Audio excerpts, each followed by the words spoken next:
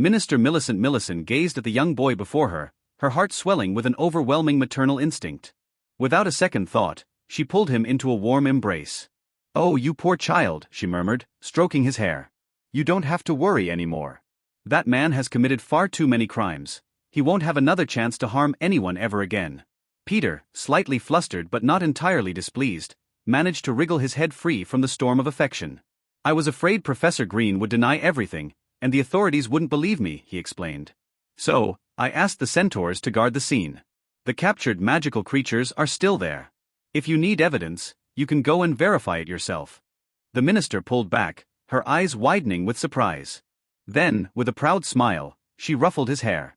"What a clever boy," she praised. "You did an excellent job. Tomorrow, I'll have the Magical Creature Regulation and Control Division collect the evidence. That dark wizard will face the justice he deserves." Standing slightly to the side, Snape let out a dramatic eye roll at the sight of Peter playing the well-behaved humble hero. "Shameless brat," he thought. Meanwhile, Amelia Bones, the ministry's legal counsel, watched Peter with admiration. "If you ever consider a career after Hogwarts, young man, you would be a fine addition to the Department of Magical Law Enforcement." Peter blinked in surprise at the offer. "I'll think about it, Ms. Bones," he replied with innocent charm, earning a rare smile from the usually stern woman. She even pinched his cheek lightly before stepping back. With the unconscious Grimm securely bound, the ministry officials bid their farewells. Using the headmaster's fireplace, they vanished in a swirl of green flames, taking the disgraced wizard with them. A curious question. As the last embers of flue powder faded, Peter turned to Dumbledore with curiosity. "Headmaster, doesn't keeping the school fireplace connected to outside locations pose a security risk? What if someone just appeared here uninvited?" Dumbledore chuckled, his blue eyes twinkling behind his half-moon spectacles. "Normally, the school's flue connections remain sealed. Today was an exception," he explained. Snape, clearly losing patience, huffed. "Enough with the questions, York. It's late, and I have unfinished work in my office. I'll be taking my student back." Without waiting for a reply, he grabbed Peter by the shoulder and began steering him toward the exit. A system reward beyond expectations. Just as Peter was being half-dragged away, the familiar mechanical voice of his system echoed in his mind. Ding. First stage mission complete. Uncover Professor Green's intentions. 20 points awarded. Ding. Second stage mission complete. Reveal Professor Green's true nature. 10 points awarded. Ding. Capture Professor Green. 30 points awarded. Ding. Expose Green's identity as a Death Eater. Bonus. 10 points. Total accumulated points. 85. Peter's steps faltered. 70 points in one go. This felt unreal. Just a short while ago, he had barely scraped together 15 points, and now, thanks to Green, he had nearly reached the threshold for another genetic fusion. Only 15 more points, he thought excitedly. One more big event, and I can unlock a new ability. His mind raced ahead. The timeline of Harry Potter's arrival at Hogwarts was filled with opportunities. Quirrell and Voldemort's possession in Year 1? The Basilisk in Year 2? Exposing Gilderoy Lockhart as a fraud? Year 3, revealing Pettigrew and clearing Sirius Black's name? Every year brought something big. If he played his cards right, he could rack up several fusion opportunities before reaching adulthood. Lost in his thoughts, Peter barely noticed as Snape dragged him out of the office. Portraits and suspicions. Back in the headmaster's office, the moving portraits remained animated with conversation. "Oh, goodbye, my polite young gentleman. Do visit again," one of the former headmistresses cooed, waving merrily. "Rude little brat," growled Headmaster Black, scowling at Peter's departing figure. "That Slytherin has too much cheek for his own good." Dumbledore, meanwhile, stroked his beard, a pensive look in his eyes. He glanced toward the golden perch where Fawkes rested. "What an eventful evening, wouldn't you say, Fawkes?" The phoenix gave him a rather unimpressed look before tucking its head back into its feathers. Another portrait stirred. Armando Dippet, the former headmaster, regarded Dumbledore with a curious expression. "You seem troubled, Albus. Are you worried about the boy?" Dumbledore sighed. "He reminds me a great deal of another student, a handsome, charming child who stood out in Slytherin, one who disliked following rules." His gaze drifted toward an empty picture frame resting in the corner of the desk. "For a brief moment, when Minister Millicent and Madame Bones took a liking to him, I felt an odd sense of unease. As if he were setting the stage for something larger." "You're being paranoid," scoffed Headmistress Delis. "That boy may be cunning, but he lacks the hunger for power that Tom Riddle had. In fact, I sense contempt for authority in him, not ambition. Headmaster Black sneered. Ah yes, because the old man simply cannot stand a talented Slytherin unless they wear a Gryffindor scarf. Dumbledore chuckled softly but said nothing. Back to the common room. Snape led Peter down the dungeon stairwell, stopping just before the Slytherin common room entrance. His dark eyes glinted with something unreadable. Listen carefully, York, he said, voice low and firm. You're reckless, foolhardy, and entirely too eager to throw yourself into dangerous situations. Peter blinked. Thank you. Snape's scowl deepened.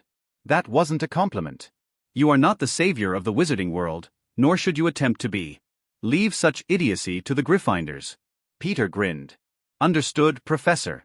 Snape didn't seem convinced but let him go. Glory reigns supreme, Peter muttered the password, stepping inside. Rumors spread fast. The moment he entered the common room, a familiar voice called out. Peter. Alan, his closest friend, rushed toward him. Rumors are flying all over the castle. You caught a dark wizard? Peter blinked. Already? That was fast. How did people find out? He asked in mild confusion. Alan scoffed. The Weasley twins. Peter groaned. Of course, those two pranksters had somehow caught wind of it and spread the news like wildfire. Alan leaned in, eyes alight with curiosity. But seriously, is it true? Was Green really an aura-turned-dark wizard? How did you defeat him? Peter smirked, crossing his arms. Well, let's just say he underestimated me. Alan gaped in awe, while several other students around them listened in, eager for details. Peter couldn't help but chuckle to himself. If Green had given him this many system points, he wondered just how much he could earn when facing future threats.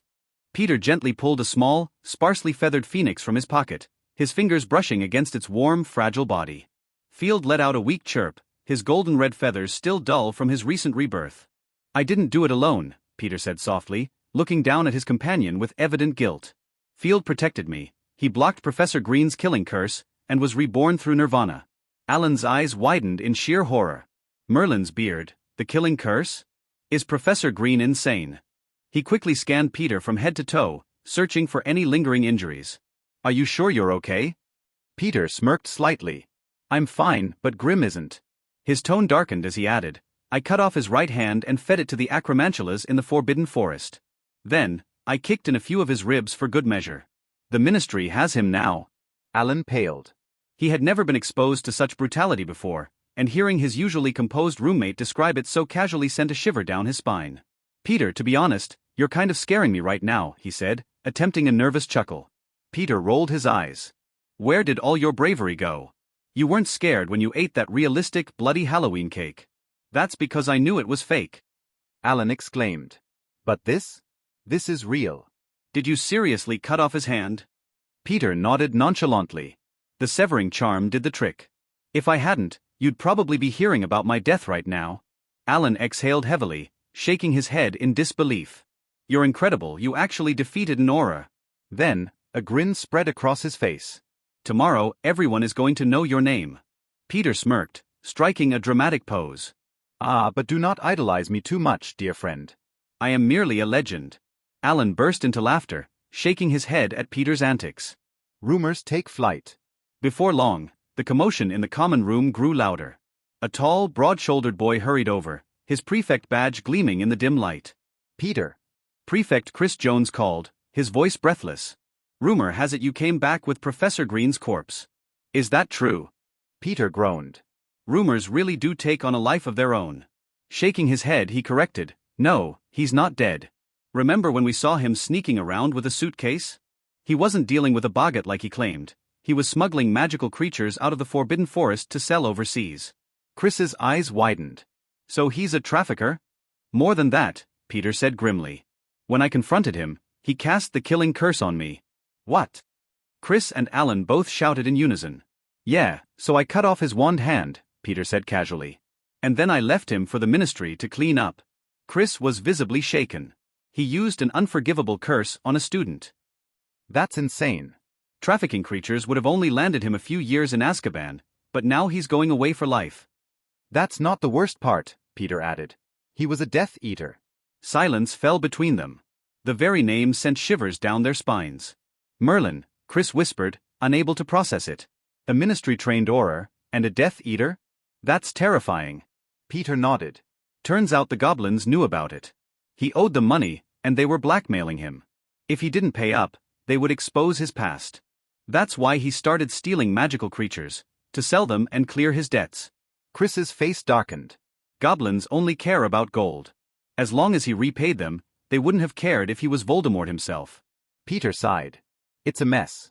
But in a few days, there's going to be a public trial. I'll testify, and the ministry will handle the rest. The Academy's wild imagination. Just as Alan predicted, by the next morning, Hogwarts was buzzing with the news. Peter York had exposed Professor Green as a dark wizard and defeated him single-handedly. As the rumors spread, the details became more and more exaggerated. Some versions claimed Peter had dueled Green in a grand magical battle. Others said he had beaten the dark wizard into submission with his bare hands. And then there were the truly wild ones. One rumor claimed that Green had personally murdered Peter's parents and that this was a revenge story. Another declared that Peter was actually a dark wizard himself, and that he killed Green to silence him. Of all the houses, Gryffindor students believed the last version the most. But the real surprise? So, Alan said, barely containing his laughter, Gryffindors believing the worst about you makes sense. But do you know which house is the second largest in believing you're a dark wizard? Peter raised an eyebrow. Ravenclaw. Nope. Hufflepuff. Not even close. Don't tell me it's Slytherin. Alan smirked. Ding ding ding. You're officially a Dark Lord in training. Peter groaned. Are you serious? My own house thinks that. Alan shrugged. In Slytherin logic, being called a dark wizard is actually a compliment. They think it's cool. Peter rolled his eyes. Great. Just what I needed. Ministry investigates.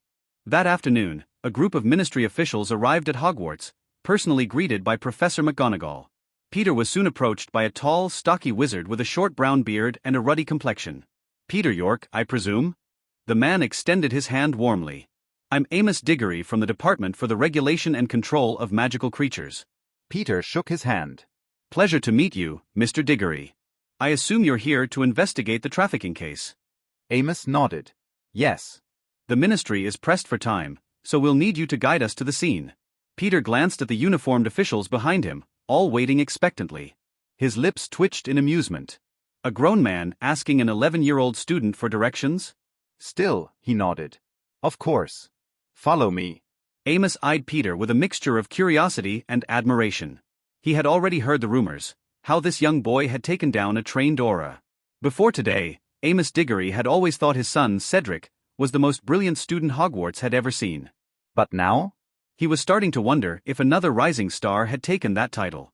Hello everyone, and welcome to another video of Fanfic Canon. Before we dive in, I want to remind you to subscribe to the channel if you enjoy our content. It really helps a lot. Also, don't forget to share your thoughts in the comments section below. Let's get started.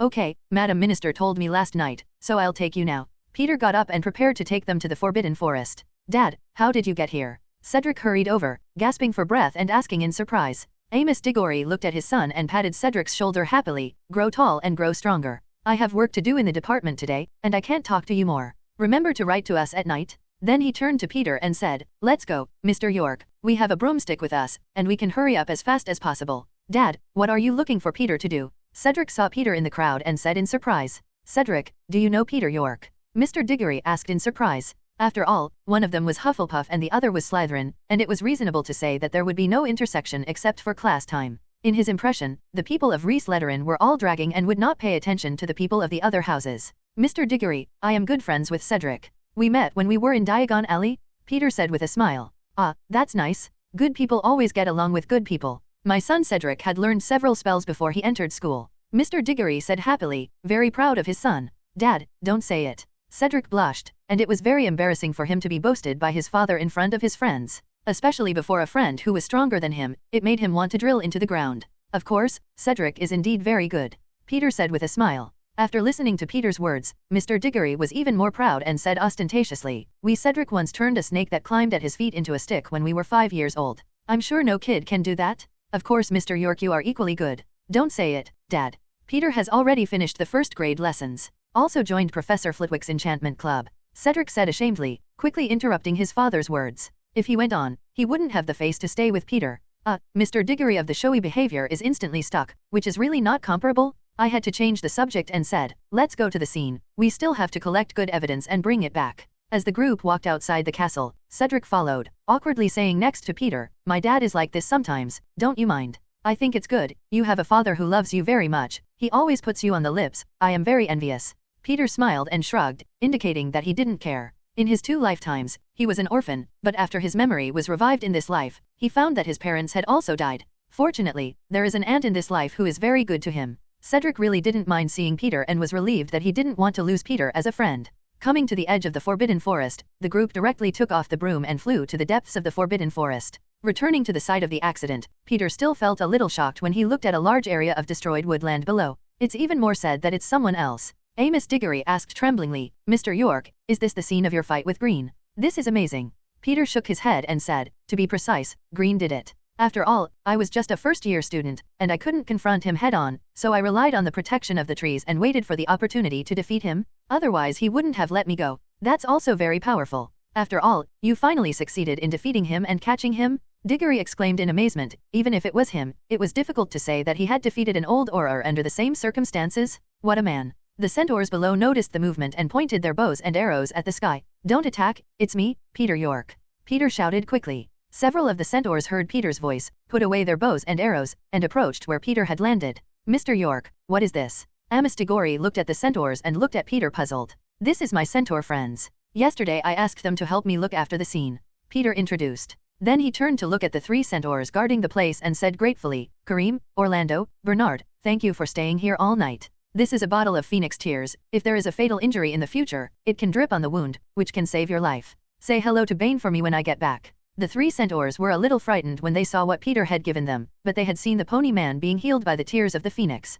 Kareem, the leader of the group, took the small bottle preciously and said, then we will accept it with a thick face. We are very much looking forward to welcoming you to the centaurs tribe. Watching the centaurs leave, Amos Diggory looked at Peter in amazement. The centaurs were very xenophobic, and the Ministry of Magic once tried to classify the centaurs into the category of the humanoid intelligence race, but the centaurs refused. They would rather the Ministry of Magic classify them as livestock than wizards get involved in their lives. Today, the horsemen not only help him guard the site, but also welcome him to the centaurs tribe. This is a treatment that other wizards do not have. Peter led a few members of the Ministry of Magic to the iron cage where the magical beasts were imprisoned, and the magical animals here, who had finally recovered a little from the care of the centaurs after a night of care, saw the arrival of the humans and let out a wary roar. Peter asked Diggory, what are you going to do with these animals? Do you want to release them now, or do you want to bring them back? There is no need to bring them back. After all, these animals are creatures in the Forbidden Forest. We have already discussed with Dumbledore that these injured animals will be taken care of by your professor in the conservation of magical beasts, and when the injuries are healed, they will be released directly back to the Forbidden Forest, Amos Diggory said. After taking pictures of these animals, the group directly released the magical animals that were not injured, and as for the other injured animals, after casting magic, they hung on the broomstick and brought them back to the edge of the Forbidden Forest to be cared for by Professor Ketlaban. Amos Diggory then went straight to the middle and read out, Trail appears, only to see a cloud of golden gas released from his wand, which then filled the center of the entire field. Then Green's figure appeared. Peter looked at the scene in amazement, which reproduced the scene of last night, but to his slight reassurance, the magic only showed Professor Grimm's trace, not Peter's figure. Looking at Peter in surprise, Amos Diggory said triumphantly, this magic can show what Grimm did last night. This is also one of the strong pieces of evidence against him. Peter was astonished and said, if this magic is so useful, why do many criminals not use this magic to reproduce it in the places where he had been? And then what about direct conviction? Amos Diggory said regretfully, but this spell also has a disappearing. The anti-curse? Many experienced wizards will use this spell to erase their tracks at the first time, so that the trail manifestation spell is useless. Last night it was because Green had not yet had time to use this spell that we seized this opportunity. Peter silently remembered the names of these 2 spells, and he should pay attention to this aspect in the future, otherwise his behavior would be revealed by others, and his secret would be exposed. After collecting the evidence, the group once again rode on a broomstick and flew away from the Forbidden Forest with the injured magical creature. For the next few days, Peter continued to cycle between classes, the library, and the dormitory every day, except that his fame suddenly grew larger, and he had to be pointed out wherever he went. On Thursday afternoon, during Defense Against the Dark Arts class, Peter followed everyone to the classroom. Defense Against the Dark Arts is a big lesson that people from 4 academies take together. So Peter to the left are Alan and Cedric of Hufflepuff,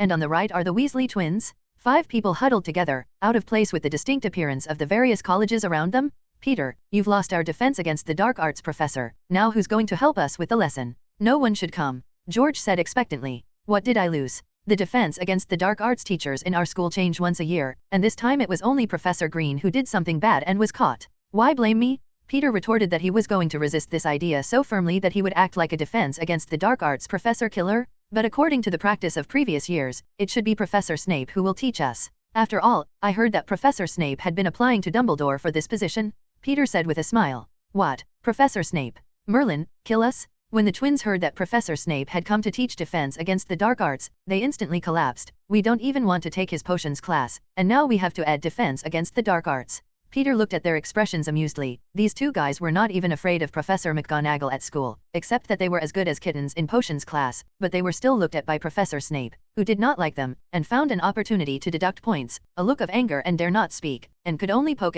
at his back to call him an old bat. With the bell ringing, everyone obediently sat in their seats, waiting for the arrival of the substitute teacher. The classroom door opened, and Peter looked back, his face full of surprise, and what came in was not Professor Snape, as Peter thought, but Dumbledore? Headmaster Dumbledore? What are you doing here? Peter asked in surprise. Oh, given that our original Professor Green had only been teaching defense against the dark arts for 2 months, and there were no other professors to substitute for the time being, I was the only one who could play. Dumbledore, dressed in a moon-white robe with a long beard tied with a colored rope with a bell, smiled. Headmaster Dumbledore, do you mean you're going to teach us the next lessons? Peter asked with some surprise. If this is the case, it is the welfare of their students. Dumbledore shook his head and said, I'm just going to take the class for a while before I find the right professor, and you have to be considerate of my old bones. There was a sudden cry of disappointment in the classroom, and everyone knew that Dumbledore was the most powerful Grand Wizard, and if he could become their defense against the dark arts professor, he would definitely be better than everyone else. Looking at the disappointed looks of the students, Dumbledore said happily, I'm glad you're looking forward to my class so much, but I'll find you the best professor later, not my bad old man.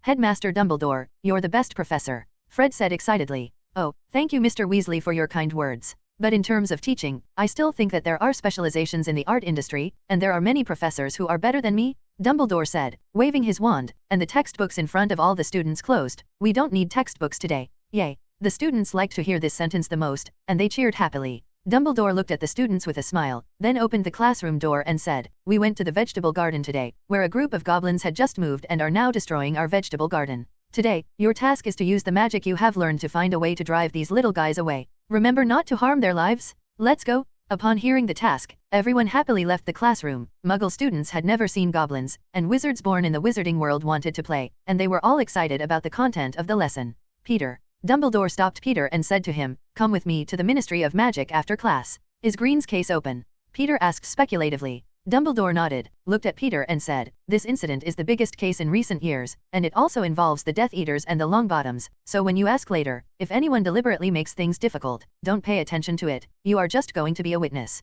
You know, isn't this proof found? Is there anyone who wants to excuse him? Peter asked in surprise. Peter was only 11 years old, but Dumbledore did not regard him as a child, so he explained directly, if some people in the Ministry of Magic think that the Aurors are Death Eaters, it will affect the reputation of the Ministry of Magic. So they felt it was best to hide this matter and keep only the crime of animal trafficking? Only keep the crime of animal trafficking? Oh, doesn't that mean that you can only be locked up for a few years and you can come out? Peter sneered, this kind of magic is really rotten enough. Even if you don't think about it, I was almost killed by the death curse. Didn't they think about the battle hero Longbottoms? You know they're still lying in St. Mungo's hospital. Green is responsible for this? Peter felt that perhaps he could wait until Voldemort had mastered the Ministry of Magic, and then justifiably destroy the existing Ministry of Magic system, and directly sweep these backward and decadent things into the dust of history. Dumbledore looked at Peter's angry look, smiled and comforted. Actually, you don't have to be too angry, it's just their wishful thinking. Minister Millicent Barnold, and the Director of the Department of Law, Amelia Burns, are firmly on our side.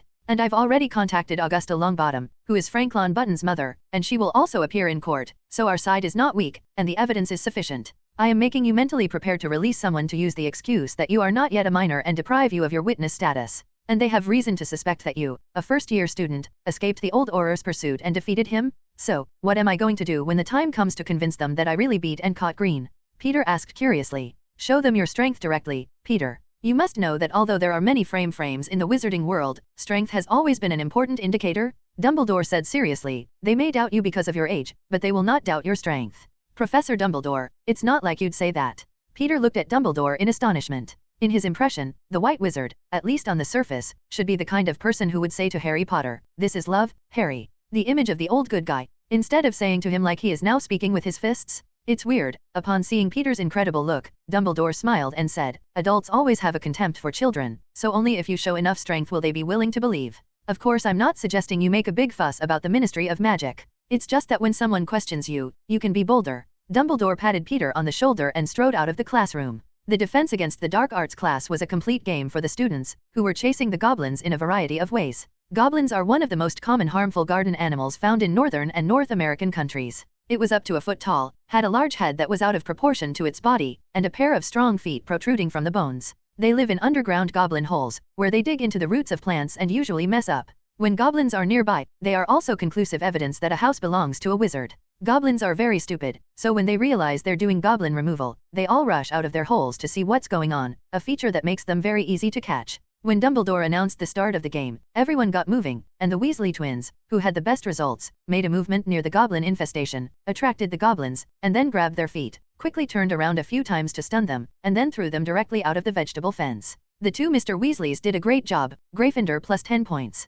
Dumbledore praised. That's awesome, George Fred. Peter said with a knockback spell after knocking a goblin away and gave the twins a thumbs up. Alas, if you were often punished by your mother to go to the garden to deal with the goblins, you could be so skilled. The twins said with a bitter face. Peter bored to grab a goblin to play. The little goblin is not afraid of people, in his hands constantly punching and kicking him, and shouting let go of me. A defense against the dark arts class ends in a playful manner, and the students giggle as they leave the vegetable garden and return to the castle. Peter gave up on this lesson completely, and even Dumbledore paddled like this? No wonder defense against the dark arts teachers, either animal traffickers, stuttering Quirrell, or the stuttering Lockhart, the werewolf Lupin, the Death Eater Crouch, all of them are not ordinary people? After class Peter said goodbye to his companions and followed Dumbledore to the grass outside the castle. Grab my arm, Peter. Dumbledore said, we're going to the Ministry of Magic. Can't you use the headmaster's fireplace to go to the Ministry of Magic?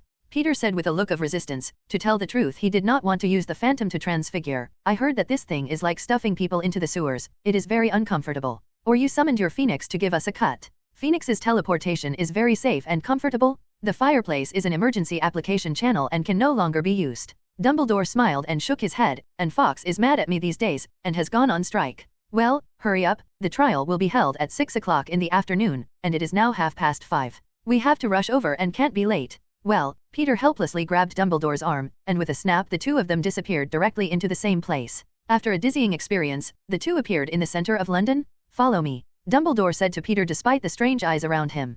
Peter looked at the clothes of the ordinary people around him and realized that he was wearing the wizard's robes of Hogwarts. However, given that Halloween had just passed a few days ago, and Peter's appearance at the age of 11, the people around him only thought that he was a wizarding enthusiast's child, and smiled kindly at him. As they walked forward, the buildings on both sides of the street gradually became less majestic than they had been before. Finally they came to a bleak little street with only a few dilapidated-looking offices, a tavern, and a dump truck that was about to overflow. Peter didn't expect the entrance to the Ministry of Magic to be set up in such a desperate place. Then the two men came to a dilapidated red telephone booth and walked inside. Dumbledore pressed the phone keys a few times, and a cold female voice came from the phone. This is the Ministry of Magic. Please say your name and come to do things. ABS Dumbledore and Peter York, come to the trial. Dumbledore replied. There was a sudden pause on the other side of the phone, and then an emotional female voice came out. Welcome to the Ministry of Magic. Mr. Dumbledore? After saying that, 2 silver badges fell out of the metal slot, and the two of them put the badges on, and then the phone booth gradually sank into the ground. In the blink of an eye, the two were already in a gorgeous elevator.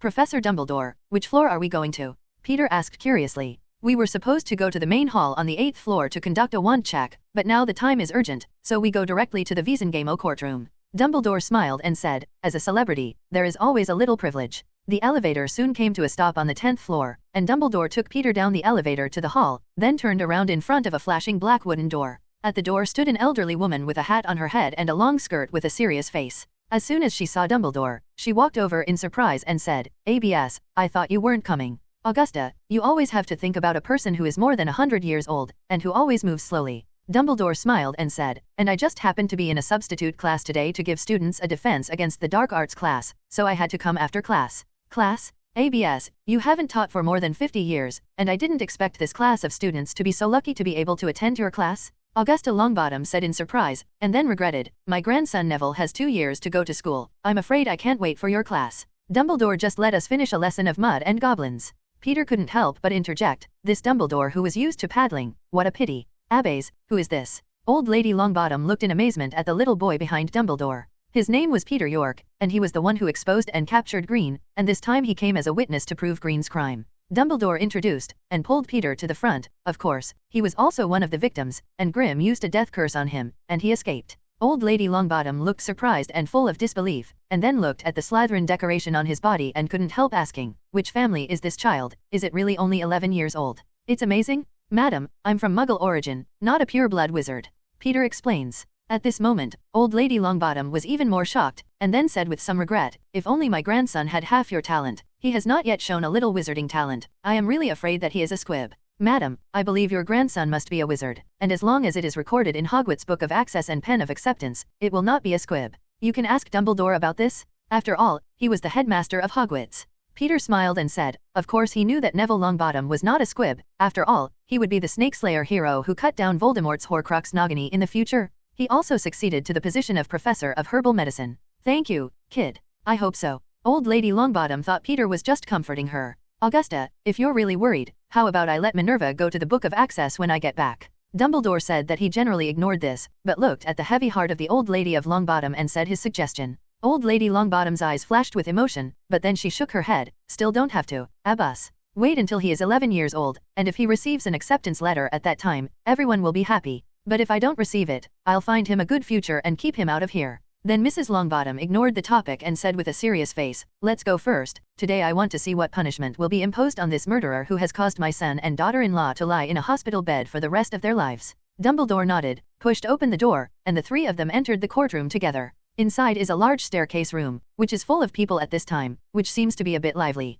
As soon as they saw Dumbledore coming in, they greeted him warmly. Vizingamo is the most important body of the Ministry of Magic, predates the establishment of the Ministry of Magic, and now serves as a combination of the court and the council, consisting of about 50 members, including the Minister of Magic, the Senior Vice Minister of the Ministry of Magic, the senior officials of the Ministry of Magic, and other famous wizards. The Supreme Commander is the Chief Magician of Vizingamo, and Dumbledore is the Chief Magician of the long-term Wesengamo. It can be said that it is a high authority. The members of Vizingamo are all important wizards in the wizarding world, but when they meet Dumbledore, they all take the initiative to greet each other. Seeing Peter who was following Dumbledore, he asked curiously about his identity. When he knew that he was the one who had captured Green, one by one was very surprised by his age, and he valued him even more. Oh, Abbas, you rarely come here. It's not easy to see you? A very old woman who looked very old smiled and squinted at Dumbledore, using the title of the junior between the words. This is the Gazelle Domachia class, who is in charge of the Wizarding Examinations Authority, and she will be responsible for your 5th grade OWL exams and 7th grade NEWT exams from now on. Dumbledore introduced Peter to the old woman and greeted her happily. Gorsda, your body is as tough as ever. Marsiban heard Dumbledore's introduction to her, looked at Peter with a clear look in his eyes, then smiled and waved his hand and said, this child should only be in the 1st and 2nd grades. Maybe by the time he takes the OWL exam, I will already be buried in the soil. Gersta, you are too modest. When I first went to school, you were in charge of the exams, and now there is no problem in insisting on it for another 50 years. Dumbledore said with a smile. Peter listened to the conversation between the two and looked at the old woman in front of him in amazement. Dumbledore was in charge of exams when he was in school. How old must he be? The people of the magical world are really long-lived. Not to mention that there was a Nicolome who had lived on the Philosopher's Stone for more than 600 years, and in front of her, this Lady Marsiban, who was even bigger than Dumbledore, had presided over the Ministry of Magic exams for more than 100 years. Dumbledore is more than 100 years old, still alive and well, and it seems that it will not be a problem to live for another few decades. Hello Ms. Marsiban, I'm Peter York, a first-year student at Hogwarts, and you can call me Peter.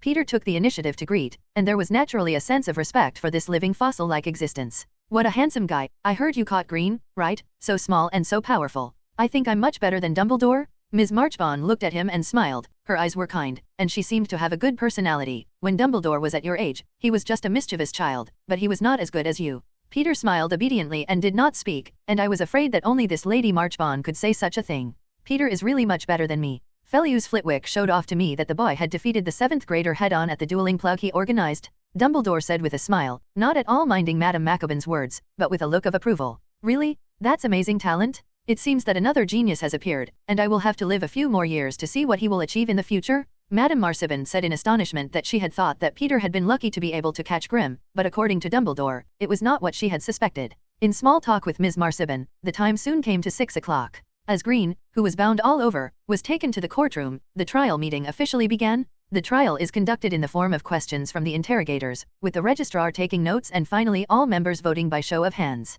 The presiding officer was Minister Millicent Barnold and the interrogator was the Director of Legal, Amelia Burns. Green was taken to a chair in the middle of the Inquisition and shackled his hands with shackles on the arm of the chair, his eyes filled with fear and despair. Peter, on the other hand, was taken to the accuser's seat and, as a witness, charged Grimm with his crimes. Since the evidence in this trial is sufficient, we will first show the evidence to everyone, then ask questions to the trial, and finally let everyone raise their hands to vote. Minister Millicent Barnold said to the crowd, "Do you have any questions?" Most of the members shook their heads and said there was no problem. But one of the members raised his hand and said disapprovingly, "Madam Minister, I don't think this is in line with the usual cases of trial. If we first look at the so-called evidence, it will affect everyone's subjective judgment. This is not in line with the Ministry of Magic's impartial behavior.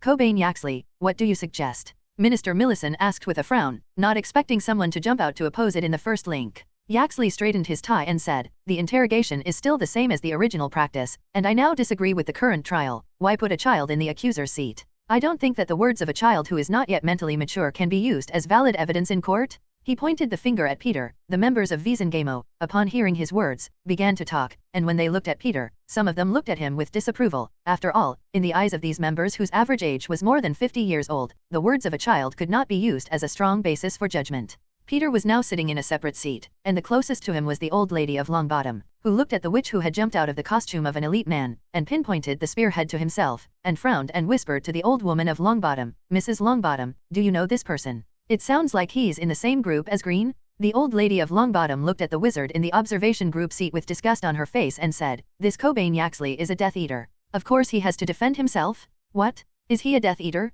Peter was very surprised, and he asked with puzzlement, "If he is a Death Eater, why can he sit in the seat of Wizengamot instead of being imprisoned in Azkaban?" Old Lady Longbottom said hatefully, "This is a very cunning guy. He joined the Ministry of Magic before the Dark Lord's head fell, and he wandered around the Ministry of Magic by means of means. When the Dark Devil head fell, this guy didn't have anything to do, but climbed higher and successfully entered Visengamo. Yaxley, even if you don't say whether the child's witness identity is safe, he is still the one who caught Green. He has the right to sit here," Minister Millicent said. When the members of Wizengamot heard the news, they all looked at the little boy on the witness seat in amazement, but they never knew that the person who caught Green was this child. "It's incredible. I'm afraid only Harry Potter, who can defeat the Dark Lord at the age of 1, can hold him down. Madam Minister, it's a fantasy that an 11-year-old child, especially a young wizard from the Muggle world, can defeat an experienced old Auror." Yaxley looked incredulous. "So how do you want to believe?" Minister Millicent asked with a frown. "Since this kid said he was the one who caught Green, we need to verify his words to see if he can really have that kind of power."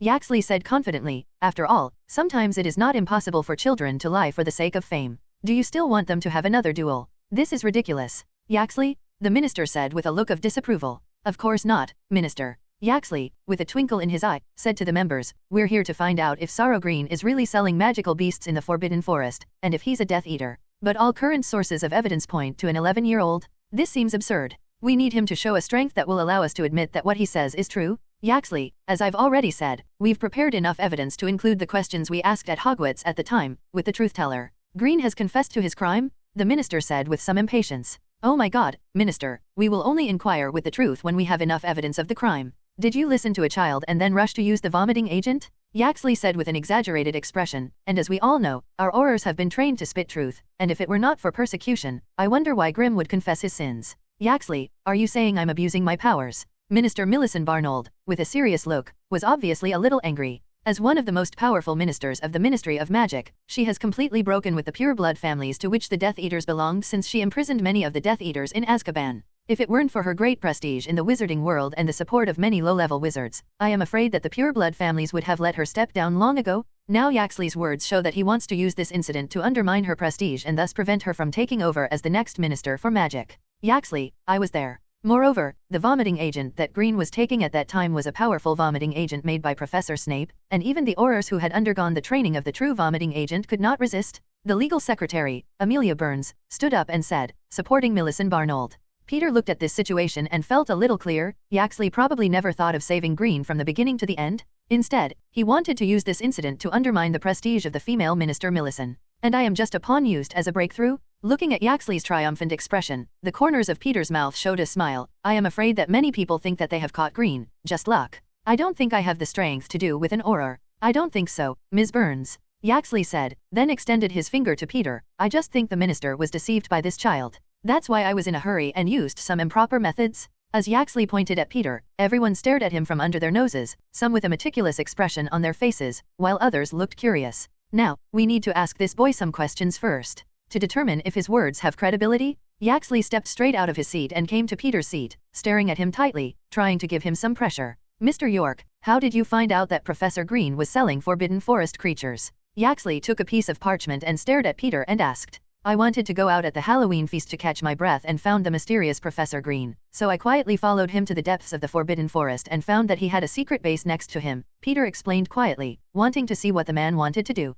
Wait, you mean you followed a professor to the forbidden forest? Yaxley interrupted him directly and asked. Yes, but Hogwarts is ordering students to be banned from the forbidden forest, right? Why would you want to violate the ban? Yes, that's because. Have you had a conflict with Professor Green before? Why risk his life to deliberately follow him and thus determine that he is an animal trafficker? There is no contradiction. I said that I was looking at his sneaky appearance, so. That is to say, you know that the school forbids students from entering the forbidden forest, but you still did not listen to the teacher's words, entered the forbidden forest, and followed a professor, didn't you? Yes, said Peter, but that's because. Then you say that Grim, after spotting you, fired the death curse at you. So how do you determine that it's a death curse and not some other spell? Have you ever been exposed to this kind of magic before? I mean black magic? Yaxley interrupted Peter with a quick pace. After being interrupted one after another, Peter was directly annoyed, pulled out his wand and put it on his neck, casting a silent loud sound spell. Then zoom into the maximum volume and say, can you make me finish? The loud sound directly shook the ceiling around the interrogation room,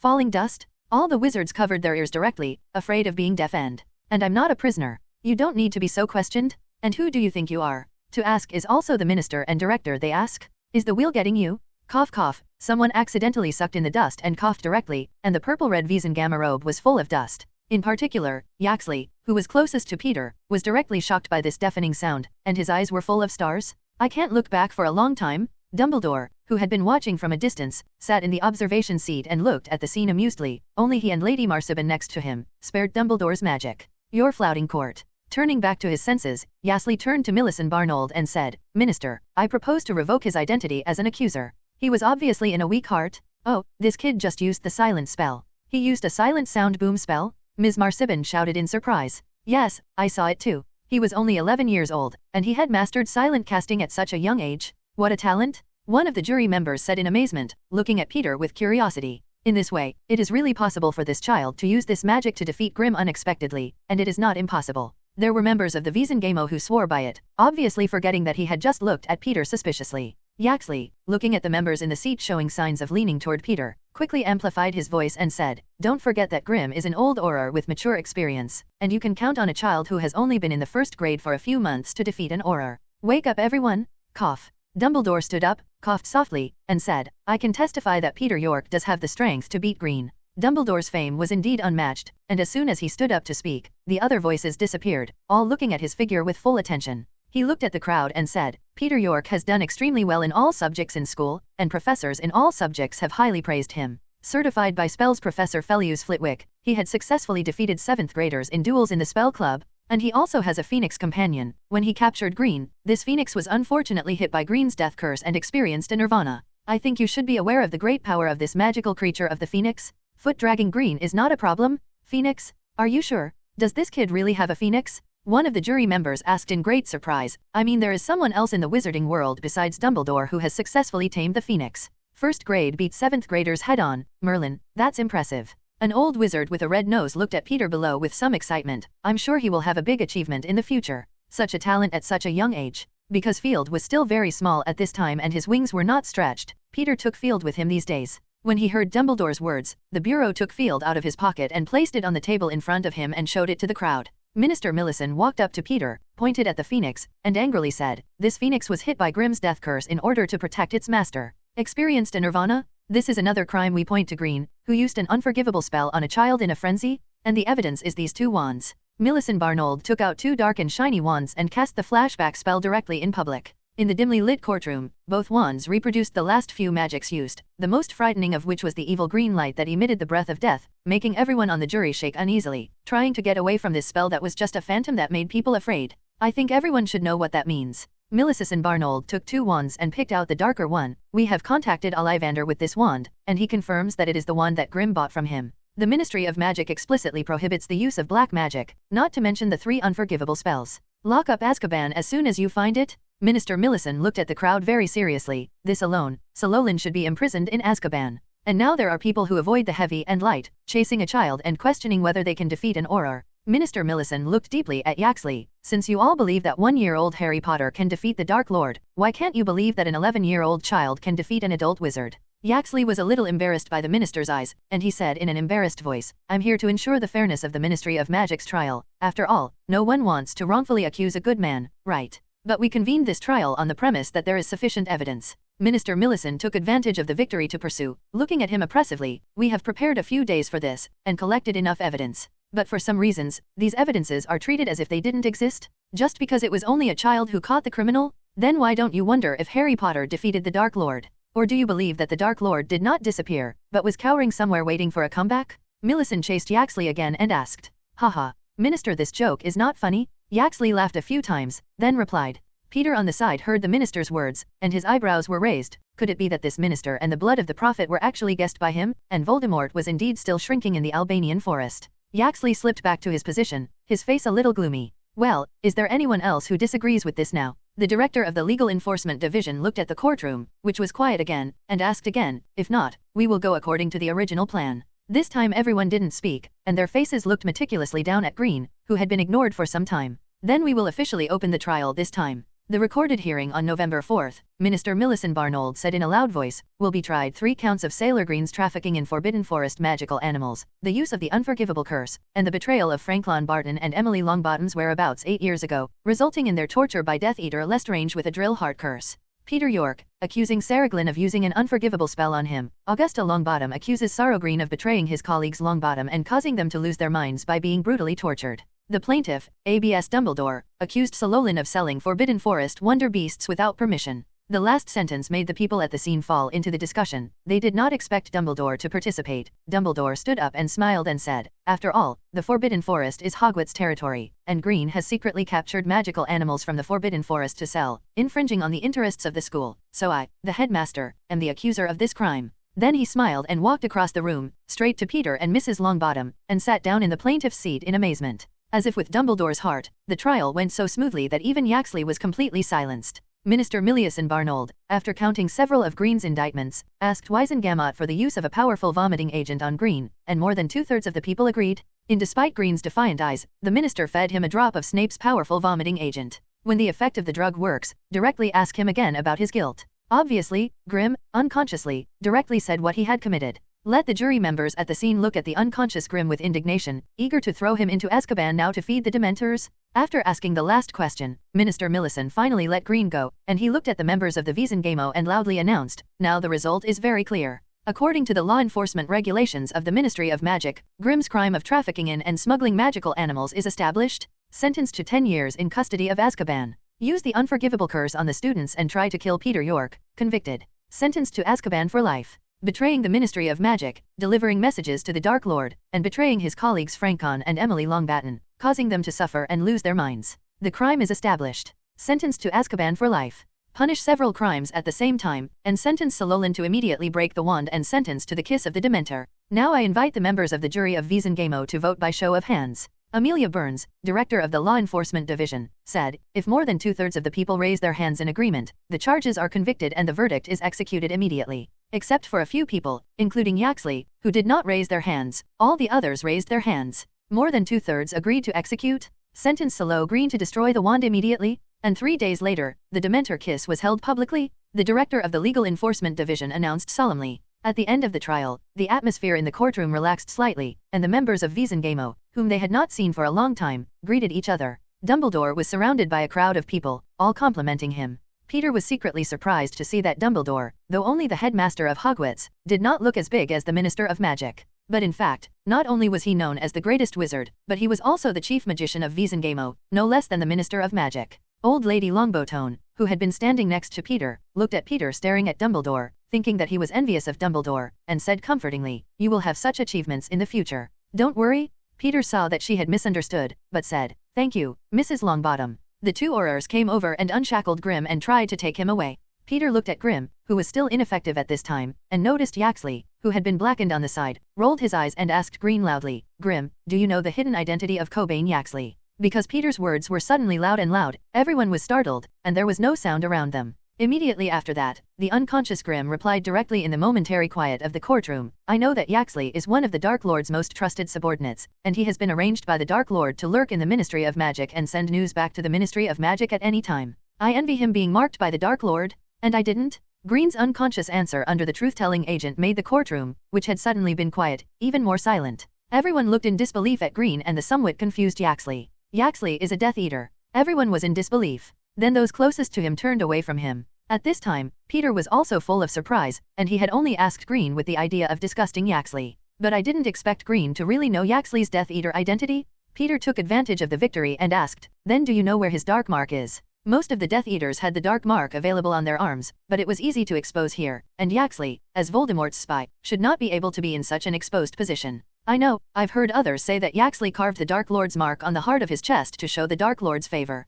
Green replied again. This time, Yaxley, who originally wanted to argue, directly panicked, pretended to be wronged, and said, he is lying, don't believe him. But none of the members of the Visangama around them were 3-year-olds, and they knew the power of the elixir, so they had already clenched their wands in their hands and were on guard. Looking at these people who were far away from him, Yaxley knew that he was exposed, and suddenly turned directly into a state of black mist, quickly fired a few spells at the people around him, and then quickly fled towards the gate. Just when everyone thought he was going to successfully escape, Yaxley's phantom shape-shifting black mist crashed straight into a wall of light that suddenly rose, falling to the ground and regaining its human form. The crowd couldn't help but look back, only to find that it was Dumbledore who had used magic to prevent Yaxley from escaping. When the crowd saw Dumbledore, they instantly had the main heart and quickly leaned toward him. Dumbledore. Yaxley got up from the ground in a daze and watched Dumbledore completely despair of escaping, knowing how terrifying Dumbledore was to be on an equal footing with his master Voldemort. Yaxley, it seems that you have not escaped Voldemort's seduction, Dumbledore said with a tone of disappointment. Dumbledore's direct utterance of Voldemort's name directly made everyone around him shudder, and his horror was already ingrained in the memories of these people, afraid that he would suddenly emerge one day.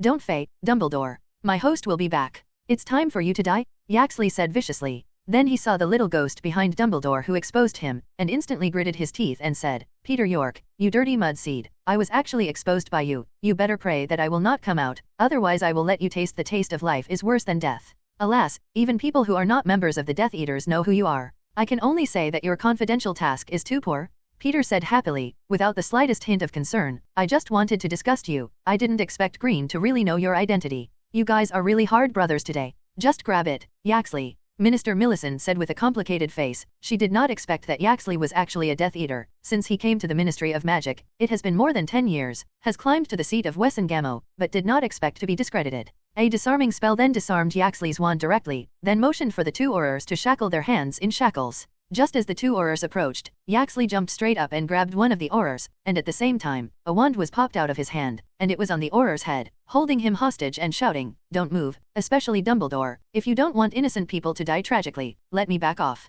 And remove the magic barrier, and if I can't get out, I'll let this Auror bury me. I leaned on. Peter complained directly, Are these Death Eaters wholesale wands? All with a spare wand? How vigilant? Everyone, including Dumbledore, didn't expect this to happen. After all, wizards would hardly use other wands except for the Destiny Wand. I didn't expect to teach them a lesson today. You let this young man go, we'll let you go. Dumbledore promised that even if he had the strongest old wand, he could not save the young Auror who had prepared some food, and could only promise to let him go. Dumbledore, do you think I'll take your word for it? Yaxley sneered and shouted hysterically, Remove all the protective spells. In particular, the Ministry of Magic's prohibition on phantom transfiguration was also removed for me. Don't try to fool me, I've been working here for over a decade and I'm very familiar with it. If you don't do it, it's all over. Dumbledore sighed and waved his wand, and the wall of light at the door disappeared. Minister Millicent looked at the Auror that Yaxley was holding hostage, frowned and instructed his men, Go and ban the anti-phantom transfiguration, and let the others not have any obstacles. His subordinates hesitantly advised, Minister, we may be able to find another way, or delay a little, and not let him escape from the Ministry of Magic, otherwise the reputation of the Ministry of Magic will be damaged.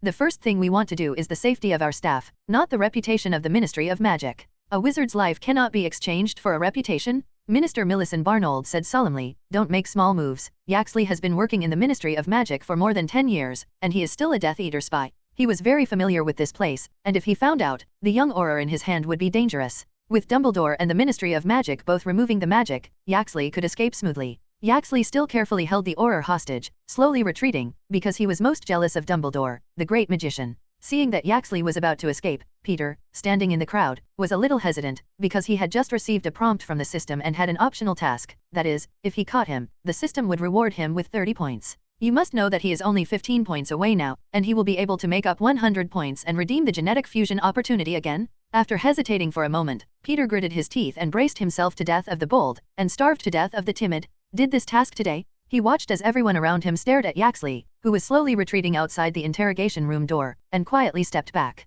Then hide directly in the corner where no one sees, cast a phantom spell on himself, and quickly shrink his body until he becomes a little person with a small finger. He drilled through the crack in the door along the corner of the wall and ran toward the outdoor hall. He soon saw Yaxley, still cautiously holding the auror, and saw him retreating into the elevator. Yaxley was already able to escape from the hall on the phantom shift, but he considered that Dumbledore was still here, so to be a little safer, he took the auror hostage and entered the elevator, ready to wait for the elevator to leave this floor before directly transforming the phantom. Peter's extremely small body, coupled with the illusion spell, rushed straight in when the elevator door was about to close, without being noticed. As soon as the elevator door closed and went up, Yaxley directly stunned Auror with a coma spell, and finally relieved, he was ready to leave the place directly in the phantom shape, and then flee England first. Go abroad and hide for a while, and wait for the Dark Lord to call again. Touching the dark devil mark in his heart, Yaxley firmly believed that his master was only injured now, and when he was well nourished, he would definitely come back. Kicking the unconscious Auror at his feet, Yaxley brushed his lips dismissively. If it weren't for pure blood, he would have ended him with a blow to Avada. He sorted out his clothes, then pulled out his wand, and just as he was about to pronounce the phantom shapeshifter, several consecutive "accept your weapon" came from behind him. All petrified. Petrified everything. Before he could react, several spells hit him. The wand in his hand flew away, and his whole body was directly petrified and frozen. Standing straight in the elevator, Peter rose back into his original form, then lifted the phantom spell and appeared in the elevator. He looked at the petrified Yaxley in front of him, relieved, and then he directly made up a few spells without worrying, and then a vanishing spell changed the clothes on his body, and after finding that there were no other wands and magic props, he directly conjured up the rope and automatically tied it, and finally breathed a sigh of relief. However, looking at Yaxley, who was only underwear left by him, Peter instantly felt like a pervert, and quickly used transfiguration to turn the bundled rope into a shroud and firmly wrap Yaxley, then press down again on the elevator of the Wisengamo courtroom on the 10th floor. Ding! The host perfectly caught the Death Eater Yaxley. Bonus points 30 points. Currently 115 points. Does the host need to exchange the gene fusion once immediately? The system directly prompted. As soon as he saw that his points had reached 100, Peter was so happy that he almost laughed. This time the points came too easily. Of his 100 points, except for 15 points, which were obtained by reading in the library, the other 70 points were brushed on Green at one time, and now because of Green's trial, 30 points have been triggered again. In just a few days, it was full again. He had to thank Professor Green. Outside the Wisengamo trial room, everyone looked at the closed elevator with some dismay, and they guessed that Yaxley might have ghost shifted and left. Letting a Death Eater escape from the Ministry of Magic may have a great impact on the Ministry of Magic. Issue a wanted warrant, chase Coben Yaxley, and publish a message through the newspaper to make the crowd wary of this Death Eater. Minister Millicent Barnold calmly gave the order.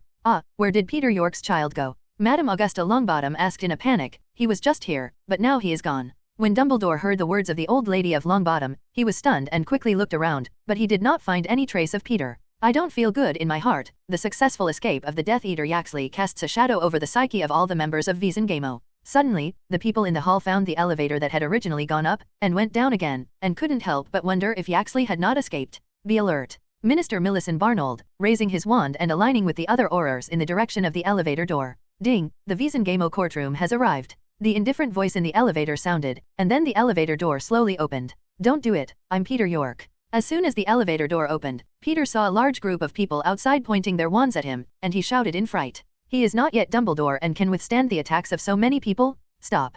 Dumbledore hurried directly to Peter with a phantom transfiguration to stop the aurors from attacking Peter. The aurors stop, not the enemy. Minister Millicent saw that the person in the elevator was Peter York, and was surprised at the same time quickly ordered his subordinates to stop. Oh, Merlin's beard? It's Yaxley? Peter York caught Yaxley? One member of the jury noticed Yaxley, who was tightly bound by a shroud behind Peter, and exclaimed. Suddenly, everyone looked into the elevator behind Peter and found that Yaxley, who had just escaped, was tied up, and the auror who had fallen to the ground. Minister Millicent looked at this scene in amazement and stepped forward to Peter behind Dumbledore and asked, Mr. York, what the hell is going on? Didn't you just stay with us, and how did you end up in the elevator? And this Yaxley? Madam Minister, I just saw that Yaxley was about to escape, so I quietly followed him with the phantom charm and entered the elevator together. Probably because of my small size, he didn't find me, so I gave him a petrified spell from behind his back. Got him caught. Peter explained shyly. Everyone looked at him in shock, and it was hard to imagine how a little boy could seize the opportunity and successfully capture a powerful Death Eater in a thrilling situation.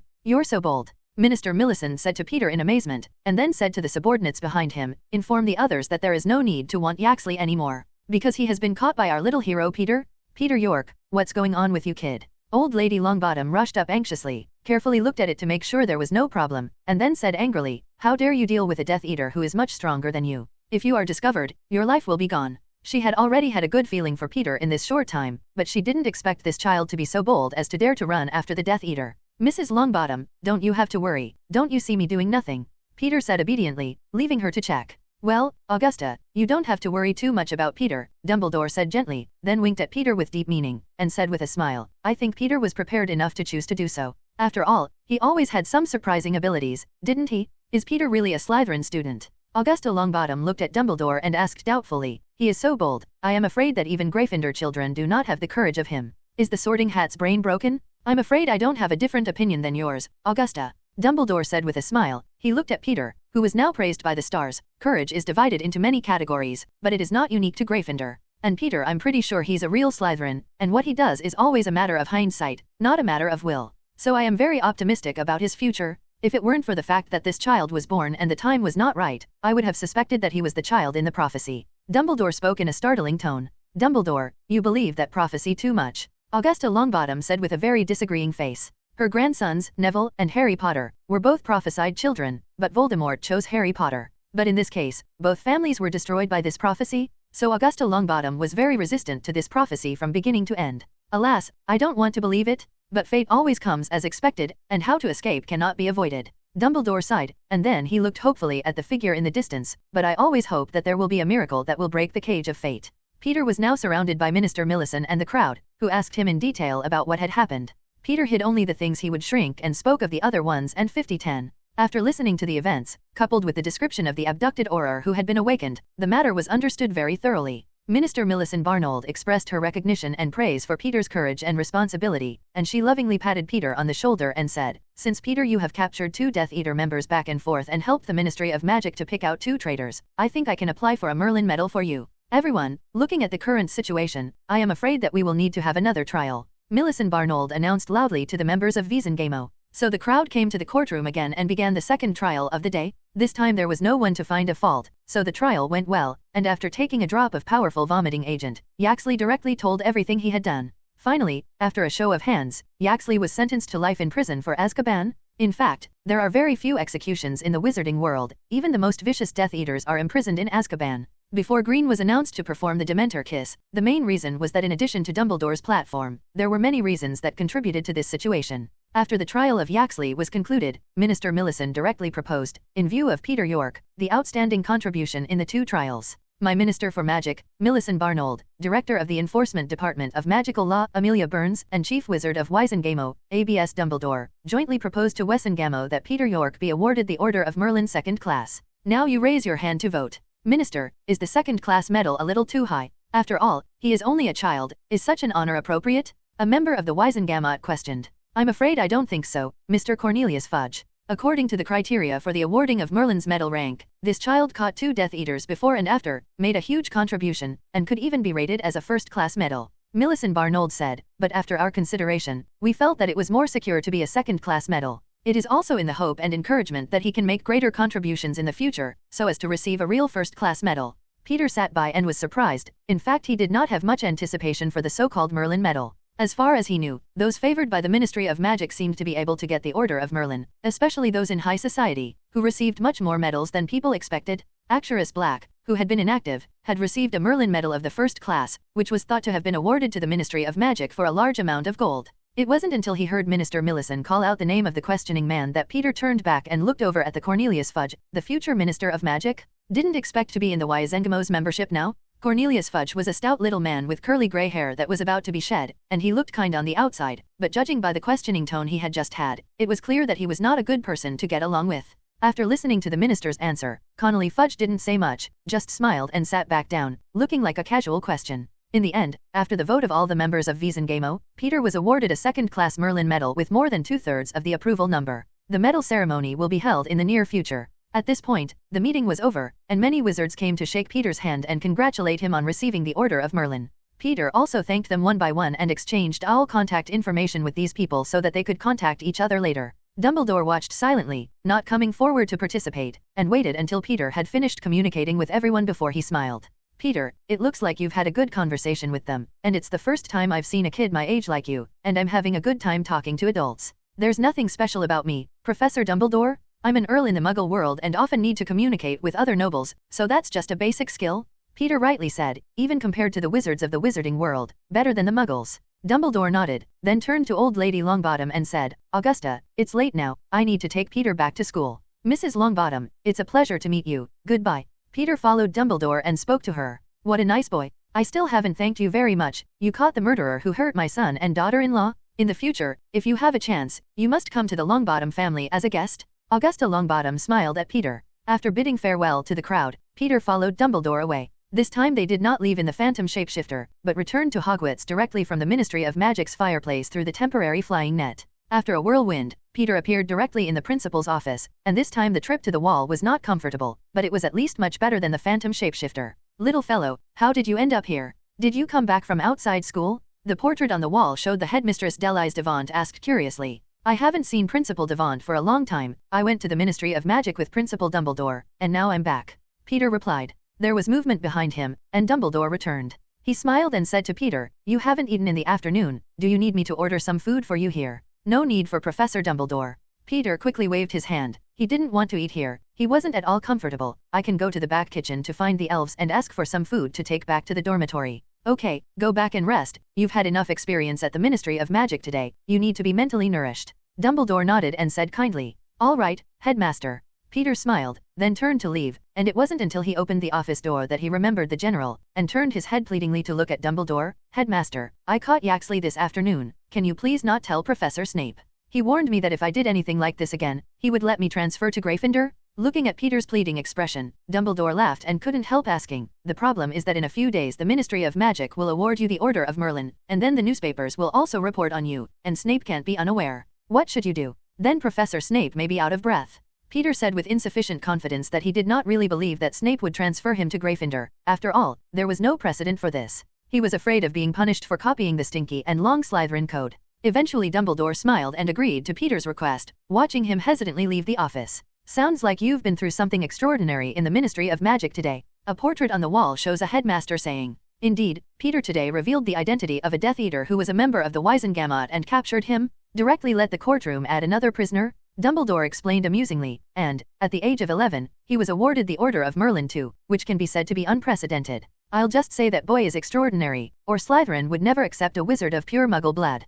Principal Blake in the portrait swore. Come on, you've been scorning his bloodline in front of you, saying that the Sorting Hat is wrong. Principal Delise Dervanti, who was beside him, directly punctured his lies. Out of the principal's office, Peter looked at the time. It was past 10 o'clock, and almost all the students had returned to their respective dormitories. He was not in a hurry, and walked slowly, especially in front of the room of needs on the 8th floor, where he paused for a moment and then left. Few people knew about Peter's visit to the Ministry of Magic, and even Alan thought that he had simply gone to a trial, so after a few questions, he didn't care anymore. It wasn't until a few days later, when all the students had finished their last class in the afternoon and came to the auditorium for dinner, that they found that there was a small podium on the auditorium, surrounded by ribbons. The students sat in their seats, curiously looking at the arrangement on the stage, and speculating about what was going on. It wasn't until the Minister of Magic appeared in the auditorium with a group of people that it attracted everyone's attention. Minister Millicent Barnold first greeted Dumbledore, and then, under his guidance, stood on the podium, slightly amplified his voice with magic, and said, I am the Minister for Magic, Millicent Barnold, and today I have a special award ceremony here.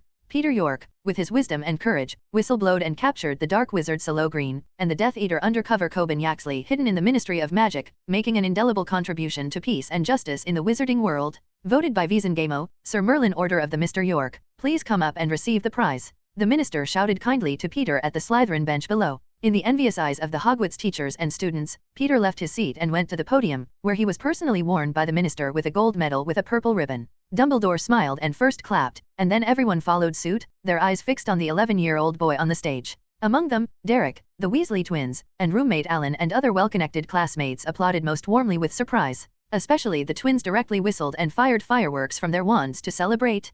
Peter, who had received the medal, returned to his seat under the gaze of everyone and listened to the minister's speech for tens of minutes before finally eating. Merlin? Peter, you are the youngest winner of the Order of Merlin in the history of magic. It's incredible. Alan sat excitedly beside Peter, constantly staring at the gold medallion on his chest with fiery eyes. There was also a circle of curious classmates around, and everyone looked at Peter and Merlin with adoration. Looking at the roommate's expression of wanting to get closer but not daring to get closer, Peter directly took off the medal and stuffed it into Alan's hand. He said, "If you want to see it, just hold it and look at it. It's just a medal, it's not a valuable thing. But it means a lot. This is the Merlin medal, or a second-class medal. How many wizards dream of it?" Alan carefully held the gold medallion as if it were going to shatter.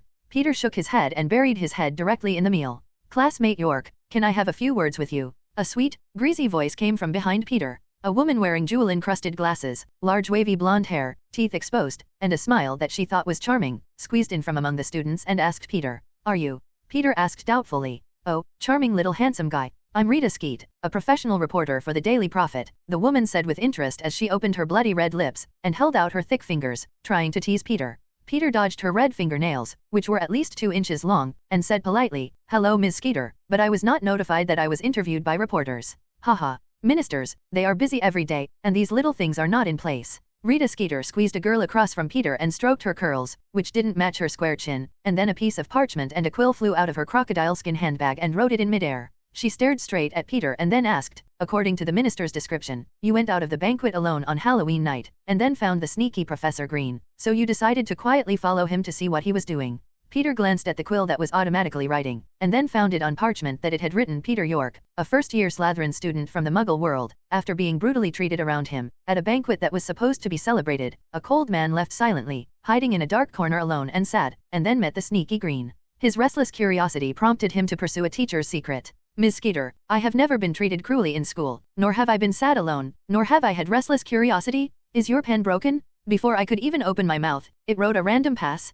Peter asked calmly, but his eyes were fixed on the reporter in front of him. "Haha, just after some artistic processing, don't care." Rita Skeeter waved her hand in a tone of indifference. "Let's start, but there are too many people here and it's a bit noisy. Why not talk about it in another place?" "Sorry, Ms. Skeeter, I'm just an 11-year-old and not very good at answering people's questions." Peter smiled reservedly and refused. "Otherwise you will interview the minister or Dumbledore, who knows what has happened and will certainly be able to answer your questions." Rita Skeeter choked up. If she could interview them, would she still need to come here to find a little fart? In particular, Minister Millicent Barnold, who has commented on her articles in public, has no practical significance but entertainment, and will never accept her interviews? And Dumbledore's smiling tiger, in front of him, Rita Skeeter always felt that her mind was exposed, and did not dare to stay longer. But now she hit a wall with a small child, and hearing the rejection, Rita Skeet asked as if in disbelief, "You refuse? Do you know how many bookings are made every day in the Daily Prophet, and I am a special correspondent for the Daily Prophet? Anyone I interview can be famous? Don't you want to become more famous and have everyone adore you?"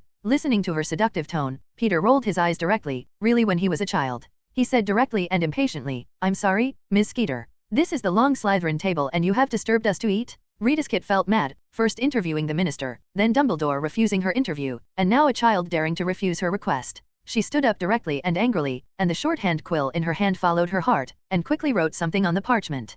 Peter could guess without looking that she was writing about herself, and that she had bad intentions. So he said something inexplicable. "Ms. Skeeter, do you know a beetle? I've seen one with the same pattern around its eyes as your glasses and flying around. Have you ever seen it?" The people around Peter couldn't understand the meaning of this sentence, and their faces were confused. But the reporter Rita Skeeter, who was just about to leave, changed his face greatly, looked at him in an instant, saw him with a calm look, and tentatively asked, "What do you mean? I don't understand." "Lady Skeeter, do you know that our transfiguration teacher, Professor McGonagall, was one of the 7 animagus registered in the 20th century?" Peter replied to the question. When Rita Skeeter heard this, she was like a deflated leather ball, and asked with an ugly face, "What do you want?" "What can I do, Ms. Skeeter? I just don't want to be in the newspaper and see someone talking nonsense about me." Peter smiled, a completely harmless look. "As you wish," Rita Skeeter said with a black face, and then turned and left in a bit of embarrassment. "What the hell are you playing with her?" "How I can't understand," Alan said with a confused face. "No, I just asked her not to come and interview me. You should have seen the news she wrote, and the inside of it is basically,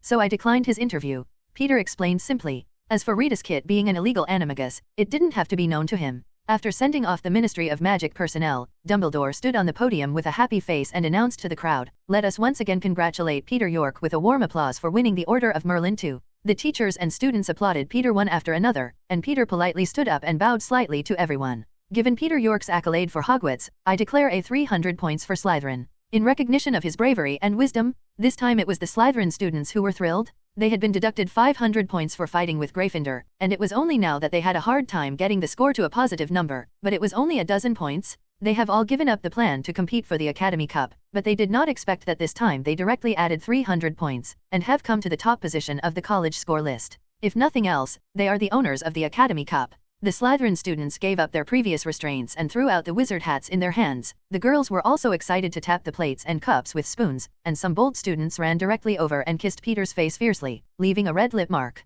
In particular, a few excited Quidditch players also want to learn the same as the sister just now, and give him a wolf kiss. This frightened Peter took out his wand and threatened them not to come closer. These people were all rough men over 1 meter and 8 meters tall, and the pouting look almost didn't spit out everything he had just eaten. Alan on the side laughed directly, with a schadenfreude expression, and advised, "They are just thanking you and making up for their mistake in deducting points in the last fight. You can't dislike them so much. How sad it must be for them? Then how about you accept their gratitude on my behalf?"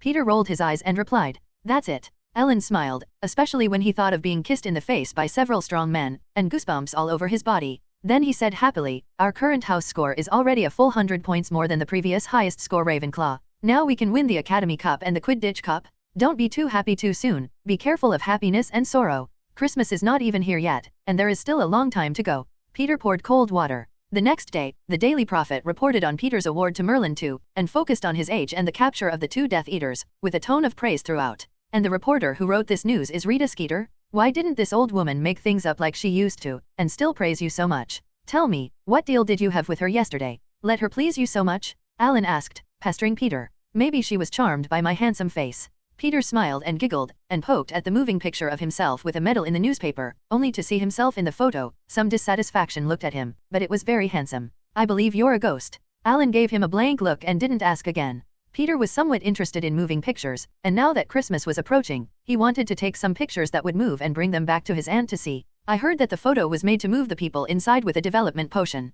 Don't know where this potion is sold?" Peter looked at himself curiously in the picture, somewhat curious about its principle, but thought about it or gave up. This kind of magic thing, completely useless. Developer potion? If you want to buy it, go directly to the Owl and ask at the magic drugstore in Diagon Alley, Alan suggested. In the days that followed, Peter enjoyed the treatment of a celebrity, going to and from class in the hallway, often encountering people who were watching him, and girls shouting "Hello Peter," as they passed him with red faces. "Goodbye Peter." Because Rita Skeeter's description of him in the Daily Prophet was too grand, and because of his handsome appearance, everyone who subscribed to the Daily Prophet was impressed by him, and some fans sent letters with oars, and many letters fell to Peter every day. However, Peter is still studying in the classroom, library, and dormitory, and although his system points have reached 100 points, he has never been too many points. Speaking of points, Peter has been thinking about what kind of magical animal gene fusion to choose these days. It's just that there are a lot of magical beasts in the Forbidden Forest, but their abilities Peter can't see for the time being. He has fused the phoenix and bird snake genes, one to make him immortal, one to make him bigger and smaller. If this third ability didn't come up with a similar ability, he would feel that he had wasted his hard-earned points.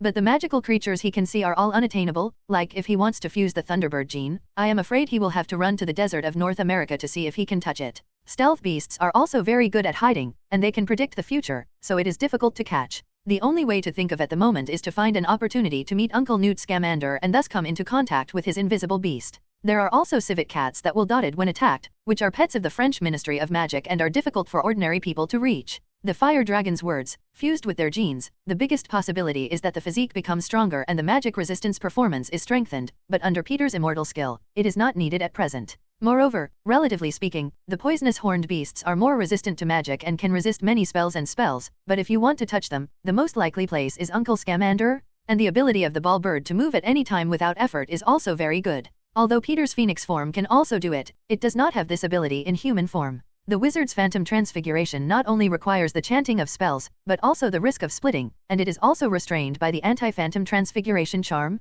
Also go to Scamander where you can get the most accessible. So think about it, or find Uncle Scamander is the most cost-effective, which requires Hagrid or Professor Kettleban as an intermediary to introduce. It is really not possible to use Phoenix Field. I think no magical animal lover will refuse the phoenix to come to the door. In the afternoon, as soon as Peter came out of the library, he saw the twins running down the stairs in panic, and couldn't help but ask funnily, "Have you encountered something terrible? How does it look like a ghost?" What's so terrible about ghosts? Don't we see ghosts every day? George sat directly on the ground and said with a frightened expression, "We were just exploring an old room on the 3rd floor, and we just opened a broken cabinet and ran out of our mother. She took the feather duster directly, chased after us, and said we were too naughty to separate me from Fred. Yes, I don't know what the hell it is, but she looks so much like my mother that she even swears in exactly the same tone." Fred also said with a palpitation, "She turned into a mother and told me that she was going to separate me from George and not be allowed to do pranks. It was horrible." That's boggart? Being able to become the thing that people fear the most?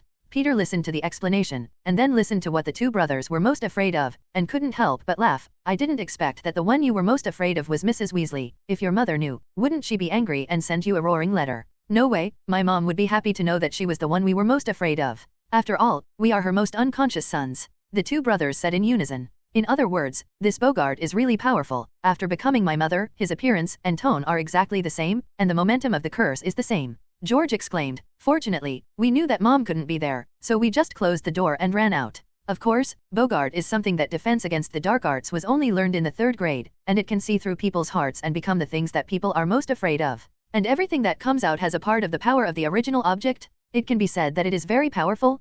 Peter introduced that he remembered the Dementors that boggart had conjured up, and still had the ability of Dementors to absorb happy emotions, the Patronus charm used by Lupin to train Harry Potter. As soon as he said this, Peter was momentarily stunned, and then his eyes flashed with joy. He was worried about where to find the right magical animal for genetic fusion, and wouldn't that be delivered to the door? Although boggart can be repelled with a funny spell, his ability should not be underestimated. Although no wizard has ever known the true face of boggart, its abilities have been analyzed by many wizards. In fact, boggart has two abilities, which have always been mind-reading ability, which is similar to the wizard's Dementor, and it will first know what the other party is most afraid of through the ability to read minds. The second is the simulation ability that can become everything. It will become the thing that the other party is most afraid of, thus scaring off the enemy. Such a kaleidoscopic and mind-reading boggart has very powerful abilities, can be transformed into terrible things such as basilisks, dragons, dementors, etc., and can simulate some abilities. It's just that boggart has no wisdom, only simple instincts, so that the wizard can find a way to deal with him. The funny spell is the most effective way to expel boggart. The spell makes boggart the most funny thing you think, and the more people there are, the easier boggart is to deal with because it doesn't know what to become.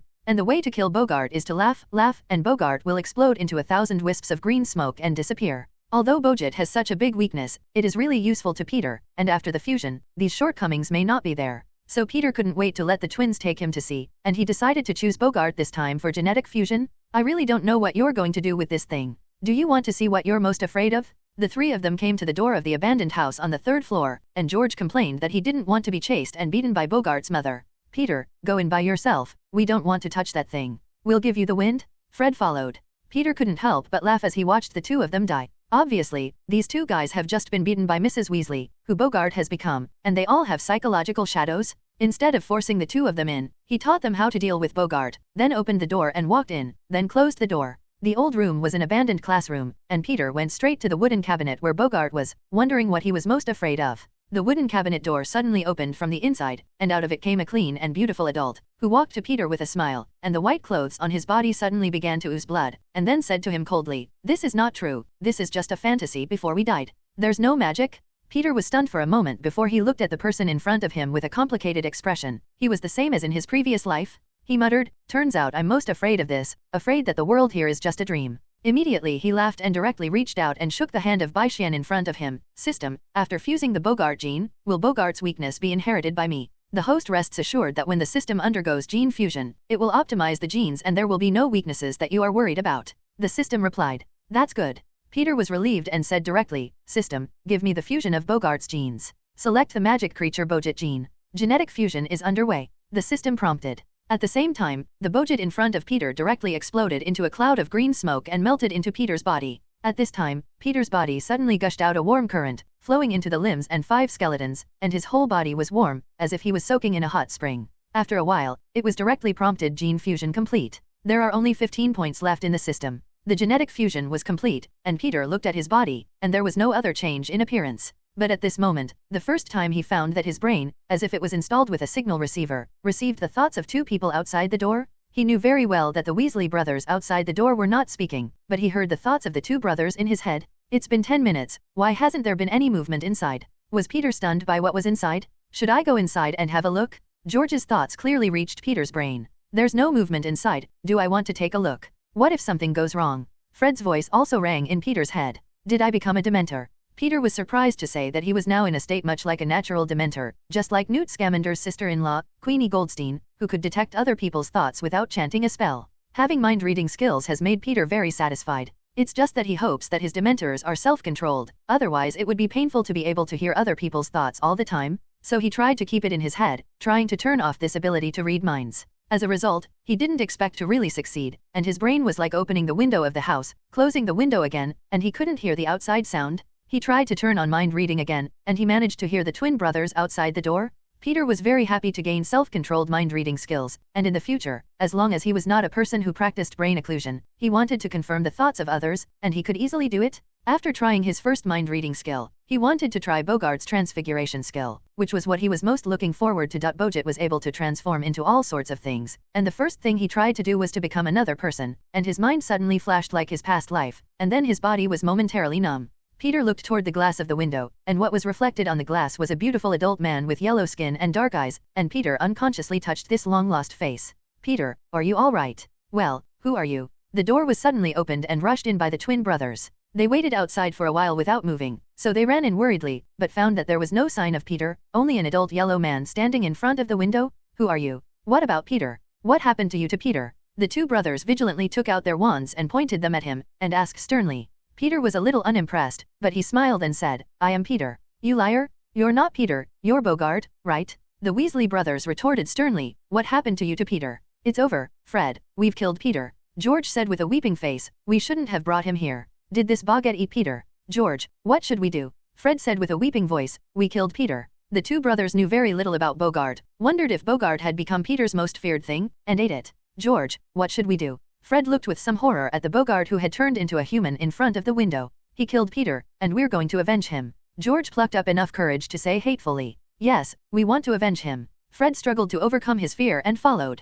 As they spoke, the two brothers took their wands and recited the few incantations they had ever spoken. The flames are raging. Front tooth race stick. Grinning hula. Peter watched amusedly at the reactions of the two 11-year-old twin brothers. Directly an armor shield blocked their spells. George isn't right, magical creatures shouldn't use wands. Isn't he Boggart, and how can he still use spells? Fred was dumbfounded. Yay, he's not Boggart? It's human? George reacted immediately. Peter didn't tease them anymore, and his body contracted, and he changed from an adult yellow man in his 20s back to Peter and York. Now you should believe that I am Peter. He smiled and said to the stunned brothers. Peter, have you drunk the polyjuice? How did I become another adult? Fred said in surprise. Fred, you're mistaken, Peter, this is not a compound decoction. If I'm not mistaken, you're transfiguring Margas, right, Peter? George said affirmatively. Peter was somewhat surprised. How do you know? I once saw this in Bill's book, which said that the transfiguration Margas was born, that they could easily change their appearance, and became men, women, and children, and were the most suitable for hiding their identities.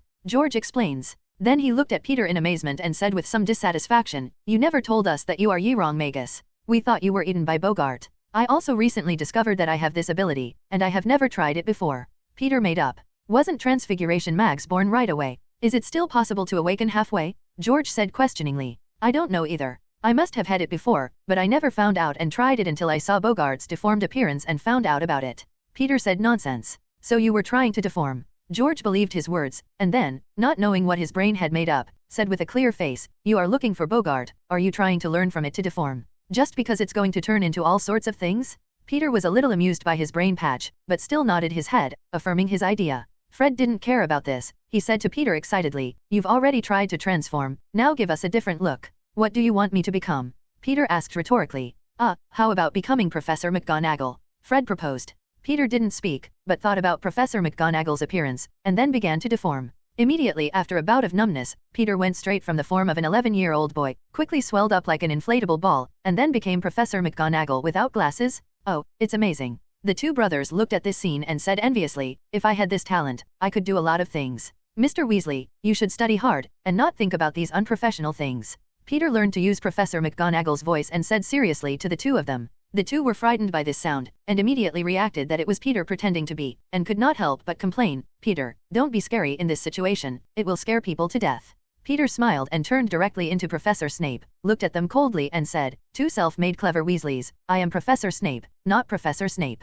Gryffindor deducts 10 points. Then he became Dumbledore again, looked at them with a kind face and said, I believe that Mr. Weasley, you will be the best Gryffindor students in the future. That's cool, Peter. The twins watched Peter transform continuously and exclaimed. Then the brothers looked at each other with a sharp heart, and then smiled and said, Peter, we have an idea. In the old classroom on the 3rd floor, the Weasley triplets, looking at each other, immediately laughed. Fred said emphatically, haha. When there were 2 people before, no one else could tell us apart, but now we have 3 people, that is, the world is invincible. Peter, you should simply join our triplet club. We'll do this to the old Filch guy in the future, and when you come home for Christmas, you remember to be like us, to meet my mother, to make sure to scare her. Hey, come on, I don't want to run into trouble with you. Maybe it's me who carries the pot? Peter glanced at them, changed directly back to himself, and then instructed, you remember to keep it a secret for me. I don't want too many people to know that I have such ability. The twins patted their chests for assurance, and then the 3 left the old classroom. After separating from the 2, Peter returned to the dormitory alone, and his mood was still not calm. Today, Boggart's genetic fusion was accidentally selected, and the harvest was beyond his expectations. Not only does he possess mind reading that he can control autonomously, but he also has another perverted human transfiguration skill. He had just demonstrated the transfiguration skills in front of the Weasley brothers. But Boggart's metamorphosis is ever-changing. It is not limited to physical deformation. At this time, there was no one in the dormitory. Peter looked at the snake relief on the wall, directly opened the transformation skill, and in the blink of an eye, a large white snake more than 6 meters long appeared on the bed. Again, the white snake turned into an owl. If you change it again, it becomes a leather ball. In a short period of time, Peter was constantly changing from human form, living thing, dead thing, unfettered, random transformation. Peter, getting more and more excited, his current human body deformation skills were directly pulled to the full, many times higher than the animagus, which is known as the Master of Transfiguration. Of course, Peter did not underestimate the course of transfiguration because of this opportunity. After all, his transformation only acts on himself, as a camouflage life-saving skill, and the actual attack power does not increase. And the real transfiguration masters, like Dumbledore, are purifiers, and their combat power is very fierce, not just used as their own transfiguration. It was December, and Peter was a prominent figure in school during this time. After all, the 2 wizards he had captured had come to fruition. Not long ago, the Daily Prophet published that the Dark Wizard Grimm was officially held a Dementor kiss, and now it is just a soulless empty shell. As soon as the news that the same senior official of the Ministry of Magic, Coben Yaxley, was a member of the Death Eaters, it caused an uproar in the magical world. Even if Yaxley had been arrested and thrown into Azkaban, it had not been able to recover the Ministry's reputation loss. Under pressure from all sides, the Minister of Women, Millicent Barnold, known for her tough style, will officially step down at the end of December and no longer serve as Minister for Magic. A dozen other contenders competed for the position of Minister of Magic, including the more famous Barty Crouch and Cornelius Fudge, who did not have much of an advantage. When Peter read the news in the newspaper, he was quite sorry for Millicent Barnold. The Minister of the Wizarding World does not want to have a specific term like the Muggle world, and generally can serve for a long time if there is no mistake. Millicent Barnold has not been Minister for Magic for 10 years, and he is not too old, but he can only step down under pressure from all sides. Peter, which of these people do you think will succeed in running for ministerial office? Alan saw Peter casually ask after reading the campaign information in the Daily Prophet, and then swore, I want to say that it must be Barty Crouch who has the greatest advantage. He is very tough, and there are many people who like his style of doing things. I don't think it can be him. If he could have run successfully, he would have succeeded. Flora said disapprovingly. He was originally the director of the law enforcement department, but since he sent his son to Azkaban, the people no longer trust him, and he has been transferred to the International Department of Magical Cooperation, so his chances of success are very small. Maybe it's Cornelius Fudge. Peter interjected, in a tone that seemed to be a joke. But he actually knew that if nothing else, the next Minister for Magic would be this Fudge. It is impossible. Fudge's prestige is not as great as others, nor does he have any political achievements, and he is too mediocre. Alan shook his head and said, feeling that Peter was guessing. The current magical world, or what is needed is his mediocrity. Peter said meaningfully. Then he saw that there was a betting section in the Daily Prophet, on which the corresponding odds were made for each candidate, and Fudge's odds reached 5, which can be said to be the highest. It's hard to imagine how he managed to run for success. Is this wonderful event real? Will it be selected later and will not give money? Peter asked curiously. This is an event organized by the Daily Prophet in cooperation with the Ministry of Magic, and it has been held before, so the credibility is still high. Ellen explained, then looked at him in amazement. What, do you want to bet? It's funny to watch. I want to invest some money to try. Maybe I'll win it. Peter said casually that he was now lying in Gringotts with 100,000 gold gallons, but there was no shortage of money, but he didn't mind making a little bit of this kind of money sent to the door. Gambling is not a good habit, Peter. Flora Shaker frowned and reminded him. I just invested a few 100 gallons to try, and if I lose, it will only be a few days less candy money. Don't worry. Peter said with a smile. This damn rich man. The two swallowed enviously. They can have 1 gallon a month of pocket money, which is already very good among all the students. In the wizarding world 1 golden gallon equals 17 silver CK, 1 CK equals 29 nats, i.e. 1 gallon equals 493 nats. When Peter first packed all the snacks on the train when he entered school, he only spent about a golden gallon. In the 3 broom bars in Hogsmeade Village, the price of butterbeer is 2 silver sykes a cup. Daily profit needs 5 nats. And the most important weapon wand for wizards is priced around 7 gallons? You can see the price level of the wizarding world. So Peter has 100,000 gold gallons in Gringotts, which can be said to be a local tycoon. You must know that the current time is 1989. At this time in the distant eastern countries, the per capita wage level is only 161 yuan, which translates to less than 15 pounds. That's 3 gallons? Many pure-blood families don't have as much money as Peter. Of course, the background of more than a dozen generations of pure-blood families is incomparable to that of Peter at present. In particular, magic books and magic props that cannot be measured by money are things that ordinary people cannot access. Under the envious eyes of the two men, Peter took a pile of gold gallons from the animal skin pocket, then counted out 200 gold gallons and put them in another small bag. Write down his name and address on a blank piece of parchment and bet on Fudge's name, then borrow Alan's owl and send the money bag containing the golden gallon and the quiz envelope to the Daily Prophet. Peter, how did you put all your weight on Fudge alone? He was the one with the highest odds, and even the Daily Prophet thought his chances of winning were slim. You can't spend it like that if you have money. Alan was surprised to see that Peter had put all 200 gallons on Fudge, and said with a look of pity. Apparently he thought Peter's money was adrift. It's okay, maybe I can still win, then it will be 1,000 gold gallons. I had a dream last night that Fudge became minister. Maybe it's a prophecy dream? Peter laughed and said jokingly. You don't have a prophetic bloodline, and you dream of prophecy. You tease me? Alan looked in disbelief. Dude, what were you doing? But we heard the sound of the golden gallon colliding at the Gryffindor table. The twins ran straight to Peter and sat down, put them on his shoulders and asked with a grin. Peter said he dreamed last night that Fudge became minister, so he spent 200 gallons betting to guess he would win. Alan explained that Topple's relationship, he was already familiar with the Weasley brothers, so he was not as distant as before. Merlin? Peter, did you really invest so much money? The twins said with a look of disbelief. The money is already astronomical for them? Since listening to Peter's advice, going to Hogsmeade through the secret passage to buy snacks and prank props, etc., and bringing them back to school to sell to classmates, the Weasley brothers have made more than 20 gallons. This has made them very happy. They have never made so much money and decided to maintain this business well. But now in front of these 200 gallons, it seems a little insufficient. Yeah, just try it. It doesn't matter if you make money or not. Peter said with a smile. You also think Peter is fooling around, right? He can't spend money like this. Alan told the twins that as Peter's roommate and friend, he felt he had to advise Peter in case he lost all his money one day. Leaving aside the twins' reactions, Alan White was somewhat unresponsive. The Weasley brothers looked at each other, silently made eye contact, and then said directly, then let's play too. Just follow Peter and bet Fudge to win. What the? Alan was dumbfounded. How come these two people are crazy? Bet with Peter?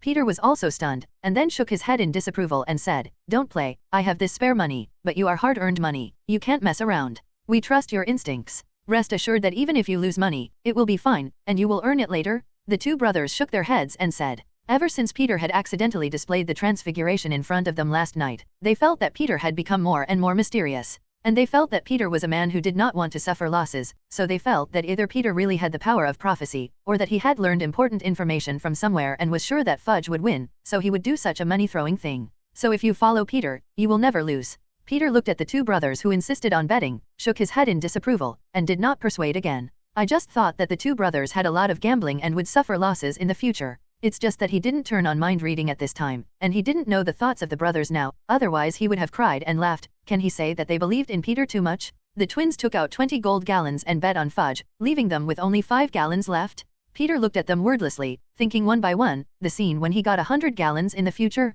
Although he knew that they would most likely make money this time, Peter still poured cold water on him and said, if Fudge does not succeed in running for Minister of Magic, you will wait to regret it. The twins didn't care at all, laughing and giggling, and invited Peter to their house for Christmas. I'm afraid I don't have time. I've already received a letter from home. The Queen of Christmas is going to have a banquet, and I need to go. Peter shook his head and said, I'll visit your house later when I have time. Queen?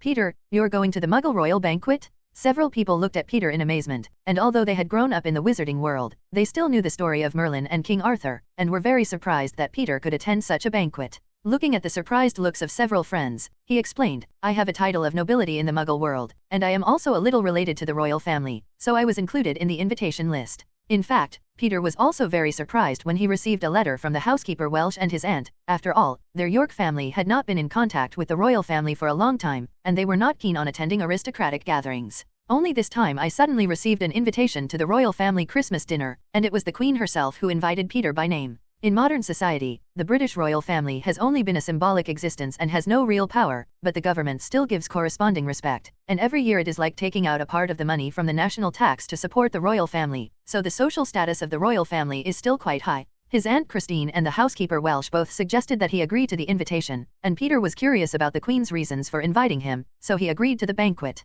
Soon, Christmas is coming. The Christmas holidays at Hogwarts begin before Christmas and end after the New Year. Students at the school can choose to stay at Hogwarts Castle or go home for the holidays. Before the holidays, the deans of each college collect a list of students who will stay at the school for Christmas. However, Slytherin did not stay in school this time, and chose to go home for the holidays, so when Peter packed up his things and came out, the common room was empty, and everyone was eager to go home and reunite with his family. Outside the castle, roommates Alan White, Cedric, and the Weasley twins were waiting for him. "Peter, what are you doing so much? Everyone else is done? The Hogwarts Express is about to start, so hurry up," George shouted in the carriage. Peter quickly handed his luggage to several people in the carriage, and then jumped on it himself, explaining, "I washed my pictures with the developer potion, and it took me a while to get it." Peter sat down and pulled out a stack of photos to show them, which were all photos taken from their life and study, and after using the development potion, the people in the photos came alive. Beckoned to them happily, several people looked at the photos with relish. "George, you look at this one, it's like you were when you were entangled in a big octopus, haha, it's so funny. And this one, which was taken when Filch was chasing us, Peter, when did you shoot it?" "I don't remember seeing you at that time," Fred asked in surprise as he looked at the picture. "Peter, what are you doing with all these pictures? The developer potion uses a lot of it." "I remember a bottle of potion for 5 gallons, Cedric asked curiously. "There are at least 100 of these photos? I took these pictures to show back to my family. They were all muggles and had never seen Hogwarts," Peter explained. "Peter, you have to be careful not to let these pictures be seen by muggles other than your family. Otherwise the Ministry of Magic will get you in trouble," Alan reminded solemnly. Indeed, because of the implementation of the Secrecy Act, the Ministry of Magic does not allow muggles to know too much about the wizarding world.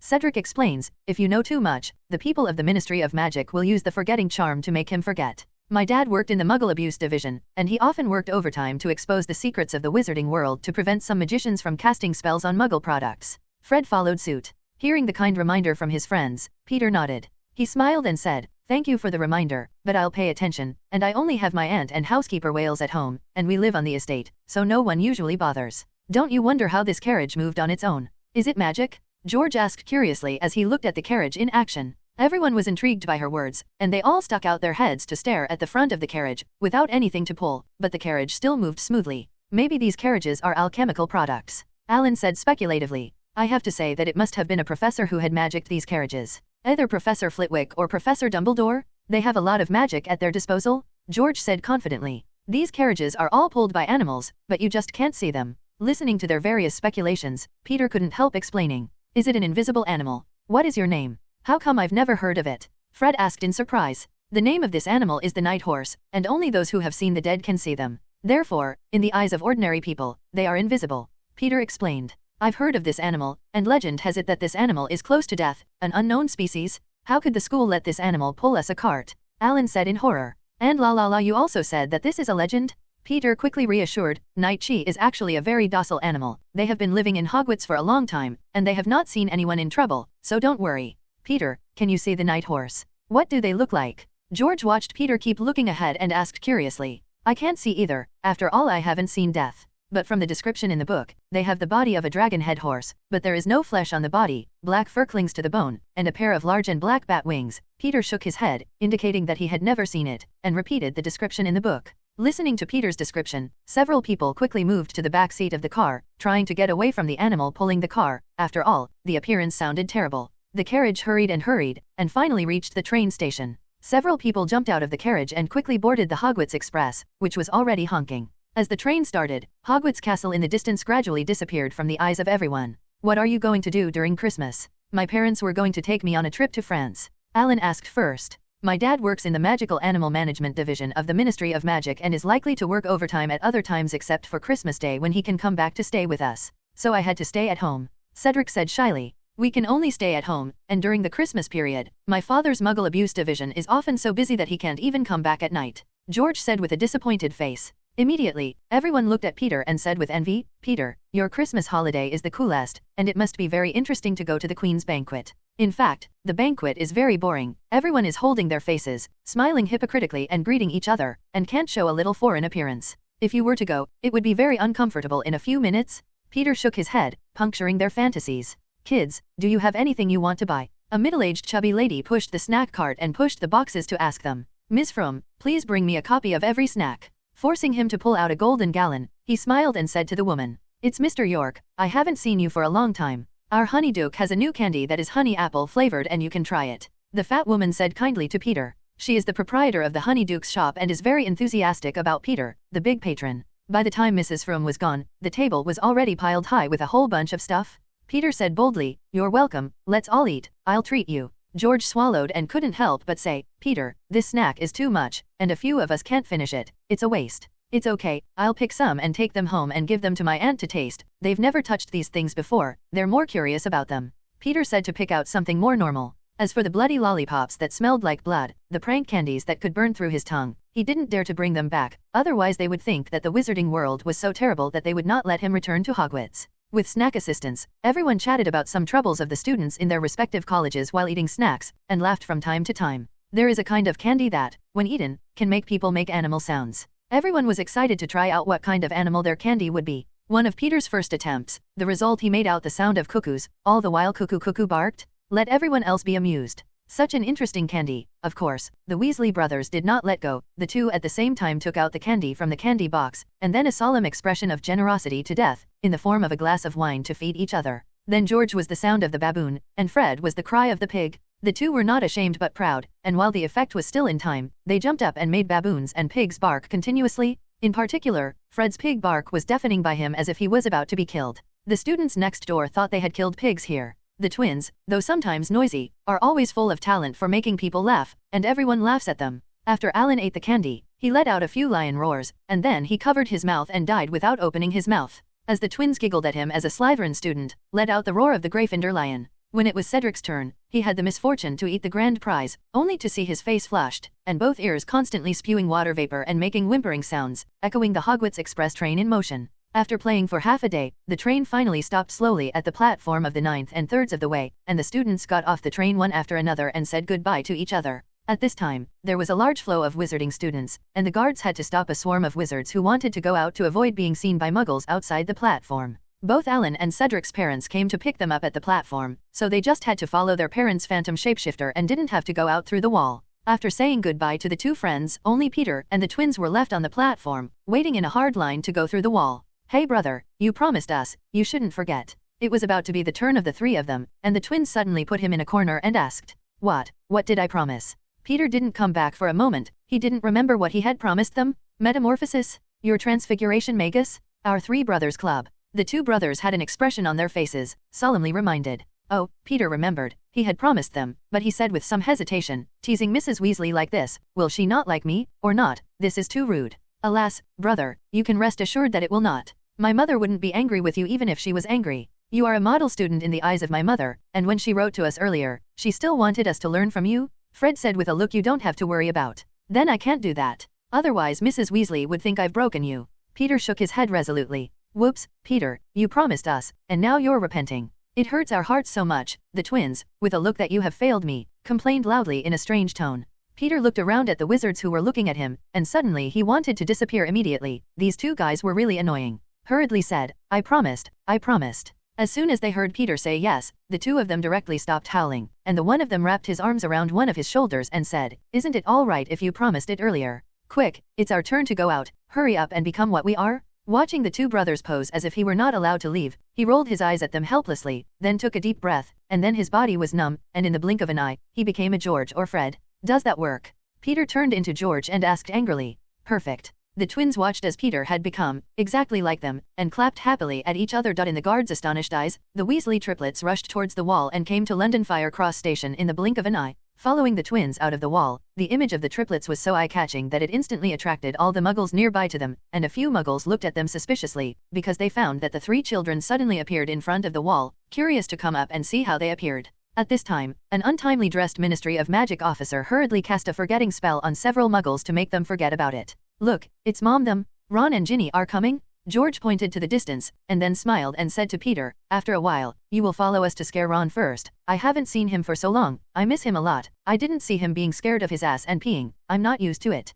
Peter rolled his eyes directly. Ron has your 2 brothers, it is 8 lifetimes of mold. Mom, they're there. Fred, they're there. In the distance, Ginny shouted at Mrs. Weasley in surprise, and kept shaking her hands, trotting over, and was surprised to find 3 identical brothers. Then he quickly shouted behind him, Mom, George and Fred have become 3. They turned into 3 people. Ron also ran over, and then looked at the 3 with a ghostly look on his face, and asked sheepishly, Fred, George, how did you become 3? Is it magic? Can you teach me? I'm afraid not. Fred smiled evilly and pretended to be the last of his life and said, this is the after effect of our entrance exams. I was assigned to fight the trolls, and then I was smashed in 2. After Mrs. Pomfrey in the school infirmary dripped 2 drops of potion on my wound, both of my bodies grew together, and 1 more Fred came out. So our little Ronnie, you'll have 1 more brother later. Unhappy? George chuckled and said, later, our Weasley twins will be officially renamed triplets. Still 9-year-old Ron, stupidly believed, asked with a frightened face, the entrance exam is so terrible. Did I have to fight the trolls when I entered school? Then he turned his head and shouted in horror to Mrs. Weasley, Mom, I'm not going to Hogwarts anymore.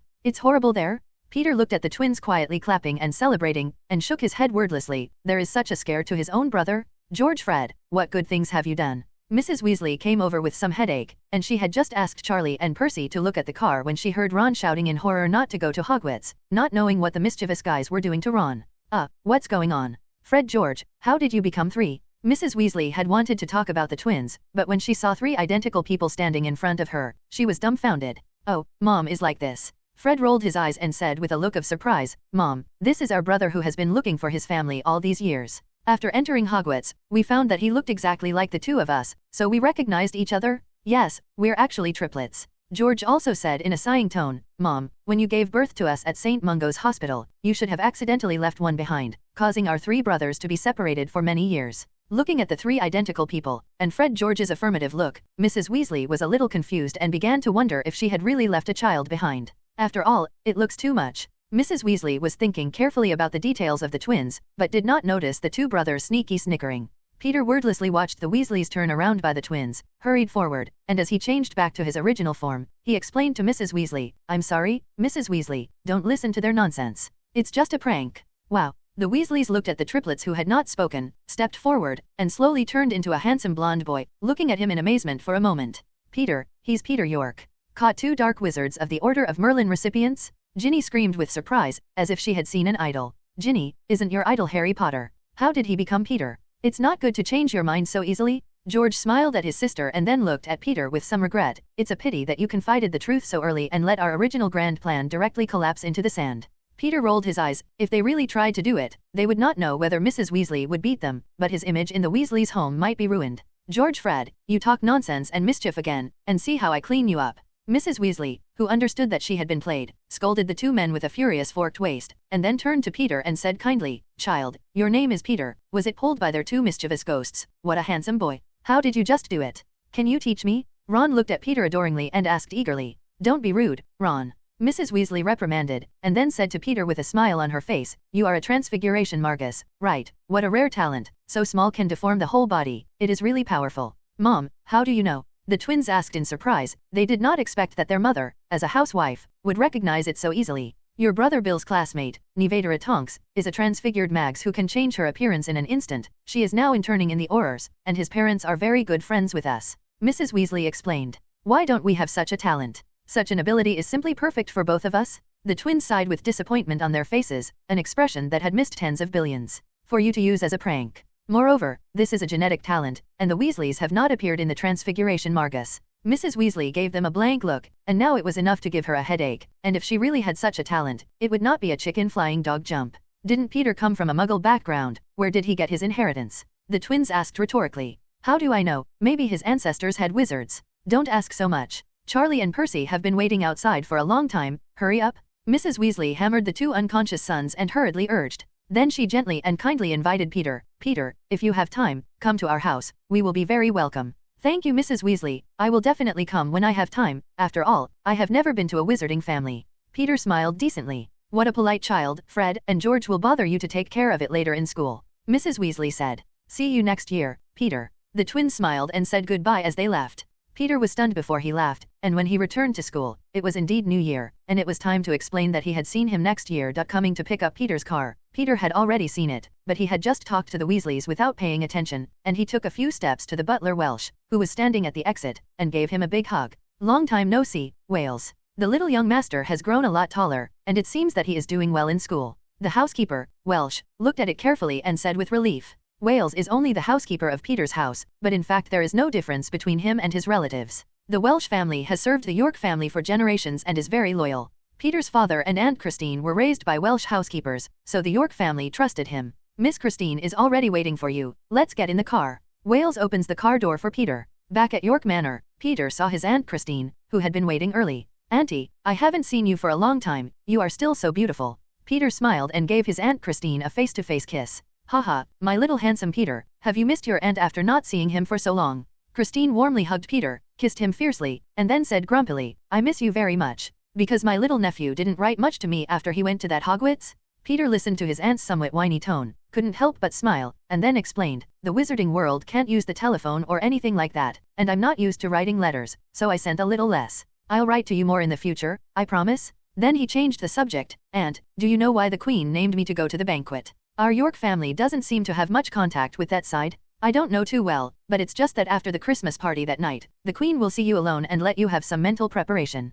Christine replied, looking at his nephew with a confused look, and comforted, you don't have to think too much, you are now a wizard, don't worry too much about what will happen. You should have some magic in school for so long, show me it. Speaking of using magic outside of school, Peter remembers that at the end of the first grade, the Ministry of Magic would ask the first-year students to sign an agreement that the use of magic was not allowed outside the school. But now the Christmas holidays have not received such notices, and I wonder if I will receive a warning letter from the Ministry of Magic? However, since his aunt wanted to see it, Peter did not refuse. Anyway, he should not know the rules of the Ministry of Magic, even if he received a warning letter later, he could argue that he did not know this. Auntie, what magic do you want to see? Peter took out his wand and asked, then turned to the butler and said, Wales, what magic do you want to see? I can show you the show? As soon as the two of them heard Peter's words, they were very interested and gathered around, and Aunt Christine said with great interest, show what you have. I have a bit too much magic, and if I show them one by one, I won't be able to finish it for a while and a half. Peter said somewhat smugly, then aimed his wand at the coffee table in front of him and tapped the coffee table twice.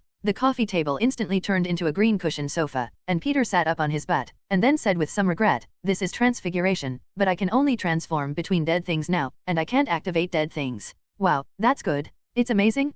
Christine and the housekeeper Welsh both looked at this scene in surprise, and Christine not only said with some envy, that wizard doesn't have to cook, just make a delicious meal when he is hungry. If you want to wear beautiful clothes, you can directly change your clothes for a second. Magic also has to adhere to certain restrictions, and the food cannot be conjured out of thin air, but it can be copied, that is, it can be concocted into enough food for everyone to eat. Peter used his wand to say to the pastry, copy in pairs. In the blink of an eye, the refreshments on the table became 2. So the story of Jesus feeding 5,000 people with 5 loaves of bread and 2 fish is a lot like using this magic. Christine looked at the 2 refreshments on the table and said in surprise, there are also rumors in the wizarding world that Jesus was a sorcerer who believed in God, but not many people believed it, thinking that it was just a slander by wizards. Peter shook his head and said, skipping the topic, Peter grinned evilly and pointed his wand at Christine, chanting Tarantella. Then Christine stood up involuntarily and danced an elegant ballet. What's wrong with me? Peter, what has you bad boy done to me? How come I've always wanted to dance and can't stop at all? Christine shouted in panic as she danced gracefully.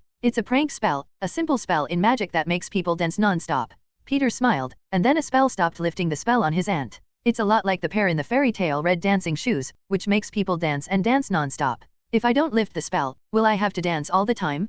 Christine asked in horror when he heard the effect of the spell. Yes, a lot of magic is dangerous for ordinary people if they don't undo the spell. And this is just a spell that the little wizards use to prank each other.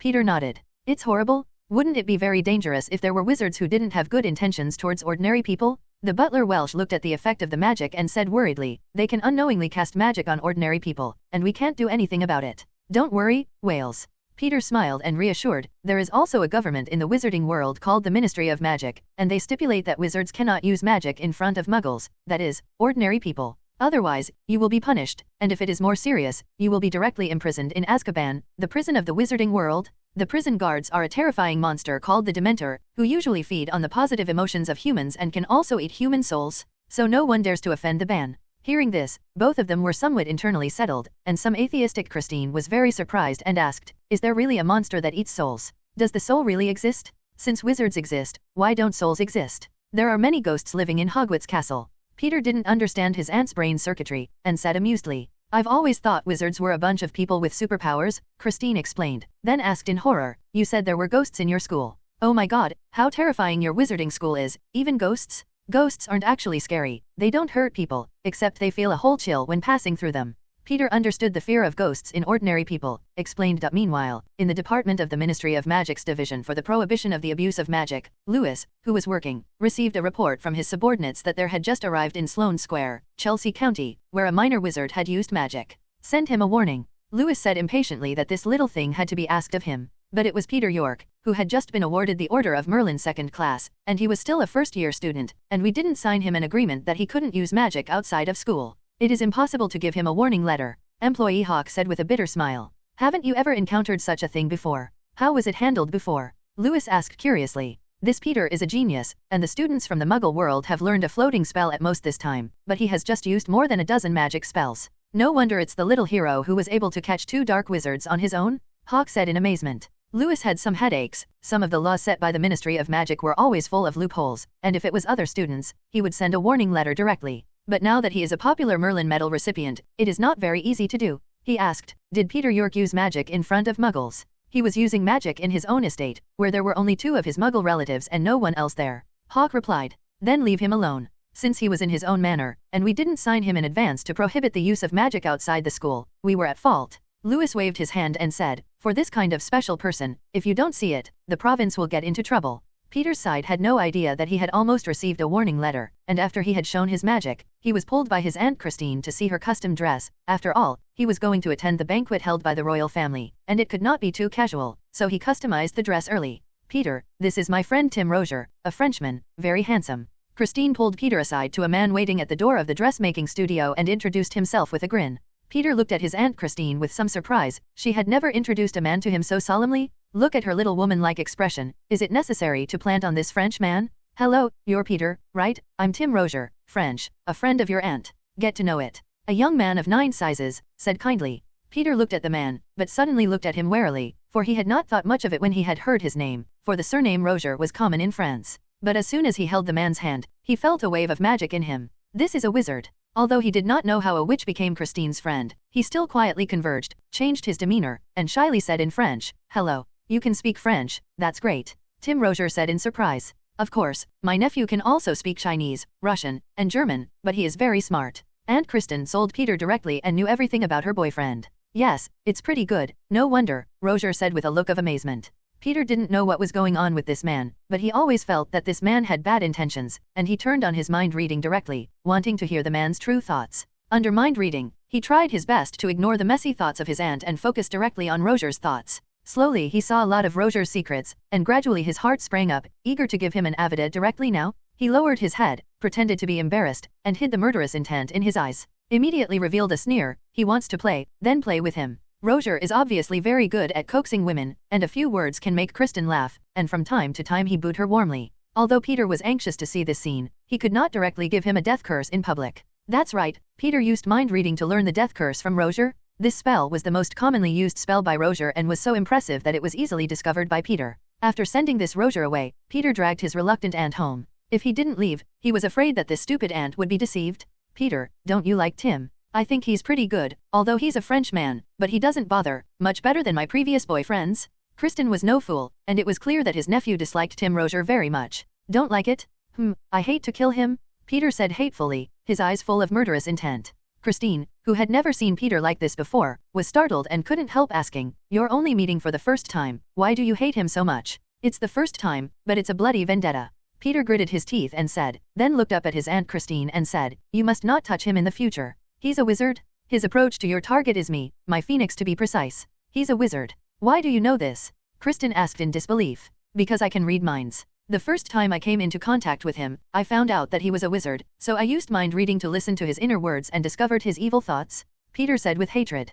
Peter had always believed that his parents, who had died young, were killed in disbelief during the expedition due to a natural disaster. But he saw in Rozier's mind the picture of his parents dying. He was at the scene and was one of the killers of his parents? only because their goal is the phoenix egg that Peter's parents have sent back to China? After discovering that their target had been taken away by 2 muggles, they killed Peter's mother in anger, and then left Peter's father behind, after a hard curse, to ask where the phoenix egg was. Peter's father knew that if they knew that the phoenix egg had been sent back to York Manor, then Peter and Christine would not be able to escape death, so they endured the most painful torture and gritted their teeth, until they were killed without revealing a word. And the reason why they are eager to chase the phoenix is because they have discovered a magic that can be perfectly resurrected from an ancient magic book, used to resurrect the frail Voldemort lurking in the Albanian forest. In the 10 years before Harry Potter entered the school, Voldemort did not do nothing, but prepared various ways to resurrect. One of the most perfect resurrection methods is the potion alchemy with phoenix blood as the main material, so that the resurrection body magic is the most powerful. But the phoenix is also very rare in the wizarding world, and it is difficult to catch, until they found out that there was a trace of the phoenix in the Amazon forest in South America, and when they rushed over, they found that someone had taken the phoenix egg first, or a muggle couple, which made these pure-blood wizards jump like thunder, and finally brutally killed the couple.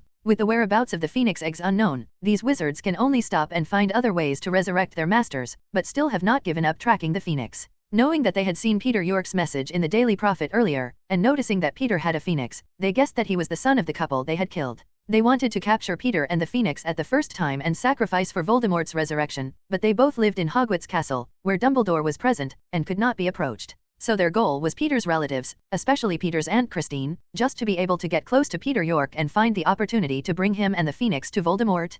Peter did not hide what he had seen from Roger's mind to his Aunt Christine, and he did not want her to fall into Roger's gentle trap. You have mind reading. Your parents were killed by Roger? That's impossible. Christine is full of disbelief, in her eyes very gentle and considerate. Roger how can be a murderer? Say what's going on in my head now. I just believe you, otherwise I wouldn't have believed such a ridiculous thing. What you're thinking now is whether you should believe me. You're thinking maybe I just chose to talk like this because I didn't like Tim. Peter looked at Christine and said directly, no, this is too simple, it's easy to guess. Christine shook her head still in disbelief, then thought about it, sank down and thought for a moment before asking, do you hear what I'm thinking now? You're not thinking about anything? Instead, I keep looping a lullaby in my head, the lullaby you used to hum to me a lot. Peter said without hesitation. Oh my god, what the hell am I doing? I almost fell in love with the murderer of my brother and sister-in-law? Kristen finally believed it, and collapsed and covered his face with shame. Peter got up and came over to hug his aunt and comforted, you didn't do anything wrong, Christine. He was originally good at this way, and his rhetoric has magic, you can't resist it.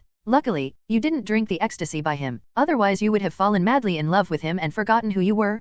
Peter promised me that I would not spare them easily. Christine looked up, gritted her teeth and said, they killed my brother and sister-in-law. I want them to pay their blood debts. It's just a pity that I'm just an ordinary person. If I also have magic, I will double all the means they used on my brother and sister-in-law. Christine said with regret, but his eyes were still full of hatred. Rest assured, I'll pay them off. Peter assured, then said to Christine, this is a duel that belongs to the wizards, and you should go abroad for a while, and then come back when things are resolved here. It's impossible, Peter, even if you're a wizard, you're only an 11-year-old. How could I possibly throw you away and run away? Christine shook her head, then ran straight upstairs, and after a while came down with a sniper rifle, and said domineeringly, this is your father's favorite collectible, and I will use this gun to have fun with them. See if these wizards can stop the power of bullets? If it's a sneak attack, as long as they don't have time to chant the spell, it can hurt them. After all, they are flesh and blood. Peter said affirmatively. Then let's let the York family officially declare war on these people. Christine said murderously, and the aunt and nephew looked at each other and smiled, both ready for their arrival.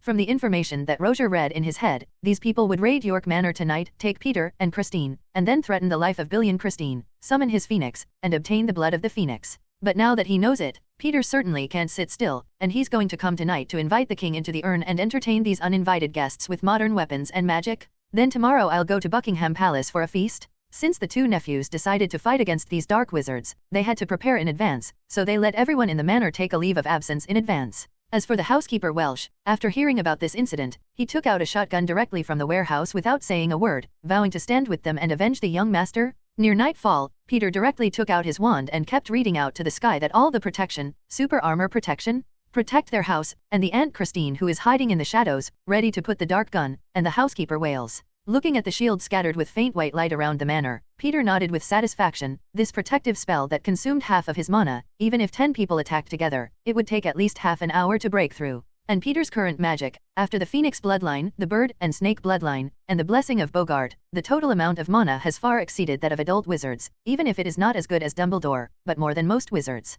Such a protective spell that cost him half of his mana was difficult for ordinary people to break. At this point, Peter was very grateful to Professor Flitwick for his help, and since joining the Spells Club, Peter had asked Professor Flitwick about the spells in his notebook at the first opportunity. And Professor Flitwick never hid it. As long as he knew it, he would tell him it. Ravenclaw's students were jealous, and one by one they followed suit, trying to grab all the time and not let him ask. So for a while, Professor Flitwick was in pain and happy. After receiving the help of Professor Flitwick, his protective spell ability was significantly improved, especially the super armor talisman he first mastered and was best at, which was praised by Professor Flitwick, saying that it was almost the same level as his casting. The members of the club were not convinced, thinking that Professor Flitwick was exaggerating, so they tried to attack Peter's protective spell with their most powerful spell, but they were easily blocked. Even if all the members attacked together in the end, they could not break the turtle shell-like cover. At the same time, Hawk, an employee of the Ministry of Magic's Department of Prohibition of Misuse, also received the contents displayed on the magic detection instrument and was so frightened that he was sleepy. Hurry up and run to your boss's office. Lewis, who was still in the office, was about to go home when the door was suddenly opened, and Hawk rushed in, breathlessly saying, "Mr. Lewis, where Peter York is, the detection shows that he has just used a large number of high-level protective spells." "What? Advanced protection spell?" Lewis said in surprise. "Are you sure? It's so late. Why did he use so many protective spells? Could it be Peter York that suffered some attack? That's why so many protective spells are cast?" Hawk carefully guessed that after all, ordinary people don't use so many spells, but it seems to have an emergency. Wait a minute, now only the protective spell is displayed, there are no other spells, and I can't be sure if it's an attack. Maybe he's practicing the spell, Lewis said, but he still followed Hawk to the detection room and looked at the alchemical detection instrument. Not long after, when both of them felt that there should be no problem, warnings began to be issued on the instrument. Hawk looked at the incantation displayed on the instrument in horror and said to his superiors with a trembling body, "Mr. Lewis, the detector just shows that at the same time, where Peter York is, there are more than a dozen spells released, and most of them are black magic. It is impossible for one person to unleash more than a dozen different black magic at the same time. This means that near Peter York, there are more than a dozen wizards fighting. Are these people crazy to use magic without scruples in the Muggle community?" Lewis also looked in horror at the incantations that kept flashing on the instrument, almost all of which were black magic banned by the Ministry of Magic. "Mr. Lewis, what should we do? Is it to report to someone else? But now it's already off hours, and there aren't many people in the department." Hawk was a little confused, and he had never had such an emergency before. "You first go to the Auror Ministry to inform the guards, let them hurry to the scene to see what is going on." Lewis hurriedly arranged. "Then, I'll go to the minister right away. Hopefully, it's still too late." At the same time, the Battle of York Manor was fought, and the minions of Voldemort, who were not Death Eaters, including Rozier, came 12 people, and entered York Manor with hoods and cloaks in the night. It was just that they obviously didn't expect the manor owner to be prepared earlier, and one of the fastest dark wizards was directly half burned to ashes by the protective spell. Not even a scream frightened the other members to stop. A middle-aged wizard, led by a middle-aged wizard, saw this situation and found that the house in the manor was protected by a faint protective shield. Suddenly, an angry Rozier asked Rozier, who was leading the way, "Is that what you mean by foolproof? They are already prepared. Our plans are exposed." Peter looked at the dark wizards who had lost one and smiled with great satisfaction. The protective spell is not only protective, if anyone dares to try to cross the protective boundary, then wait to be burned to ashes like the dark wizard just now. "Boss, what do? We can't get in now," one of the dark wizards asked. "What else can I do? Attack. That little mud seed must be caught as soon as possible and then retreated." There was a trace of the Ministry of Magic on this little devil, and now someone should have discovered the situation here, and it was necessary to retreat as soon as possible, otherwise it would not be long before the Aurors would come. The head of the Dark Wizard is obviously a man of clear-headedness, anticipating everything. Then these wizards began to attack the shield continuously, but after a while, the shield showed no sign of being breached, and some wizards helplessly complained, "How is this protective spell arranged? How so sturdy? Be careful, although this little mud breed is only in the 1st grade, it has many means, and has already caught both Green and Yaxley, and you can't underestimate him," the Dark Wizards had reminded.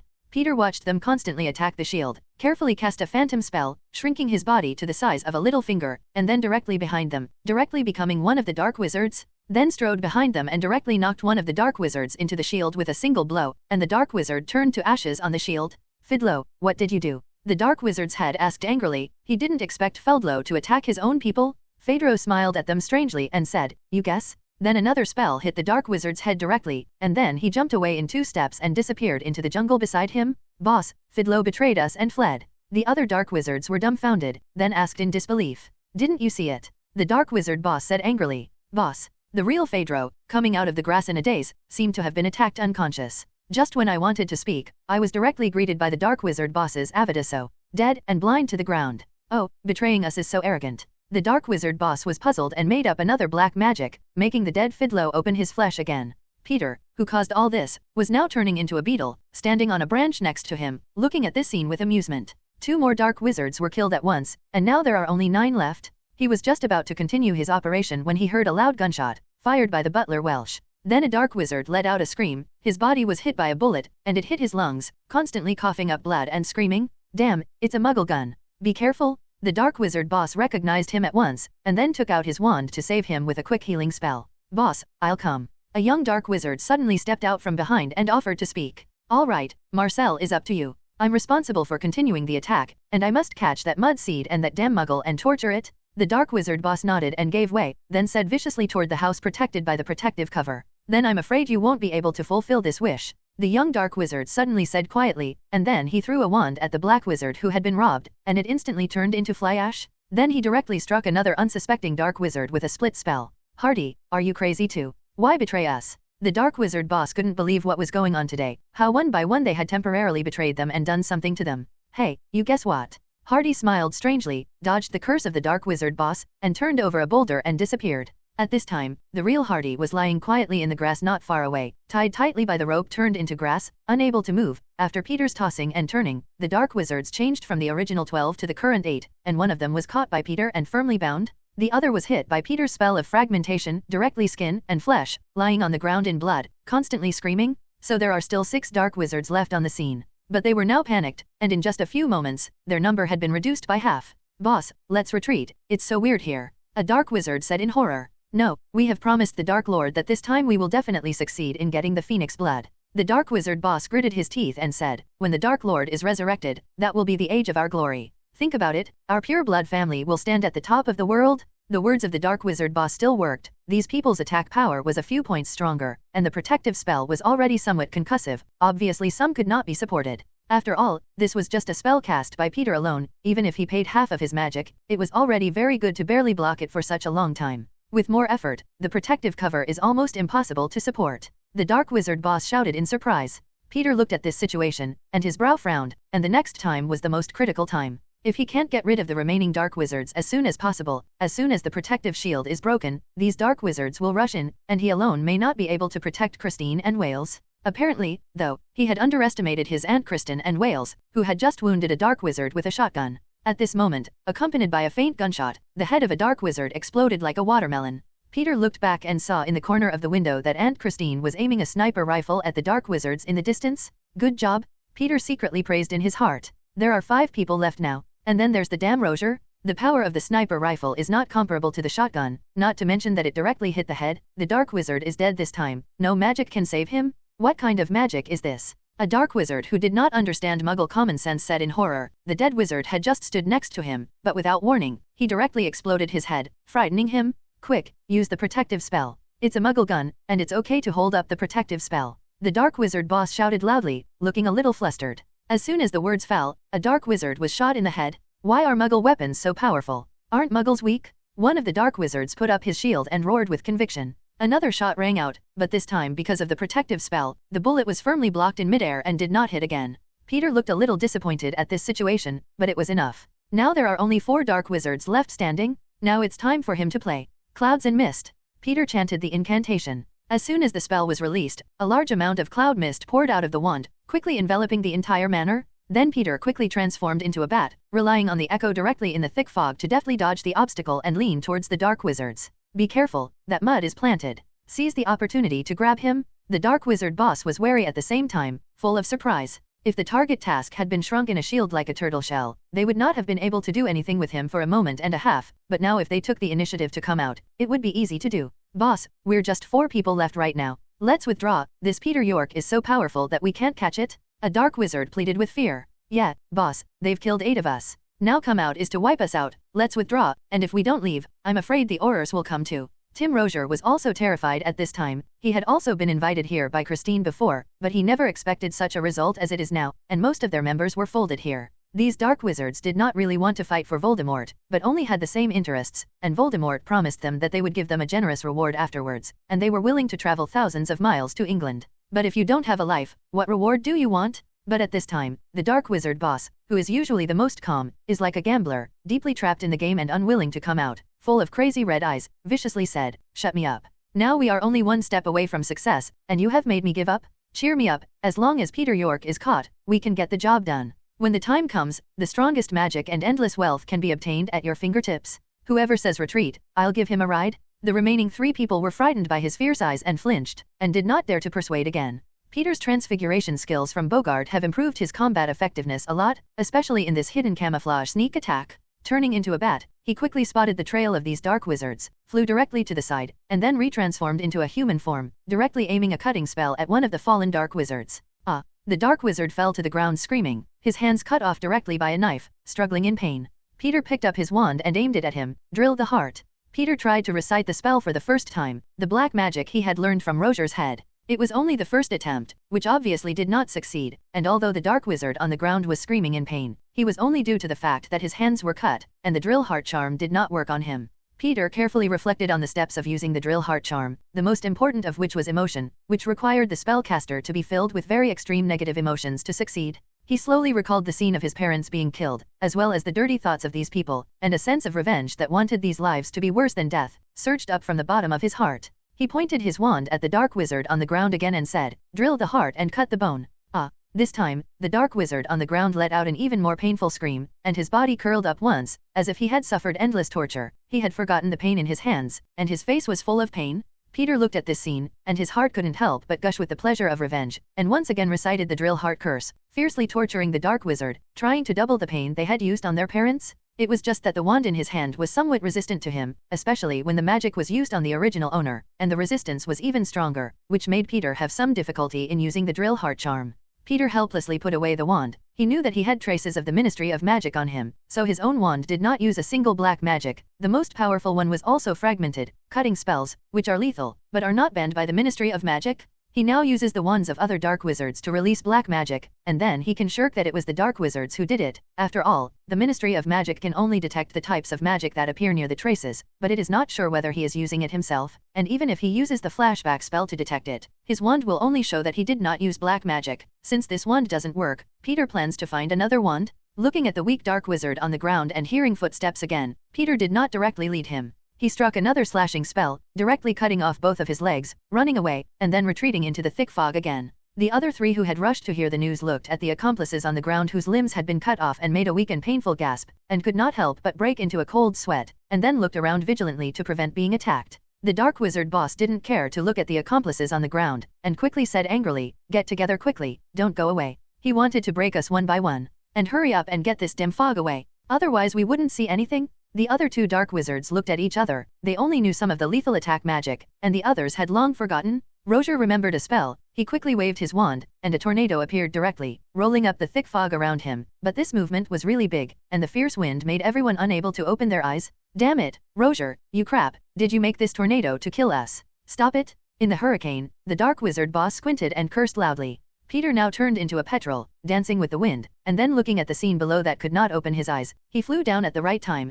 and instantly changed into the image of another person. Roger managed to stop the tornado, and when the wind and waves calmed down, the 3 dark wizards were startled and quickly moved away from their boss and aimed their wands at him, because at this time, there are 2 dark wizard bosses. "Who are you really, boss?" a dark wizard asked somewhat foolishly, obviously frightened by the situation. "Stupid, I'm your boss. This is fake." The 2 dark wizard bosses said in unison, and their expressions were exactly the same fierce. The 3 dark wizards were a little dumbfounded, and Roger was both surprised and wary, and he reminded his accomplices, "This is the Transfiguration Magus, and Peter York is a Transfiguration Margus. He became the boss and we couldn't tell the difference? It's easy to do. We just have to ask questions to know who's our boss," one of the dark wizards said confidently. Then he asked directly, "Who knows how many people I killed when I first killed Muggles? Only me and the boss know about it." 6. "You're killing a family. I'll put the finishing touches on you." The 2 dark wizard bosses answered at the same time. The dark wizard who asked the question was dumbfounded. This matter was obviously only known to him and the boss. How could there be another person who knew now?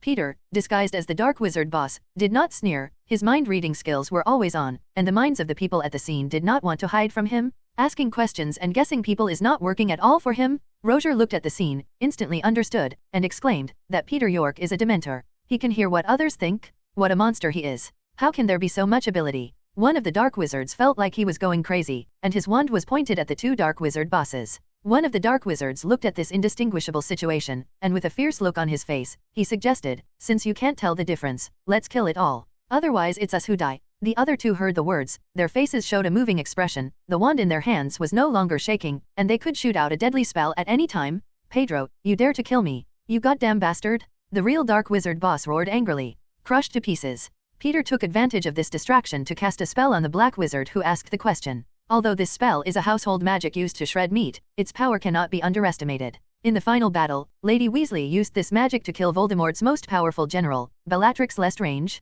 Peter's attack this time did not miss, the dark wizard hit by the spell, like porcelain shattered directly into countless pieces, burp fart. However, he also received the most severe attack, and the other three all attacked him directly with the strongest spell. Peter could only hurriedly erect a few ironclad spells, barely resisting their attack. "Peter York, you are doomed today." The dark wizard boss spoke excitedly and kept attacking him with a spell. "Since you can absorb the soul, you already know our purpose." The dark wizard boss said with a sneer, in a deliberative tone, "If you give us the phoenix, how about we let you and your family go?" Crushed to pieces. Peter replied directly to him with a spell, and then said hatefully, "Let us go? I'm afraid the first thing you did after you got it was to kill us, but when you killed my parents 6 years ago, there was no mercy." "Killed your parents? Oh, you don't say. I'm almost forgotten." The dark wizard boss had a suddenly remembered expression and said without concern, "I have killed too many muggles. You are talking about the couple in the Amazon forest, right? And thank them for finding the whereabouts of the phoenix eggs for us, but they don't know each other, so they sent them away. You probably don't want to follow in their footsteps. You are so talented, although you are only a mud species, but I think the Dark Lord will definitely reuse you, and then you can get everything you want."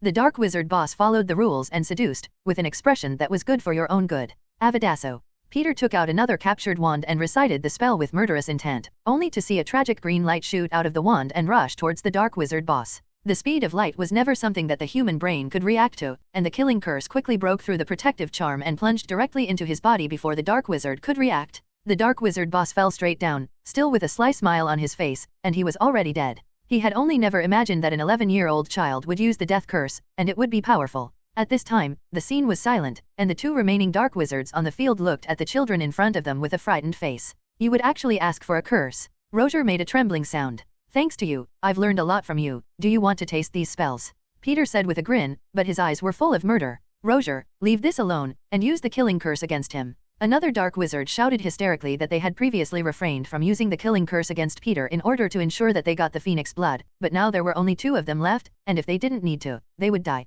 Avadasso. Avadasso. Peter knew that no spell could stop it, so he transformed into a cat and jumped into the grass in advance, dodged the attack of the 2 spells, and then quickly became smaller and disappeared into the eyes of the 2. Is he Merlin's reincarnation? The 2 dark wizards saw Peter's transformation into a cat and felt like they were going crazy. Since the beginning of their attack, it has been discovered that he is a natural Dementor and a natural transfiguration magus. Now it's animagus again. This can no longer be described as a freak. Let's go, let's go. Can't stay any longer. Roger shouted at the other dark wizard, thinking that if he stayed any longer, he would both die. The other dark wizard nodded as well, thinking it was a mistake to be here today. 12 people had come, and now the 2 of them were still standing intact. It's just that when they first used magic to perform the phantom transfiguration, they were dumbfounded, because their phantom transfiguration didn't work at all. Want to run? It's late. I've cast the anti-phantom transfiguration spell around me, so stay. Peter's voice fluttered around the manor, with an endless chill. Since the Yaxley incident in the Ministry of Magic, Peter has paid great attention to the anti-phantom transfiguration charm, and even had a good discussion with Professor Flitwick. After all, this is an effective magic that can restrain the wizard's phantom transfiguration.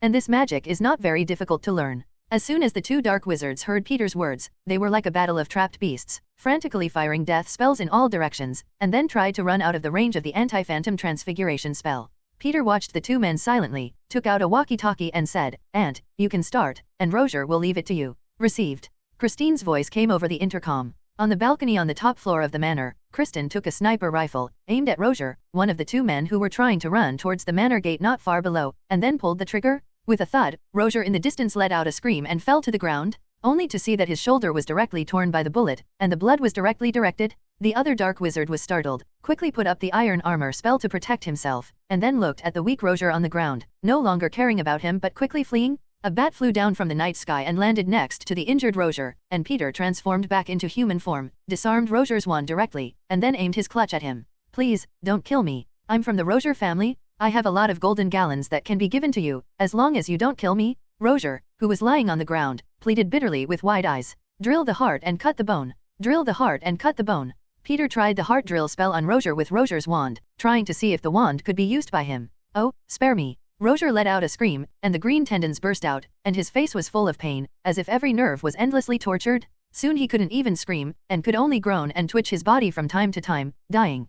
Peter looked at Roger's wand with satisfaction, not as resistant to his use as the wands he had captured earlier. Even if it was used on his original master, the power did not weaken a little. Dragon Heartstring Wand.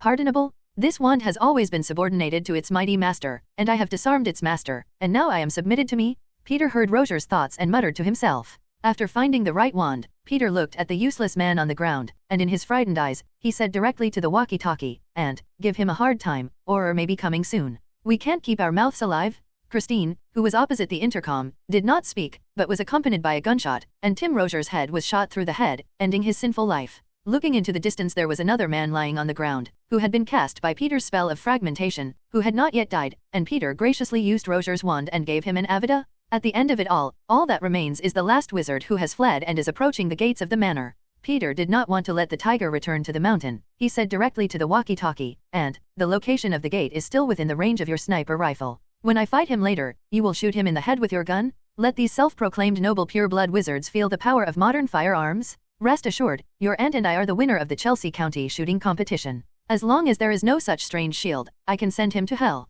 Christine's confident voice came over the intercom, and it was clear that she had regained her spirits. Hearing her answer, Peter directly transformed into a phoenix, disappeared in an instant, and reappeared at the gate of the manor, landing back into a human form. Where are you going? I have prepared an afternoon to entertain you. You're so faceless but it makes me angry. Avadaso. The dark wizard fired a death curse directly, and he just wanted to get out of here as soon as possible. Avadaso.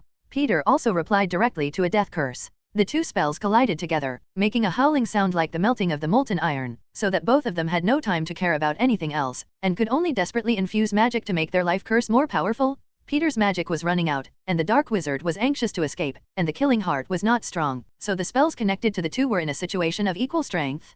Peter York, how did you let me go? I'm just an insignificant person. As long as you let me go, I won't appear in front of you again. I'm sure you'll be more powerful than the Dark Lord. The Dark Wizard could not break free from the shackles of the spell for a moment, and said in a begging tone, "Oh, when you killed my parents, you should have thought of this result." Peter looked at him coldly and said, "Don't push me, or we'll all end up together." The Dark Wizard said with a look of intimidation, his expression full of nervousness. He was really afraid of this strange child. When Peter York, who had transformed into a phoenix form, appeared in front of him, he had already given up his mind about the enemy. Everyone in the wizarding world knows that animagus cannot be transformed into a magical creature. The people who tried it eventually turned into new magical creatures like the pentagram and lost their minds. There's no way to change back. No one dared to try this transfiguration again. But now he saw Peter York, who could turn into a phoenix. This made him unable to bear the idea of confrontation, and he thought that he was afraid that only the legendary Merlin could have such an ability. "You can die," Peter said fiercely, and then increased the mana output, and gradually gained the upper hand in the offensive.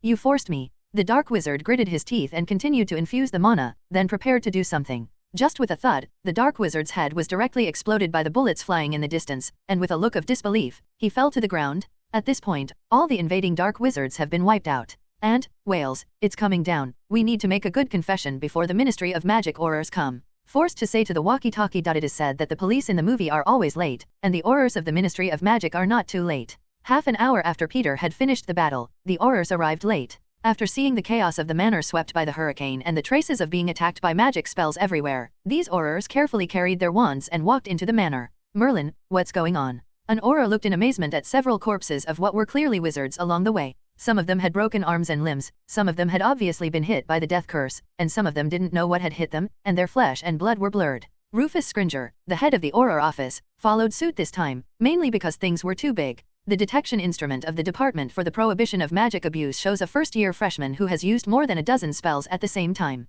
And there's a lot of black magic, and there's even a death curse. This aroused the great attention of the Ministry of Magic, and it quickly sent someone over to see what was going on. The manor was quiet, and the Aurors held their breath and walked inward vigilantly, until a childish voice stopped them. "Are you an Auror? Please don't cross the red line in front of you. I have set up all the protective spells and super armor talismans here. You can't get in."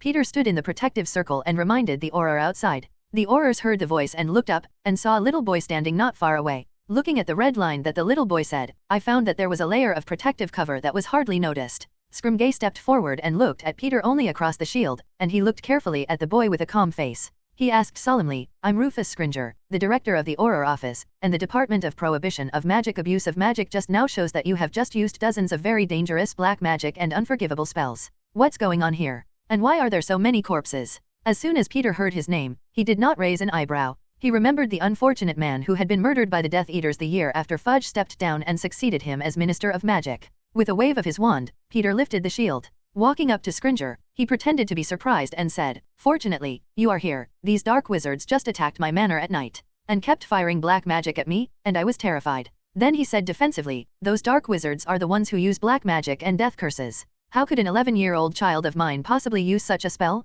If you don't believe me, you can check my wand with the flashback spell. Scrimgeour looked suspiciously, looking at the boy who was too calm, and his expression did not look like he was frightened. He asked again, are these corpses the dark wizards you speak of? Why did they die here? Do you have any other helpers? They've got 12 dark wizards. 3 of the unlucky ones themselves hit my protective spell and were burned to ashes. One of them was hit by me with the crushed bone charm and turned into pieces. One was hit by my split spell and bled to death. A few others were killed at gunpoint by my muggle relatives. As for the few remaining people, they also died of cannibalism. Peter told all the stories of the dead. The Aurors around him looked at Peter in disbelief, always feeling that it was a fantasy. But the corpses around them and the traces of the fierce fighting have told them that this is the truth. Suddenly, an old man in the Auror with a wounded face, a large missing piece of his nose, and a bright blue false eyeball walked up. He was missing one of his legs and was replaced by a prosthetic leg made of wood. He limped forward and stared at Peter with his blue false eyes, grabbing Peter's last words and asking, cannibalism. Why do they kill each other? Are you? Peter looked at his image and guessed his identity.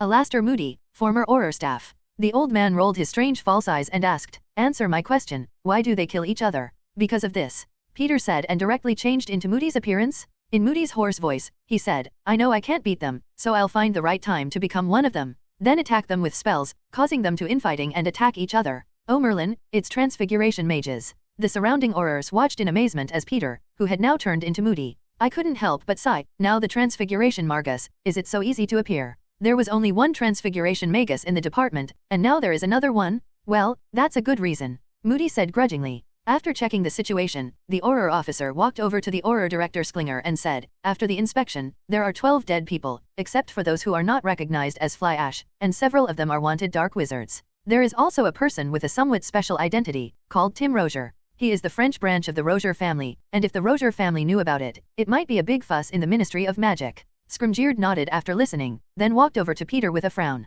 He said to him, Mr. York, I'm afraid you're going to follow us back to the Ministry of Magic for questioning. Some of them are foreign wizards, which may cause international problems. I'm afraid not, Mr. Scrimgeour. In addition to my status as a wizard, I am also an aristocrat in the Muggle world. We have accepted the Queen's invitation and will be going to the banquet tomorrow. Peter shook his head in refusal, then said with an angry face, I was attacked by the dark wizards for no reason in my manor, and I didn't wait for the Aurors to arrive. Now because these people are foreign wizards, they have to ask me for questions? I wouldn't agree to such an unreasonable request. I'm afraid you won't be able to refuse, Mr. York. After all, more than a dozen people died here, and things are very serious, and we just wanted to ask you, have you ever had a conflict with these dark wizards? Scrimgeour said strongly, not paying the slightest attention to Peter's protests. Then I'm sorry. Peter stepped back and waved his wand into the air. A barrier with white fluorescence was erected again. He looked at the ugly Scrimgeour outside and said, Mr. Director, you may really think of me as a 3-year-old. But I have to tell you that I can keep all these dark wizards here, and I won't be frightened by your words.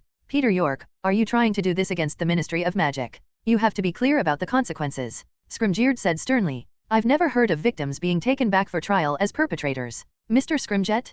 Peter said with a cold face. I said, just to ask you to take you back and ask some questions, not to treat you as a criminal. And it's also to protect you. After all, there may be dark wizard attacks in the future, Scrimgeour explained, in a tone that was good for you. Yes, then I will reject your kindness, Mr. Director. Peter sneered at the Auror Chief of Staff, then said with a murderous look, if any dark wizards dare to come, then they will wait to end up like the 12 wizards in front of them. You're good. Scrimgeour said angrily to the Auror behind him. Peter York refused to cooperate with the Ministry of Magic's investigation. Now get me back. Upon hearing this, the Aurors pointed their wands at Peter. Bang! With the sound of gunfire, a bullet hit Scrimgeour 2 inches at his feet before anyone could react, scaring him into jumping. Whoever dares to bring my nephew back, then taste my bullets. Christine shouted with a sniper rifle. Glaring at the wizards, he said, I just used this gun to blow up the heads of the 2 wizards. You can try, a bunch of cowards who only bully little kids. This Muggle lady, this is a matter of the wizarding world. You're not a wizard, please don't get involved in this. Otherwise you know too much and we will need to consider erasing your memory. Scrimgeour looked at Christine with the gun and frowned, but the words were unconsciously filled with contempt. Then my nephew is still His Royal Highness the Earl, who has the right to inherit the royal family. If you want to take him away, please negotiate with the royal family and the government first. Otherwise no one would want to take him to the Ministry of Magic. Christine raised his gun and said back, with a posture of daring to take another step closer and firing. Upon hearing this, Scrimgeour, who knew nothing about Muggle society, turned to a dark-skinned wizard and asked, Kingsley, you are in constant contact with his Muggle Prime Minister, do you know these things? Kingsley's Shaker looked at Peter York, who was confronting them, a little surprised by his identity, and then nodded and said, indeed, as this lady said, because of Peter York's special status, we need to negotiate with the Muggle royal family and the government to take him back, otherwise it is easy to cause a conflict between the two sides. Shaker, you're too fussy, Muggles, there's no need to pay too much attention. A young Auror sneered, obviously dismissive. Indeed, who doesn't know that Muggles are weak and that we need to report to them? Mr. Scrimgeour, there is no need to worry about this at all. We will first hand over the boy's wand, and then we will correct the Muggle lady's memory later. A witch wearing an eye mask also said. A bunch of stinky rats hiding in the sewers who think they're the #1 in the world. When Christine heard that they were going to modify their memories, he directly roared, the guy who was chased and killed by us in hiding, did he think that the world was yours? Since Peter entered Hogwarts, Kristen has learned a lot about wizards through her aristocratic status and connections. The international secrecy law of wizards has only been in force for hundreds of years, but many aristocratic genealogies are hundreds of years old. Therefore, in the eyes of the top level of the government and many nobles, the group of wizards is not particularly secret news, but there is very little intersection. But there are not many descriptions of them, you unreasonable Muggle. Described as stinky rats in the sewers, these Aurors all looked unhappy. One-eyed witch is more angry and points her wand at Christine. You dare to cast a spell on my aunt, and I will send all of you guys to accompany the dark wizards. Peter looked at the one-eyed witch like a dead man and said coldly.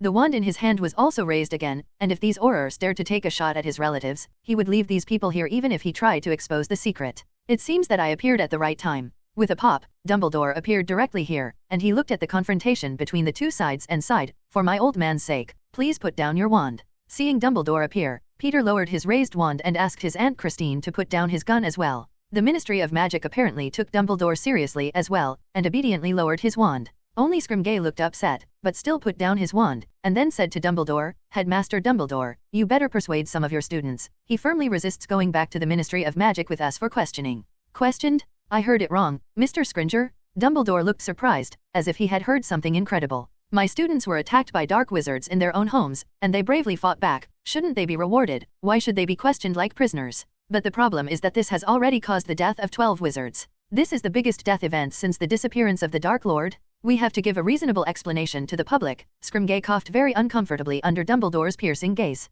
When Alastor summoned me just now, he had already told me in detail what had happened. Dumbledore interrupted him. He glanced around, then looked sharply at Scrimgeour. These dark wizards use a lot of deadly black magic such as the Death Curse. In this case, even the Aurors could not cope. Peter York's killing them all is a bit excessive, but it's not a reason why you can interrogate him at will.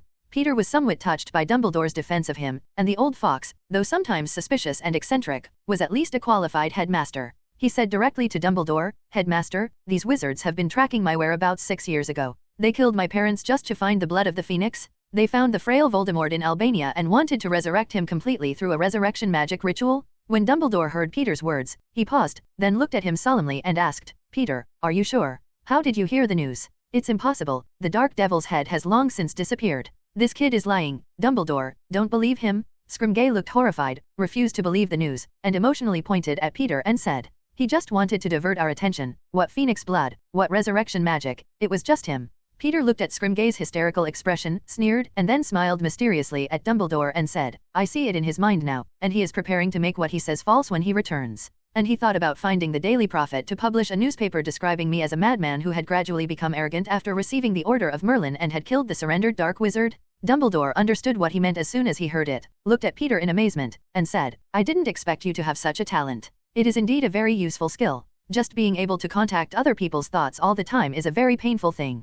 I once came into contact with a lady who also had the same talent. Only this talent made her very painful, and even made her very sensitive, almost doing something that she regretted beyond her reach. Do you have this kind of preparation? Headmaster, you're talking about Queenie Goldstein, the sister-in-law of Newt Scamander. Peter smiled, and then he said with a relaxed face, I'm a little different from her. My abilities are controllable and I can choose when I want to hear it and when I don't want to. Then you're really lucky, Dumbledore said in astonishment. Scrimgeour heard Peter tell what he was thinking, and exclaimed with a wary face, "You are a Dementor. The Ministry of Magic forbids wizards to use this spell, you are violating this prohibition." Peter didn't bother to pay attention to this idiot. No wonder he was a short-lived minister who was killed by Death Eaters not long after coming to power. He still looked at Dumbledore and asked, "Headmaster, will Hogwarts fire me for killing 12 dark wizards today? If I could, I'd be ready early. As for the Ministry of Magic, if it wants to get in trouble, I will consider asking the Muggle government and the royal family for help." You didn't make any mistakes about today's events. Just Peter, you have to remember, don't let yourself get into hatred and killing. It will slowly corrupt your mind and make you no longer look like yourself. Dumbledore looked at this gently, only to the little boy around his waist, and said meaningfully, "Do you know why many brilliant magicians are reluctant to be exposed to black magic on a regular basis, especially unforgivable spells? It is because these spells are used that extreme negative emotions are required. When a person is in negative emotions for many years, his personality will change, become irritable, have no feelings for life, and eventually lose human emotions. It's very scary. Then you are no longer you. So even people who study black magic will be very careful not to get caught up in this emotion for a long time, which is also listed as the source of unforgivable curses." Peter was a little surprised to hear this theory, but he also understood that Dumbledore had deliberately reminded himself of the fact that he had used an unforgivable spell. When he used the death curse and the drill heart charm, his heart needed to be in a mood of extreme hatred and revenge at all times, in order to exert the maximum power of these two spells, otherwise it would only make people bleed a nosebleed at most. But he had only used the death curse and the drill heart spell a few times, and he obviously sensed the destructive desire in his heart, and quietly increased a lot. Especially the confrontation with the Aurors just now. According to his previous personality, he is more likely to find various means to avoid conflict, rather than being as direct and rigid as just now, obviously a sequelae of the use of black magic. No wonder Voldemort's Death Eaters looked gloomy and grumpy one by one. These Death Eaters are best at black magic, and they have been in the negative emotions of black magic for a long time, and it is difficult not to change. "Peter, will you give me your wand?" Dumbledore said to Peter gently. "We use the flashback charm to retrace the magic you used before, so that we can prove that you didn't use black magic. Of course, please feel free to use it." Peter smiled and handed him his wand. Dumbledore turned to Scrimgeour and said, "Mr. Director, please come here, and all the Aurors as witnesses. Let's go back to the magic Peter York used on the spot, so that we can prove that he has not violated the laws of the Ministry of Magic." When the men were together, Dumbledore held Peter's wand aloft and used the flashback charm. In a flash, the wand was retraced from the cutting spell, the shattered bone charm, and a large number of advanced protection charms. "There is no black magic?" Seeing this, Scrimgeour instinctively asked, "The spells you use are all household magic cutting spells and crushing bone spells, so how did you defeat those dark wizards?" "Home magic is also quite good. At least I used the cutting spell to cut off the arms of many dark wizards, so that they can't get their wands. Didn't you see that the corpses of those dark wizards had broken arms and feet, and that was the result of the cutting spell? There's also the shattered bone charm. Those few of you only found the shattered dark wizard, which is the result of hitting it with this spell, and the effect is quite good." Peter described it in a tone, as if he were discussing the killing of chickens and pigs, without any pressure. The Aurors listened to his description, unconsciously covering their hands, always feeling cold and whizzing. Especially after hearing the effect of the shattered bone spell, I suddenly felt uncomfortable everywhere, and looked at Peter's eyes, and I became more and more in awe. Dumbledore watched Peter deliberately narrate, the corners of his mouth twitching constantly, and he always felt that this boy was too bad. "Since there is no problem with seeing my wand, is it okay to ask you to leave?" Peter squinted at Scrimgeour and said, "The cops in our Muggle scripts always end up last, but I don't think the Aurors let go. I've been wiping out the dark wizards for more than half an hour, and the Aurors are just late." He also questioned me with the attitude of treating prisoners like a prisoner. "You." He turned around and shouted, "Let's go back." "Wait." Peter spoke, then pointed to several corpses in the manor and said, "You take the corpses of these dark wizards away. I don't want them to pollute my manor. If Mr. York is so powerful, why don't you deal with these things yourself? Why bother us weak Aurors?" Scrimgeour said in a strange way. "If you can't use all this, then what else do you want the Auror to do?" Peter sneered unceremoniously, "Or I'll hand over the body to the Muggle police tomorrow, and then I won't care about it. Bring all the bodies back." Scrimgeour held his breath and ordered his subordinates. "And those pieces of powder are also brought back," Peter said again. "In this regard, my old man can help." Dumbledore looked at the smell of gunpowder between Auror and Peter and quickly interjected. Immediately he used his old wand to void a little, and the things that had been shattered into countless pieces by the shattering spell converged again and turned into a complete corpse. As for those who are burned into fly ash, the fly ash is also brought together. Peter looked at this scene and was somewhat amazed by Dumbledore's fine control over magic and the power of the old wand. Almost at the same time, the landscape tree walls and other walls destroyed by the magic spell in the manor were repaired and became newer than before. The Aurors, under the gaze of Dumbledore and Peter, left with the things of the dark wizards, and the apparition shifter left. As for the uneven number of wands, Peter denied that he had hidden the wand, saying that he had accidentally destroyed it during the battle. Whether they believed it or not was not a matter for Peter to consider. Principal, thank you for your help today. If it weren't for your arrival, I don't know what it would have become. Peter said gratefully, and then invited him in. Please come in and have something to eat. No, little fellow, your matter today is a bit big, and there will be more problems in the follow-up. I hope you are mentally prepared. Dumbledore shook his head and refused his invitation. I'll pay attention, Headmaster Dumbledore. Peter nodded. That line, I'll go back first. I was just at home wearing pajamas and preparing to wait for tomorrow. I was disturbed by your business. Now it's time to go back and rest. Saying that, Dumbledore disappeared directly into the manor in the blink of an eye. Your headmaster, he looks pretty good. He just defended you. Kristen said. Indeed, although sometimes it is quite annoying. But there is no denying that he is a good man, and he's a powerful good guy, Peter said with a smile. York Manor experienced a thrilling attack, but the next morning, as if they had never experienced it, the three Peters were busy preparing for the Queen's Christmas feast in the evening. Of course, there was also the preparation of Christmas gifts, in addition to a few friends who had a better time at school, but also the professors, and Dumbledore who helped him last night, and the gifts given to the royals at the banquet tonight. Throughout the day, Peter was pulled by his Aunt Christine to change his dress, and she prepared a lot of suitable custom dresses for Peter in advance, deciding to let him surprise everyone at the royal banquet. Kristen, I'm a boy, and I'm just an 11-year-old. There's no need to amaze anyone. Peter was tossed around by his aunt for half a day, and finally said helplessly, and this is the Queen's banquet, and it is not good for us to dominate. What's not to like? You're our little Earl of the York family, and it's time for them to take a good look. Christine said indifferently, and then pulled him to the mirror, looked at the white suit dress on his body, and showed a satisfied look. This is good. Let our little Peter look like an angel who has fallen into the world. Much more handsome than Prince William, as the media boasts. People are princes, they are going to be kings in the future, you can't compare them with me. Peter said helplessly. The York family has a constant relationship with the current royal family. Once the York family also produced a king, and even Peter called the Queen an aunt, but since Peter's grandparents died in a generation, the two families have little contact. Phew. He wants to wait another 50 years to be king, and I'm afraid I can live another few decades when I see the Queen's tough appearance now. Then it was his father Charles's turn. Kristen said jokingly. Peter laughed when he heard this. The Queen was very tough, and he was still sitting on the throne when he died in the previous life, when his sons were already in their 70s. I heard something from some nobles earlier, that Charles and Diana had been separated for a long time, that both had their own lovers, and that if it were not for the suppression of the Queen, I am afraid that they would have both been divorced. Christine said with a gossipy face. Is it? Peter was a little surprised, but thinking about the end of the divorce between the two later, he also felt reasonable. There is rarely a perfect love among the royal family, and many times it is a tragic mixture of political interests. In the afternoon, Peter and his Aunt Christine took a special car to Buckingham Palace. The venue was golden and the invited gathered, dressed in sumptuous dresses and smiling with champagne. The arrival of Peter and Christine caused a small commotion. After all, the York family had not appeared in public for a long time. In particular, Peter York, who inherited the title at a young age, once showed intelligence and studiousness. But in the past 2 years, it has quietly disappeared, allowing people to speculate that the little Earl is not invisible to everyone, so he does not dare to come out to see people. But now a look overturned their speculations. The 11-year-old handsome boy in front of them, like the little prince in a fairy tale, the eyes are full of wisdom, people dare not underestimate. Wow, Kristen, no wonder you hid your nephew so deeply. If I had such a good-looking child, I would treasure it every day. A somewhat chubby woman in a blue dress came over, wrapped her arms around Christine affectionately, and looked at Peter in amazement. By the way, I'm a good friend of your aunt, Mary Westminster, handsome little Duke of York. The fat girl grinned at Peter and introduced herself. Hello, Ms. Westminster, it's a pleasure to meet you. Peter reached out and took Mary's hand and said politely. Call me Mary on it, Peter. I held you when you were born? Mary Westminster said kindly, and then kept holding Peter's hand, smiling and squinting without letting go. Okay Mary, put away your flowery face. This is my nephew, who is only 11 years old. It's not something you can imagine. Christine helplessly rescued Peter from Mary's clutches. It's okay, I can wait another 7 years. Right little Peter, when you grow up, you must be a very handsome man. When the time comes, you must think about me. Oh, huh. Mary continued to tease Peter, looking at him with a confused look, and smiled even happier.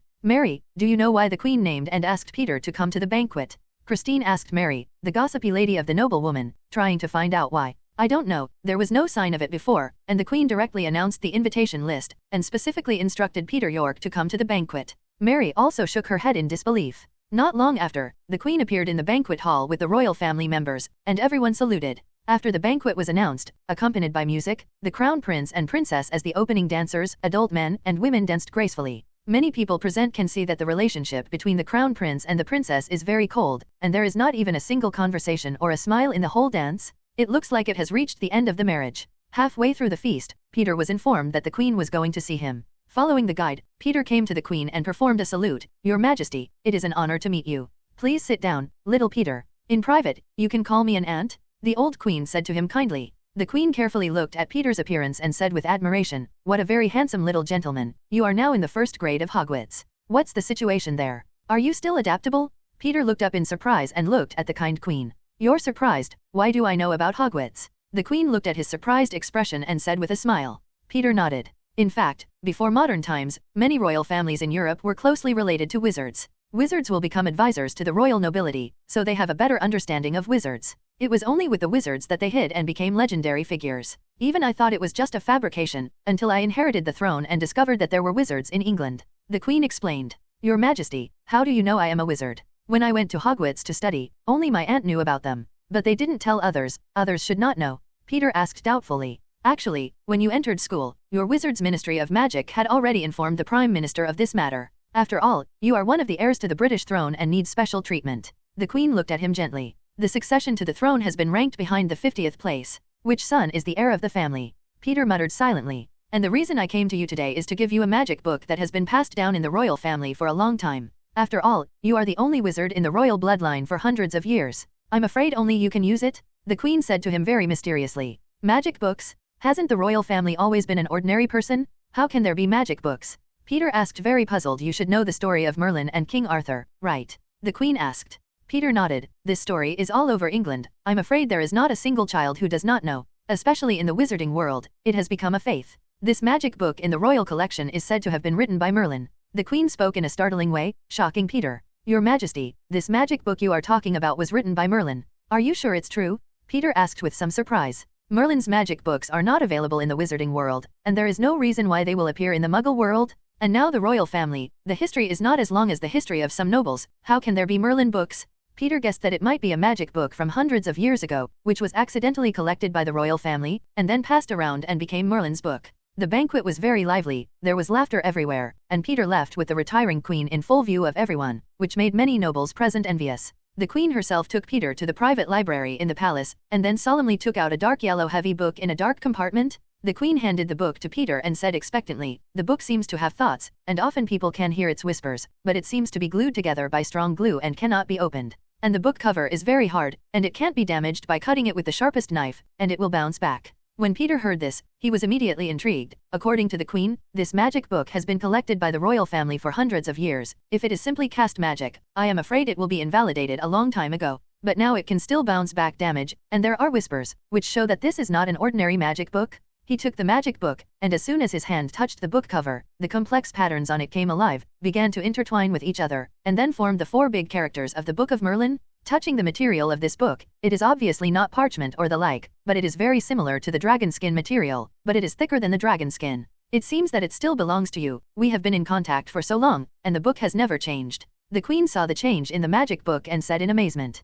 Peter did not hide in front of the Queen. He directly took out his wand and read to the magic book, quickly appear. But the magic book hasn't changed anything. Maybe you can open it and look at it. The Queen stood by and said expectantly, like an old child, full of curiosity about this magical thing. Your Majesty, wizards often cast evil spells on magic books in order to keep them secret. Especially this kind of magic book from hundreds of years ago. If you don't check it in advance, it may cause serious consequences, Peter explained. He then used his wand to vigilantly open the magic book, and set a protective spell for himself and the Queen in advance before touching the magic book. After several checks and finding that there was no problem, he went to contact the magic book. Opening the magic book, Peter had thought that there would be magic knowledge or something, but the book was blank. Only on the first page of the book, there is a sentence written, "Wizards are gods." Such a big breath. Wizards are gods? Is this really Merlin's book? Do you actually think of wizards as gods? As soon as the Queen saw the line, she furrowed her brows, and then she was not interested. Little Peter, this book is in your hands. Magic books can only be used by wizards,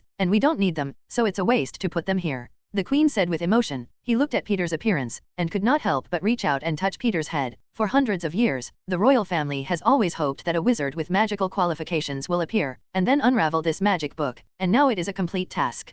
Thank you, Your Majesty, I am very interested in this magic book. Peter saluted the Queen with the magic book in his hand and said gratefully. Although this magic book did not reveal the true handwriting, and the beginning was a seemingly arrogant sentence of "the wizard is the god," he could feel the rich magic fluctuations from the magic book, which showed that the book was extraordinary, but it had not been solved yet. After chatting with the queen for a while, and at her recommendation, he met other members of the royal family, as well as the princess, who was later known as the English Rose. In return for the magic book, Peter gave the queen a quill made of phoenix feathers. When she knew that it was the feather of the phoenix, the queen looked at this very beautiful quill in surprise and put it into her own collection. Phoenix, this is a legendary god, and nothing is more precious than him. Rejecting her Aunt Christine, who wanted to send her back, and asking her to continue playing with her friends here, Peter got in a car back to York Manor. As soon as he got home, Peter couldn't wait to take out the magic book and carefully observe the book, trying to find its correct use. Although the shell said Merlin's book, he didn't know if it really belonged to Merlin's magic book. Wizards are gods. Peter looked at this sentence repeatedly. When he first saw this sentence, he also reacted like a queen, thinking that the original owner of this magic book was too arrogant, but now that he slowly thought about it, he felt that he might have misunderstood, and this sentence was not understood according to the literal meaning. What is the god? In Genesis, God said that where there is light, there is light. God says that where there is all things, there is all things. God has great power, so when he wants something, he can achieve it by just thinking about it. As for the wizards, although the magic of the wizards is strange, has its own uses, and even requires different casting steps, the most important point is always the strongest will. That is, will determines reality. Professors at Hogwarts, when teaching students, always emphasize the point that magic can be achieved by convincing students that if they can succeed. Many wizards use magic and think that the pronunciation of spells is important. But in fact, wizards don't need to recite spells when their emotions are most excited, such as magic bursts, or deeper silent spells. Moreover, the languages and words of each country are different, but wizards can cast the same effect of spells in different pronunciation situations, which shows that the spell is only an auxiliary function. In Peter's understanding, the magic of the Harry Potter world is actually more of a power that makes things happen. Because the successful release of many magics depends on strong emotional support. It is to be confident that you can succeed. Other spell gestures, etc., are only used as auxiliary means, not as a decisive factor, and at this point, the power of the mind is very much like the legendary gods. It's just that wizards don't have the power of the gods. He touched the magic book, put his wand under the first page of the magic book, the wizard is the god, and wrote a sentence with magic, the heart is done. This is his answer, used to answer the above words. I saw that in the blank space on the magic book, a large number of text patterns gradually emerged. On the first page, the handwriting of the wizard is the god gradually disappeared, and another sentence reappeared. Merlin Ambrosius is at your service, young wizard. Seeing the handwriting displayed on Merlin's book, Peter asked warily and curiously, you say you are Merlin Ambrosius, what evidence do you have? Actually, I'm not really Merlin. I'm just a memory of Merlin. He put his memories into this magic book and used alchemy to give life to this magic book. The Book of Merlin shows the answer. A memory? Peter sneered and said, I also read your words in another diary. It's just that the diary is actually a horcrux. Boy, don't compare an alchemical life like mine to a horcrux. That's an insult to me. The handwriting shown on Merlin's book appears to be sloppy, and he replied somewhat angrily. You boy is so careful, you don't look like an 11 or 12-year-old at all. Wait until our teacher tells me. Never believe in something with a mind unless you can find where his brain is hiding. Peter replied calmly. Your teacher is right, but I'm different. I am the alchemical life that Merlin made. It doesn't hurt people. The Book of Merlin explains as best it can. You say you made it by Merlin, is there any evidence? Merlin is a character from more than 1,000 years ago. How did his magic books end up in the Muggle royal family? Peter expressed disbelief. Boy, believe it or not. If it weren't for you, I would have been the first wizard I came into contact with. I'm just too lazy to answer so many of your questions. Do you have any other questions? Close me if you don't. The handwriting on Merlin's book was very scrawled, and he looked like he didn't want to talk to him much. Since you are a magic book, what knowledge do you have to teach me? Forced to ask him directly about the questions he was most concerned about. Ha, cunning little devil. Finally say the question you want to ask the most? The Book of Merlin seemed very proud. I have recorded the elemental magic that Merlin is best at. That's the magic that a lot of wizards dream of. Elemental magic? What is that? Peter had heard of this magic for the first time and asked curiously. Phew, the current magical world is really depraved? The Book of Merlin said sarcastically, randomly explaining. Elemental magic refers to the 4 elements of earth, water, wind, and fire, which are the basic elements that make up everything in the world. Through the communication element, wizards can unleash the power to destroy the world and the earth. Otherwise, if you only rely on the little magic in your body, you can play tricks, and as for the rest, forget it. Is elemental magic so powerful? So why am I in the wizarding world? Never heard of it? Peter asked doubtfully. Because if you want to successfully learn elemental magic, you need a very high talent. To a large extent, this stopped most wizards. And even if you learn elemental magic, if you don't master it well, it will even be less powerful than ordinary wizards. So elemental magic was gradually eliminated. The Book of Merlin replied. Do you think I'm qualified to learn elemental magic? If not, would I still tell you so much, boy? The Book of Merlin itself opened one of the pages, and a somewhat complex symbol appeared. In the time to come, try to keep this symbol in your mind as soon as possible. Then use the magic in your body to keep outlining this symbol until it is all built. That's when I taught you how to keep going, remember? What does this symbol mean? What does it do? Peter asked curiously. Although this Book of Merlin, one bite must have been made by Merlin. But Peter, who had always been cautious and suspicious, would never rush to do what he asked him to do until he understood it. Does the ghost know that this magic book will be like Tom Riddle's diary, absorbing its own life force? The most important step in elemental magic is meditation. The Book of Merlin replied, further explaining. This symbol is the rune that symbolizes communication. You need to engrave this symbol in your mind through meditation and use the magic in your body to constantly carve it. Until the magic in the body can communicate with the elements of the outside world, can you enter the field of elemental magicians? Knowing the principle of symbols, Peter closed the Book of Merlin again and locked it in a cupboard. He wouldn't try it until he fully understood the book and whether it was harmful to himself. When the school starts, he can take this symbol and ask Professor Mowen, or Dumbledore, thinking that he should be able to know the answer. As for now, Peter looked at the already packed gifts and summoned Phoenix Field. These gifts were all gifts from Peter to his friends, like the most playful twin brothers, and Peter sent them a large bag directly, products from Yoko's magic joke shop. Professor Snape's gift was a small bottle of Field's Tears, plus a Chinese medicine book from Chinese to English. Maybe Professor Snape can get inspiration for potions from the Chinese medicine book. As for Alan and Cedric, he gave one man a big packet of Honeydukes candy. For Professor Flitwick, who gave him a lot of help, Peter specially customized a set of exquisite dragon skin dueling suits for him, which cost him 100 gold gallons. Dumbledore's words, remembering what he had said to Harry Potter in his memory, wanted a pair of wool socks. So Peter sent dozens of pairs of wool socks directly, enough for him to get through the winter. The other professors, Peter, also prepared corresponding gifts. After half a day of discussion with Field, Peter eventually paid 10 packs of nuts in exchange for Field as a messenger to deliver the gifts to his friends. Early the next morning, Peter was woken up by Christine. Peter, hurry up. This morning our manor came directly to a bunch of owls, and they are about to become a disaster. Owls? It should be a Christmas gift? Peter yawned and got up slowly. Wait until Peter is fully washed and go downstairs. He was surprised to see that the Christmas tree was full of gifts, and they had become a hill. Merry Christmas, Peter. Aunt Kristen smiled and said to him, it seems that you are very popular in school. When those owls came, they almost frightened me. With that, Christine handed the gift box in her hand to Peter. This is my Christmas gift to you, and you have to be the first to open it. Peter curiously opened the box, and inside was a brooch studded with emeralds, very gorgeous and beautiful. It was given to me by your mother, and I'm going to give it to you now. I hope you are healthy and happy in the future, Kristen said softly. Thank you, Aunt. Peter stepped forward and hugged Christine and said, I love this gift. Very memorable. Then the pen. Then Peter took out a bottle, flashing a fan-fluorescent potion, and handed it to Christine. This is a beauty potion that can make people glow for a while. I specially asked our dean, Professor Snape, to make it. He is a potions master. The quality of the potion is the best. Christine listened, but was very happy to take the potion. Women's pursuit of beauty is no less than the desire to sniff shiny things. In order to make Professor Snape agree to make a beautiful potion, Peter successfully got the potion after receiving a batch and paying a bottle of Phoenix Tears. Peter came to the mountain of gifts and picked some of them at random. I found that there were many gifts from classmates who did not have many intersections, of which girls had the most. It took Peter a long morning to finally sort the gifts and find out what a few friends had sent. Among them, the Weasley twins sent a brand new game of wizarding chess. Both Cedric and Alan sent a book of magic. Among the professor's gifts, Professor Snape sent a copy of his potions notebook, but not the potions textbook with the Divine Blade Shadowless spell. As if on an appointment, Professor McGonagall and Professor Flitwick sent notes from their school days. In the end, Dumbledore's gift is the most simple but not simple, because the gift is just a piece of parchment. But what is written above is the Patronus charm and the technique of using the Patronus charm to deliver messages. The total number of pleasant days passed quickly, and before there was any reaction, the Christmas holiday was over. Peter sat in the Hogwarts Express, watching the students clinging to their parents on the platform of 9 and 4 minutes. Until he saw a family of red-haired Weasleys hurrying over, Peter quickly stuck his head out of the car and shouted at the twins, George, Fred, this side. The two heard Peter's voice, smiled and shook their hands at him, and then boarded the train where he was. George, Fred, how was the holidays? Peter smiled and asked the two men who had just entered the door. It's not bad. Our brother Bill, who came back from Egypt, brought us a lot of stuff there. George said cheerfully. When we left, we also took the shroud of an Egyptian pharaoh, which is said to ward off evil spirits. Thanks, I'm not interested.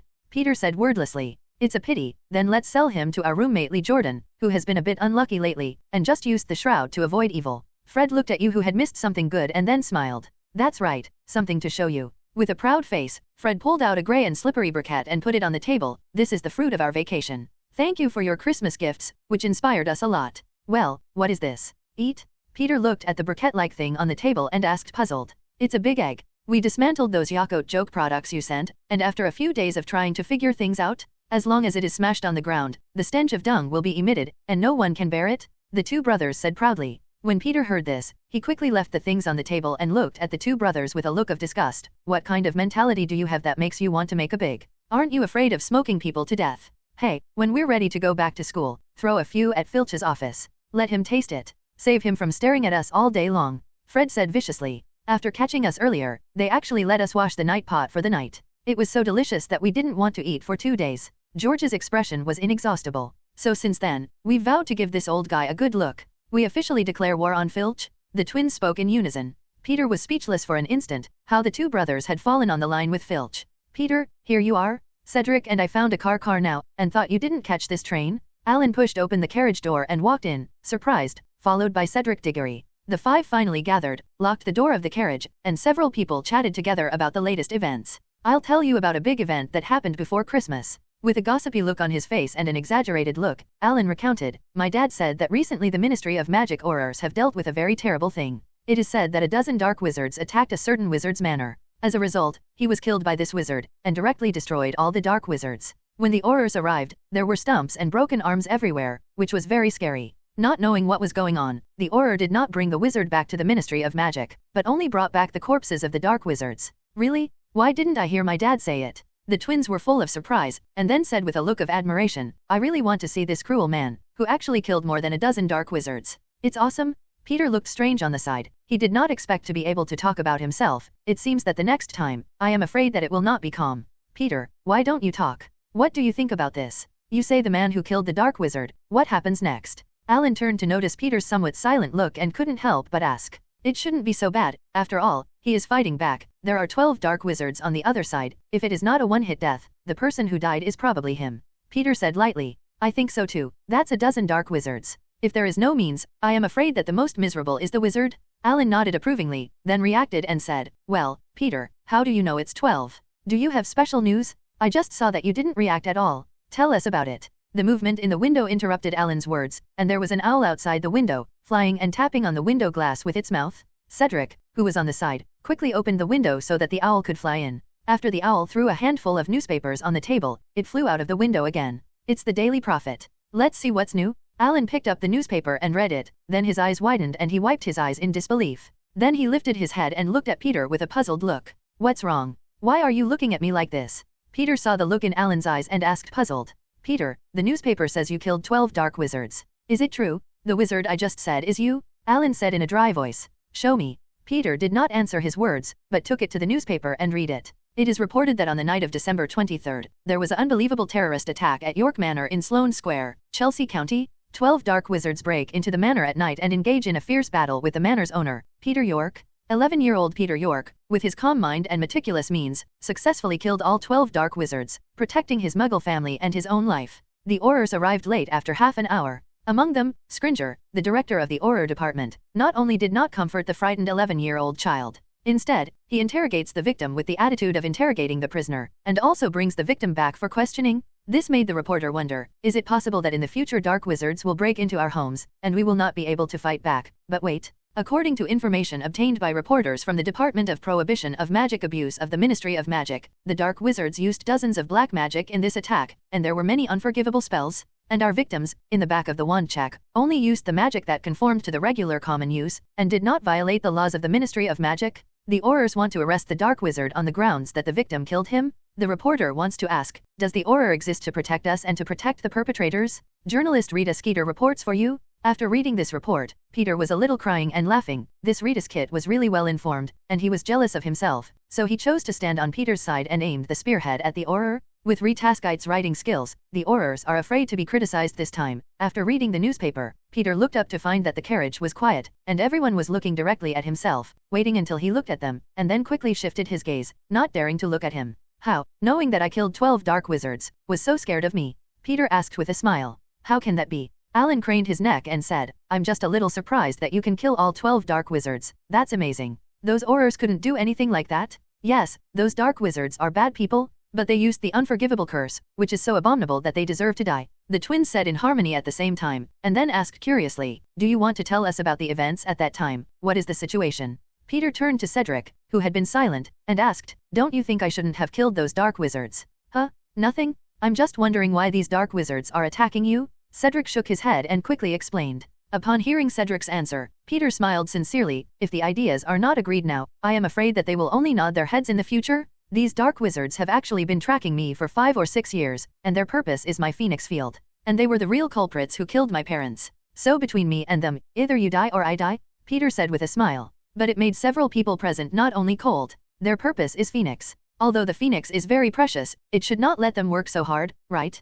Cedric couldn't help but ask. Peter looked at him approvingly, and the future Hufflepuff prince had begun to show some signs. Peter looked at the crowd and said, they actually need the blood of the phoenix. Use phoenix blood to unleash a resurrection magic to resurrect a person? Resurrection? Who is resurrected? Several people asked in unison. I don't know if you will believe it, but the horror director Scringer thinks I'm talking nonsense. Peter looked at his classmates and said solemnly, I learned from these dark wizards that the mysterious man in the wizarding world is not actually dead. He is still hiding in the Albanian forest, surviving. These dark wizards were tempted by him to resurrect him with phoenix blood. Bring him back? Hiss. Merlin's stinky socks? Several people took a deep breath directly, their faces full of panic. Peter, are you sure? Are those dark wizards lying? Alan asked with a somewhat miserable face. No one who hears the news that the terrifying dark devil head is still alive can calm down. They really weren't panicking, because I heard it with Dementors, so the news is true. And Dumbledore knew about it too? Peter said affirmatively. With Dumbledore here, even if the Dark Lord reappears, we don't need to worry too much, he will protect us.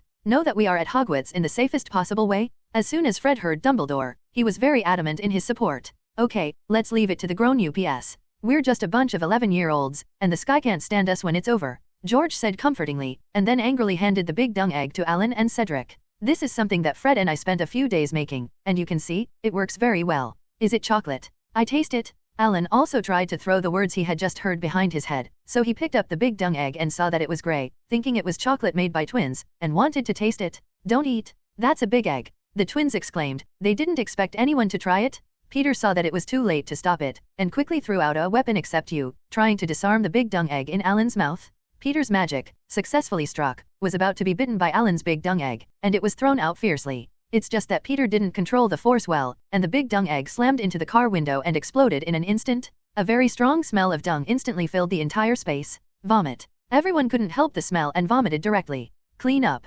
Clean up. Throwing down 8 or 9 cleanup spells in a row, the smell is pervasive, and it is useless. Peter yelled at the culprit twins, what the hell did you use? No spell is useful, it still stinks. Vomit. Vomit. We just wanted to avoid filch using the spell to clean it up, so we added some fecal pigment that can't be removed, and it will take at least half a day to dissipate on its own, the twins said as they vomited. Several people couldn't stand the smell, quickly opened the carriage door and escaped. Then a few nearby carriages suffered. Vomit. Why does it stink so much? Whose? Oh my god, did the toilet explode? It stinks? Peter and a few others heard the cursing of their classmates around them and silently closed the carriage door. Then he stood quietly in the doorway, looked at each other, and then burst out laughing. Do we need to stand outside for half a day before we can get back inside the carriage? Maybe you can go to another carriage, otherwise your legs will be ruined, Cedric advised. What about the luggage in the carriage? Stay here? Alan asked. What else can you do, unless you can rush in now and get your stuff out? But now I'm afraid there's a stink on my luggage? Fred asked rhetorically. Don't worry about the luggage, when you get to the station, the house elves will put us in the dormitory, Peter said. Fortunately, during the Christmas holidays, some students stayed on campus, so there were still some empty seats, and everyone found an empty car to sit down. Alan took out a piece of parchment from his backpack and took out a delicate fountain pen, and hurriedly said to Peter, your potion homework has been done, copy it for me. I haven't done the homework for this course yet. If you are caught by the dean, it will be miserable. If you want to copy it, don't copy it all, otherwise Professor Snape will easily see it, and you will be miserable when the time comes. Peter showed the homework to Alan and reminded. Understand, I only copy the important parts, and I can copy the textbooks myself in other places. Alan nodded. The twins looked at Alan, who was copying his homework, and looked at each other, relatively speechless. George, we seem to have forgotten about homework, Fred said dumbfounded. We've been working on Big Dung all day, where do we have time to write homework? Fred, do you think we can still be saved? George said tearlessly. No help? Wait to die. Peter and Cedric said in unison. No, I think we still have salvation. George struggled, then grabbed Peter by the arm and said flatteringly, Peter, the most handsome Peter. You are our friend, you can't see death and not save it. You hurry to save the emergency, we learn from your masterpiece? And that's all? There are 13 chapters of parchment in the holiday homework, are you sure you have finished writing it? Peter looked at them questioningly. Merlin's stinky socks? How come so much? The twins were dumbfounded, then gritted their teeth and said affirmatively, sure, we won't be sleeping tonight. Be sure to finish it all. Tomorrow the first session will be Professor McGonagall's class, and in the afternoon it will be the potions class, and both professors are very strict. Are you sure you won't go to sleep in class because you're sleepy? Peter asked again. It's all right. Tomorrow morning we'll go to Madame Pomfrey and say we're sick, and then drink a bottle of energy potion, and we won't be sleepy when the time comes. The twins figured out how to deal with it. Then good luck to you. Peter shrugged and lent them his homework. When he got out of the car, Peter was once again in the spotlight. Only this time, many students looked at him in awe, as if he would fire a spell at himself at any time. Let's make it. This is our great hero who bravely fights the dark wizard. Remember to be polite and no. It's you, the Hufflepuff with a blank face. Have you done something bad? Why are you so scared to see us, Peter? The twins, who were on Peter's shoulders and hugged him, spoke in a hilarious tone to those around them, trying to soften the atmosphere. Alan and Cedric also surrounded Peter, guarding him like guards, separating the students around him from him.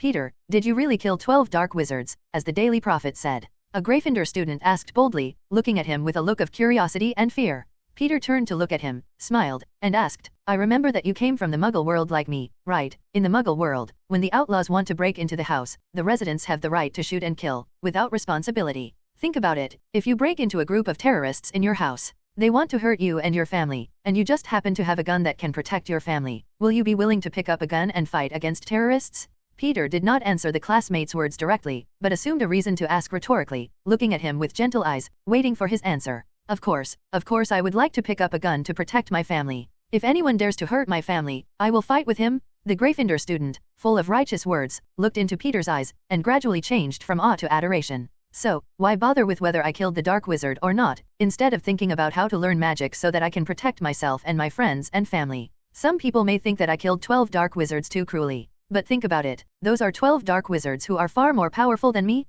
If I can't kill myself in one shot, it's me and my family. Maybe at this time, you will be able to see my obituary in the newspaper. So, students, I want to give you a piece of advice. In the future, if you encounter the same crisis, please do not hesitate. You cannot do dumb as Dumbledore so easily that the enemy is powerless to resist. Then do not leave the enemy with the opportunity to fight back against you. Of course, I am not advocating killing them, but I mean that after defeating the enemy, it is better to directly add a coma spell to him than not to do anything. Peter spoke slowly to the people around him in a speech way, just enough for the people around him to hear. On the hillside in the distance, Dumbledore stood with an old wizard who looked somewhat introverted, quietly listening to Peter's movements below. Is he quite gifted with speech? So quickly changed the fear of his classmates around him? Language is a very magical magic, Dumbledore said in amazement. He reminds me of Grindelwald's speech in France in 1927. The old wizard looked a little complicated, looking at the boy below. It's also very inspiring. Dumbledore, are you sure I can teach defense against the dark arts? The old wizard said with some uneasiness, if it is a magical animal, I have some confidence, but I am not good at defense against the dark arts.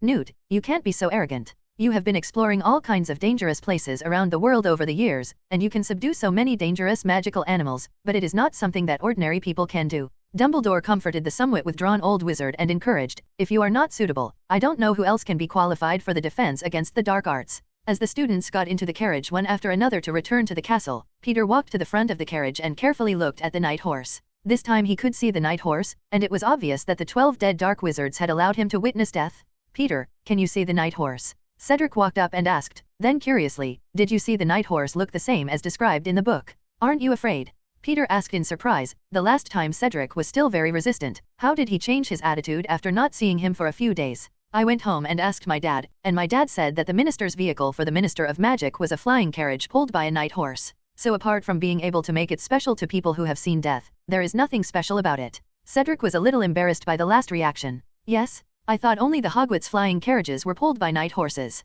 I didn't expect the Ministry of Magic to do the same, Peter said with some surprise, and then he couldn't help but reach out and touch the night chi and find that they did not feel so bad to the touch. The school has flying carriages? How come I've never seen it? Alan stuck his head out of the carriage and asked in surprise. Of course there is. In addition to the Hogwarts Express, the school also has a flying carriage. Usually there are major off-campus activities, and the school will drive a flying carriage to carry students and professors to participate. It's just that Hogwarts hasn't participated in off-campus activities in recent years, so the flying carriage can only be placed in the warehouse to eat ashes, Peter explained. We have lived in the wizarding world since we were young. Why do you know more than we do? The twins said in a grim tone. Alan and Cedric on the side also had the same expression. Read more books? The book has everything you want to know, Peter said sincerely. Your words always make me feel like we're empty-headed scum. The twins were suddenly discouraged. Aren't you? Alan and Cedric asked wordlessly. At the dinner, Dumbledore announced the new defense against the dark arts professor. This is Newt Scamander, who will teach you defense against the dark arts for the next half semester. Let us have a warm welcome to him. Newt Scamander sat uncomfortably in the professor's seat on the stage, and after Dumbledore's announcement, he stood up somewhat awkwardly and nodded to the crowd. Merlin, Master Scamander, actually came to teach us defense against the dark arts. Shouldn't he teach magical animal protection? Some students were pleasantly surprised. As an internationally renowned expert in magical beasts and the author of the best-selling Fantastic Beasts and Where to Find Them works, Newt Scamander can be described as a world-renowned. When the students heard that there was such a famous figure and came to teach them the defense of the dark arts, they were very surprised and enthusiastically applauded. The Hufflepuff Badgers, in particular, were even more excited, shouting with joy, "This is Master Scamander of our academy." In the days that followed, things went as usual, and apart from Peter's growing fame, life didn't change much. The arrival of Newt Scamander has really brought defense against the dark arts class back to life. He combines the defense against the dark arts with the magical beasts he is good at, taking the students on a different magical animal every day and explaining how to deal with them, plus practicing magic from time to time. Make defense against the dark arts quickly become a popular course, especially with Dumbledore's permission. Newt brings his suitcase into the classroom and lets the students go to the world inside the box and visit the various magical animals inside, so that everyone will linger. Even Professor Ketleben, the fantastic animal teacher, laughed and complained that Newt had robbed him of the limelight, and now the students were complaining about his class, which was not as interesting as defense against the dark arts. For the purpose of friendship, Peter actively asked the reclusive Professor Scamander for advice. He also contributed his phoenix to attract the attention of this fantastic animal lover, and finally successfully made friends with Scamander. The days passed quickly, and in the blink of an eye, it was the end of the term. The students were caught up in a busy revision phase, and the professors seemed to be trying to cram all their knowledge into the empty heads of these students in a short period of time, and assigned a lot of homework. Only Peter is still very idle to go to the library to read extracurricular books, which is in stark contrast to the classmates around him. "Ah, I'm going crazy." George scratched his hair frantically, looking nowhere to maneuver against the deformation. "Quiet point, this is the library. Mrs. Pants has seen it. Watch out for him throwing you out," Alan quickly reminded. At this time the five of them were sitting together, doing thick homework. Peter's small group was very distinctive in the school, with members including Slytherin, Gryffindor, and Hufflepuff. Personalities also vary. The twins are lively, Ellen is somewhat arrogant and cunning, Cedric is shy, and Peter is calm. But they all took Peter as the intersection and gathered together to form a group. There used to be Gryffindor students who were not used to the twins playing well with Slytherin students, and they were undercover in the academy who were Slytherin. As a result, when I went to the toilet the next day, I was covered with a cloth bag and beaten. Then the student ran to Professor McGonagall with a blue nose and a swollen face, saying that the Weasley twins had done it. But in fact, the twins were in confinement in Professor McGonagall's office at this time, and there was no time to commit crimes, so the matter was not resolved. But in fact, it was done by Alan, who admitted it afterwards, saying that he was not used to such rumor-mongers. Since this incident, the twins and Ellen have not been as polite as before, and gradually become true friends. And the shy little badger Cedric, also easily integrated into the group, became a member of it. For their group, the professors expressed their approval after initial surprise. Professor McGonagall, in particular, initially feared that the group would bully others like the former four of the robbers, the James Potter Four. But under Peter's leadership, the group was completely relieved to show its friendliness to the outside world. Only Professor Flitwick was a little dissatisfied, thinking that Peter and his group should have at least one Ravenclaw friend, so that they could put together 4 colleges. "Why can't you be so idle, Peter?" Fred saw Peter leisurely looking at the extracurricular books and couldn't help but envy him. "If you can master all the knowledge of the first grade, and then after each class, finish the homework in time, you can be as easy as me," Peter said without looking up. "I can guarantee that by the time of the final exams, Peter's grades will definitely be the first." "Those Ravenclaw nerds must be no better than him," George said affirmatively. "I still use you, but the Ravenclaw students seem to be quite dissatisfied. I've heard others say that Ravenclaw seniors have been helping with their first grade revision homework these days. Want to hold Peter down in the final exam?" Alan said with a gossipy face. "Then they are doing useless work." Peter was able to recite all these books backwards. Cedric said with a smile, obviously confident in Peter. The time soon came for the final exams. The first test is the theoretical knowledge of each subject, and in order to prevent students from cheating, professors issue special quill pens for them to take the test. The first section is the Transfiguration Theory exam, which is selected from the textbook, so Peter easily fills in all the answers.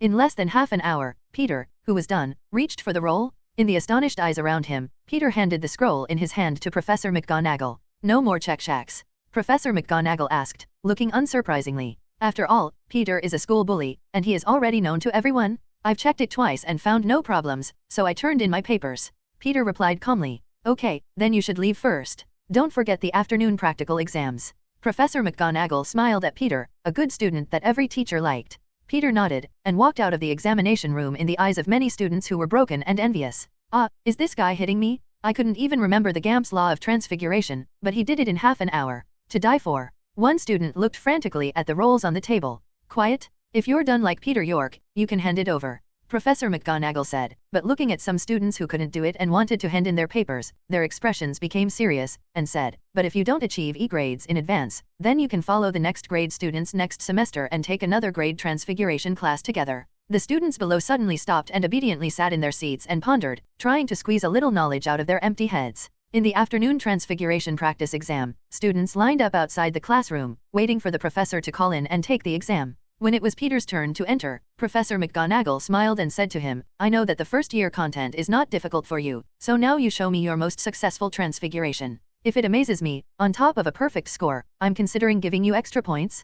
Peter thought for a moment, then aimed his wand at a cup on the table, and nodded, and the cup instantly turned into a very beautiful yellow oriole bird, and with a cheerful chirp, it flew around and landed on the table. Professor McGonagall was very surprised to pick up the table, the yellow oriole that came alive, after a closer look. Very happy to say, very good. I didn't expect that you had already practiced transfiguration to the point where a dead thing became a living thing. I can only do this, and something that gets bigger will fail. Peter said dissatisfied. Professor McGonagall twitched at the sound of his mouth, and the student did not know whether he was really modest or at Versailles. Such transfiguration was far superior to that of his students in the same grade.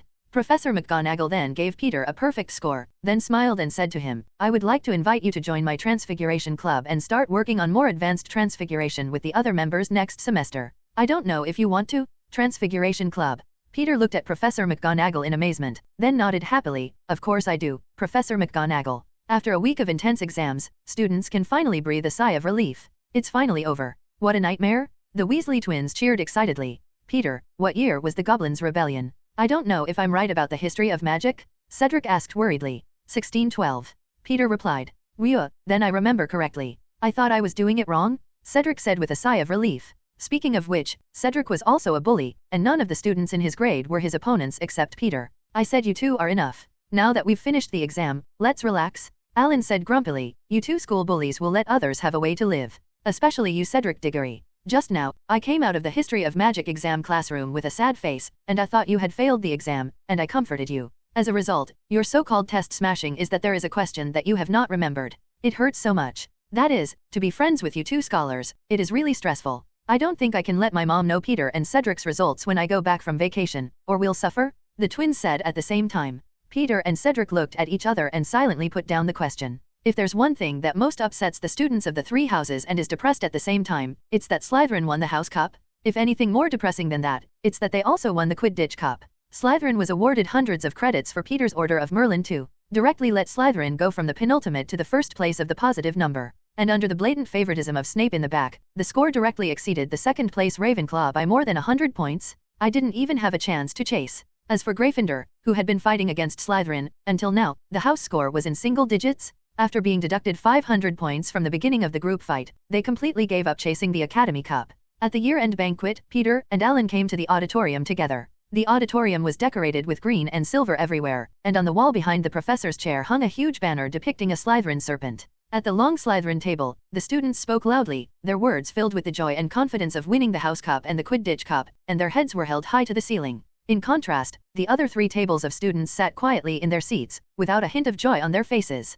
Ravenclaw's students looked frustrated, they were closest to the Academy Cup, and as a result, they were directly dashed by Peter's 300-point bonus. Gryffindor, on the other hand, gritted their teeth and had put their hopes in the Quidditch Cup. As a result, in the first game, Slytherin shamelessly knocked Gryffindor finders unconscious, let them completely lose the competition. As for Hufflepuff, he was a student who simply didn't like Slytherin and would rather win Gryffindor or Ravenclaw. Peter looked at Slytherin's self-congratulatory delight, and the silence of the other three houses, and couldn't help but shake his head. The Slytherins boasted of being clever and cunning, but Peter didn't see where they had it. Shouldn't smart people use all kinds of methods to put themselves in a favorable position? But looking at the way Slytherin is now making enemies everywhere, it is no wonder that it is called the breeding base of the Death Eaters. Soon after, the professors arrived. With the arrival of the professors, the noise of the students gradually subsided. Another year has passed. Dumbledore stood up, raised his hand to signal quiet, and looked at the students below with pleasure. You certainly don't like the clichés of an old man here, but I'm going to put a final summary of the house scores. The scores for each house are as follows.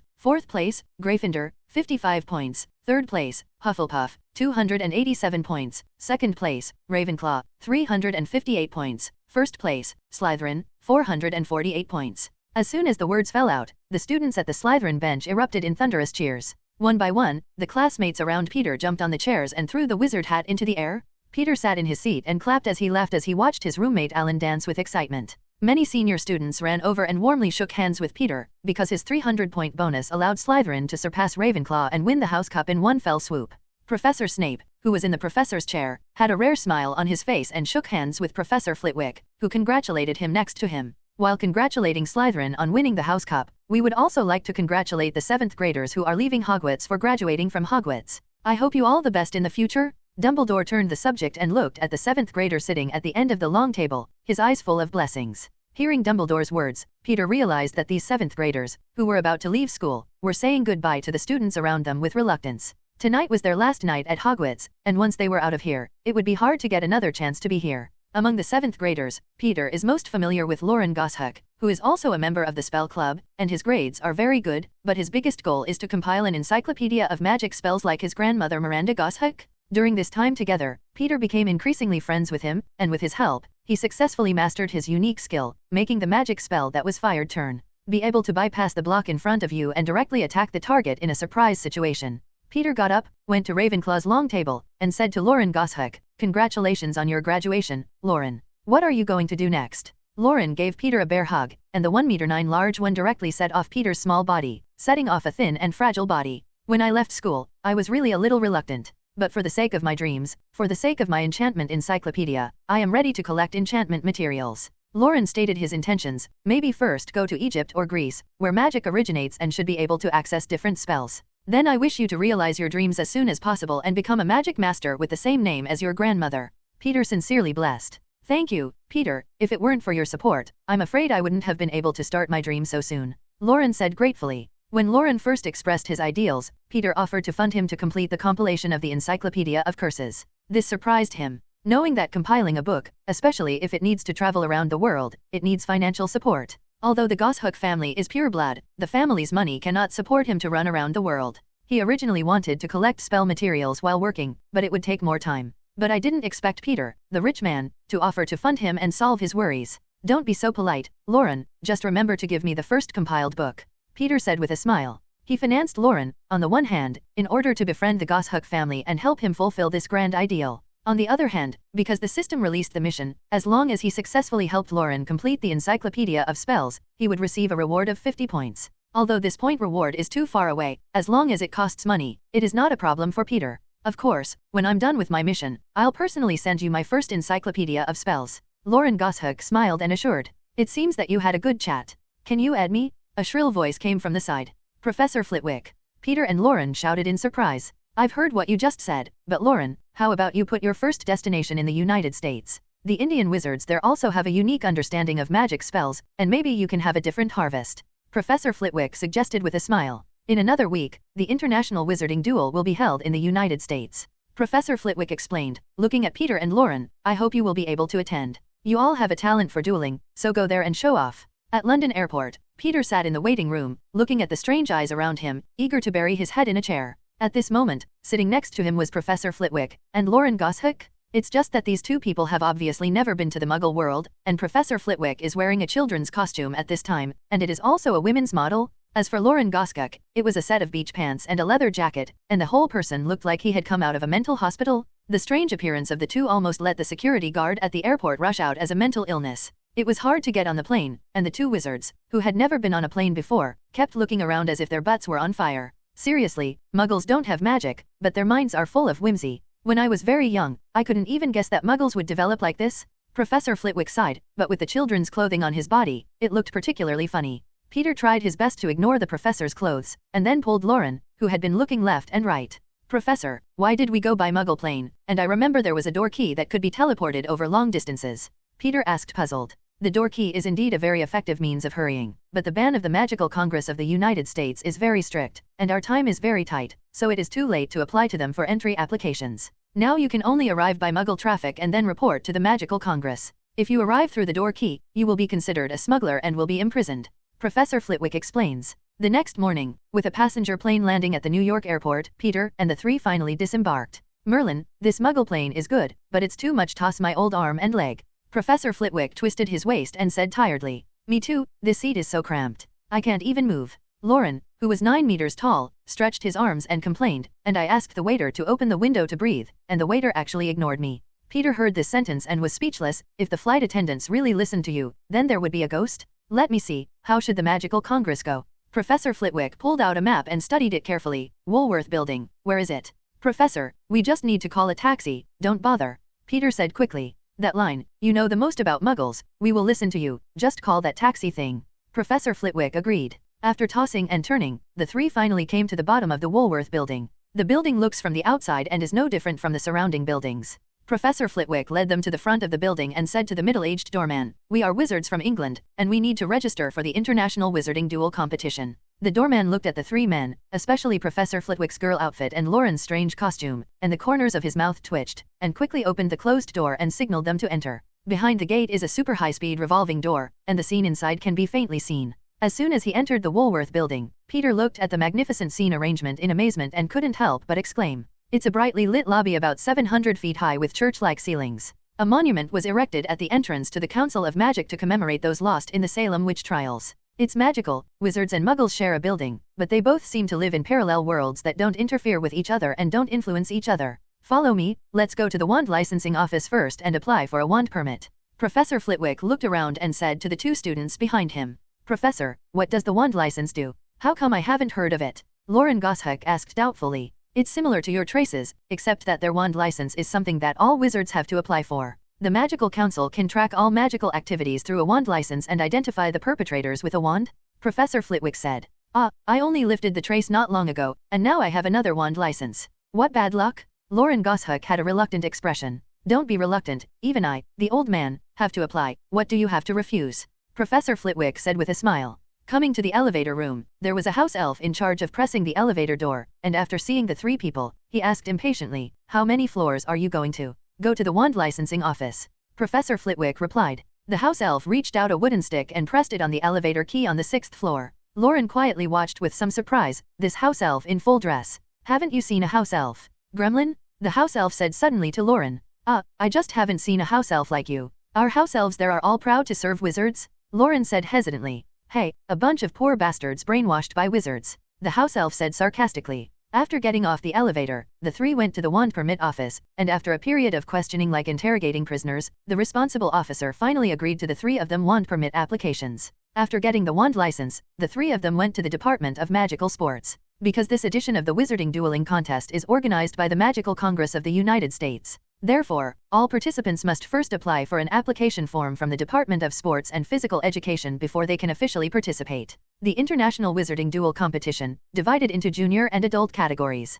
Peter competed in the junior category. Lauren, who has just come of age, can only be an adult competition. Peter is only 12 years old now, and should be the youngest contestant in the junior category. Lauren is 18 years old and the youngest in the adult group. It can be said that two people in their own participation group do not occupy the age advantage. Professor Flitwick was confident in this, and he was full of expectations for his two students. In his words, the level of wizard duels is getting lower and lower now, and if they can't win, they will lose his face. Peter and Lauren could only say that they would do their best to meet Professor Flitwick's expectations. After filling out the application form, the official of the Department of Sports and Sports issued them a button-like door key that allowed them to go directly to the duel site. The three of them grasped the door key together and disappeared into the sports office in an instant. With a whirlwind, the three appeared on an island. 3:16 p.m., headquarters of the Magical Congress in New York. A black wizard said weakly, and then pointed to a basket next to him with his mouth. "Please put the door key into the basket, we will recycle it." Professor Flitwick threw the door key into the basket, then handed the registration form to the black wizard and asked, "Where do the contestants live?"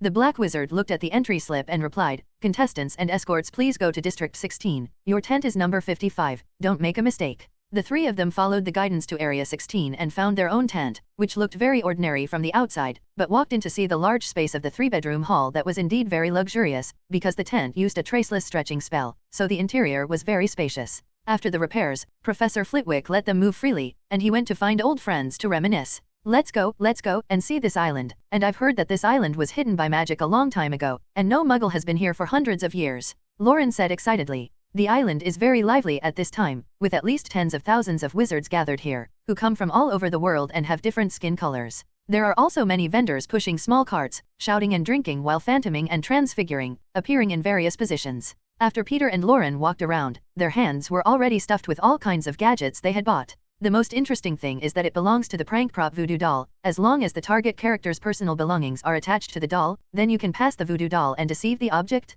It was bought by Peter from an old black woman for 10 gallons. As the old woman said, she was simplified according to the voodoo cult's black magic curse. Otherwise, according to the power of the original voodoo doll, it is possible to control the other party, and life and death are controlled by the other party. After an afternoon of shopping, the two ate a lot of food before slowly returning to the tent. Tomorrow is the duel tournament, but both of them have a relaxed face. In addition to having confidence in their own strength, they also hold the idea of following fate. Lauren, in particular, was against adult wizards, and even wizards who were dozens of years older than him, and it was difficult to win. At night, after allocating rooms, the three of them greeted each other and then returned to their respective rooms to rest. After a day of tossing and turning, they were all exhausted. And keep up the spirits of tomorrow's dueling match? On the 9th of July, the island of Fogo, hidden by wizards with magic. The most central location of the island, in a coliseum-like building. Tens of thousands of spectators sat around the high platform, quietly watching the duel game below. At this time, on the dueling arena, two wizards looking 16 or 17 years old were in a fierce duel.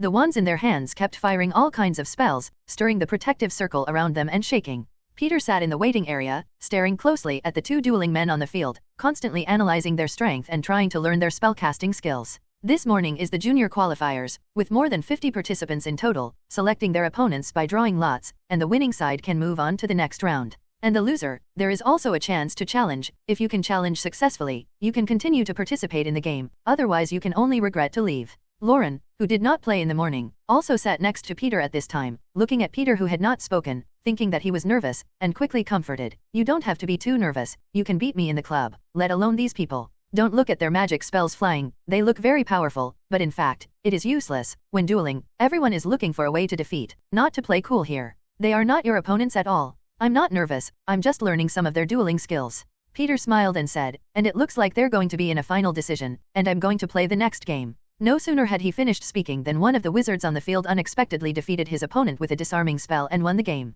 In the surrounding audience, there was a deafening burst of cheers and applause. It's time for me to play. Peter took off his coat and walked slowly toward the stage with his wand in hand. The audience, seeing one of the players on the field, looked at him who was only 11 or 12 years old, and suddenly made a surprised voice. The participants in these youth groups are basically students from magic schools from all over the world. But they all belong to the 6th and 7th graders, 16 or 17-year-old students. Even if they are a little talented, they are also 4th and 5th grade players. They had never seen an 11 or 12-year-old child come to the wizarding duel contest. There were some boos on the field, thinking that this should not be a count, right? Now this showdown is interesting. One side is the 12-year-old Peter York from Hogwarts, England. On the other side is a Flameborn Richard, a 17-year-old from Boothbadon, France. Let's see what kind of surprises their duel will bring. The narrator was also surprised to see a group of players with such a large age difference, and then explained with interest. After carefully checking that there were no problems with the wands on both sides, the referee announced the start of the match and opened a protective shield around the stage to prevent the contestants' spells from flying out and hitting the referee or the audience.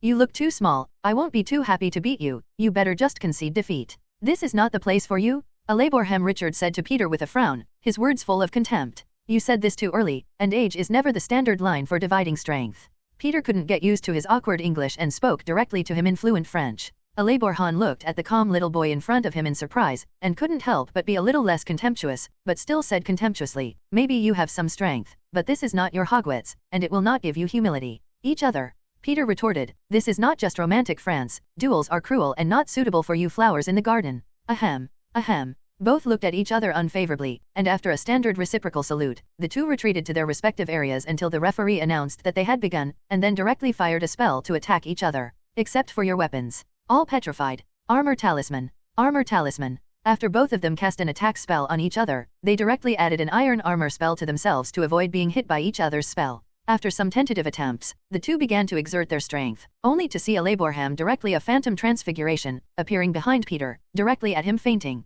Obstacles. Obstacles. Peter hurriedly unleashed two barrier spells to block it, jumped backwards to dodge the spell attack, and counterattacked with a fragmentation. The two played back and forth on the field, watching the audience stunned. They thought it was a one-sided game, but they didn't expect Peter York, a 12-year-old boy, to be able to fight back and forth with a 17-year-old wizard. Alabham's phantom transfiguration used pure fire, He was directly on the field, teleporting around Peter and constantly attacking. If it were not for Peter's protective spell, I am afraid that he would have been hit by his spell long ago. Fly sand and stones.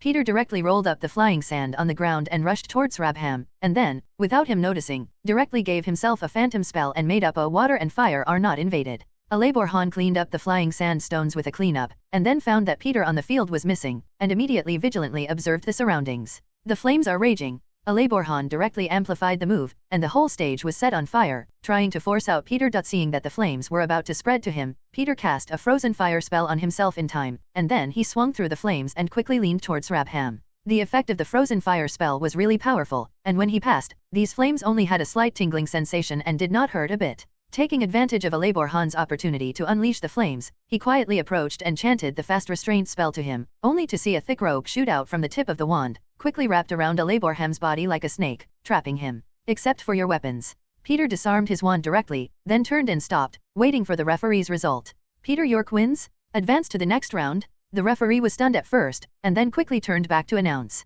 Cheers rang out again in the audience, and the audience enthusiastically applauded the little boy, who was only 12 years old. In their eyes, this is an example of the victory of the weak over the strong. How is this possible? Flameborn, who lost the game, still couldn't believe that he had lost. There's nothing impossible about this, the truth is that I'm stronger than you. Peter walked over to return his disarmed wand and turned and stepped down. After stepping down, Lauren walked up to him and gave him a hug, then happily said, I said you would win. Still winning so fast, I just saw a lot of people who were so surprised that their mouths could race down the trolls. That's nothing, this Boothbarton player is not strong. Peter shook his head and said. There were 56 participants in the junior category, and there were 28 duels. And these events have to be completed in the morning, so the events are very compact. Almost every group has just finished, and it is the turn of the next group of players to play. The youth division of the International Wizarding Dueling Competition is a new program that has only been established in recent years, and the participants are all teenagers under the age of 18, so almost all of them are students. Students are basically from Durmstrang, Boothbarton School of Witchcraft and Wizardry, Ifamani School of Witchcraft and Wizardry, Magic Corner in Japan, Castro Busher in Brazil, and Vagada School of Witchcraft and Wizardry in Uganda, Africa, which can be said to be a student duel representing the School of Magic.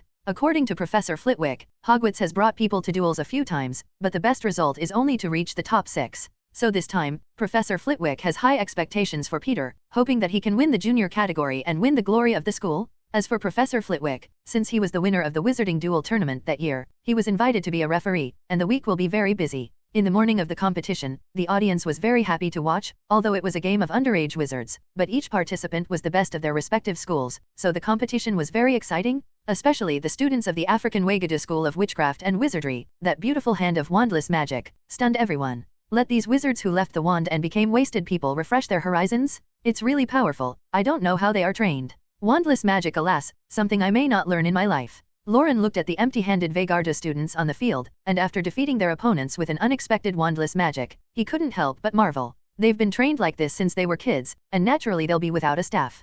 Peter said and floated the game card in his hand out of thin air, then shook his head and said sadly, it's just that the power of wandless magic is not as powerful as using a wand, and it is easier to cast magic than picking up a wand and chanting a spell. It took years or even decades of hard work, but still couldn't do the wizard with the wand, and he was naturally eliminated. I heard that now Vajradhu School of Magic has also begun to give students wands. I am afraid that in a few decades, the wandless magic that their school is proud of will also disappear. It's a pity. I used to fantasize about cool scenes with wandless magic, but now I've given up completely. After all, it's so hard. Lauren, helpless stallholder. After a morning of competition, 28 wizards in the junior group finally advanced to the next round of the competition, and the remaining people who lost the game had to choose 2 final winners to join the next round of competition. Tomorrow is a 30-15 race, and the strength of the participants will be even stronger. After the game, Peter and Lauren returned to their tents to prepare for Lauren's afternoon senior group game. The adult group competition is different from the junior group, and there is no special age restriction, so the age of the contestants is very different, from newly adult wizards like Lauren to middle-aged wizards whose children have graduated from magic schools.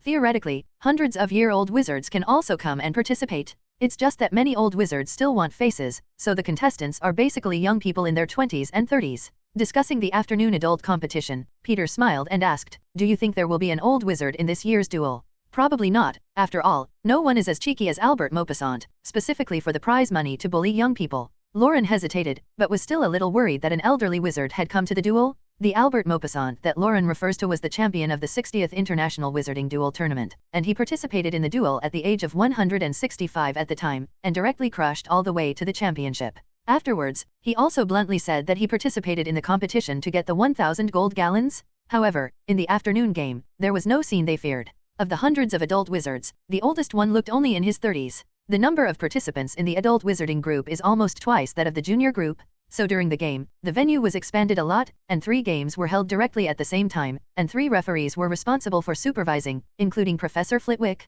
The duel in the adult wizard group is more thrilling than the junior group. Because the adult group cannot use any magic except for the black magic that is forbidden, all other magic can be used. Lauren played early in the last game, and the draw was against a thin wizard of 27 and 8. The momentum of the Thin Witch duel is completely inconsistent with his figure, and the beginning is to chase Lauren with various high-pressure spells to attack. Suddenly, Lauren was on the back foot. Peter watched Lauren's game off stage, and couldn't help but worry secretly for him. This thin wizard was not easy to deal with at all. All kinds of magic used were biased towards offensive magic, and for a while, the competition stage was bombarded by magic. However, Lauren is not jealous. He does not stop using the iron armor spell to resist the opponent's attack, and then in the gap where the other party temporarily stops, he directly throws a fainting at the other party. The Thin Witch looked at the unconscious spell shot by Lauren, showed a disdainful look, and casually blocked a front with an iron armor spell. However, the coma spell that was fired suddenly turned in the middle of the road, bypassing the iron armor spell and directly hitting the witch. The witch fell into a coma with a look of disbelief. On the first day of the competition, Peter and Lauren both advanced, which made Professor Flitwick very happy, and he deliberately found a bottle of mead as a celebration. Unfortunately, because of his age, Peter could only watch the professor and Lauren drink while he drank juice. "You did a good job today. Very neatly solved the opponent. But then you have to be careful. The strength of the players in the back will be stronger and stronger, and if they are not careful, they are likely to be defeated." Professor Flitwick, after 2 words of praise, reminded them again, lest they be proud and complacent. "Hogwarts hasn't won a dueling title in over a decade, and I hope you both get it, and then you'll be famous. The school will be proud of you too. Lauren in particular. If you want to successfully compile the Encyclopedia of Magic Spells, such fame is very beneficial to your collection work. We'll pay attention, Professor." The 2 replied at the same time. The next day, at the morning of the game, Peter and other players conducted a lottery to select opponents and playing time. His opponent was a 17-year-old muscular boy from Durmstrang. The contestants were all gathered in the same waiting area to rest, so after learning that the other was their opponent, Peter and Durmstrang's boys stared at each other for a while, their eyes full of war. "Andre, which school is your opponent from?" An old man with a gloomy goatee asked Peter's opponent.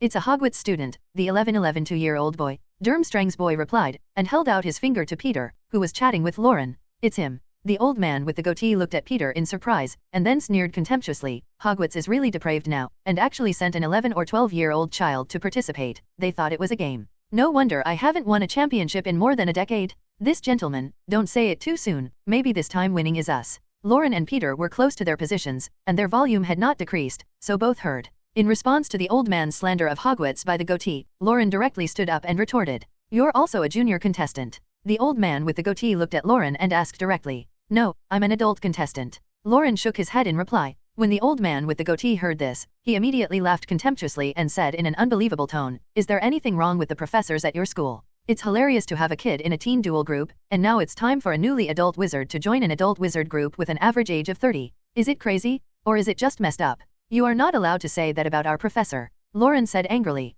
In his mind, Professor Flitwick was the best teacher, and he would never allow anyone to say that about him. "Lauren, calm down first." Peter looked at the gloomy old wizard, got up and pulled Lauren, then advised, "Don't be provoked by his words. It's game time, and if there is a conflict, you will be disqualified. And as long as we win the game, then his words are just a bunch of. Besides, it's my duel with his students later, and I'll let him take a good look at what the gap is." Hearing Peter's words, the old man with the goatee sneered and said, "Boy, do you know how many championships we have won in Durmstrang in the past 10 years? It's the 9th? And you Hogwarts are 0. That's the gap? This gentleman, who are you from Durmstrang?" Peter asked doubtfully. "I'm Igor Karkaroff, principal of Durmstrang." "Boy, you'll go back to school. This kind of thing that concerns school honor is not something that you as a little child can participate in," the old man with the goatee said triumphantly. Oh, it turned out to be the Death Eater Karkaroff who escaped the sanction by confessing his accomplices. "Lucky?" Peter said in a trance, and then with a look of surprise. "How did you suddenly become the headmaster? Durmstrang is really depraved?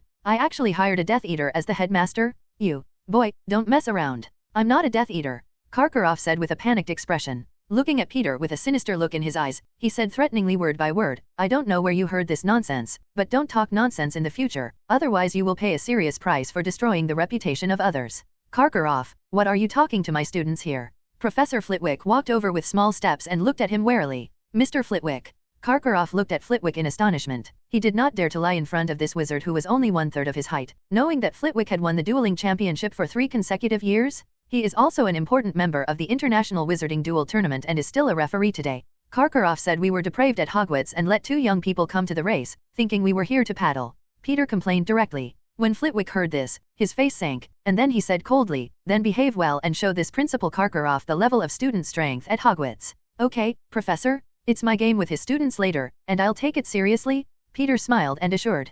Karkaroff snorted darkly and pulled his students away. There were only 15 junior games today, so there was plenty of time, and when it was Peter's turn, it was already 11 o'clock in the morning. I don't know what Karkaroff said to his student, the 17-year-old student named Andre, who looked at him with hostility in his eyes at this moment. But Peter didn't bother to guess the reason. As long as he defeated him, he would be able to advance, and he might not even meet once in the future. When the referee announced the start, Andre of Durmstrang came directly to Peter with a move to crush his bones.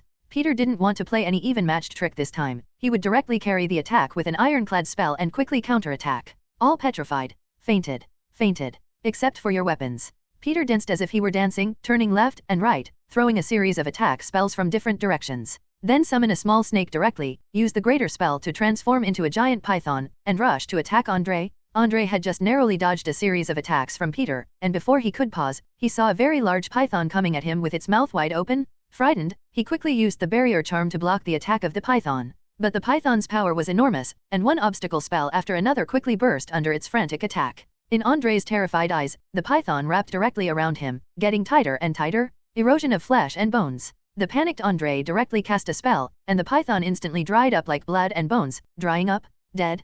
Peter looked at Andre in amazement, not expecting him to have this hand. But before Peter could do it, the referee directly announced the end of the game, and the winner was Peter York. Karkaroff directly appealed against the audience and asked to continue the game. Mr. Karkaroff, your students have used the forbidden black magic on the field. This has been violated, so the winner is Peter York. The refereeing team simply refused his request. Karkaroff then left angrily with Andre. After winning 2 rounds of competition, the next step is to enter the final stage, where 8 people need to duel in pairs to determine the final 4. On the 3rd day, neither Peter nor Lauren played, because today was a resurrection knockout round for the previously lost contestants, from which 2 winners needed to be decided to join the final. Since they had free time today, the 2 decided to go out for a walk. Especially on this wizarding island called Fogo Island, there are very beautiful sandy beaches, and many wizards will choose to come here for a holiday. After 2 days of intense competition, although Peter and Lauren did not have much pressure, they were still a little uncomfortable with the tense atmosphere. So today I should be on a tour of Fugo Island and forget about the troubles of those games.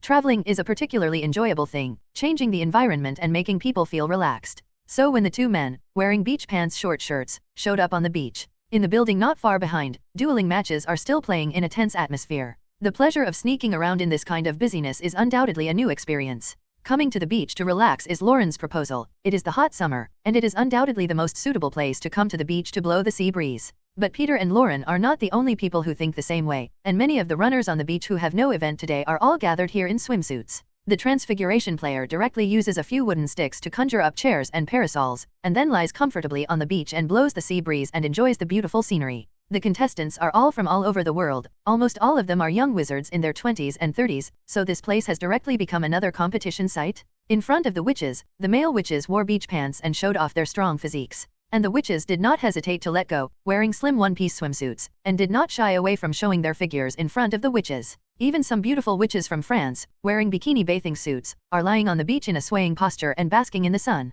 Mamma mia! Lauren's eyes were about to explode, his mouth was wide open, and he kept staring at the bikini beauties in the distance. Lauren converged a little, wiped your saliva, and it all flowed out. And cover up some of your awkward positions. If you are found, you will be treated like a sex wolf. Peter reminded wordlessly. When Lauren heard this, he instantly returned to his senses, awkwardly shrunk his body, and then wiped the saliva from the corner of his mouth, smiled, and sighed. This beach is really a good place. Yeah, the hormones are exuberant. If there is a hotel for couples to live in, I am afraid that they will be able to contribute to the population growth of wizards, Peter said with a strange smile. Hormones? What's that thing? Lauren asked puzzled. It's about describing the human body emitting something like a trance agent. If you look at the beach now, isn't it like a place filled with big ecstasy? Peter said amusedly. Is there one? How I don't feel. But seriously, there are so many beautiful women here. Especially those few French ladies who are very boldly dressed, the figure is really good. Lauren said doubtfully, and then his eyes were once again hooked, staring at the bikini beauties not far away. Suddenly, as if noticing the line of sight behind them, the French girls turned their heads to look at Peter and Lauren's side, and then showed a bright smile and waved to this side.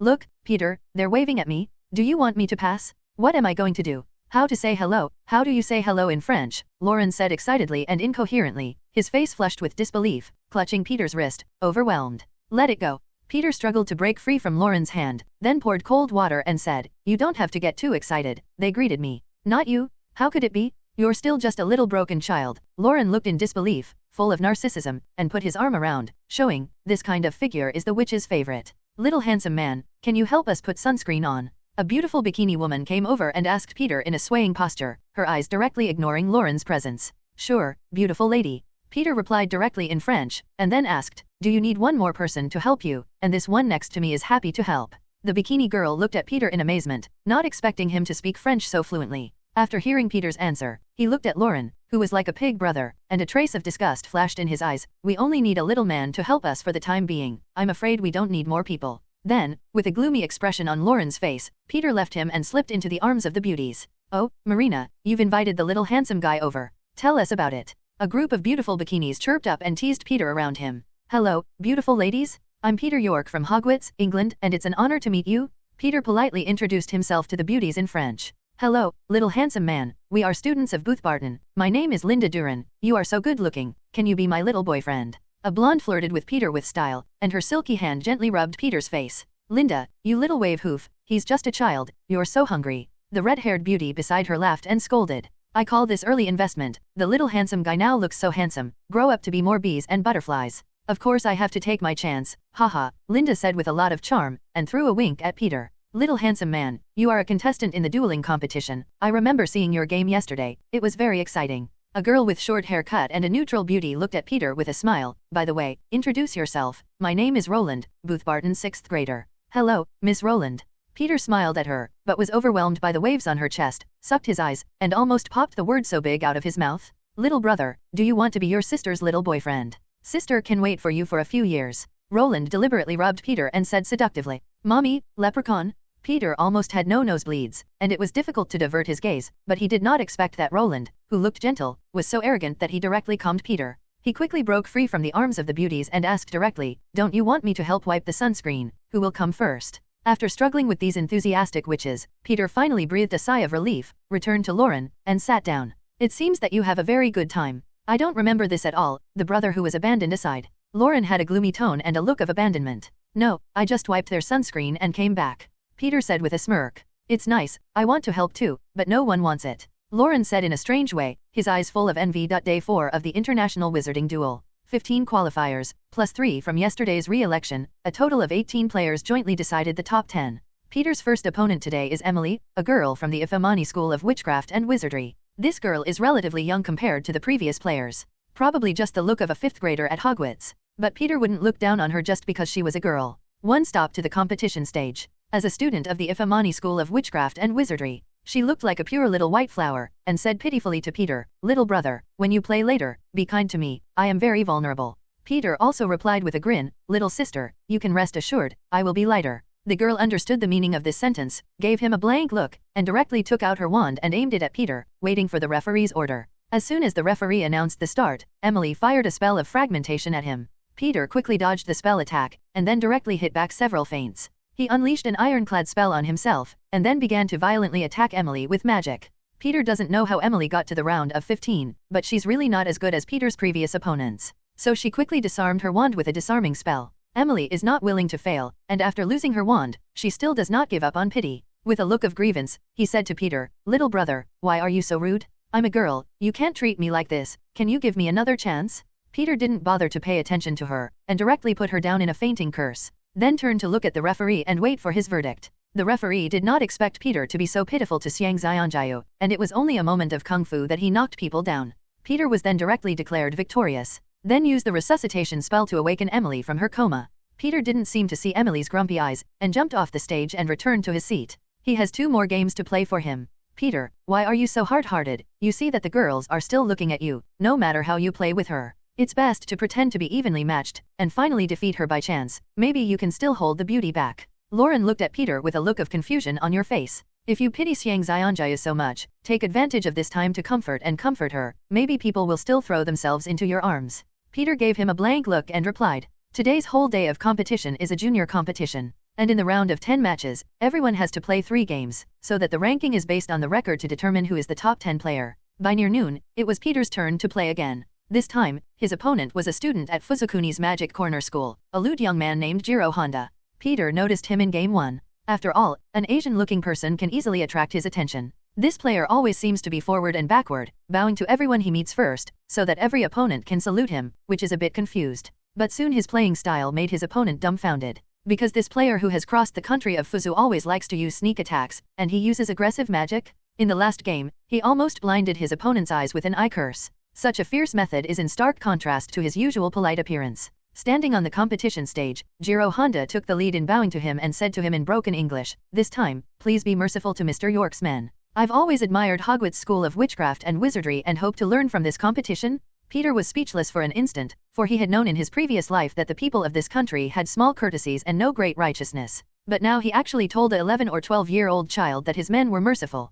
Thanks to him, he can say it with a thick skin. Directly and indifferently said, Mr. Honda, I have seen all the previous games of yours, so I don't have to say these polite words. Hearing Peter's words, Honda Jiro's face was still a gentle look, but from the occasional trace of anger in his eyes, he knew that this person was not a man with a heart. Attention players on both sides, the game has officially started. The referee warned loudly. As soon as the words fell, Jiro Honda instantly fired an eye curse at Peter, then quickly stealth, ready to sneak attack at any time. Peter was prepared for this, and he directly released an ironclad spell to protect himself, and then quickly enlarged a small piece of rubble on the ground. Crushed to pieces. Peter crushed the stones into powder. Then, as soon as the whirlwind swept away the spell, the stone powder was blown to the entire competition venue. Soon, a slightly blurred figure appeared on the field. Peter then threw himself straight into a rupture. Jiro Honda didn't expect his own either. Thus the invisibility was broken. Not embarrassed, a knife-slashing spell rushed towards Peter, and then like a flexible monkey, turning left and jumping right to avoid Peter's spell attack. Honda Jiro's magical strength is not too strong, but it is a little difficult.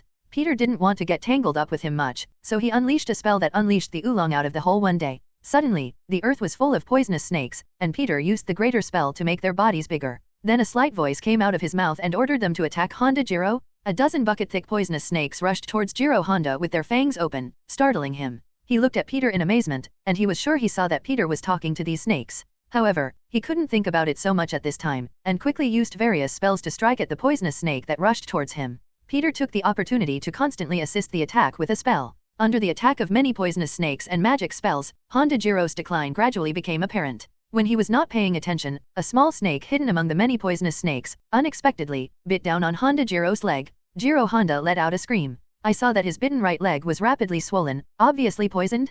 Peter seized the opportunity to disarm his wand with a disarming spell. For a moment, the poisonous snake, which had no magic to stop it, opened its mouth and bit at him. When Sakata Jiro thought he was going to die, the poisonous snake, which was only an inch away from him, quickly turned into a cloud of smoke and disappeared. It turned out that Peter had lifted the spell at the last moment. Winner, Peter York. The referee announced loudly. Suddenly, the spectators around the venue gave out deafening cheers and applauded the handsome 12-year-old player. Help, I'm going to die. In horror, Jiro Honda covered his swollen legs and made a cry for help from the referee. Listen to the ugly voice of Honda Jiro's duck voice. Peter frowned and came to him. Then he pulled out his wand, pointed it at his leg, and used a quick healing spell, and in the blink of an eye his leg was completely better. What, the ghost roared? It's just an ordinary poisonous snake, don't you still use the healing spell? Peter said sarcastically, then turned and left. Nice job. I've been very upset with this little man for a long time. Usually, he looks respectful to everyone, but he is more ruthless than anyone. I don't know how his parents taught it. Alan gave him a thumbs up, then pointed to the distraught Honda Jiro on the field. Peter smiled and didn't say a word and sat back down. His third game is in the afternoon, so there's plenty of time to watch someone else's game. After 2 rounds of elimination in qualifiers, 15 finalists, and 3 repeal contestants, one from more than 50 outstanding duelists, they are very strong. So every game is very exciting, and the tourists on the island almost do not fall behind, watching the players' matches and cheering for their favorite players. Especially as the youngest Peter, with a handsome face, almost all witches liked him very much. So every game Peter played, most of the audience on the field, was a screaming and cheering girl. Turned the playing field directly into a large star scene. This made the male witches present very envious. After a simple light meal at noon, the contestants gathered again at the competition site. This time Peter's opponent was a student from the Ouagadougou School of Witchcraft and Wizardry in Uganda, Africa. Looking at this thick boy with a dark body, Peter did not dare to underestimate him. Because although this guy carries a magic wand, he always likes to bluff, take the wand and chant a mantra loudly to mislead the opponent, and then sneak attack with the wandless magic. But if you think his wand is just a decoration, you're going to lose. Because when you think that the wand is just something he uses to scare people, and let your guard down later, he will surprise him, cast a spell with his wand, and hit his opponent directly to win. It can be said that the method of real and virtual, and real, with pure fire. The two stood on the stage, and the black male player looked at Peter with a very friendly look. Peter smiled at him too, as if genuinely believing his appearance. The two of them and their harmonious appearance did not look like they were in a duel at all. But as the referee announced the start, a thick-faced black wizard player directly took his wand and shouted loudly, all petrified. Then the empty left hand is also quietly preparing a magic? The spell that the black players read out loud is not fake. This caught Peter, who had been guarding against blacks and casting spells with no staff in his left hand, a little caught off guard. Obstacles. Obstacles. Peter fired 2 spells in a row to block it, then quickly jumped out of the spell's attack range and quickly hit back with a coma spell. The black player's wandless magic was already ready. After attacking Peter with the magic cast by his wand, he quickly threw the magic in his hand at Peter. In the face of these 2 attacks, Peter was not in a hurry, and directly a super armor shielded his body, protecting the whole body. He also began to learn the appearance of a black player, casting spells with a wand in his right hand and a wandless magic in his left hand. Upon seeing Peter use the same, staffless magic against himself, the black player was dumbfounded. He had always thought that students at other magic schools would not use wandless magic except for the students at their school. After all, this ability can only be achieved by practicing from a young age. But now a 12-year-old student has taught him a lesson. The 2 people on the competition stage fought equally. The audience also watched with relish and exclaimed from time to time. Especially seeing that both of them were using wandless magic, it suddenly refreshed their cognition. It is not unusual for students in Uganda to be able to use wandless magic. But a 12-year-old student from Hogwarts was able to use wandless magic, which was enough to be amazing. Everyone was curious, how did he do it? After all, no one in the audience thought they could do it. The 2 people on the field fought more and more fiercely, trying to attack magic with one hand and defend against magic with the other, but they couldn't help each other. But Peter's means were more than that. He gave up the defense after blocking an attack from a black player. Concentrate directly and unleash a disarming spell with your wand. The black player erected a defensive magic, thinking that this time, it was just an ordinary disarming magic. But see, the disarming spell magic that shot straight at the black wizard, when approaching the iron armor spell, suddenly turned a flexible corner, bypassed the iron armor spell, and directly hit the black player, and the wand in his hand flew straight away. The black wizard was a little stunned, looking at his empty right hand, only to find that his wand had been disarmed. Although the opponent's wand was disarmed by himself. But Peter still did not dare to take him lightly. After all, this guy is good at wandless magic. However, without the help of the wand, the strength of the black players was greatly reduced. So he took advantage of the chase, constantly attacking the black players with attack magic, making it difficult for him to concentrate on casting magic. Eventually, under Peter's successive attacks, the black wizard is finally hit by one of his petrified spells and becomes like a statue, erected on the competition stage. Winner, Peter York. The referee announced loudly. Suddenly, a deafening cheer erupted on the playing field. The witches, in particular, kept sending out flowers with their wands to celebrate Peter's victory. To be honest, as your friend, I'm very jealous of your current popularity. Did you hear what the girls said? They were shouting to marry you? Lauren said enviously. If you had a face like mine, you could get such cheers too. Peter said brazenly. It's really a fucking world. How come these witches just look at the outside and don't pay attention to the inside? Lauren complained, especially looking at the witches on the field who were still cheering, and their expressions were even more calm. All 3 duels were won and Peter managed to advance to the top 10, so there was nothing left for him. And tomorrow is the adult group game. There is no business for him. You can have a good rest in this day and a half. Are you confident in tomorrow's game? Peter asked Lauren. The competition in the senior group is more intense than in the youth group, and there are more participants. Now, after 2 rounds of qualifiers, Lauren has also advanced with 2 wins and will compete for the top 10 tomorrow. Do you look like I don't have faith? Lauren said confidently. Since I was a child, under the influence of my grandmother, I have been exposed to all kinds of spells, and so far I have not learned any spells. So wait and see, I will definitely be able to advance to the top 10. By then, we'll all be the top 10 players at Hogwarts. And our goal is not just the top 10, but the ultimate champion. Come to think of it, when we both become champions, we'll remember both in the history of magic. Everyone will know that this dueling tournament was won by 2 Hogwarts students. Speaking of Lauren, he was full of anticipation and began to fantasize about the future, after winning the championship trophy. Then cheer each other on and strive to achieve this goal. Peter also encouraged each other. On the 5th day of the competition, Peter sat in the audience and watched the dueling match of the adult group. Lauren also lived up to expectations and successfully advanced to the top 10. But his situation was much more thrilling than Peter's. Especially today's game too. Lauren's opponent is a witch who is almost 40 years old. The strength is very strong, almost from the beginning to suppress Lauren to play. In the end, Lauren successfully defeated his opponent with his turning magic, won a victory, and in Game 3, Lauren almost disarmed his wand in a careless situation. Fortunately, his eyes were fast, and with his other hand, he grabbed the wand that was knocked out in time. Thus, unexpectedly, with a flying spell, summon a stone in the distance and hit the back of the opponent's head, thus winning. But after this game, Lauren was very upset. He felt that it was the second victory that made him a little arrogant. Day 6 of the contest. Duels for the junior group are held in the morning and in the adult group in the afternoon. After all the top 10 players are on the field, the referee lets them randomly draw opponents and play 2 or 2 duels, so as to determine the top 5 players. Peter's opponent, Castrobusk from Brazil, is a 17-year-old Hispanic girl, Charles, who looks very hot. After the two of them got on the field, Charles began to laugh and giggle at Peter, saying, "Little handsome man, if I win you, I will be your girlfriend.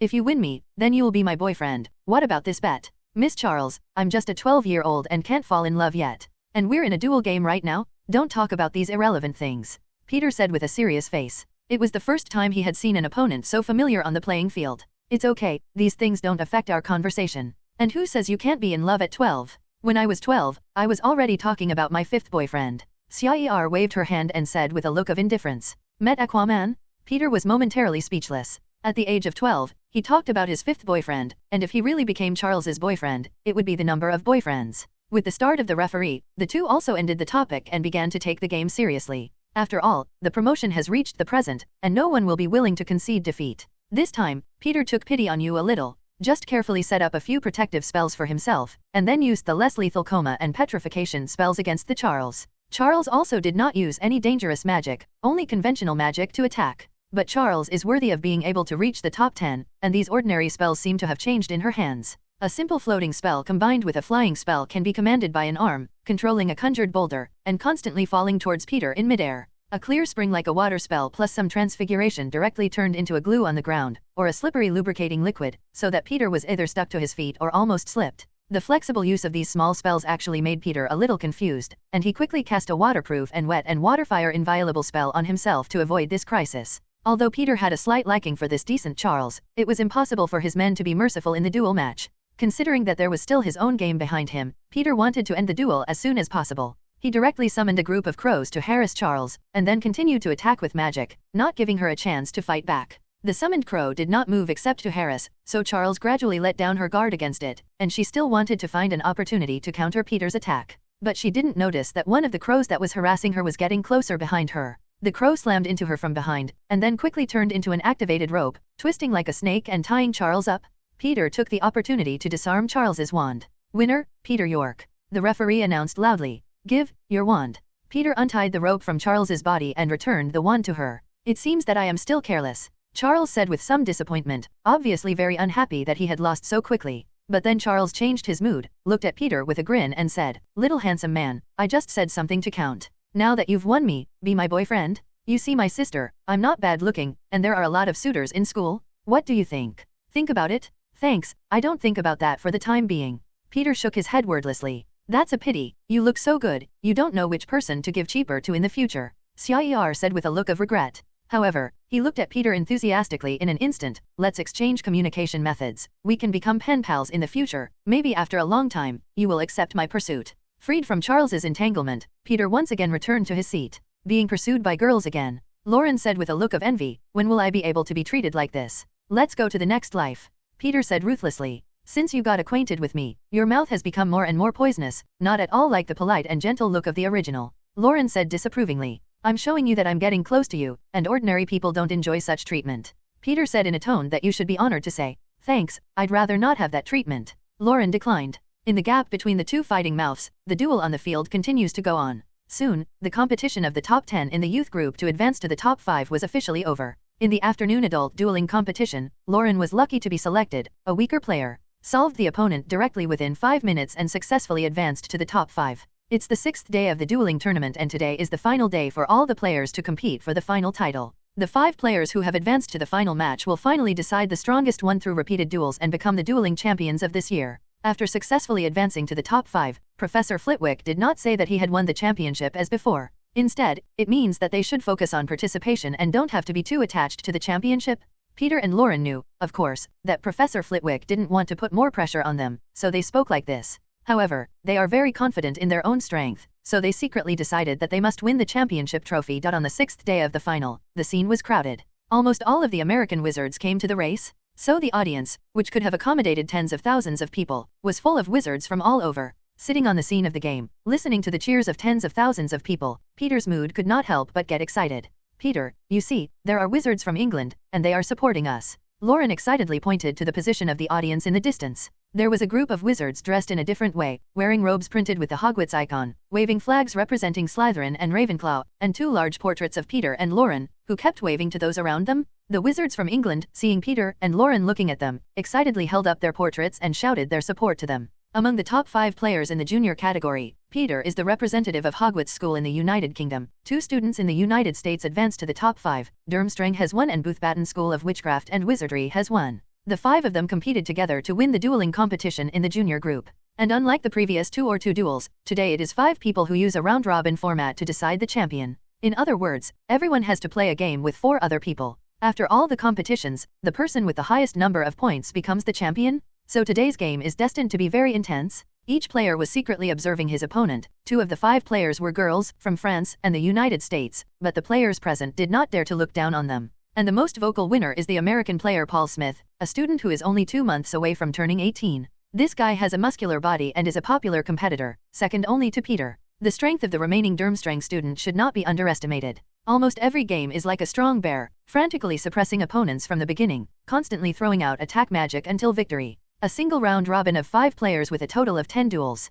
Peter's first game was a duel with Durmstrang's students. Durmstrang's student, named John Carew, was nearly 2 meters tall and as strong as a bear. When the 2 were dueling on stage, John Carp continued to use the previous method, rushing forward and attacking fiercely with various magics, hoping to win the victory. Peter unhurriedly cast an ironclad spell, and then quickly cast a phantom spell on himself not to face him head-on. John Carp was obviously more aware of some of Peter's methods, and when he saw Peter invisibility, he also learned Peter's previous methods, smashing a stone with a smashing spell, and then spreading dust all over the ground to find Peter's location. When he triumphantly thought that he was going to defeat Peter, he was dumbfounded to find that there were more than a dozen invisible humanoids around him. He threw out a smashing spell and hit an invisible humanoid, and the invisible thing was instantly exposed, and it turned out to be a humanoid statue. Looking at the dozen or so figures around him, John Carp didn't know which one was the real Peter. He can only use stupid methods, while guarding against Peter's sneak attack, while trying to attack the shadows of each person, and finally find Peter. But Peter was clearly not going to give him that chance. All petrified, fainted. Peter attacked John Carp directly from behind with 2 spells. In the end, John Carp only managed to resist the first spell, but failed to block the second, and could only pass out with a face full of unwillingness. Peter won the first game. The opponent in Game 2 is Eva Shireen, a girl from Boothbarton. Eva Charlene is very petite, and can always dodge attacks deftly when dueling, like a sensitive deer, constantly flipping and jumping. But in the end, the strong glue conjured by Peter was firmly stuck to the ground and could not move. In the end, he lost to Peter. The opponent in Game 3 is Isabella Swan, a girl from Ifamani, who is not very aggressive but has a talent for defensive magic. Almost every game relies on the invincible defensive spell to exhaust the opponent and lose the game. Isabella is a somewhat pale, somewhat introverted girl who doesn't speak when she comes on the field, directly summons a defensive spell to protect herself, and doesn't take the initiative to attack. Peter looked at her helplessly and summoned a protective spell like a turtle shell, tried to throw out a split spell, but apparently the spell won't break through Isabella's defensive shield. Not even a single ripple vibrated. Peter didn't attack either, but stood where he was, and also cast a super armor talisman spell to protect himself, then quietly looked at the girl in the protective shield, thinking about how to start and break her turtle shell. So there was a strange picture on the scene of the competition. The 2 dueling players, each standing in their own protective circle, did not move, attracted the audience on the field, talked about it, and felt that it was another boring war of attrition. The referee on the field is also very helpless. Go on like this, do you have to wait all day? So he reminded the 2 players, if the 2 don't do it within the stipulated time, they will announce that you are tied, so there will be no points. Hearing the referee's words, Isabella Swan's eyes flashed with fluctuations, and she still did not move. But Peter couldn't wait. He directly summoned a python, and then continued to use the size of the spell to become larger, until the python became more than 30 meters long. A mouth wide open is enough to swallow a person. He orders the python through the snakeman's voice to attack Isabella. When the audience saw such a huge python, they immediately exclaimed, especially those girls who were afraid of snakes. Isabella in the protective circle looked at the python attacking her, and her eyes couldn't help but show fear, obviously very afraid of snakes. The giant python opened its fangs and tried to attack Isabella, but it was blocked by the shield and could not bite the target. Then the python changed its attack method, wrapped around Isabella's protective shield, and constantly contracted his muscles, trying to break through the protective shield. But Peter didn't think that by relying on this method, he would be able to break Isabella's turtle shell. Many of the contestants in the front have already shown Peter that trying to break through Isabella's shield from the front will not work. So Peter had to think of another way. He directly turned on the long unused mind-reading skill, wanting to hear Isabella's weakness. After a while, a smile appeared on Peter's face. He walked quickly into Isabella, who was attacked by the python, and kept tapping the shield with his wand until he stopped under the corner on Isabella's right side, turned his head and ordered the python to attack this position. Immediately, in Isabella's frightened eyes, the python's fierce blow easily broke through the protective shield, and the protective shield instantly shattered like broken glass. A ferocious python with an open mouth to bite Isabella? Just when Isabella cried out in horror and thought she was going to die, the python stopped abruptly, then retracted its ferocity, only to use its body to go around Isabella to prevent her from escaping. Peter, who had just commanded the python in a snake-like voice, stopped attacking, and breathed a thrilling sigh of relief. Just one step away, the python almost bit Isabella's head. Peter looked at Isabella, who was entangled in a giant python, and was so frightened that he couldn't help but close his hands in shame. I'm afraid he would have to be scared out of the shadows. I concede, whining. It was horrible. I'm not better than that. Isabella conceded defeat in horror, trembling as she was helped down by her companions. The referee looked at Peter speechlessly and finally announced that Peter had won the match. At this point, Peter only has one last game left. Peter, you can't find a girlfriend when you do this. It's so pathetic. How can you treat a girl like this? Lauren, who watched the game, was full of sympathy for the girls at the Ifamani school. You still care a lot about your own game. The top 10 players in the adult group are all very powerful, don't lose carelessly. Peter replied directly. He didn't mean to do this, but this Elizabeth's protective shield was too strong. You can't break it without special methods. However, Peter admired her protective spell level. If it were not for the mind-reading technique, is aware of Isabella's weakness, he would probably be like other players, always unable to break through her protective spell. You only have the last game left now, but be careful. I have already inquired. This Paul Smith is also a student who has graduated this year. It's just 2 months before I reach adulthood, so I wiped the age line and came to the junior group. And I've watched every game of his, and it's very strong, much stronger than your previous opponents, Lauren reminded him. Thank you, Lauren, I'll pay attention. Peter, of course, also knew how powerful Paul Smith was, and replied solemnly. It didn't take long for Peter to start his final game. As long as he wins this match, he can win the junior group of this dueling competition, but apparently his opponents have the same idea, and they are very strong. As the 2 most watched players of this year, Peter and Paul immediately erupted in cheers in the audience after they came on the stage. Most of these American wizards supported Paul. After all, wizards also had the idea of a state. But there are also a small number of face-to-face pink witches, and foreign audiences choose to support Peter. Supporters on both sides cheered for their favorite players and cheered. Paul Smith was one of the finest students at the Ifamani School of Witchcraft and Wizardry. Keeping up with the trend of Hollywood movies, he played the first wizard movie as the protagonist. It is very famous in the American wizarding world. Now after graduation, he has joined the Magical Congress and becomes the assistant to the chairman of the Magical Congress, which can be described as the pride of heaven. Peter is the youngest duelist from the British wizarding world.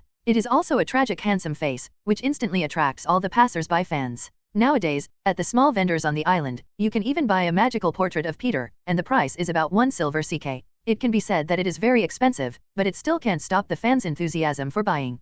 Peter's pictorials were often out of stock, much to the delight of the small traders, who constantly copied the portraits to sell to Peter's fans. Lauren once said sourly that these portraits may have been bought by those flesh-faced aunts or perverted uncles to do indescribable things. Peter said directly that he could not eat grapes and said that grapes were sour. On the field, Peter and Paul stood together and this match was the last duel between the 2 of them, although there are other players in the back to compete. But in fact, the end of the championship competition is already very clear. Because so far, only Peter and Paul have won all the victories, while the other players have already lost once. Therefore, this game is the one that the audience pays the most attention to. Because this year's junior champion will be born among the 2 of them. Unlike the introvertedness of the British, Paul, as an American, seems very open. Even if he stands on the serious competition stage, he still constantly waves to the surrounding audience, looking like a big star. Peter looked at him full of confidence and greeted the audience around him. That mouthful of bright white teeth instantly reminded him of the future Professor Lockhart, all like a proud peacock constantly exuding charm. Hello Peter York, I'm Paul Smith, I guess you should know me.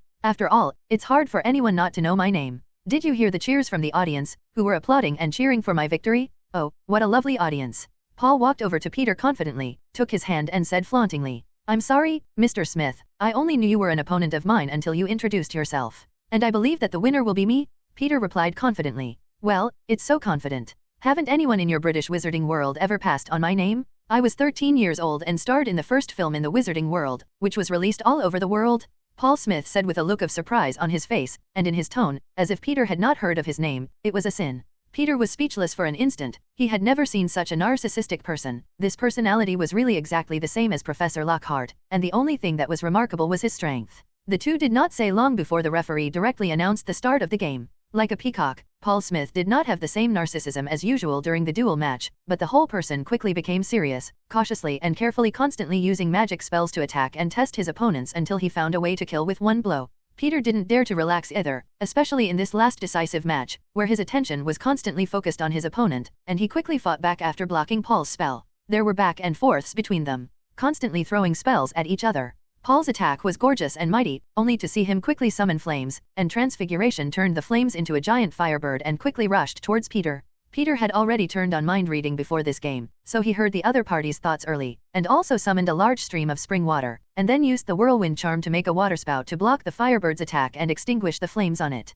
Then Peter also began to fight back. He froze the spring water on the ground into ice cubes, and fired many sharp ice cubes with a 10,000-shot spell to attack his opponents at the speed of bullets. But Paul Smith deserved to be credited with being one of the finest students at the Ifamani school. He directly turned these sharp ice cubes into beautiful butterflies, blocking Peter's attack. Peter also took the opportunity to eliminate Paul's deformed flame bird. It then transforms into a giant python and attacks Paul directly. Ever since Peter fused the genes of the bird's tongue, he had a unique advantage over snake deformation. Just like the anaconda, he was now transforming. Like a real python, it made a hissing sound and attacked Paul fiercely. Paul was also surprised by his magical transformation, and he tried to solve the anaconda with various attack magic. But this python was originally only conjured up with water, so the magic attack only splashed some water on him, and it didn't have much effect. At the same time, Peter is controlling the water snake on the side, attacking Paul at the same time, and quietly preparing a staffless magic. At the moment when Paul finally solved the python, one of his staffless disarming spells hit the unsuspecting Paul without gaps.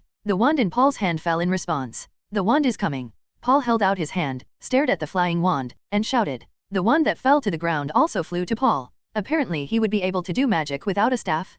Peter was also full of surprise, not expecting that this peacock-like Paul was not only strong, but also mastered the wandless magic of summoning spells. However, Peter's reaction was also fast, and he launched a fierce attack directly on Paul, trying to prevent him from recalling the wand. In the end, Paul made a bad move, and the moment the wand flew back into his hand, Peter's petrification spell also hit him at the same time. Winner, Peter York. The referee announced loudly. The audience erupted into the warmest cheers ever. The junior duel tournament winner is out. Peter finished first in the standings with a total of 4 wins. Peter. Peter. The audience shouted in unison, and all of a sudden, the entire arena was filled with Peter's name. In a dark, damp cellar, the surrounding stone walls were covered with moss, and it looked like no one had cleaned it for a long time. But at this moment a thin figure lay in the haystack, his hands handcuffed by a carved, rune-filled handcuff. He lay weakly on the ground, except for his slightly heaving chest, which made it feel like he was not dead yet. He was now like a tattered cloth, thrown in the cellar of this rotting house. On a small window high in the cellar, a ray of sunlight came in obliquely from there, shining just on the face of the man, revealing Peter and York's face.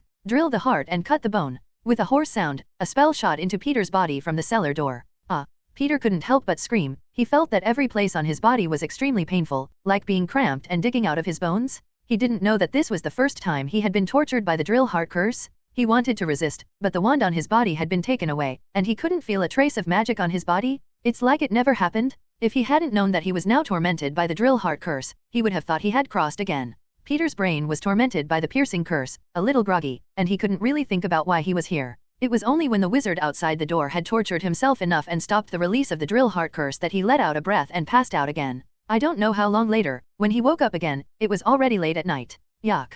Peter spat out a blade of grass in his mouth with difficulty, and then sat up with all his might. Looking at the scene around him, he fell into the memory. Originally on the last day of the wizarding duel, Peter successfully defended his title, so Professor Flitwick was very happy and deliberately brought the mead as a celebration. And there were a couple of beautiful witches who claimed to be fans of Peter, with food and drink, to their tents and expressed their desire to celebrate with them. Professor Flitwick and Lauren squeezed Peter's eyebrows and happily agreed to the fans' requests. And this time, Professor Flitwick did not refuse Peter to drink mead, but did not expect that he only drank 1 cup, and his head was groggy and he slept. When he woke up again, he appeared in the cellar and was handcuffed with a mysterious rune. He immediately reacted that he had been kidnapped and wanted to rely on magic to escape, but he found that he could no longer feel a trace of magic in his body. Without magic, he's just the body of an ordinary 11-year-old. Originally, He thought that he could rely on the ability of the phoenix after fusing genes to escape in phoenix form, or rely on the ability of the bird snake to be as large as it is, shrinking its body and escaping from here. But after losing the magic, all these abilities are invalidated?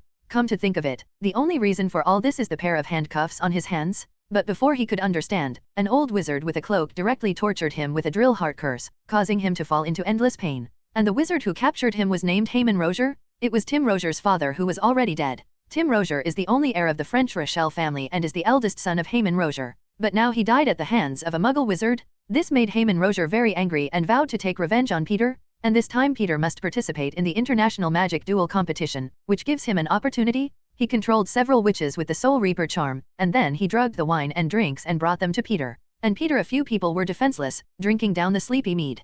Peter was then brought here by Hamon Roger and stripped of his wand, and after knowing that Peter would have no wand magic, he handcuffed Peter's hands with a handcuff full of runes, so that he could not use magic. Peter thought he would give himself a death curse directly, but apparently Hamon Roger thought it was too cheap for Peter, so he kept torturing him with the drill heart curse. I want to see him begging for forgiveness in pain. It had been 2 days since Peter had been here, and he had escaped by muggle means while the old wizard was asleep, and had already run a long distance. But when he thought he had escaped the ascension, the old wizard appeared directly at him in an apparition and gave him a drill heart spell. It felt like cutting the heart piece by piece with a knife and tapping every inch of bone on the body with a blunt knife. Hamon Roger tortured him as he asked himself to kneel before him for forgiveness. Peter refused his request, gritting his teeth against the pain of drilling his heart until he finally passed out. After being locked back into the cellar, Peter did not give up the idea of escaping, but every successful escape would eventually be caught by Hamon Roger, and then he would be rewarded with a drill to cut his heart. After these failed escapes, Peter finally paused the idea of fleeing, as he had determined that he had been positioned by Hamon Lozil. And the body can. The only thing that Roger had positioned was the handcuffs on his hands. After carefully observing the handcuffs on his hand, Peter noticed that the runes engraved on them were very similar to the runes he had seen before. It was finally determined that the handcuff was an alchemical product that could lock in the wizard's magic and had the ability to locate it. Being able to use such a precious alchemical product against himself was enough to see how much Hamon Roger hated himself. Peter didn't know when Hamon Roger would use the death curse on himself, and he wasn't sure if he would be able to revive himself when he suffered the death curse after being restricted by his magic. So first he needed to remove the pair of handcuffs on his hand, but the handcuffs seemed to grow on his hands, and no matter what he did, he couldn't take off the handcuffs. System, are you there? Without the help of magic, Peter could only rely on the system. Ding, host, do you have any problems? The system rang in my head. Hearing the sound of the system, Peter's face was full of joy, and with the existence of the system, he was relieved a lot. He asked the system, now that the magic in my body is forbidden, is there any way you can get me to break free of this handcuff? The host now has 98 points, you can consider receiving a task, get 2 points, and thus redeem a chance of genetic fusion. Then choose the fusion power type gene, or the healing type gene, both of which can help the host escape the current predicament. The system replied, what's the difference between a strength type and a healing type? How to break free of the handcuffs after fusing genes? Peter asked busily. If you choose to fuse the power type gene, you can give priority to those powerful magical animals. For example, a fire dragon or a giant, so that with great brute force, directly unscrew the handcuffs. If you choose a fusion of healing genes, you can consider those animals that can be reborn with severed limbs, so as to give up some of their limbs to get a chance to escape. The system replied, you mean, if I fused the healing gene, you can only choose to cut off your hands to get rid of this pair of handcuffs? Peter asked in disbelief. It was hard for him to imagine that the system would give such an answer. Yes, this is the most appropriate method based on the current situation the host is encountering. The system replied. Peter was completely speechless about the system's answer, not to mention that he was still 2 points away, and the points could be exchanged for a chance to fuse. It is completely unreliable to say that the dragon or giant of the fusion power type is completely unreliable. After all, there is no time for him to find these animals now. Another way to fuse healing genes requires self-severing of both hands to succeed. But the problem is that he has no hands. How can he fight with others? Although the back hands will grow back, it will take a while to recover. And Hamon Roger wouldn't have given Peter that long? Quack. The rusty iron door of the cellar, making a harsh sound, was accompanied by dust rolling up, and an old wizard in a black cloak walked in. Hamon Roger walked into the cellar full of disgust. He had white hair and a white beard, his face was full of wrinkles, and he looked like he was 70 or 80 years old. It's hard to believe he's the father of Tim Roger in his early 20s. He stretched out his wrinkled hands, covered his nose and mouth with one hand, and held a miserable white wand in the other. Flick your wand. Peter flew up in the air and slammed into the wall, unable to move against a wall of air. Hamon Roger, looking at him with disgust and rage, let out an old and hoarse smile and said, I didn't want to escape today. It seems that those drilling spells have taught you enough lessons. You are wearing an alchemical prop from our Roger family. As long as you bring him, you can't cast a single magic. In the future, you will always be like a muggle with no chicken power, and I will be in control of life and death? What the hell do you want? If you want to kill me, just do it. Peter glared at him and said. Killed you? This is inevitably too cheap for you? The old wizard said with a sneer, with violence and sorrow in his eyes. I had such a son for a long time, but I was cut off by your mud breed. I want you to pay eternal pain? Ha, you're going to get revenge on me? Your son killed my parents and wanted to kill me? Can't I fight back? Murderers, people kill? Peter said sarcastically. Kill a few muggles and mud seeds, what's not to like? Can you compare to my son? Rochelle said with a lot of madness. Peter was disgusted by this pure-blood doctrine, and in the eyes of these pure-blood wizards, muggles' lives were not life or even inferior to their cats and dogs. With a flick of Rochelle's wand on the sea, the wall of air dissipated suddenly, and with a snap, Peter fell off the wall. Peter barely regained some of his strength and stood up trembling. I'm not going to kill you now, I'm going to take you back to the Rozier family, and I'll make you a puppet and be enslaved by the Rozier family forever. So now give me a good time to go inside the box. Don't try to escape. With that, Heyman Rozier threw a tin box on the ground and kicked it open to let Peter in. Hearing Heyman Rozier's words, Peter did not expect him to be so vicious that he wanted to turn it into a puppet. But now because of the alchemical handcuffs on his hands, he has no power to bind the chicken. For the time being, he could only obey and enter the tin box with the traceless stretching spell cast. There is a lot of space in the box, there are many large iron cages in the space, the cages are now empty. Look at some of the remaining animal feces and feathers, you can see that there were many magical animals here. Peter was very surprised. Could it be that this Heyman Rozier was an animal trafficker? Supposedly, pure-blood families should not be reduced to animal trafficking, right? From now on, you will be here to take care of the animals that come in. Heyman Rozier followed suit and said to him coldly, don't think about escaping from here, your fate in the future is to become my lowest servant. Hearing Heyman Rozier's words, Peter looked down to hide the surprise in his eyes. It's really sleepy and there are pillows. He was still thinking about how to escape from here, and the old wizard gave him a surprise. Looking at the iron cage around him, it was obvious that Rozier was transporting a lot of animals. There is a good chance that you will encounter an animal that is suitable for fusion genes. If he can touch a power-type magical creature, he will be able to break free of the handcuffs with brute force. Regain your magic. For the next few days, Peter stayed in the tin suitcase. The old wizard tried not to let Peter starve to death. Every day, some bread will be dropped to ensure that he will not starve to death, but he will not have enough to eat. A few days later, Rozier brought in some small magical creatures. After seeing Peter, he habitually gave him a drilling spell and then warned him to take good care of the animals. If one of them gets sick, give him a few more drill spells. Peter looked at the magical creatures with some disappointment, which did not have the ability he wanted to help him break free. However, the system is very understanding and releases a task to him. That is, take care of these animals for 1 day and you can be rewarded with a point. Peter was so pleasantly surprised that he could only get 2 points by taking care of the animals for 2 days. His system points reached 100 points, can be exchanged for a chance to fuse bloodline genes. So Peter took very serious care of these animals, which surprised the old wizard Heyman Rochelle. After all, he was only a prisoner of the order, how could he still be in the mood to take care of these animals? The suspicious Heyman Rozier directly uses the drill heart spell on Peter, forcing him to ask if he is playing tricks and wants to escape.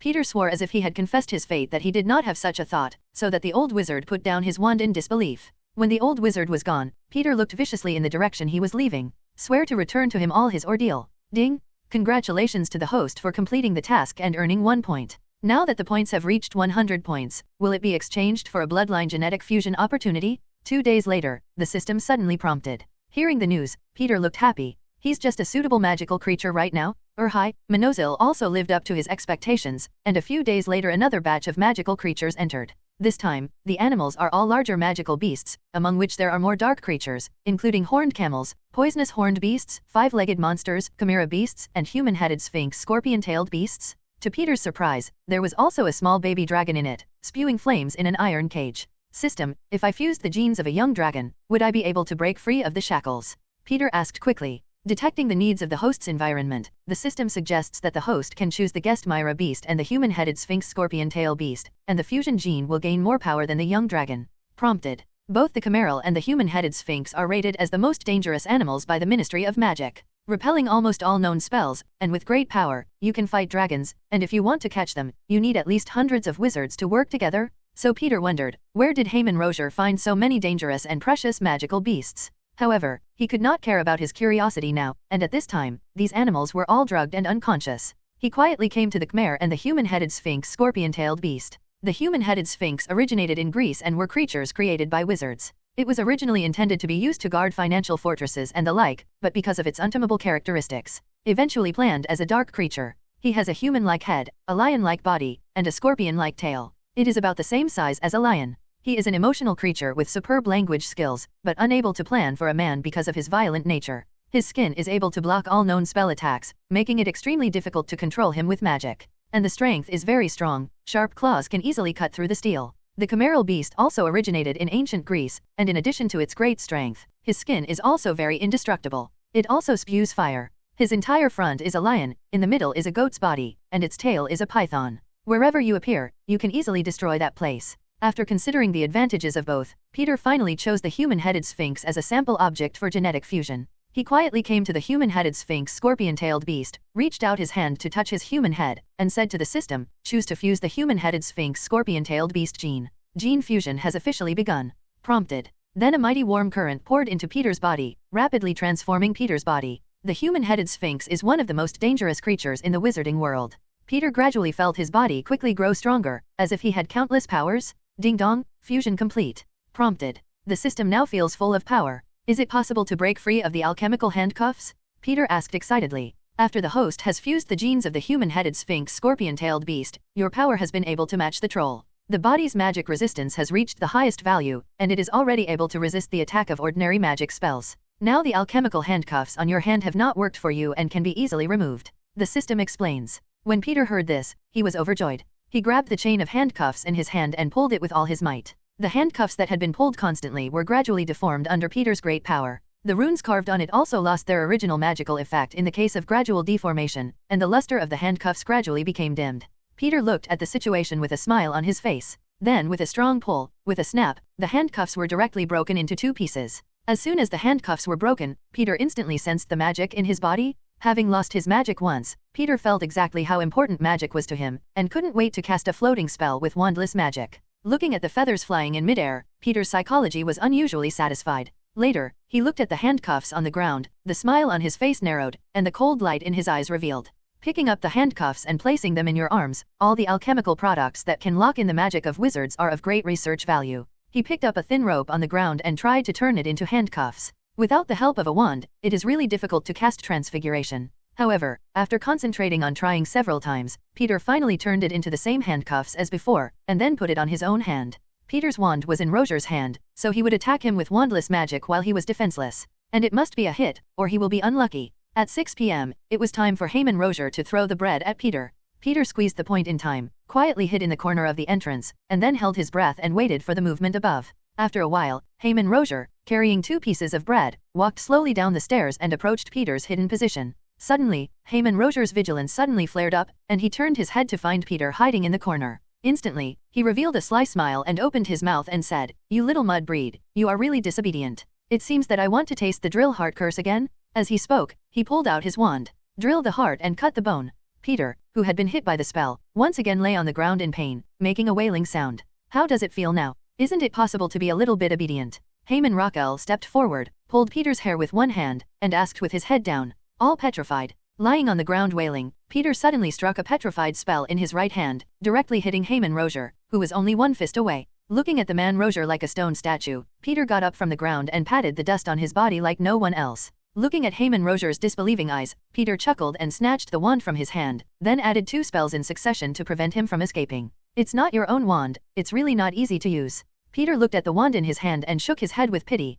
Then, in front of him, smiling, he slashed his wand directly into 2. After being cast in the petrification spell, people's eyes and brains are very clear, so Heyman Roger saw his wand with his own eyes and was broken into 2 pieces by Peter himself. For wizards, the wand is equivalent to the existence of a companion. After losing his wand, the petrified seaman Roger looked pained. But for Peter, this still did not allow him to vent the anger he had accumulated in his heart. Since these days, if it weren't for his firm will, I'm afraid he would have been tortured mad by that drill heart curse a long time ago. Having endured such a great humiliation, Peter did not want to kill him directly at this time. He wanted to double down on Heyman Roger and return his pain. He turned on his mind reading, then looked directly at the petrified Roger and asked, "Where is my wand?" "Oh, you've hidden it in your purse. What a good idea, I never thought of this place," Peter said as if to himself. Then he ignored it, and the fearful look on his face, Heyman Roger, took the money bag from him, and then kept pouring it on the ground. Peter's 2 wands were poured out at the same time along with the gold coins. Peter picked up his wand and touched the purple wand for a long time.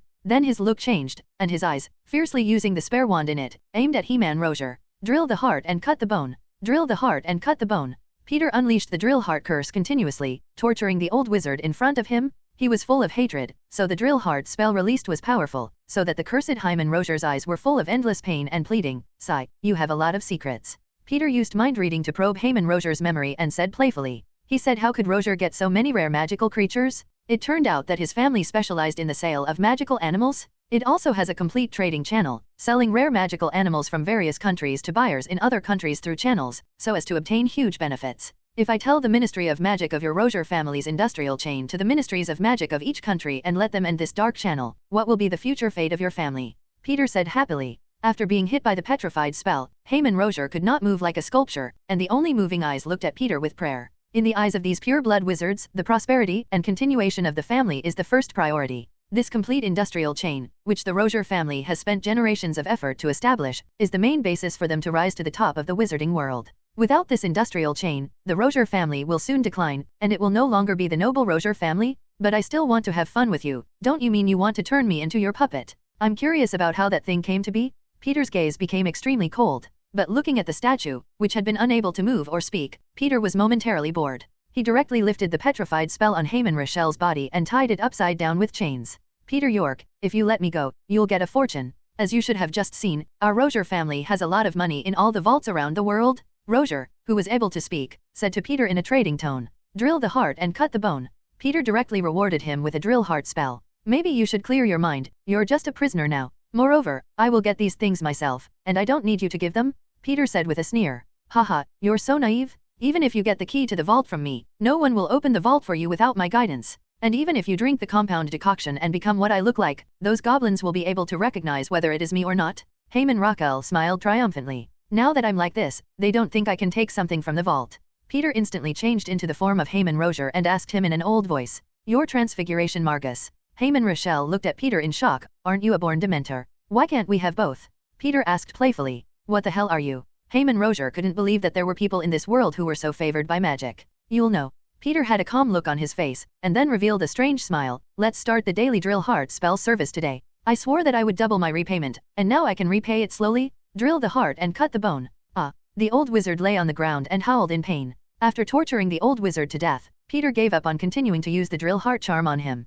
Use the floating charm to float the old wizard, who looks like a rag, float up and take him to an iron cage and lock him up. Just keep them here with these animals you've caught. Peter said coldly. Oh yes, to repay you, give me 2 loaves of bread a day to live. The next thing you eat is the feed for these amazing creatures in front of you. Eat as much as you want. Am I good enough for you? After Peter had confirmed that the iron door was locked correctly, he turned and left. He had only 2 pieces of bread to fill his stomach every day for the past few days. He was already very hungry, and he had to go out to find something to eat. He was not in a hurry to kill the old wizard, and after so many times of being tortured by the drill heart curse, although he had not gone crazy, his mind was now full of violent thoughts. The only glimmer of clarity in his mind reminded him that he had to vent all the negative emotions in his heart, or sooner or later he would become crazy. You devil. Behind him came the sad voice of Hyman Rochelle. The devil? This is just the beginning? We'll have one more to play next, Mr. Roger, Peter said with a strange smile. Stepping down the stairs to the tin box and breathing in the air from the outside world again, Peter felt less negative in his heart. He looked at the setting of the box, a luxurious room full of rose ornaments, and he had just learned from Rochelle's memory that it was a safe house in the United States, a manor house in a primeval forest. And the manor is hidden by magic, and only those who know that there is a safe house can see and touch the house. From the outside, it's just a deserted weedy patch. Peter knew that this was a use of the bold loyalty spell to hide the secrets of the manor. After the Red Guts loyalty curse works, the secret will not be revealed unless the secret is revealed by the secret person himself. If the keeper dies, then all those who know the secret become his keeper. This spell was often used by wizards during Voldemort's frenzy to hide the house where they lived from being caught by the dark wizards. The most famous of these are Harry Potter's parents, who cast a fierce loyalty curse on their house and then turned the secret of Sirius into Peter Pettigrew. As a result, they did not expect to be betrayed by Peter Pettigrew, allowing Voldemort to find their home, which made Harry Potter famous. Peter saw from Roger's memory that he had taken Peter away with him after he had knocked everyone unconscious. Presumably, the outside of the station was now in a mess. After all, Peter, the duelist who had just won the championship, had been inexplicably captured. For the Magical Congress, which hosts a dueling contest, this is a major event that concerns the face of the Magical Congress. Moreover, Peter has a magic wand license book similar to a trace, which can be detected in the United States if you use magic. Peter guessed that there should be an aura of the Magical Congress of the United States now. Hurry here. It's just that without the permission of the secrecy man Hyman Rochelle, even if these Oros stick their noses to the window, they can't find the people inside. Following Roger's memories, Peter went to the kitchen and saw more than a dozen pieces of food that had been cursed. Roger didn't have that much patience to make food, so he went out and brought them back. Compared to Peter's previous 2 slices of bread a day, Roger's food was hearty. Peter, who had been hungry for many days, quickly picked up a piece of food and ate it. After eating 3 servings in a row, the feeling of fullness in his stomach made Peter squint contentedly and lie down on the couch. The secret of this house was known only to Peter and Roger, so Peter was not worried that someone would break in outside, and his body and mind suddenly loosened, getting rid of the nerves that had been tense in front of him. Then he took out the pair of alchemical handcuffs in his pocket and carefully examined the runes on them. The runes inscribed on the handcuffs, Peter could be sure that he was a rune, but he had not learned this aspect, so he could not recognize what the runes on it meant. But he was very sure that this alchemical product was very rare, because he had never heard of any magic that could imprison a wizard. If there had been such magic, the prisons of wizards would have been widespread long ago. After all, this is a great killing weapon that can deal with wizards. As long as the handcuffs are handcuffed, even dangerous wizards have no threat. Especially the most vicious wizards in prisons are the most suitable. However, from the memory of Hyman Rokiel, such an alchemy prop, the ancestors of their family only made one. As for the descendants of the Rochelle family, there were no members who were proficient in the runes. Therefore, this alchemical prop has become a collectible. Now it was used on Peter, giving him a magic-free experience. He thought that when he went back later, he could go and learn the runes, and then go to the Hogwarts professor of magic. If he could make and improve the handcuffs, if he didn't want to give the enemy an Avada death.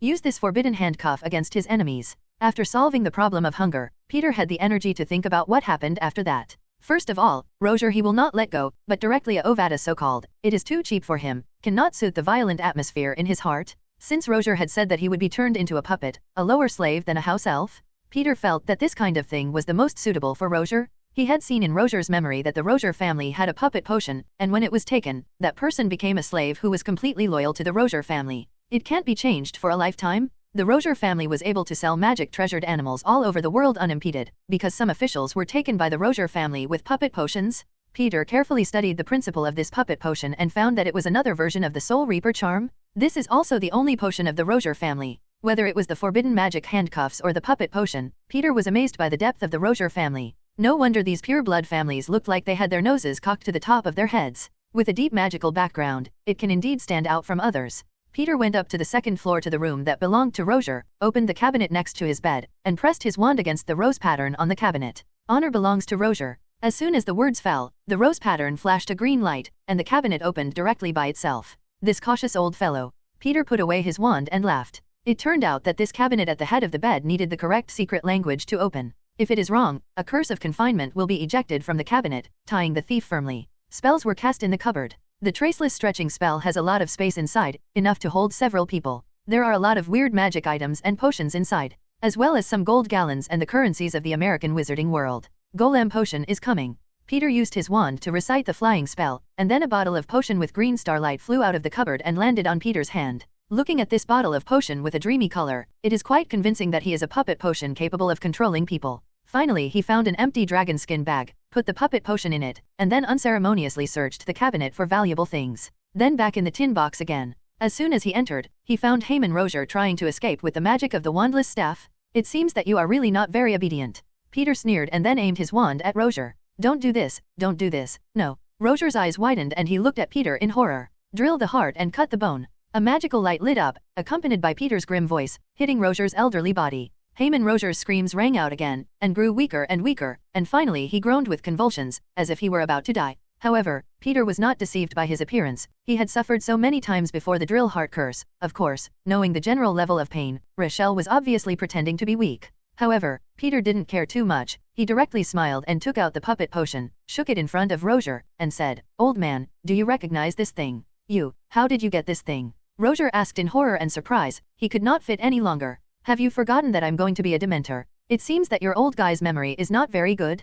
Peter looked at Roger with a look of fear on his face. "It's really good to say that your family's things are really good, especially this puppet potion, which can actually control others like a soul-snatching spell. And there's no need to cast spells? It looks a lot like a combination of the Soul Reaper charm and the enchanted potion, and the person who made this potion is really a genius." Peter looked at the potion and couldn't help but marvel. "Old fellow, when you said you wanted me to become your puppet, I wondered what kind of magic could do that. Now that I think about it, you're going to make me drink this puppet potion and become your slave. It's really poisonous?" Peter looked at him coldly and gritted his teeth. Then he showed a strange smile, carefully looked at Rochelle, who was full of fear, and said, "Otherwise we will change places today. How about I come to be your master?" "No, please." Rochelle stepped back in fear, her eyes fixed on the potion in Peter's hand, as if she had seen a bottle of poison. "Take it easy, Roger, just drink this potion and we will be a family from now on." Peter smiled slightly, and in a gentle voice held up the puppet potion close to him. "No, I'm going to die, and I won't drink this potion." Roger let out a terrible roar, louder than when he had been tortured by the drill heart curse before.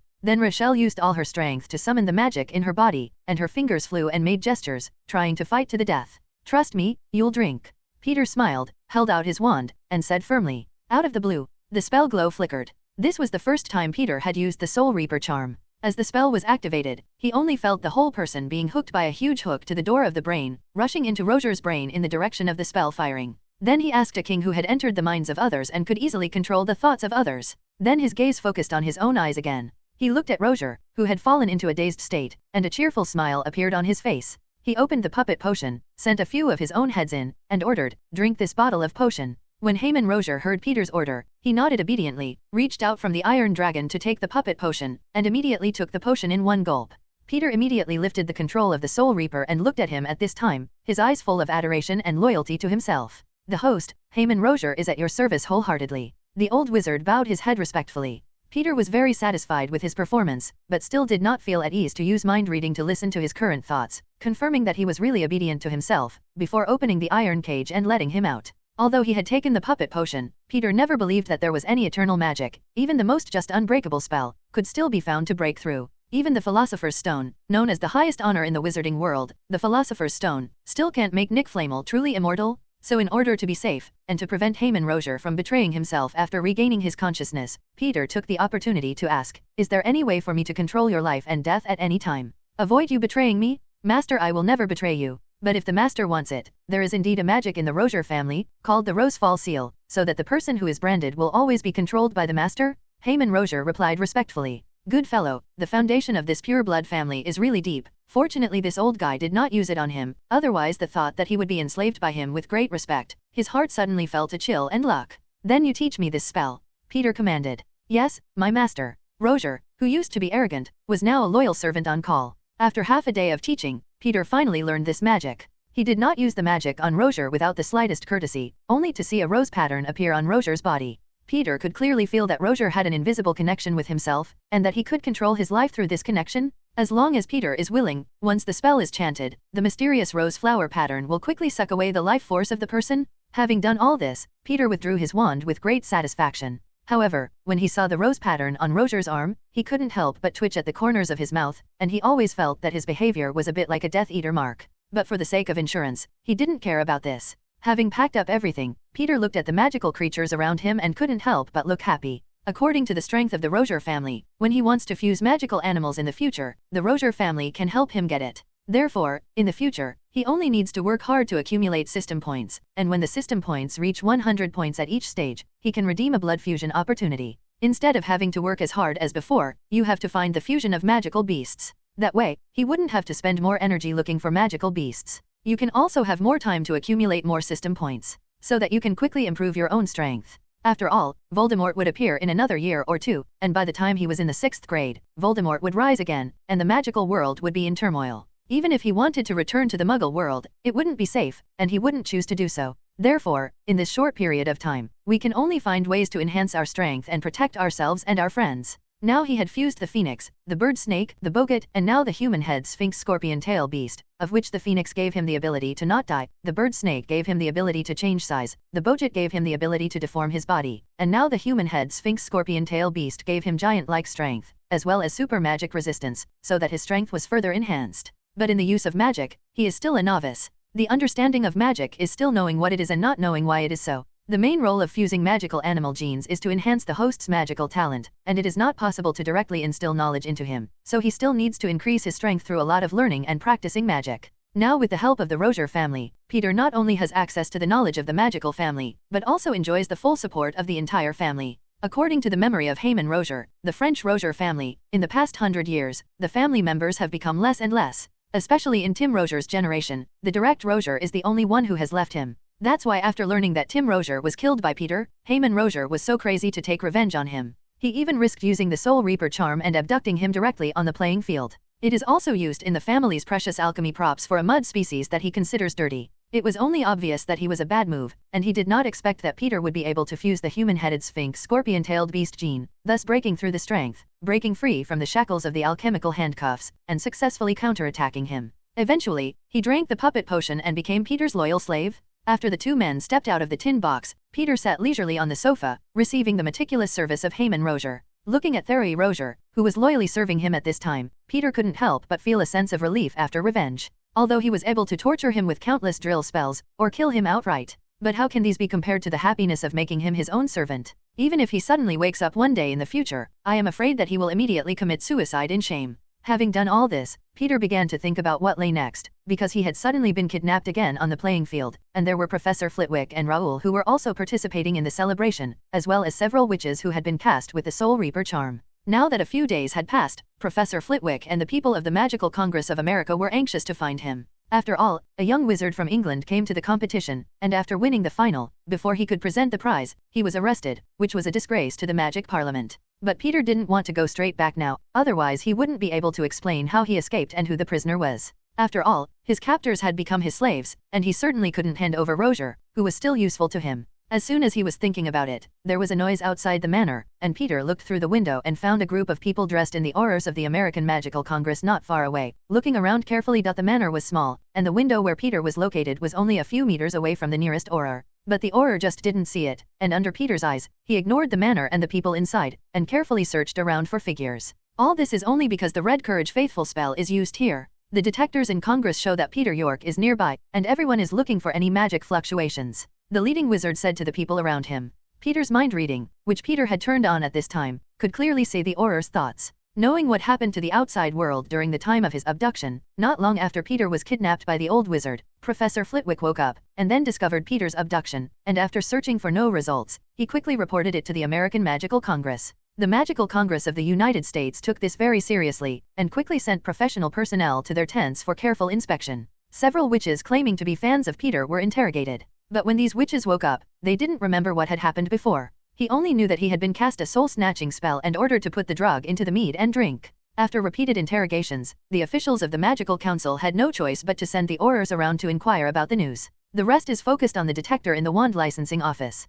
Because of the signed wand license agreement, the Magical Council was able to detect the fluctuations of magic around Peter York at any time. Sure enough, it wasn't long before the detector showed Peter York, who had just used the drill heart charm. And I used several in a row. When the officials of the Magical Congress saw this information, their faces were shocked. They certainly don't think that an 11 or 12-year-old can cast a drilling spell. And the wand license is the same as the trace. As long as someone around uses magic, the detector can't tell who used the magic. So the only possibility is that the man who kidnapped Peter was using the drill heart charm on him, and he used more than one. As a result, the officials of the Magical Congress were horrified, thinking that Peter York would most likely be unable to withstand the torture of the drill heart curse and might die. Because even adults, after suffering so many drilling spells, I am afraid that they will go crazy. Not to mention a child. After a few days of magical tracking, the aurors came to the vicinity where Peter York was. Only after a carpet search, there was still no trace of Peter. Some aurors suggested that it was possible that there was a house hidden by magic in the vicinity, but they did not find it. The other aurors agreed with him. After all, the detector had observed that Peter York's magic signs were nearby and had not moved.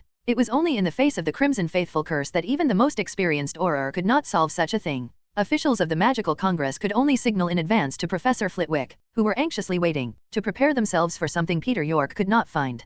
Peter York looked at the aurors outside and asked Roger behind him, "Are you ready to explain how you kidnapped me? And the Magical Congress should be able to detect that we have used an unforgivable spell like the drill heart charm here, and someone needs to bear the blame for this crime? Rest assured, Master, that I can explain to the aurors that you were saved by me from the Dark Wizard." At that time, even if they doubted, they couldn't do anything. Heyman Roger replied confidently. Then what if they have to check your wand? Know that there is more than one drill spell in your wand, and if you are discovered, you will be imprisoned. Even sentenced to death directly? I heard that the Magical Congress of the United States has a death room, and some people who have committed the most heinous crimes are sent directly to the death room without trial? Peter didn't believe that the American aurors would be so easy to fool around, and would surely find clues and find a way to find the cause of the matter. Master, I have 2 spare wands. There was no black magic on it, and the wand had my name registered, so there's nothing they can do to get me into trouble. Heyman Roger replied. Peter was even more surprised and speechless, not expecting this old fellow to be so cunning and cautious, and actually had 2 spare wands. Fortunately, when Peter sneaked in, he didn't carry it with him, otherwise it would be Peter himself.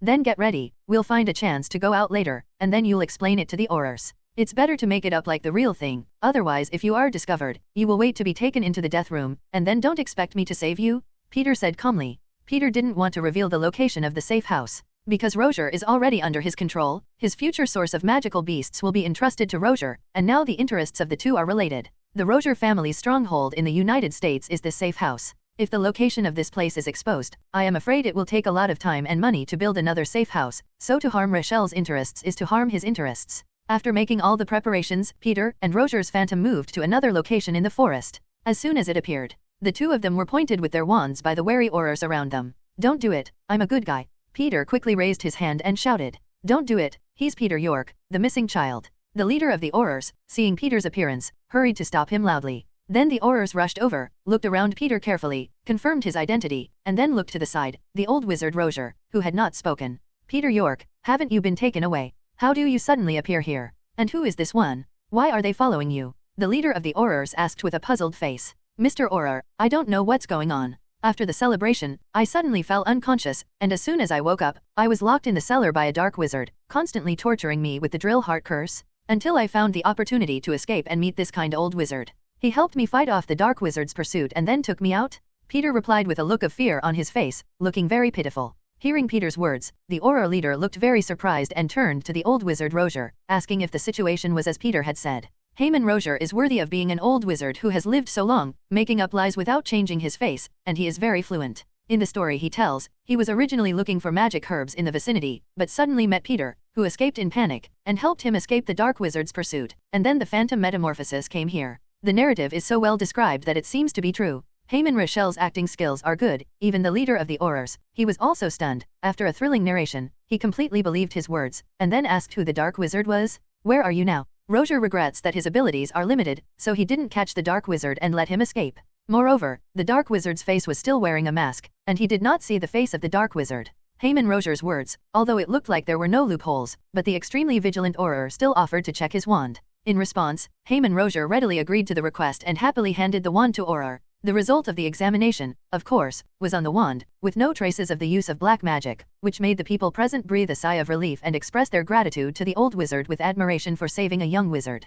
Heyman Roger said very politely that this was what he should have done. Peter watched Heyman Roger's performance and felt speechless. After this operation, the black wizard Roger, who kidnapped people, instantly became a hero who saved people. It's really dramatic. If it weren't for the fact that Roger was already his servant at this time, Peter would have wanted to make his crimes public. Of course, this is just a thought. In order for him to be able to fuse more magical animal bloodlines in the future, this loss is not a big deal. Now that Peter had been rescued, the others escorted Peter out of here, except for some of the Aurors who remained in search of the so-called Dark Wizard. When the Phantom appeared again, it was already in the magical Parliament building. "Merlin? Peter, you really showed up, which is great." As soon as Professor Flitwick saw Peter, he screamed loudly with excitement in an instant, and rushed over to hug Peter tightly, afraid that he would disappear again. "Professor, I'm really fine, don't you think I'm fine?" "Nothing at all." Peter smiled, comforted Professor Flitwick, and gently hugged him. Looking at the professor's tired look, it was obvious that he had been worried about him for the past few days. "I knew you boy wouldn't die. Because you belong to the cockroach, you can't beat it no matter how you fight."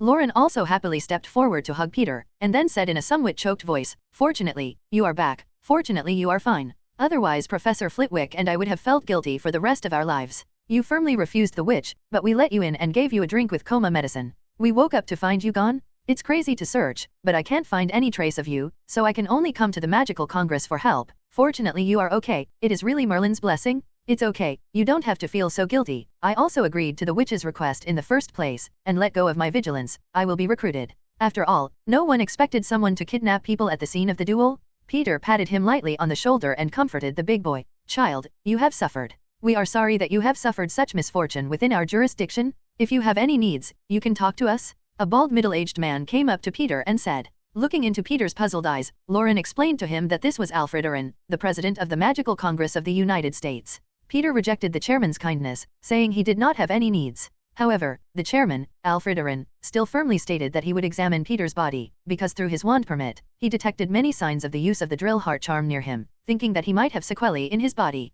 Peter did not refuse this request. In fact, according to the number of times Peter suffered the heart drill curse, it was enough to make an adult die of pain or go crazy. But Peter fused with the blood of the phoenix, and his resilience was very strong, and he was able to recover almost on the second day after suffering the torture. Moreover, after fusing the human-headed sphinx scorpion-tailed beast, the body's resistance to demons was enhanced, and its physique was also greatly enhanced. So now I can stand here alive. The healer sent by the chairman of the Magical Congress, after examining Peter's body, was very surprised by Peter's physique comparable to that of a troll, and then told the people around him that the drill heart charm did not cause him much damage and only needed to drink a few bottles of potion to heal. Chairman Alfred Oren told him that the news of his abduction was not disclosed, and then handed him Peter's championship trophy. He also signaled that he had better not tell the outside world about the kidnapping. As for the sealing fee, it is a section taken from the IFA Mani School of Witchcraft and Wizardry, and the branches of the precious magic tree snake wood can be made into a powerful wand. Snake wood is a very precious wand material, and Salazar Slytherin's wand is made of snake wood. The founder of the IFA Mani School of Witchcraft and Wizardry, a descendant of Saricha Slytherin, brought the Slytherin wand to the continental United States and then buried the powerful wand in the ground at the location of the IFA Mani School of Witchcraft and Wizardry. As a result, it did not take long for a unique snake wood to grow in the soil, which became the most important symbol of the IFA Mani School of Witchcraft and Wizardry. And the snake wood has become extinct in the world, and it is only this one tree of the IFA Mani School of Magic, so it's so precious that many wand makers can't get one of the branches. Peter gladly agreed to the sealing fee. After all, it was good for him. So he happily took it, the lifelike snakewood branch, and put it preciously into his money bag. Since the Dark Wizards had not yet been captured, the U.S. Magical Congress arranged for Peter and Professor Flitwick to live in a secret apartment, and sent 4 Aurors to take turns. Heyman Rozier did not continue to follow Peter, and with Peter's permission, he continued to run the Rozier family business, and collect those magical creatures with various magical abilities for Peter. Professor Flitwick did not want to stay here because of Peter's abduction, and he took Peter and Lauren directly to bid farewell to the Magical Congress, saying that he wanted to return to England. Of course, the Magical Council also wanted to throw away this hot potato as soon as possible, so as to Peter's intention to leave. After some false retention, it quickly applied for them to leave. In order to ensure that they can return to England smoothly, they were also lent a long-distance door key so that they could return to England at once, so that even if the Dark Wizard chased them, it was not their responsibility that something had happened. Peter saw the performance of the Magical Congress, but he had no opinion. The mission of his trip is complete and it is time to go back. The moment he grasped the door key, Peter felt a huge hook hooked to his navel and stuffed it into a very thin tube. After a dark swirling churn, Peter and the 3 finally landed on the ground. The place where the 3 of them landed was the Magical Hall of the British Ministry of Magic. For this place, all 3 of them are more familiar with it. Not only are they relieved. However, the fact that Peter won the duel tournament had obviously already spread here, and the staff of the Ministry of Magic, as soon as they saw Peter, instantly recognized it, and some excitement took out a photo of Peter's duel and asked him to sign it. As for Lauren, who watched the drama from the sidelines, he finally lost a game in this competition, so he did not win the championship. Through a brief chat with the staff of the Ministry of Magic, it was learned that because no one in the United Kingdom has won the championship for more than 10 years, so this time Peter's breakthrough made the British magical community very excited, and the Daily Prophet published Peter winning the International Wizarding Duel competition for 3 consecutive days, and intentionally or unintentionally hid the name of the youth group. Back in England, everyone went back to their homes. So Lauren, after saying goodbye to Peter in a hug, left through the fireplace of the Ministry of Magic. Peter had not yet learned to walk the phantom, and the fireplace in his house was not connected to the flying net. So Professor Flitwick could only take him to the Transfiguration apparition, and at first Peter wanted to leave alone, but Professor Flitwick firmly refused. After the kidnapping in the United States, Professor Flitwick was a little afraid of what accident Peter would encounter. Back at York Manor, looking at the long-lost home, Peter's mood unnaturally improved. Professor Flitwick refused Peter's invitation to be a guest, and after a good reassurance of Peter, he left York Manor with a replica of Peter's award-winning trophy. As if sensing Peter's arrival, a flame suddenly appeared in midair and flew out of Phoenix Field. After flying around Peter twice, he landed on Peter's shoulder and rubbed his face affectionately. "Field, you can fly. It was so nice." Peter looked at his phoenix with surprise. Since the last Nirvana, Field has become a thin chick again. Because the phoenix was still young, Peter entrusted Field to the care of the housekeeper Wales when he left England and went to the United States, but he did not expect that he could fly now. In fact, if Field didn't have Nirvana, like this kidnapping, even if he was handcuffed by the forbidden demon and could not use magic, you can summon Field and come and help him fight. It was only fate that he encountered this incident in the time when Field had not yet grown up. Time flew by, and in the blink of an eye, it was 1991. Peter was now spending his summer vacation at the Manor, preparing to go to Diagon Alley to buy the 3rd grade textbooks he would use for the beginning of the school year before the start of school. York Manor was still full of history and vitality, and Peter was now sitting in his study, holding a letter he had just taken from the owl, with his enrollment list and the 3rd grade curriculum.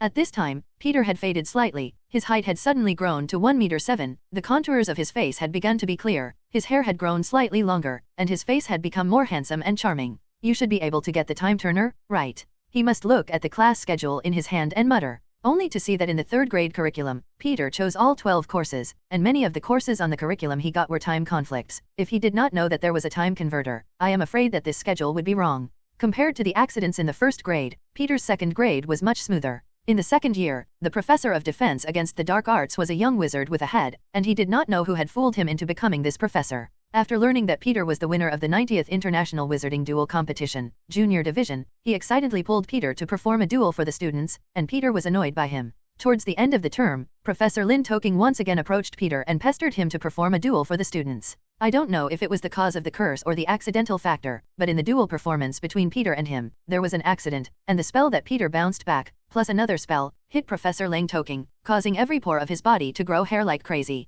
Whether it is a stop spell with a spell or a more advanced 10,000 spells to end the spell, you can't stop. Even Mrs. Pomfrey in the school infirmary couldn't solve it. So in the end, the stunned professor was admitted to St. Mungo's Hospital for magical injuries. However, compared to the ending of the previous defense against the dark arts professors, this Professor Lang Toking was the luckiest person. In his first year, Peter sent defense against the dark arts professor Green to Azkaban, and now to St. Mungo's Hospital for magical injuries. For a moment, the students jokingly referred to Peter as the Professor of Magic Killer. When Peter heard the nickname, he almost twisted his nose in anger, firmly rejected the title, and strongly stated that it was just a coincidence. This semester, Harry Potter is about to enter school, and I am afraid that every year in the future will not be calm again. Peter sat at the window quietly looking at the scenery outside, a little distracted. Immediately he looked back, looked curious, and said to himself, "Let me see what the development of the future in the recent period is like." As he spoke, his eyes emitted an eerie faint blue light, and the whole person stood there in a daze, but some pictures kept flashing in his eyes. With him meeting Harry Potter and Professor Quirrell in Diagon Alley, and finally the Halloween troll incident. Somehow he foresaw that he was fighting the trolls instead of being solved by the Gryffindor trio as in the original script.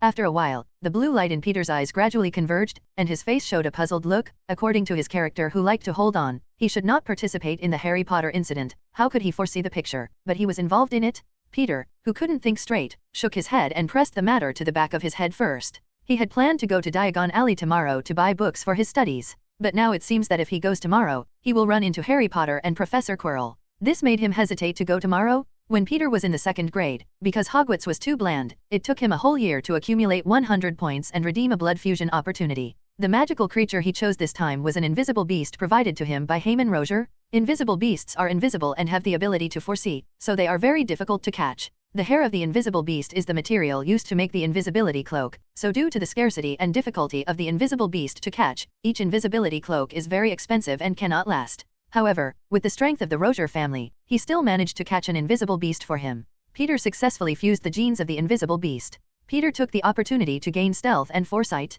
Among them, the invisibility technique is more advanced than his phantom spell in the past, which is almost difficult for people to discover, and because it is a natural ability, it does not need to chant the spell, and it is very easy to send and receive. Peter was very satisfied with the ability to foresee, which was not as predetermined as prophecy, but only made a corresponding future picture according to your current intentions. For example, he had just seen that he would meet Harry Potter tomorrow, but if he chose not to go, the foreseen picture would not become real. With this ability, his ability to avoid danger has improved a lot. If someone wants to go against him in the future, he can foresee it in advance and prepare accordingly. Peter preferred his more flexible foresight than Professor Trelawney's uncontrolled ability to predict. In Peter's opinion, Professor Trelawney was very unfortunate, because the results he predicted were qualitative. This means that no matter what struggle you make, the future outcome will not change. Especially when the results of the prophecy are not good, you try your best to change all this, but in vain? It's going to drive people crazy. No wonder Professor Trelawney has been insane. Sybil Trelawney is said to have the blood and talent of a prophet, but many people believe that he only inherited the blood of his ancestors, and did not have the powerful talent of his ancestors.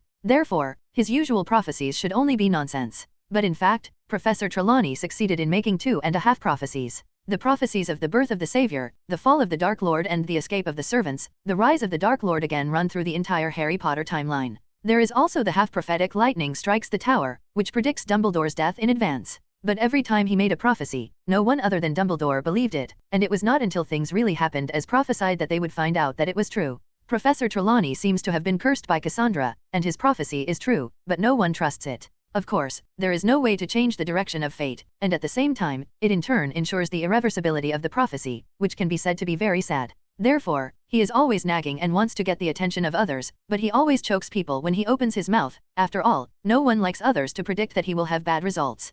Since he had predicted not seeing Harry Potter and Professor Quirrell tomorrow, Peter decided to go to Diagon Alley as planned. After all, he first learned that he had come to the wizarding world because he had met Harry Potter in the zoo. As for Professor Quirrell, who was possessed by Voldemort, Peter, who now had a certain ability to protect himself, was not worried that Voldemort, who was still weak at this time, would trouble him. Peter got up early in the morning, got into the car driven by the housekeeper Wales, and stopped in front of the Broken Cauldron bar. Seriously, little young master, every time I watch you disappear from here, it's a magical experience. After Welsh opened the car door for Peter, he said with emotion, "Then you should go in with me this time and take a good look at the wizarding world, so that you can be more at ease with me," Peter said with a smile. The housekeeper Welsh shook his head and said, "It's not my world, it's not always good to break in, and I need to find a place to park here." Peter gave up the idea of letting him into Diagon Alley, and Christine and housekeeper Wales are very calm people. Although curious, even if the closest Peter is a wizard, they still respect the group of wizards, and never want to explore the world of wizards in Diagon Alley. "Wales, you don't have to stop here and wait for me, you go back first. I may need to spend most of the day here, and when the time comes, I will summon Field directly when I want to go back."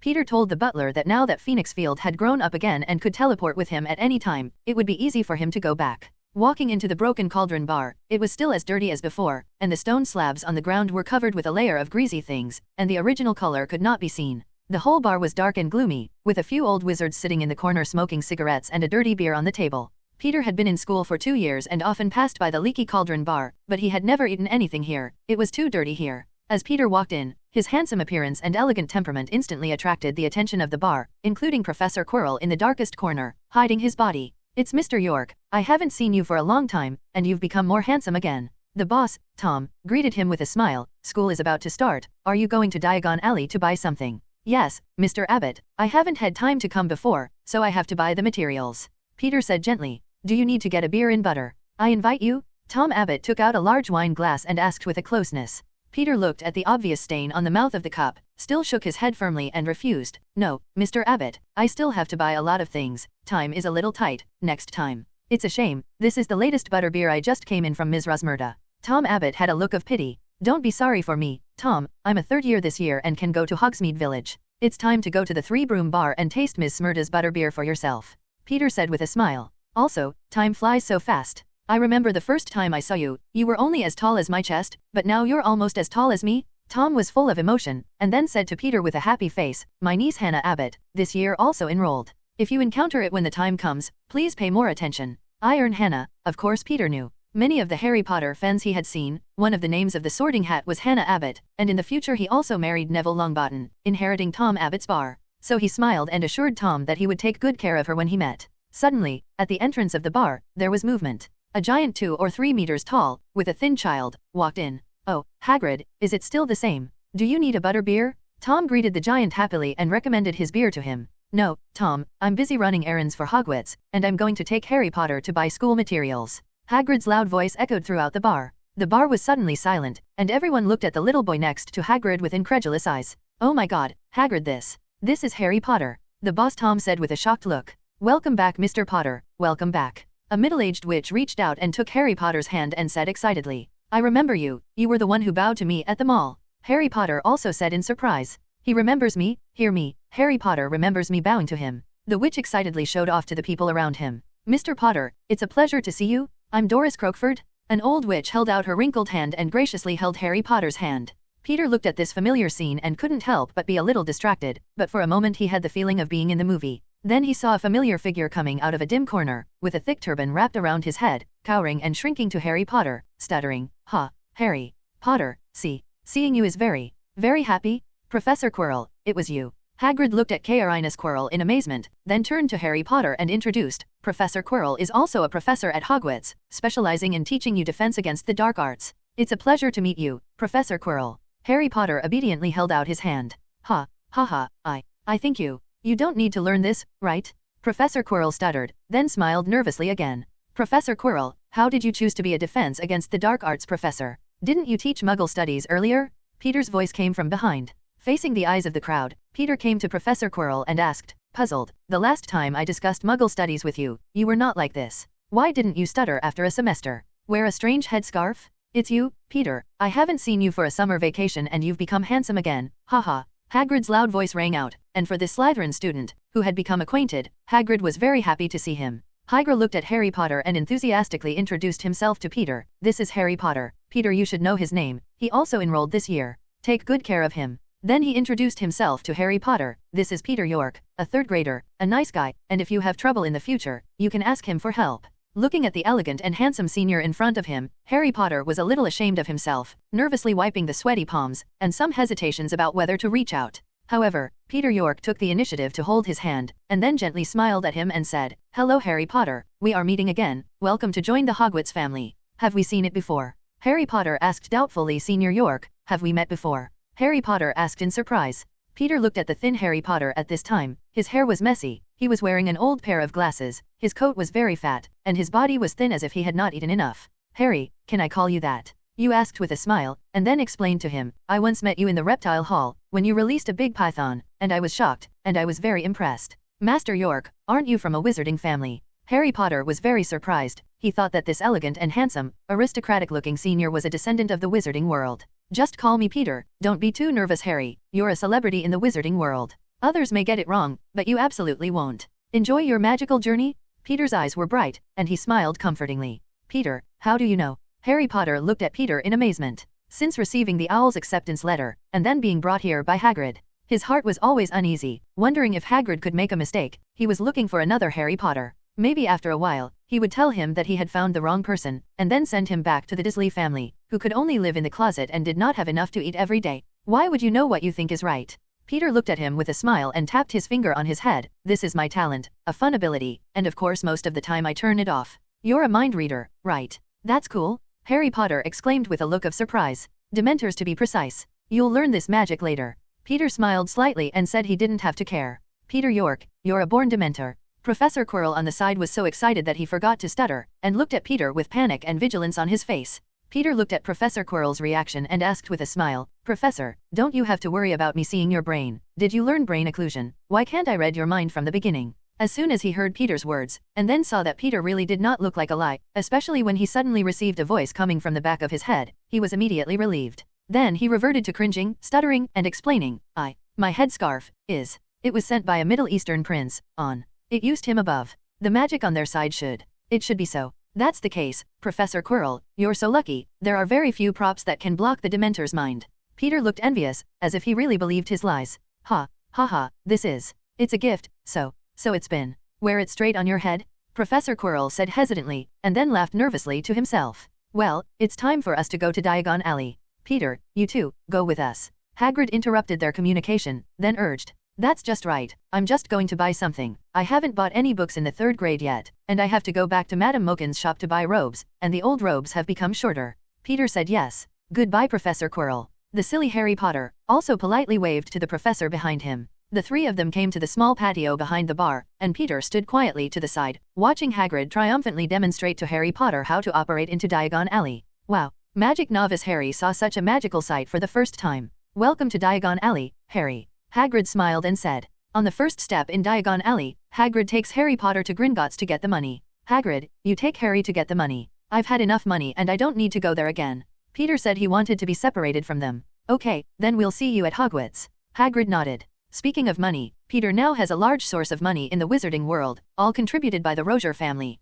Heyman Rozier gave Peter the keys to the Rozier family, Gringotts in England. He had visited the vault, which contained a hill of golden gallons, a lot of magic books, and some potions and magic props, all neatly arranged on the shelves of countless magic supplies. Peter could not help but sigh that the Rozier family was indeed an ancient and rich pure-blood family. But now this family is in its own hands. As for the Rozier family on the British side, told Peter not to worry. After separating hundreds of years ago, the two families had no contact except for the same surname. Peter's first stop was to go to Madame Mokin's shop. His tall man was so fast that the previous year's student long-distance running was no longer suitable. Walking into Madame Mokin's robe shop, I saw a pale blonde hair, a pale melon face, and an impatient little boy standing on his feet, being teased by a self-tailored ruler. The little boy became restrained as soon as he saw Peter come in, an 11-year-old kid, always a little nervous in the face of a senior student who looked older than himself. Mrs. Mokin was not in the front at this time, and should have been busy after the shop, so Peter leisurely came to the chair and sat down. As for the boy, it was easy to guess from his hair that it was Malfoy's, the one named Draco Malfoy, Harry Potter's nemesis at school.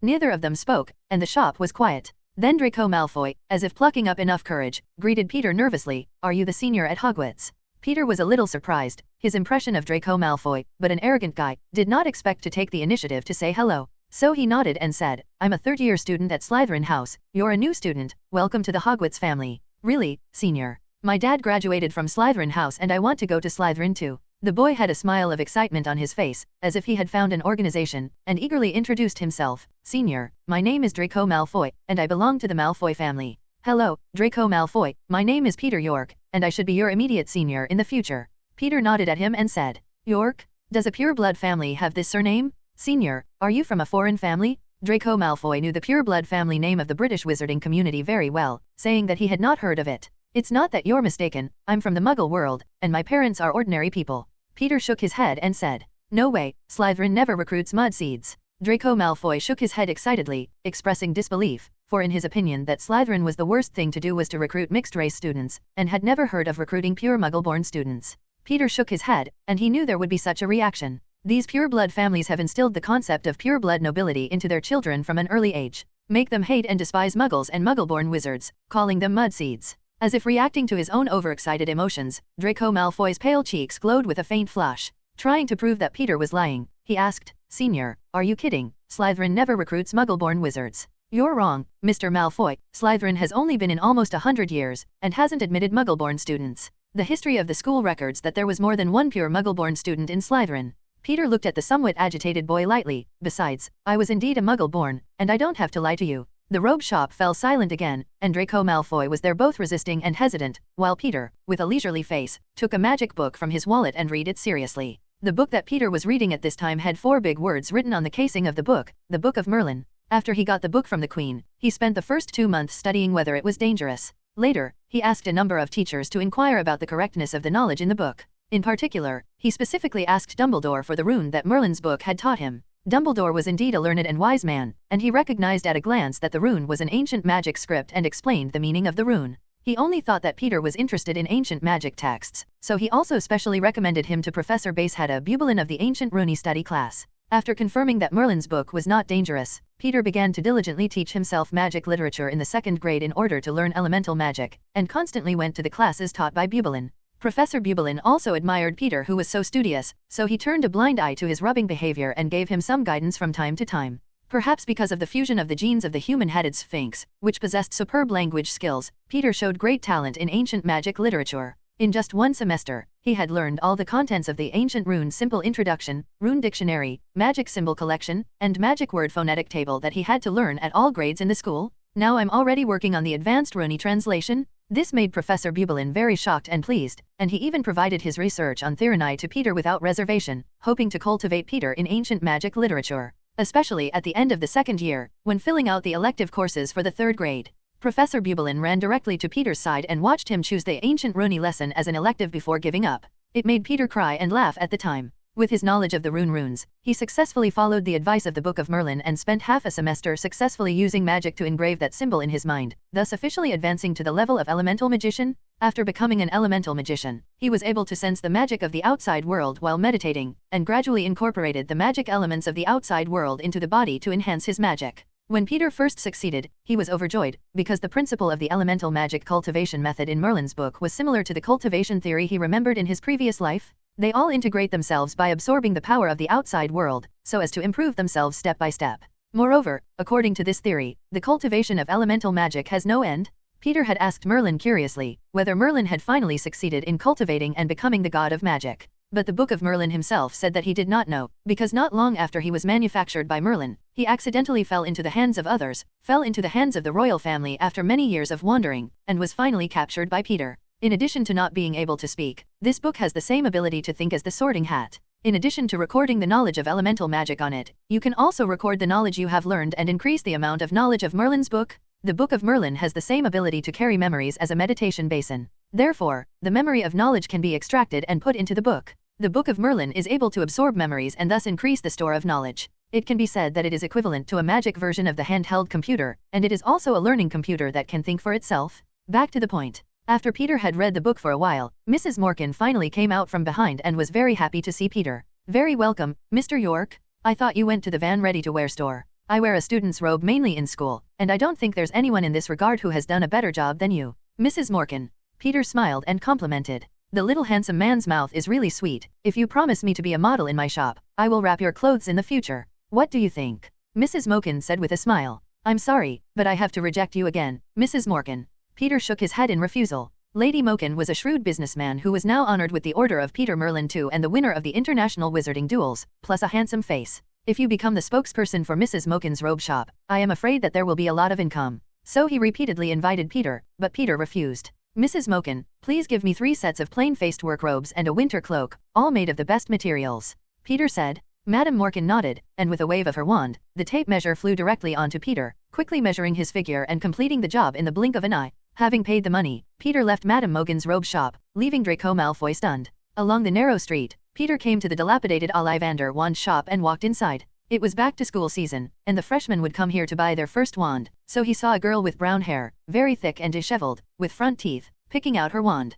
Ollivander was about to hand the girl a wand when he saw Peter walk in. His eyes lit up. What a rarity, Peter York, you came to me because something was wrong with your wand. Ollivander asked doubtfully. No, Mr. Ollivander, I just wanted you to customize a wand. Peter replied. Upon hearing this, Ollivander looked a little serious and said disapprovingly, Mr. York, unless there is a special reason, Ollivander never accepts a custom wand, because we obey the wand to choose the wizard. And you should also know the peculiarity of your wand core, which is irreplaceable. Of course, Mr. Ollivander, I came here because I had a very precious wand wood in my collection. I would like to ask you to combine it with my phoenix feathers to create a powerful wand, Peter explained. Upon hearing this reason, Ollivander was instantly intrigued and couldn't help but ask, what kind of wand wood is it? Mr. Ollivander, I think you should choose the wand for this freshman first. Peter looked at the customers in the shop and reminded him. Oh, almost forgot. Ollivander returned to God, only to find the new student and his muggle parents who had been left hanging aside, and quickly said apologetically, sorry, you have to understand an old man with dizzy eyes, let's continue to give this Hermione Granger, right, pick the wand? Then, there was a burst of magic shooting, either the counter broke a hole, or the vase was broken, and even the ceiling was punched out of a big hole. Looking at the worried expressions of the 2 men, who were clearly muggle parents, Peter stepped forward and comforted them. Don't worry, this is just the normal process, these little wizards have just touched the wand, so the magic is a little out of control. Wait until they're enrolled. You're also a student at Hogwarts School, are you from an ordinary society? The man looked at Peter's delicate muggle costume and asked cautiously. Yes, my name is Peter York, a 3rd-year Hogwarts student, also from the world of ordinary people. You have to smile and nod. As soon as they heard that Peter was also from the ordinary world, both of them had a touch of affection for him, and their tense nerves suddenly relaxed. The man smiled at Peter and said, I'm Wendell Granger, this is my wife Monica Granger, and that's our daughter Hermione Granger. When we first received the acceptance letter, we thought it was a prank. As a result, a professor from your school came to visit and directly turned into a cat, which frightened us. Later, it was said that if Hermione was not allowed to go to school, there would be serious consequences, so we brought her here. It's just that the people here speak strangely, which makes us a little uncomfortable, and I don't know if it's a good thing to let Hermione go there. Mr. Granger said a bunch of words, obviously still a little nervous. After all, 2 ordinary people without the power of chickens, when they came to the legendary wizarding land, they were always a little nervous. You don't have to worry too much, Mr. Granger. I've been there for 2 years now and Hogwarts has always been known as the safest place to be. Dumbledore, the head of the school, is the most famous and powerful old wizard in the wizarding world, and the heads of the 4 houses and the teachers are very capable and will not let us have a problem. Peter said with a gentle and comforting face. And if the young wizards are not allowed to enter Hogwarts and practice magic, the magic in their bodies will not be released, and when they reach a certain critical point, they will burst out, endangering the lives of those around them, including their own lives. More serious ones will give birth to an uncontrolled magical parasite called Silent, so at a certain age, the young wizards will be sent to school to learn control magic? So serious? Professor McGonagall said a few words, so we thought we were just trying to scare us. The Grangers said with a look of horror on their faces. I think Professor McGonagall is only afraid of scaring you, so he doesn't want to say more about it. After all, many ordinary people are very avoidant of wizards, even like snakes and scorpions. Peter explains. Very good. Perfect wand, grapevine wood dragon heartstring wand. I think you will definitely become a very powerful wizard. Ollivander's voice came from the side. Hearing the last sentence, Peter rolled his eyes, and his words deceived an unknown number of naive little wizards. Hermione, come over, I'll introduce you to a senior. Mr. Granger called Hermione over and introduced her. This is Peter York, also from the world of ordinary people, already in the 3rd grade. Hermione Granger listened and looked at Peter carefully, and was very impressed by this handsome student. Then some red face asked, Senior York, which academy are you from? Do you know how to sort houses? I heard Professor McGonagall say that there are 4 colleges at Hogwarts, but it's not clear to them? Peter looked at the girl in front of him and found that she was not like in the movie, but really like a beaver miss, with large teeth, thick curly hair, and freckles on his face, which made him completely disappointed in the cute image in his fantasy. But even so, Peter, who considers himself a bully, still has a good feeling for Hermione's bully. He smiled and said, Hogwarts is divided into 4 houses, Gryffindor, Hufflepuff, Ravenclaw, and Slytherin, of which Professor McGonagall, who visited you earlier, is the Dean of Gryffindor, and I am a Slytherin student, and you will know the rest when you get to the school. Then I want to go into Slytherin too, Hermione Granger said firmly. I suppose you might be in Gryffindor or Ravenclaw house, and Slytherin isn't for you, and you'll know it later when you're familiar with it. Peter shook his head and said in disagreement. Well, Hermione, we're leaving, and we're going to buy something else, Mr. Granger reminded. Senior York, do you need us to wait for you? Hermione asked expectantly. No, you go first, I'll have a discussion with Mr. Ollivander for a while. Peter shook his head and refused. Hermione followed her parents with a disappointed face. Well, the guests are gone. Peter, what about the wand material you said? Show me? Ollivander said curiously. Peter opened the dragonskin money bag, took out a 3-finger-thick, 30-centimeter-long piece of wood from it, and handed it to Ollivander. Ollivander looked at the snake-scale-like branch in his hand and said excitedly, Snake wood? It's actually a snake wood? Then he looked at Peter and said with surprise, as far as I know, only the Ifamani School of Magic has a snakewood tree in the world. Do you mind telling me his origin? It's been a year since I was given to me by the President of the Magical Congress of the United States when I first competed in the International Wizarding Duel. Peter didn't mind. You're in luck. Once I went to Ifamani to get a branch and wanted to make a snakewood wand belonging to Ollivander, but they refused. Didn't expect you to get it so easily? Ollivander said with a look of envy. How's it going, Mr. Ollivander? Can you customize a snakewood wand for me? Peter asked. Ollivander shook his head with a look of disapproval. I still stick to my point, although the wand made of snakewood is very powerful, but if it doesn't match you, it won't do you any good. Peter didn't say a word, he directly used magic to summon a snake, and then made a slight sound in his mouth, and the little snake obediently put himself in a circle. Then he looked up at Ollivander, whose face was full of shock, and said, In this case, does it show that I can also use the snakewood wand? You're a snake guy. Ollivander was incredulous, as if he had reacquainted himself with Peter. He looked at him carefully. Aren't you from Muggle origin, except that the bloodline can turn into a phoenix, but you are still a snack-eman. What kind of monster are you? Peter glanced at him and complained, Mr. Ollivander, if you talk like this, don't I have more ability, and if I have other abilities, you must not be scared to death. Do you have any other abilities? What is it? Tell me about it. Ollivander was instantly interested in hearing this. For Ollivander, Peter had nothing to hide except the most important secret, so he directly changed into Ollivander's appearance and asked with a grin, Does this ability scare you? Merlin? It's transfiguration Margot's? Ollivander was stunned. Now, Mr. Ollivander, will you be able to help me customize the wand? Peter asked again. Ollivander was a little stunned, but he quickly retracted his expression, then nodded, looked at Peter as if he were looking at God, and said excitedly, You can speak snake language. It is very likely that you can fit with snake wood. I think I will be able to make a powerful wand. Of course, I still need your phoenix-shaped feathers. Ollivander showed a sly smile and said impatiently, You become a phoenix first. I need to pick out the feather with the strongest magic on your body, so that it can have the greatest effect. Upon seeing the old man's shrewd smile, Peter said warily, Say well and only pull one. Don't almost bald my feathers like last time. I paid for the production cost of this time with gold gallons. Don't think of other ideas. This time, I didn't have to pay the production fee, and being able to make the snakewood wand by myself was already the greatest comfort for me. I still have the feathers you left behind last time, so I don't need them in a hurry. Don't worry, Ollivander said with a smile. Meaning it is not needed now, but it will be needed in the future? Peter snorted. When Peter York grinned and covered his ass and walked out of the Ollivander wand shop, it was already afternoon. This old guy? Peter scolded in his heart. He said that he only pulled out one feather, but when he was not paying attention, he took 2 tail feathers from his tail, and he also said that he had one more for safety. You should know that even if you become a phoenix, there will still be pain, not to mention the place where the tail nerves are most concentrated. Out of the wand shop, Peter first went to the Lycan bookstore to buy books. Please help me prepare a copy of all my 3rd grade textbooks and mail them to York Manor, Peter said to the store manager. It's Mr. York, I haven't seen you in a long time. The store manager was very happy to see Peter. The last time Peter bought all the books in his shop, created the most expensive day ever recorded by Lycan bookstore. You're going to buy all the textbooks for the 3rd grade. Are you signing up for all the courses? The bookstore owner asked in surprise. Peter handed the list of textbooks he had received to the bookstore owner. The bookstore owner took the list, looked at the 12 courses and the dense list of books, and couldn't help but sigh. Mr. York, I think you should go to Ravenclaw College. There are not many people who can take 12 courses. Peter smiled and didn't talk. In fact, the reason he checked all the courses was mainly for the time converter. Otherwise he wouldn't have chosen a Muggle study class at all. When he chose a course last semester, he deliberately went to the senior year to audit for a while, and then he was completely disappointed in the course. The professor of Muggle studies, Carrie Bubaji, although a wizard close to Muggles, apparently did not know much about Muggles.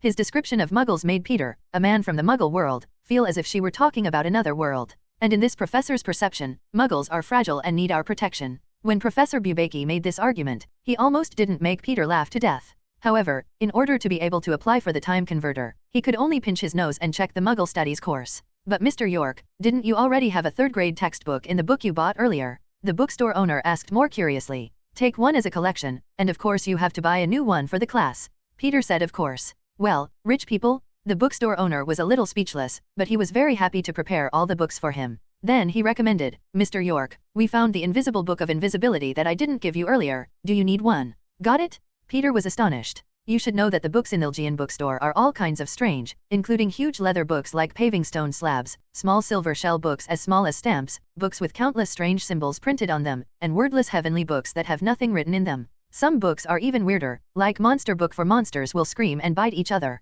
When Peter ordered a batch of magic books from Lycan bookstore before, none of them could be found in the invisible book of invisibility, because they were all invisible. Then add this book to it. Peter nodded in agreement. He was interested in collecting these strange books. The bookstore manager happily heard from the bookshelf on the side, as if he was picking up a ball of air, hugged Peter in front of him, and reminded him, this book likes to be invisible, and likes to run around, so when placed on the bookshelf, you must limit his ability to move, otherwise you will not find it in the future. Can't you use the manifestation spell to make it active? Peter asked puzzled. The invisible abilities of these books are given by the mysterious runes on the books, not the effect of the spell, so the transfiguration spell does not work on it. The bookstore owner shook his head and complained, I don't know what the people who made it think. I have purchased more than a dozen invisible books, except for the one in front of you. I have not found anything else. At the behest of the bookstore owner, Peter left the bookstore and bought other things one after another. When he had finished buying everything, Peter's feet were a little sore, but fortunately he also had a dragon skin money bag with a traceless stretching spell, which could fit everything he bought, otherwise he would be tired of becoming a dog. After buying it, Peter summoned the Phoenix and left Diagon Alley amid a barrage of exclamations. The time soon came to September 1st. Peter, escorted by the butler Welsh, reached King's Cross Station, then went straight through the wall to platform 9 3/4. Peter came early, and there were still few people on the platform at this time, so he directly found a carriage in front of him, then sat in it, and took out the book looking at the future through the fog from the dragon skin bag, and looked at it with relish, until the noise outside became more and more noisy, waking him up from inside the book. He looked at the mechanical watch in his hand, and it was now 10:30, and there was only half an hour left. George Fred, come and see, my new wolf poison spider. Outside Gryffindor Lee Jordan shouted in a loud voice. Peter followed the sound and saw the Weasley twins, whom he hadn't seen in a summer, surrounding Lee Jordan with interest, teasing the big brightly colored spider in his hand. The corners of Peter's mouth twitched, and these bold Gryffindor students, looking at the color of the spider, were bound to be poisonous spiders without a doubt. If they were bitten, they wouldn't want to attend the school starter tonight. He opened the window door and shouted to his friends outside, Fred, George, I'm here. All three noticed Peter, waved happily at him, and then quickly came to the carriage where Peter was. Peter, we're going to tell you a big news. George Weasley looked like he was hiding a big secret. Very big news, guaranteed you will be very interested in listening to it. Fred Weiss said in unison, his face full of you ask me. Oh, what big news, tell me about it? Peter asked with a look of interest. It's Harry Potter, he came to Hogwarts this year. The twins said in unison, looking like they had seen a big star. Just now we helped him carry the box to the train and found the scar on his forehead, a scar in the shape of a lightning bolt. George described it with an exaggerated look. He also thanked us. Alas, the savior, what a fun experience. Fred said with a dreamy face. Maybe he'll still be in Gryffindor. When we were punished by Filch for cleaning the Wall of Honor, we found Harry Potter's dad, the seeker of our academy. George was full of anticipation. As you might wish, Harry Potter is destined to be a Gryffindor student. Peter said affirmatively. Peter, are you going to see my spider? I got it from an old wizard, and it's a beautiful color. The dark-skinned Lee Jordan excitedly showed the spider in his hand to Peter. It's pretty, and if he takes a bite, then you'll lie down in the infirmary tonight. Peter said wordlessly. Toxic. Lee Jordan almost threw the spider out of his hand. He looked at the spider crawling on his hand with some tears, and said tremblingly, when the old wizard said it was not poisonous, I only spent 10 golden gallons to buy him. How could he lie to me? Poor stupid kid. All three of Peter had sympathy for him. 10 golden gallons? You're willing, Jordan. The twins exclaimed. Who of you helped me take it away? I'm scared. Lee Jordan looked at the spider in his hand nervously at this time, afraid of suddenly biting himself. Don't be nervous, I'll help you. Peter took out his wand and transformed a piece of candy paper from the table into a small cage. The spider is then floated up with a floating spell and placed in a cage to be locked up. Thank you, Lee Jordan said to Peter gratefully with a grateful expression on his face. Peter, have you changed your wand? Fred noticed Peter's wand, which was different from his previous purple wand. Today, the wand is a bluish-green, snake-scaled, spiral-shaped wand. I didn't change it, but I found Ollivander to customize a new wand, and the two wands will be rotated in the future. Peter touched the snakewood wand cherishedly. Perhaps because he had fused the genes of a bird and a snake, and the core of the wand was the phoenix feather on his own body, Peter was very compatible with this wand. The magic mana consumed by casting was half less than the original, and the power was increased by 30%. Even Ollivander, after making this wand, excitedly said that it was the best wand he had ever made. Aside from the legendary old wand, there is no magic wand that can match. Peter was overjoyed. He snatched his wand from Ollivander's hand and asked for a set of wand care tools before leaving the wand shop in Ollivander's reluctant eyes. Can there be such an operation? Isn't there only one wand per person? The Gryffindor trio asked with a look of surprise. I'm in a special situation, and both of my wands fit me very well, so I can have them at the same time. Peter explains. Turns out you're here. Suddenly, on the window, Alan White's head popped in, startling the four people. Before a few of them could say anything, Alan shrank his head back again, then shouted to the side, Cedric, Peter, here they are. Alan and Cedric were then added to the carriage. At this time, there were 6 people crowded in the carriage, which seemed to be a bit crowded. Or I'll leave first. Lee Jordan said with some embarrassment that in this group, he was brought in by twins and belonged to outsiders. No, you sit down Jordan first. Peter got up and pressed Jordan Lee and said, I have a way to make this place spacious. But you have to keep it a secret for me, the Ministry of Magic does not allow private use of this spell. As he spoke, Peter took up his snakewood wand and read words to the surroundings. I saw that the surrounding space was getting bigger and bigger under Peter's magic, and the small box that could barely accommodate 6 people had instantly become a large space of several hundred square meters. Wow. Several people watched the change in space, very shocked, and now they can all run in the carriage? Peter, you can stretch the spell without a trace. It's amazing, Cedric said in amazement and adoration. Then Peter casually conjured up a few gorgeous and comfortable sofas, sat down lazily, and then smiled and said to the crowd, now dozens of people are not crowded. This is very high-level magic. I didn't expect you to be able to cast it so easily. Truly worthy of the Magic Prince of Hogwarts. Alan said in amazement. The Prince of Magic? What a ghost. Peter was momentarily speechless. In the past 2 years he had been given a whole bunch of nicknames, what Professor Flitwick's Darling, Slytherin Rebels, Defense Against the Dark Arts Professor Killer, and so on. Almost every other day, he gets a bunch of titles on his head. The whole carriage is rumoring that Harry Potter is on the train, have you heard? Alan said with a gossipy face. This news is outdated, Alan. The twins schemed their lips and then triumphantly boasted, we've seen Harry Potter and helped him with his luggage. You see? What does he look like? Alan asked curiously, you say that he can defeat the Dark Lord at the age of 1, is there any magic that is different? Peter shook his head darkly. These people in the wizarding world did not know what to think, but actually put all the credit for Lily Potter on a 1-year-old child, and then hoped that he could protect everyone. When these people find out that Harry Potter is just an ordinary child, they will feel cheated. At the moment, there's nothing special about it, it looks skinny. The twins shook their heads and said. After a while, they were not interested in the topic. Then we started to discuss the elective courses after the start of the school year. I took divination classes for electives, and the protection of magical animals. What about you? What did you choose? Lauren asked. We also chose these 2 courses, what a coincidence. The twins said happily. I also took these 2 courses, as well as Muggle studies. Cedric said with a smile. And me, I took both courses. Lee Jordan followed suit. It seems that everyone has chosen these 2 courses, which is really interesting. Alan laughed happily. I listened to the introduction of the senior students above. These 2 courses are the easiest to pass, so I chose them. In particular, Professor Trelawney of the divination class heard that as long as he predicted that he would die a very miserable death during the final exam, he could get a high score. A group of people talked and laughed. After a while, they reacted, and there was another person beside them who had not spoken. So they all turned to look at Peter and asked, what class did you take? Peter handed them his class schedule and didn't say anything. Alan, who was closest to him, was the first to see Peter's class schedule and then said with a surprised face, Peter, you actually chose all the courses. How is this possible? Some courses are conflicting. How can you take 2 classes at the same time? Lee Jordan said with a look of incredulity. It's possible. The twins weren't too surprised. They looked at the puzzled expressions of the crowd and explained, our brother Bill, and Percy, who is now in the 5th grade, they all chose all the courses like Peter in the 3rd grade. And Bill also got 12 OWL, ordinary wizarding level exam, grades. The question is, having chosen so many conflicting courses, how did they get all the classes done? There can't be a professor who would allow a student not to come to class. Cedric said with doubt. I don't know, we asked Bill about it, but he didn't want to say anything. George shook his head and said. Then all eyes were on Peter again, and he saw that he had a calm expression. Fred said directly, Peter, you must know it, right? Since you have chosen all the courses, you must have known the town side. Tell us about it. I know, but I've promised the professor to keep it a secret, so I can't tell you. Peter refused with a smile on his face. No, Peter, you can't do that. The twins glued up, pestered Peter and said, "We're good friends, right? There can't be secrets between good friends.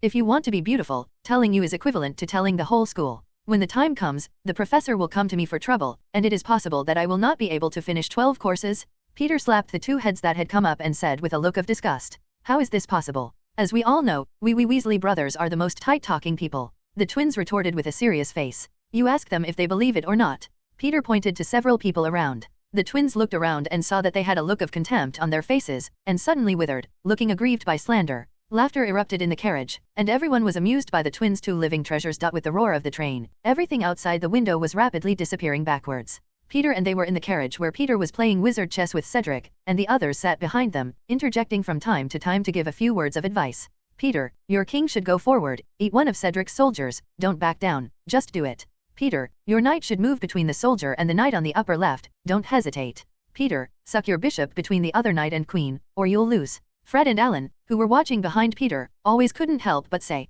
"Are you stupid? Move me to the other knight, or I'll be eaten." The chess pieces on the chessboard also roared at Peter, "Little wizard, move me to the position of 1-7, that position is the most correct." Another paladin also suggested to Peter. Listening to the chatter around him, Peter couldn't bear it, and directly closed his ears to listen, and suddenly all around him was quiet. The people around them looked at each other and spoke dumb. "Well, Cedric, let's move on." Peter smiled at Cedric Diggory and motioned to keep playing. Cedric was stunned, looking at the people around him, a suffocating expression that wanted to speak but could not say, and his mouth moved. But looking at Peter's smiling face, he suddenly shut up again. In the end, the absent-minded Cedric lost the game, his chess piece was smashed into pieces by the other side, and the restored chess piece complained, "We should have won, just because your stupid head lost. It seems that my wizarding chess level has improved again." Peter, who had won the game, said confidently. Cedric, who heard this, the corners of his mouth twitched slightly, and at the level of Peter's stinky chess piece, he could even brazenly say this. Peter, who was in a good mood, found that the partners around him could not speak, quickly lifted the magic, and apologized insincerely, "Sorry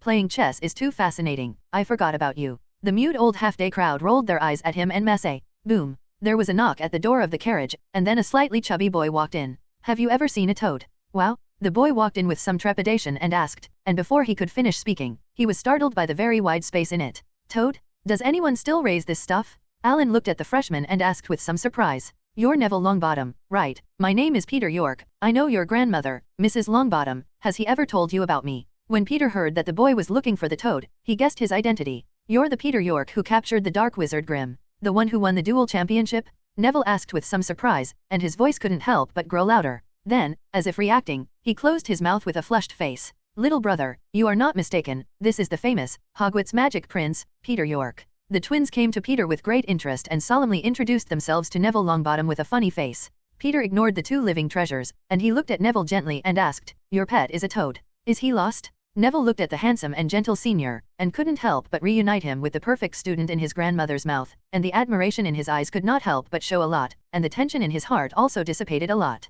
"My toad is called Rifle, and it was an entrance gift from my Uncle Algie. But it always doesn't want to stay by my side and often runs away," Neville explained to Peter, looking a little discouraged. "You don't have to worry too much, Neville, the pet won't abandon its master, it may just want to play hide-and-seek with you. After a while it will appear on its own." Peter reassured, "If you are really not at ease, we can help." "Yes, freshman, you can ask Peter York to help you, he will have a lot of magic, and ensure that your precious toad will appear in front of you immediately." The twins grinned at Neville. As soon as Peter wanted to speak, the door was once again opened directly. He frowned a little and looked out the door. "Have any of you ever seen a toad?" A classmate named Neville lost one. The little girl with the front teeth asked angrily. "Neville, turns out you're here. I asked in the second half of the carriage, and no one saw the toad." As soon as she finished asking, Miss Beaver saw, and Neville Longbottom, standing in the doorway, crackled and said, "Then, looking beyond sight, I saw Peter behind Neville, and I couldn't help but shout in surprise, 'Elder Peter. Meet again, Miss Granger. Are you helping Neville find a pet?'" Peter smiled and said hello. "Yes, Neville's toad was lost, and I helped him find the second half of the carriage, but there was no result, so I wanted to come to the front and ask about it.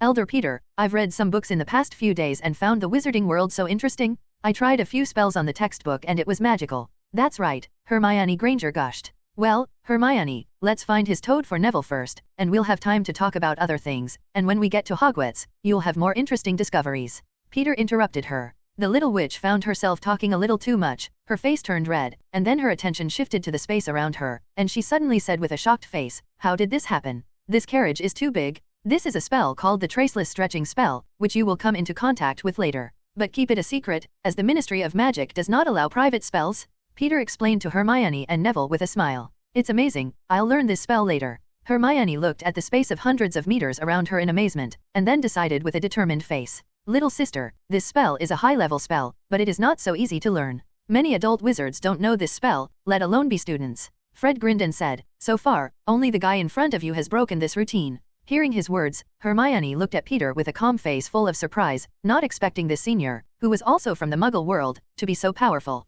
Well, let's help Neville find his toad first. Peter interrupted them. Do we need to go out and help Neville find it? The twins rolled up their sleeves, looked ready to dry, and said with a hippie smile, maybe we can still meet Harry Potter. You're looking for Harry Potter. Hermione was surprised. Then he said, he was in the last carriage, sitting with a red-haired boy. Red hair? That must be our brother Ron? The twins looked at the crowd and suggested, or shall we go see Harry Potter? Just now we just helped him and didn't remember his face too much. What to see? He's not a gorilla in the zoo. It's a little bad for you to look at it one after another, and he's a Hogwarts student behind him, and he wants to see a lot of time. Peter shook his head and rejected their idea. Then he took out his wand, looked at several people of the same rank with disdain, and said, are your brains eaten by trolls? Don't you know there is a summoning spell? That's you, we haven't learned this spell yet. The twins muttered. Peter glanced at them, waved his wand, and said, the toad is coming. After a while, there was no movement. Peter, you shouldn't have succeeded. Alan said in amazement. Peter didn't bother to pay attention to him. He could faintly feel the other end of the spell through the wand. There was a struggling little animal, flying towards this side. After a while, a palm-sized toad, struggling in the air, flew quickly into the carriage and suddenly stopped in midair as it approached Peter. With a wave of his wand, Peter floated the toad into Neville's hand and asked, is it your toad? Neville caught the toad and nodded excitedly. Well, now that the mission is complete, it's time for you to go back to your box and change your robes. Hogwarts is coming, and when you new students take a different path than we do, I won't leave you. Peter said. Sending off the two freshmen, Peter and the men chatted as they changed their clothes. Which academy do you think these two will enter? Alan asked. I'm going to say that the girl should be in Ravenclaw, and that little fat guy should be in Hufflepuff. George said, Fred agreeing. I thought it would be like that too. The girl named Hermione looked like a school bully, and must have been a Ravenclaw student. And the cowardly and weak Neville should be elected to Hufflepuff House? Lee Jordan said in agreement. Not necessarily, you see Peter is a school bully, he is not in Slytherin, so you can't guess. And what is a cowardly and weak person who will enter Hufflepuff Academy? The emblem of our academy is a badger, and it is an animal that can fight snakes. Cedric said he couldn't guess and expressed dissatisfaction with Lee Jordan's words. I'll say, both of them will be at Gryffindor House. Peter said with a big smile. How could it be? Both of them were completely out of favor with Gryffindor. Both the Weasley twins and Lee Jordan disagreed. Then let's make a bet that if the two of them don't make it to Gryffindor, even if I lose, Peter said with a smile. What bet? Lee Jordan was suddenly interested. You can bet whatever you want.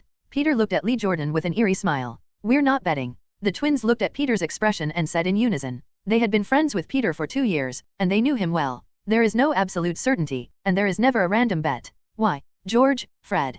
Peter said that only if the two of them, both of them, entered Gryffindor, would he win. We have a good chance of winning? Lee Jordan asked incomprehensibly. Jordan, you don't know Peter, this guy never makes a loss-making deal, he must have known the outcome before he was willing to bet with us. Fred said with a I see through you expression. When we were in the first grade, we bet on who the next Minister for Magic would be, and Peter chose the lowest Chancery Fudge. And now this is the man sitting in the position of Minister of Magic. George said with a dreamy face. Of course, on that occasion, we also followed Peter to bet on Connolly Fudge, and we voted for 25 gold gallons, and it didn't take long to become 100 gold gallons. That's the most money we've ever made, Fred said with a smile. Seriously, ever since, I suspected Peter was a prophet, but he didn't admit it, only said it was blind. Alan interjected, his face full of disbelief. Really, Peter, are you really able to see the future? Lee Jordan looked at Peter curiously. Who knows? Peter smiled and said with an unclear meaning. You see, this guy just likes to pretend to be mysterious and never answers our questions head on. It's disgusting. The twins pretended to be angry, and then had a regretful expression on their faces. If he can really predict, we can cooperate.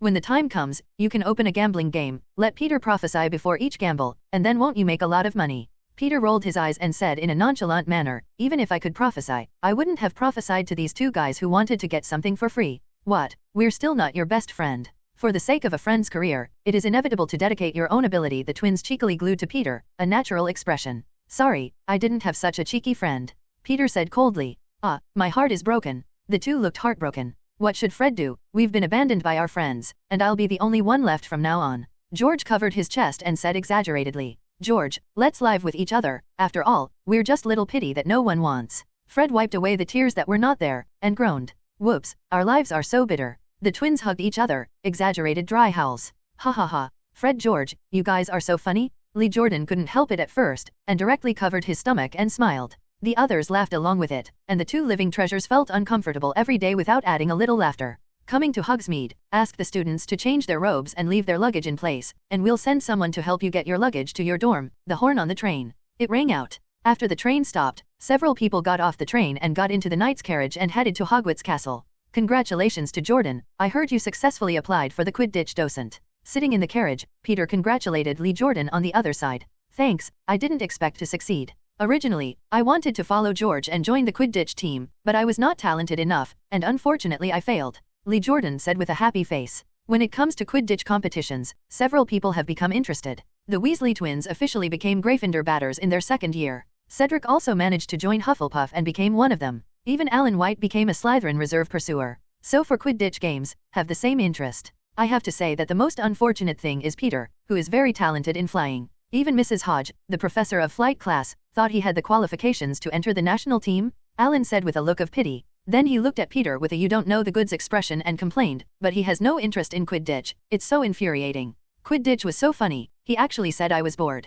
That is, if we have such a talent as him, we will definitely be happy to join the Quidditch team, and maybe we can join the national team to participate in international competitions in the future. The twins said with a look of envy and jealousy. Everyone has their own ambitions, and since Peter doesn't like Quidditch, we don't have to force him. Cedric said gently. Or Cedric is reasonable, good flying talent, does not mean that you must join Quidditch. Peter didn't understand the brain train of these people. Was it that if he had good driving skills, he had to participate in a racing race? A group of people followed the crowd and walked majestically into the castle auditorium. The chair was almost full of professors, and there were no new professors joining this semester, so it was still the faces of those professors. As for the defense against the dark arts professors Carinus Cairo, he is not actually a new professor. It was only from the original Muggle professor to the defense against the dark arts professorship. However, Professor Quirrell still caused discussion among the students. In particular, his thickly wrapped turban really attracted the attention. And his personality has changed greatly. When he used to teach Muggles, he was gentle and calm, and the wording was smooth.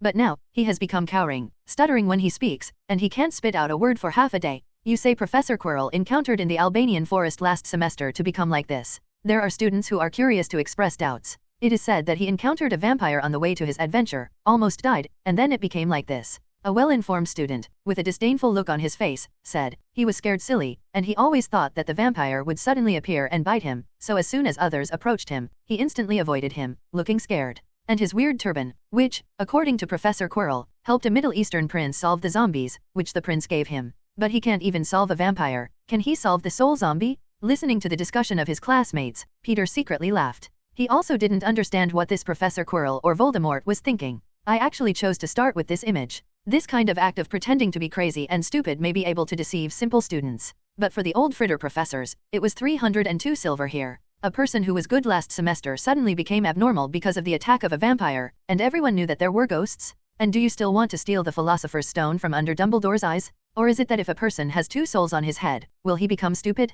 Peter guessed darkly. But none of this mattered to him, he just had to sit quietly and watch Dumbledore and Voldemort fight. Soon Professor McGonagall came down from his professor's seat and walked down the aisle out of the auditorium, supposedly the freshmen arriving. It didn't take long for the auditorium door to open automatically. Professor McGonagall led the new students in a row to the front of the auditorium, and then conjured up a high stool, holding the student list in one hand and the sorting hat in the other. Looking at the scene in front of him, Peter recalled the scene when he first entered school. Especially when I saw the familiar few people in the freshman group, I couldn't help but have a feeling of witnessing history with my own eyes. When he read the first name Hannah Abbott, Peter silently complained, the protagonist of The Flowing Water, the Iron Hannah Abbott. When Hermione Granger and Knave Longbottom were both sorted into Gryffindor, the Weasley twins, Jordan and Cedric, all focused their attention on Peter, with a look of anticipation but still shock. Peter, are you really capable of prophecy? Such two students who look at the impossible are actually all said to be in your mouth? Alan next to him stared straight at Peter, looking like he wanted to study him thoroughly. Do you want me to set up a crystal now, like Professor Trelawney, and prophesied your future?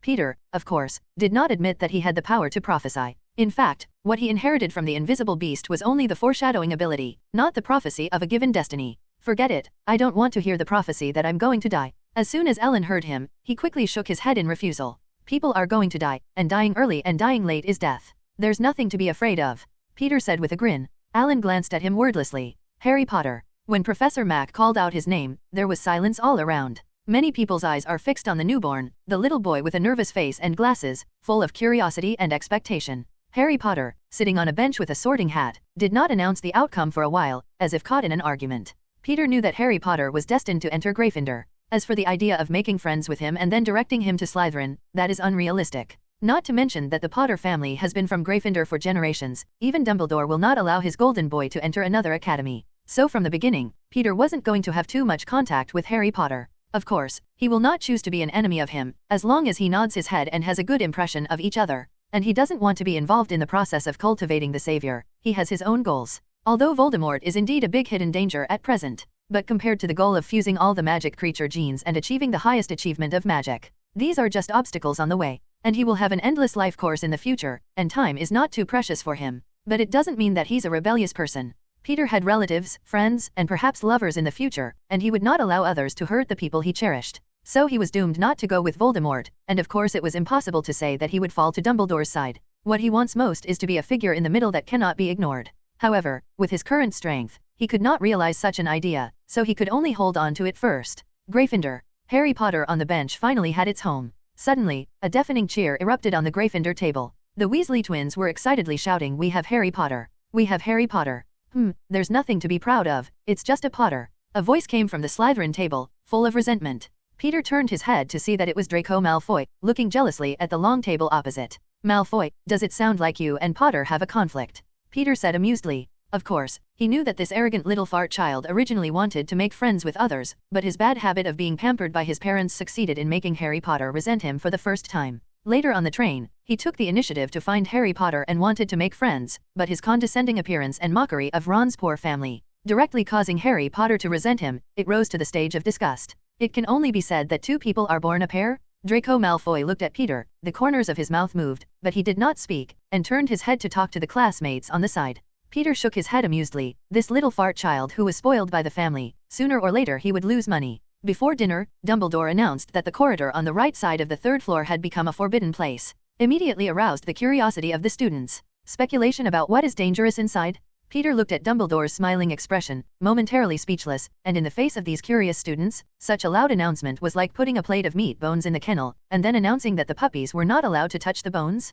This old man with bad eyes? Peter muttered silently. After the dinner, accompanied by the Weasley twins, the funeral tune and the loud singing of the Hogwarts school song, the students went back to the college dormitory. The first thing Slytherin students did when they returned to the dormitory common room was to engage in a chief scramble. The first to appear was the rookie-level first-year students, the most notable of which was Draco Malfoy, who was the first to take the stage as Professor Snape announced the start, like a proud little rooster, waiting for the challengers around him. In the end, he won the opponent with a tarantella and became the first-year chief. Seriously, these first-year students are like rookies pecking at each other, compared to you when you first entered the school, but it is far behind. You picked everyone in the group, and then let me pick a bargain. Alan White spat at Peter. Am I a group picker? I remember that when you all dealt with me together, I had no choice but to strike. Otherwise you look at my second grade, you still didn't shoot? Peter rolled his eyes and asked rhetorically. Hey, Alan smiled at him. At first they were all because of Peter's muggle blood, so the collective rejected him, wanted to kick him off the stage first, but did not expect to hit the hard pillar.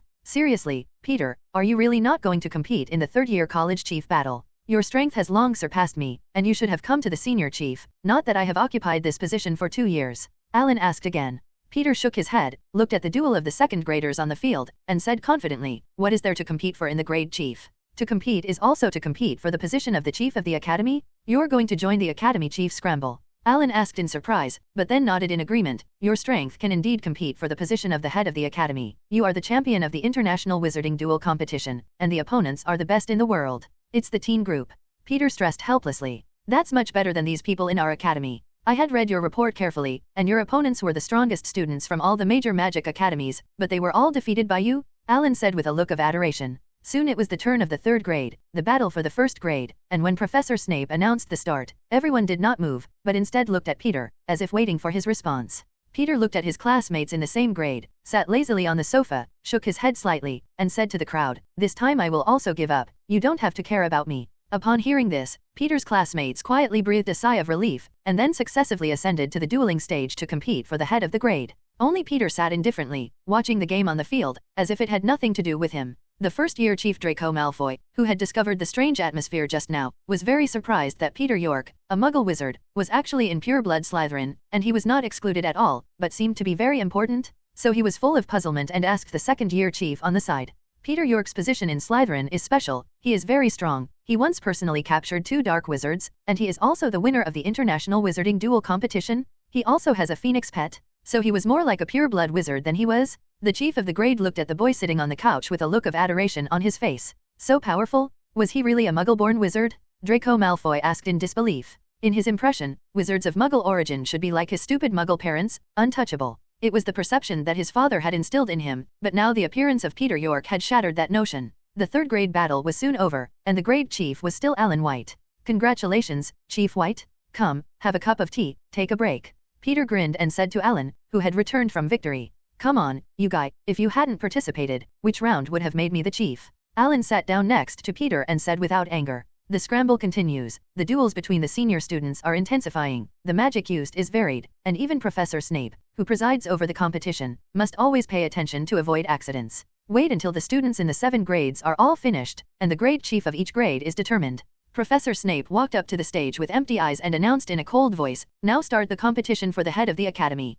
Those who want to participate are invited to come to the stage. Subsequently, last year's Academy Chief Anthony Clyde stood on the dueling stage and accepted the challenge of all challengers. The winner will be the head of the Academy for the new year. Anthony Clyde stood on the stage with a confident face and asked the crowd, who else wants to challenge me? The students in the audience quietly did not answer. Anthony Clyde's strength should not be underestimated, and some people who were more confident in their own strength were also silently measuring the gap between the two sides. Eventually, a 7th grader stands on the dueling stage, facing Anthony Clay. But apparently the student was overconfident in his own strength, and was defeated by Anthony Clyde in 3 or 2 strokes, and slipped off the stage. Is there anyone else? Anthony Clyde said confidently, if no one challenges me, I will be elected as the head of the academy this year. The people in the audience who were originally eager to try it also stopped at this time and no longer looked up. Senior Clyde, I want to try it. A clear voice came over, and Peter stepped out of the crowd and stood on the dueling table. Peter York? Are you going to challenge me? Anthony Clyde saw Peter on stage and asked in surprise. I'm interested in the prefect's bathroom, but only the prefect and the head of the academy can enter there, so I can only try it. Peter said gently. Anthony Clyde was speechless when he heard this, and they struggled to compete for the position of head of the academy for status and to strengthen their connections. As a result, when Peter arrived, it was not as important as a prefect's bathroom. If that's the case, then I accept your challenge. Anthony Clyde replied solemnly, and then posed vigilantly, although his understanding of Peter York's strength was relatively vague, but he knew that Peter was strong. Professor Snape didn't speak the whole time, and when the two of them were ready, they announced the start, and stood aside and fell into their own world. Peter has always liked to preemptively attack. He held the snakewood wand, and with a flick of the hand, a silent magic shot out of the wand in an instant. Anthony Clyde is worthy of the head of the academy, has a lot of duel experience, and is also strong. Facing Peter's silent magic, a moment of surprise and then reacts instantly, loudly reciting the ironclad spell to block the attack. Silent magic is not very mysterious, and in the 6th and 7th grades, school professors will ask students not to recite spells. But for students who are used to making spells and making sounds, this is a difficult requirement. Many students blushed, unable to make their wands emit a little effect. Even if they succeeded, it was only on the basic few magic spells, able to cast spells silently. So compared to Anthony Clyde's loud chanting of the spell, Peter's wordless throwing out various spells shocked the people present. In addition to showing his strength in the 1st grade, Peter has been inconspicuous in the 2nd grade, and has spent most of his time silently studying ancient magic texts. The rest of the time was either in the library or in the dormitory, so everyone was vague about his strength. But now, as soon as the strength is displayed, everyone is once again in shock. Peter wields various spells to attack his opponents, and he is very satisfied with the snakewood wand in his hand. The wand is like an arm, the casting speed is fast, and the mana consumption is also small. This made him curious about the old wand. After all, his snakewood wand was already so powerful. How powerful was the old wand created by the legendary god of death? Draco Malfoy in the audience looked at Peter in shock and randomly threw out a series of silent magic, suppressing the 7th-year academy chief so that he could not fight back. I felt a little chagrin in my heart. His father asked him to make more connections in the academy, but Peter, who was so powerful, was missed by him twice the opportunity to communicate. I don't know if there is a chance to catch up. Although Anthony Clyde was suppressed and could not fight back, he was able to block Peter's attack with efficient defensive means. Peter saw this and didn't want to waste much time, so he began experimenting with the magic he had learned from Merlin's book during a summer vacation. "O winds of the world, please listen to my call and give me a pair of wings that can fly." Peter waved his wand as if he were dancing, and spat out mysterious words from his mouth. His voice seemed to have magic, making everyone present feel the magic in their bodies stir for a moment, and then a breeze blew in the enclosed common room, quickly converging on Peter's back, forming a pair of invisible wings and taking him flying. Peter felt the pair of wings behind him and smiled with great satisfaction. This is an elemental magic taught to him by the Book of Merlin after he advanced to the elemental magician, which can summon the wind element to help him. The disadvantage of this elemental magic is that it takes a long time to chant the spell, but the advantage is that except for the time when it starts to summon, it needs to consume a little mana, and the rest does not need to consume mana, and the magic lasts very long, almost comparable to the magic on alchemical items. Peter spread his invisible wings and, like a bird, quickly flew around Anthony Clyde and attacked in all directions at 365 degrees. Anthony Clyde was obviously confused by this style of play, and was soon disarmed by Peter, standing there in a daze, looking at Peter's wings in disbelief, and couldn't help but ask, "What magic are you?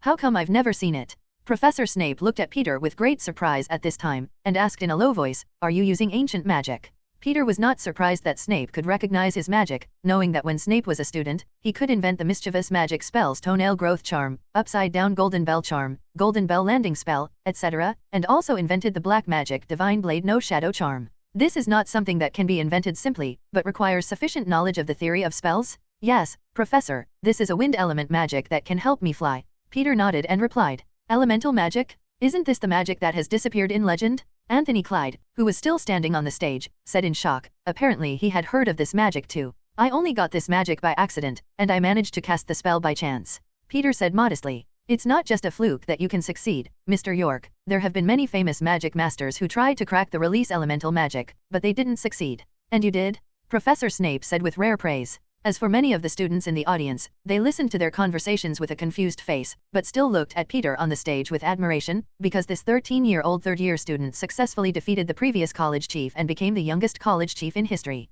Winner, Peter York. Professor Snape's deep voice echoed through the room, then looked at the people in the audience and asked, "Is anyone else going to come up and challenge Peter York?" Everyone was amazed by the cool magic that Peter had just used, and no one came on stage to challenge them. Seeing this, Professor Snape directly announced, "Then this year's head of the college is Peter York, and he is mainly responsible for the affairs of the students in the college. No one must disobey without cause." As soon as he heard that he was in charge of things within the college, Peter's lazy cancer broke out, and he hurried to Professor Snape and said, "Professor, can I find someone to help me take charge? You know I'm not very good at dealing with these things, and I still have 12 courses this semester, so I really don't have much time to manage student matters." Professor Snape listened to his words, was speechless for a moment, stared straight at him and asked, "The chief of the college was set up to help the dean and manage the affairs of the college. You tell me now that you don't have time and that you have to find someone else to take care of it for you? Are you kidding me, Peter York?" Watching the dean's momentum explode, Peter weakly replied, "Otherwise, add another deputy chief position? I think it's a good idea to think that Anthony Clyde, who was already in charge of these things last semester, must be able to handle it well.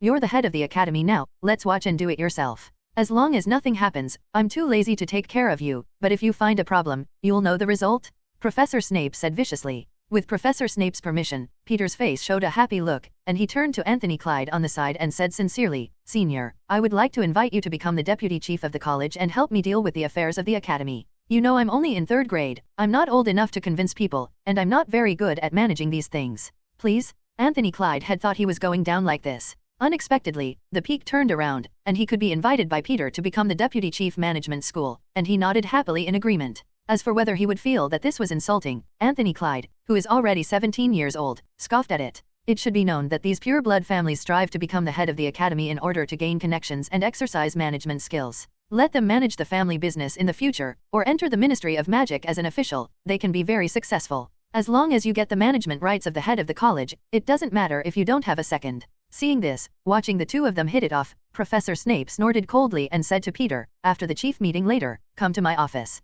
Then he took a big stride, blew his robe, and left like a bat. The battle for chiefs was over, and the students all went back to their dormitories. Only Peter and the chief of the grades, as well as the newly added member Anthony Clyde, stayed behind for a meeting. Peter, who was sitting in the first place, looked at the chief of the various grades on both sides, and then introduced Anthony Clyde next to him to everyone. "Since I am only in the 3rd grade now, I am not keen on or good at managing the affairs of the college, so in the future, things will still be managed by Senior Anthony Clyde. If something big really happens, you can let me know through my roommate, 3rd grade Chief Alan White. Now that the matter is in the hands of Anthony, I'll take the first step, and the dean is still waiting for me." Peter got up and left, leaving only a group of chiefs looking at each other. Knocking on the door of the potions office, Peter walked in and asked, "Professor Snape, are you looking for me for anything?" Seeing Peter come over so quickly, Snape was a little surprised. Then he took out a piece of parchment and an hourglass that looked like it was hanging from a golden necklace and placed it on the table in front of Peter. You applied for all 12 courses last semester, which means you have some courses that are in conflict. In order to ensure that you can complete all the courses, the school has specially applied to the Ministry of Magic for a time turner,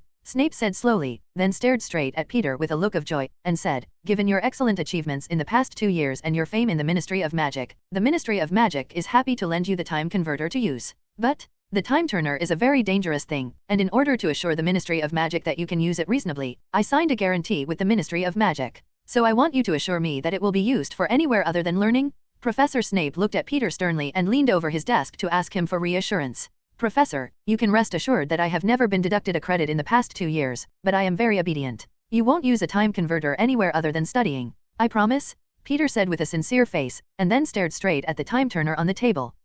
Don't think I don't know. Every stupid thing the Gryffindor twins do, there is your figure behind it. It's just that you'll be a little clever and take yourself off completely? Professor Snape smiled foolishly, seeing through Peter's expression. But instead of delving into this, he handed him the parchment and said, this is a guarantee that you can take away the time turner after you sign it. Peter listened, quickly took the quill pen, scanned the contents of it, found that it was a lot of assurance requirements, and then neatly signed his name. Then he reached for the time turner, only to be blocked by Professor Snape's large hand. Peter looked up at him with a puzzled face. Peter York, I know you're very talented and have mastered a lot of high-level magic. But one thing you have to remember is that time-related magic is unstable and can have disastrous consequences if it seriously violates the rules of time. So even if you use a timeshifter during class time, you must remember that you can't let the other one spot you, otherwise, it will trigger a time paradox, and you will fall into the time loop and never come out. More seriously, you are killed by your past or future self? Then most likely you won't exist? Professor Snape looked at Peter with an exhortatory tone, not wanting a gifted student from his academy to give up his life.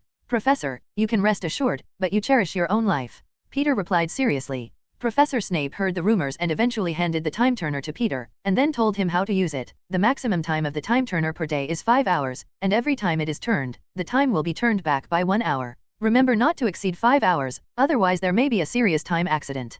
Peter took the time turner, looked at it, and then hung it around his neck in a way that looked like a delicate hourglass necklace. Professor, I will pay attention. 5 more hours a day, enough to learn a lot of things. Peter said happily. Professor Snape frowned and reminded him, time never comes out, it's just an overdraft of your future time. Every additional hour you use, you lose an hour in the future? You probably don't want to shorten your lifespan. Peter smiled darkly, what he lacked was never time? Bidding farewell to Professor Snape, Peter returned to his dorm roommate and met his roommate, who was handing out a class schedule. Alan handed him Peter's class schedule and said with a puzzled face, your divination class and muggle study, as well as the arithmetic divination class, will be tomorrow at 9 a.m. How do you take all 3 classes at the same time? There's also the afternoon when your magical conservation biology class and the ancient rune lesson are also in conflict. Am I mistaken? There is nothing wrong with the class schedule. Since the school allows all classes to be completed, there will always be a way. Peter smiled and put away his class schedule. The next day, Peter went to a divination class with Alan, and on the way he met the Weasley twins who happened to be going to class together, and several of them giggled and climbed up the tower, and finally came to a classroom at the top of the tower.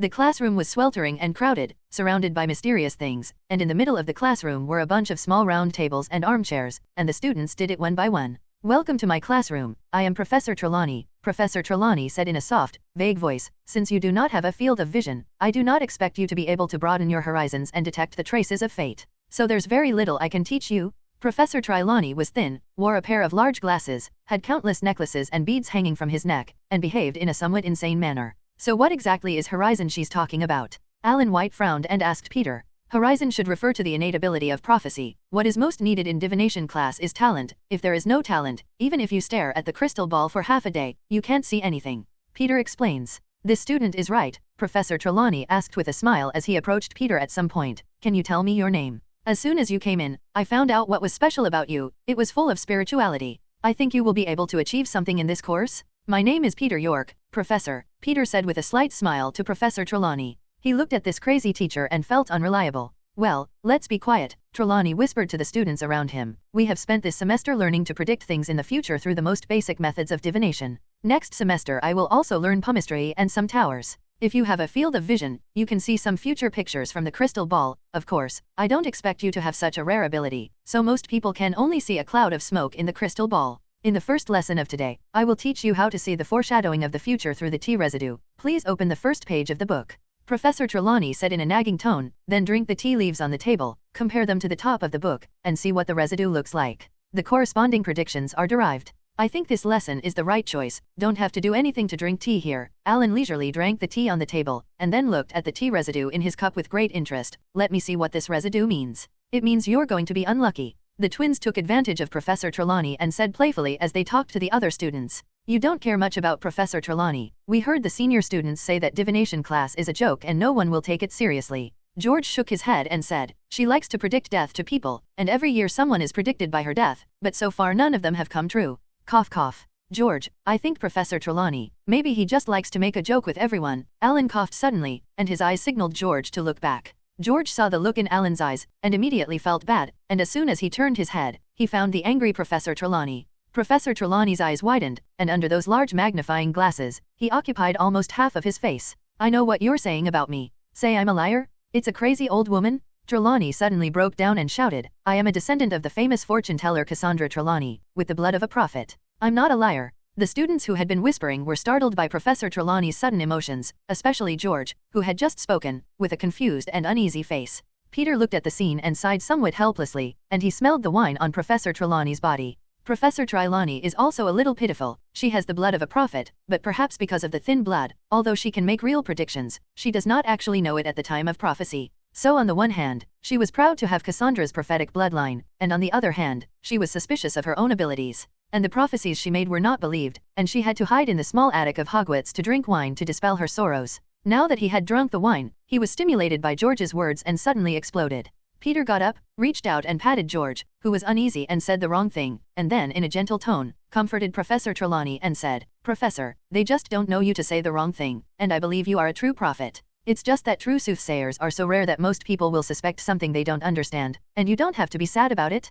Really? Do you really believe I'm not a liar? Professor Trelawney asked drunkenly, in an uncertain tone. I can really predict. I have prophesied for some unfortunate people, but none of them believed my words. Really, Professor, I believe you. Peter nodded seriously, then turned his head and pointed at the other students. They believe in you too. The students who were represented, seeing the professor with misty eyes, quickly nodded their heads, indicating that they also believed Professor Trelawney. Peter, you're a good boy. Professor Trelawney choked up with emotion. I believe that your field of vision is very broad, and you can achieve great achievements in divination in the future. Peter smiled and accepted Professor Trelawney's blessing. Professor, Peter once successfully predicted the election of Cornelius Fudge as minister, and we made a lot of money from it, and he may be able to become a prophet under your guidance. Fred then said, trying to distract Professor Trelawney. Upon hearing this, Professor Trelawney looked at Peter in amazement, trying to confirm Fred's words. Peter glared at Fred and said to Professor Trelawney, I just chose it according to my feelings, and I can't take it seriously. Professor Trelawney, instead, became interested, staggered to the shelf next to him, took a crystal ball, and then put it on the table in front of Peter, and said expectantly, you try to concentrate on what is in the crystal ball. Try to predict it. The students present also gathered around curiously to see if Peter had the ability to prophesy. Peter looked at the people around him, and at Professor Trelawney's expectant eyes, nodded helplessly, and then leaned over and stared at the crystal ball. Peter inherited the invisible beast's ability to foresee the future, which is changing at any time, not the same as the predicted immutability of fate, so Peter did not think that he could see things from the crystal ball. But apparently he had guessed wrong, and as he tried to focus his attention on the crystal ball, he saw that the fog in the crystal ball gradually turned into a scene of centaurs in the Forbidden Forest. Horses were seen holding longbows and fighting a cloaked wizard on the other side. Behind the centaurs were several trembling unicorns. Peter was so surprised that he didn't realize that he really had a talent for prophecy, and couldn't help but ask the system in his mind. The foreknowledge ability of the invisible beast is also the category of divination. When the host fuses genes, the system is strengthened and the divination talent is obtained. So the host can also predict? The system replied. Peter didn't expect such an advantage, so that he could act as a prophet in the future? Son, what do you see inside? Professor Trelawney noticed the change in Peter's look and asked curiously. Peter looked back and said matter-of-factly, I saw the Forbidden Forest, and there was a dark wizard who was fighting the horses, and his target was the unicorns. The fighting was so intense that the Arima were injured. Looking at the picture in the crystal ball, Peter was a little worried about the safety of the horses, and he had a good relationship with the horses. In the 2nd grade, he would visit the Centaurs tribe whenever he had time, and the horsemen were also very enthusiastic about him, often entertaining him with hearty food. The dark wizard Peter recognized at a glance that it was Professor Quirrell, and his target was obviously a unicorn, and the stubborn character of the horsemen would not allow them to give up protecting the unicorn, so a conflict between the two sides was inevitable. How could the bows and arrows of the horsemen resist the black magic of Professor Quirrell, who was possessed by Voldemort? Hearing Peter's prophecy, Professor Trelawney looked at him in disbelief, not sure if Peter was making it up or if he was really seeing the future. The surrounding students also had different expressions, some believing that Peter really saw it, but some thinking that he was lying, just attracting the attention of Professor Trelawney. Peter, did you really see that? Fred asked with a look of surprise on his face. I'm just kidding. Do you really have a talent for a prophet? I don't know. I just watched the fog on the crystal ball gradually dissipate, and then the picture appeared. Peter pretended to be puzzled and explained. I thought I should find an opportunity to talk to the horsemen, let them stay vigilant, and prepare in advance. Professor, if the prophecies seen on the crystal ball can only be seen by yourself, how should others be trusted? Peter asked curiously. Prophecy is not made overnight, it is also like the magic of wizards, through continuous training and growth, and finally achieve the prophecy of the will. That is the highest goal of the prophets. Professor Trelawney explained. If you want others to see your prophecies, you can go buy a prophecy ball that stores prophecies. The Ministry of Magic's Department of Mysteries has a prophecy hall where countless prophetic orbs are stored. Well, I think Peter has a field of vision and he made a prophecy successfully. Professor Trelawney was a little less drunk, looked at Peter with a complicated look, a look of envy flashed in his eyes, and then said, Peter York plus 10 points. For his prophecy genius. Peter's successful prophecy made all the students instantly interested in the divination class. Holding the thick looking at the future through the fog, following the explanation in the book, looking for patterns similar to the residue in his teacup. I want to see if I have a talent for prophecy. Peter, you are so astonished that you have a talent for prophecy, and it is no wonder that Cornelius Fudge was elected Minister for Magic. The twins had a look of realization on their faces, and then asked Peter with a dirty face, if you have any prophecies of making money in the future, please tell us both. When the profit is 5 or 5 cents, how about it? You think too much, the prophecies are all accidental, and who will make the prophecies about getting rich? Brain is broken. Peter looked at them with disdain. The divination class that followed was boring, and everyone was racking their brains and guessing the meaning of the images of the residue in the teacup. Professor Trelawney, on the other hand, reverted to a mad look, looking at the student's teacup, always shaking his head, sighing, and staring sympathetically at the student, as if he were going to die tomorrow. When the lesson was over, everyone breathed a sigh of relief and hurried away. Descending the stairs, someone was discussing divination classes and Professor Trelawney. Peter looked at the time and then said to his companion, you go first, and I'll follow right away. Then I went to the bathroom, pulled out the time turner in my clothes, and turned around. Then Peter felt himself flying backwards quickly, and all kinds of vague cloud shapes passed in front of him. Something was pounding in his ears, and he couldn't hear his voice. When the movement stopped, Peter walked out of the bathroom. He looked at the time, it was back an hour ago. He then ran quickly to the classroom of the arithmetic and divination class, and finally found a seat before Professor Victor arrived. Peter, didn't you follow George to their divination class, and how could you come to the arithmetic divination class? Angelina Johnson of Gryffindor asked in surprise. No, I'm taking a math and divination lesson, Peter said with hold. Unlike divination classes, which use crystal balls, tea leaves, or hand equality to predict the method, numerical divination is a method of using numbers to explain fate or predict the future, based on a series of rules and rigorous mathematical operations. So Peter listened to Professor Victor's explanation of arithmetic divination and suddenly felt that he had come to a Muggle math class. Fortunately, Peter's mathematical level is good, compared to the confused looks of other students. He listened with relish. When he had finished the lesson, Peter hurriedly turned the time turner around again, going back an hour earlier, and then went to the Muggle Studies classroom. Professor Bubaji, who studied Muggles, obviously did not know much about Muggle society, knew nothing about Muggle cultural history, technology, etc., and told something that made Peter very speechless and directly extinguished the idea of continuing to listen to the lecture. Looking down, he took out a magic book and looked at it. The Bubaji professor has long advocated support for witchcraft and Muggle intermarriage and against discrimination against werewolves. Even after Voldemort's strong return and control of the Ministry of Magic, he defended the Mud Seed in the Daily Prophet, and was captured and eventually killed, and even the body was finally eaten by Voldemort's snake Nagini. Peter had great respect for her actions, but to say that she described the Muggle world would not be to agree. In her perception, Muggles are weak, so protect them. After finishing the Muggle study class, Peter finally breathed a sigh of relief. He hurried to catch up with a few of his buddies who had just come out of the divination class. Peter, didn't you just go to that side, and how did you suddenly appear from this side? Alan asked in surprise. How could you have misread it, just going this way? Peter shook his head in denial. Am I reading this wrong? Alan said with a look of self-doubt. For the rest of the day, Peter used the time turner to shuttle through 12 courses. In addition to being a little busy at first, when Peter was fully accustomed to the extra 5 hours of the day, he actually relaxed. The homework in the 3rd grade is getting more and more difficult, and the professors are becoming more and more demanding of their students. The heavy homework overwhelmed the students and cried bitterly all day long. In view of the fact that Hermione almost drove herself crazy when she was in the 3rd grade, Peter deliberately sorted out a reasonable study schedule, did not let himself stay up late, and even used the time converter to supplement sleep time so that he would not be tired.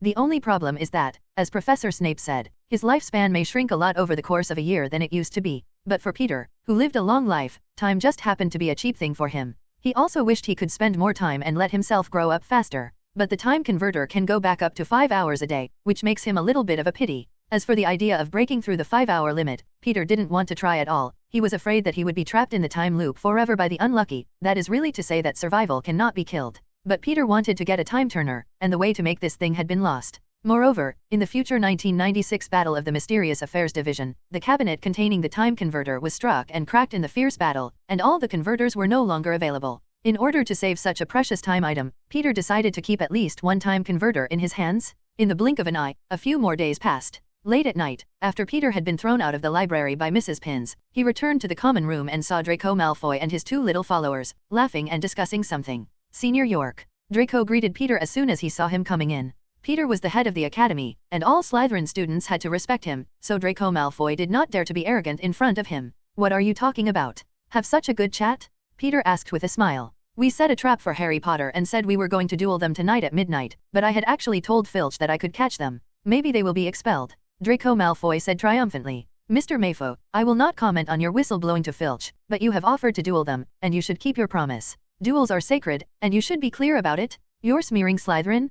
Peter looked at him solemnly and said, you're either going to an invited duel tonight or apologizing yourself tomorrow. Otherwise others will think that we Slytherins are a bunch of untrustworthy cowards. Draco Malfoy blushed at Peter's reprimand, and then obediently said, I'll go and duel Harry Potter tonight, and I won't embarrass Slytherin. That's what a real Slytherin should do. Peter, who had succeeded in fooling people, said with a look. The next day, Peter saw an excited Draco, who rushed over to Peter and said, Chief, I know that there is something hidden in the corridor on the right side of the 3rd floor. It is a terrible 3-headed dog. 3-headed dog. Peter pretended to be surprised and said, no wonder Headmaster Dumbledore won't let us go there. The 3-headed dog of hell is very scary. Dumbledore, the old lunatic, actually put a 3-headed dog in school, and I was almost bitten to death by it last night. I'm going to tell my dad? Draco Malfoy said angrily with a look of the rest of his life. By the way, what about your duel with Harry Potter? What was the result? Who wins and who loses? Peter asked with interest. What else? When I first got there, Filch came looking for us and almost caught us. We had no way back, so we hid in the house in the corridor on the right side of the 3rd floor, and we didn't expect it to be a 3-headed dog.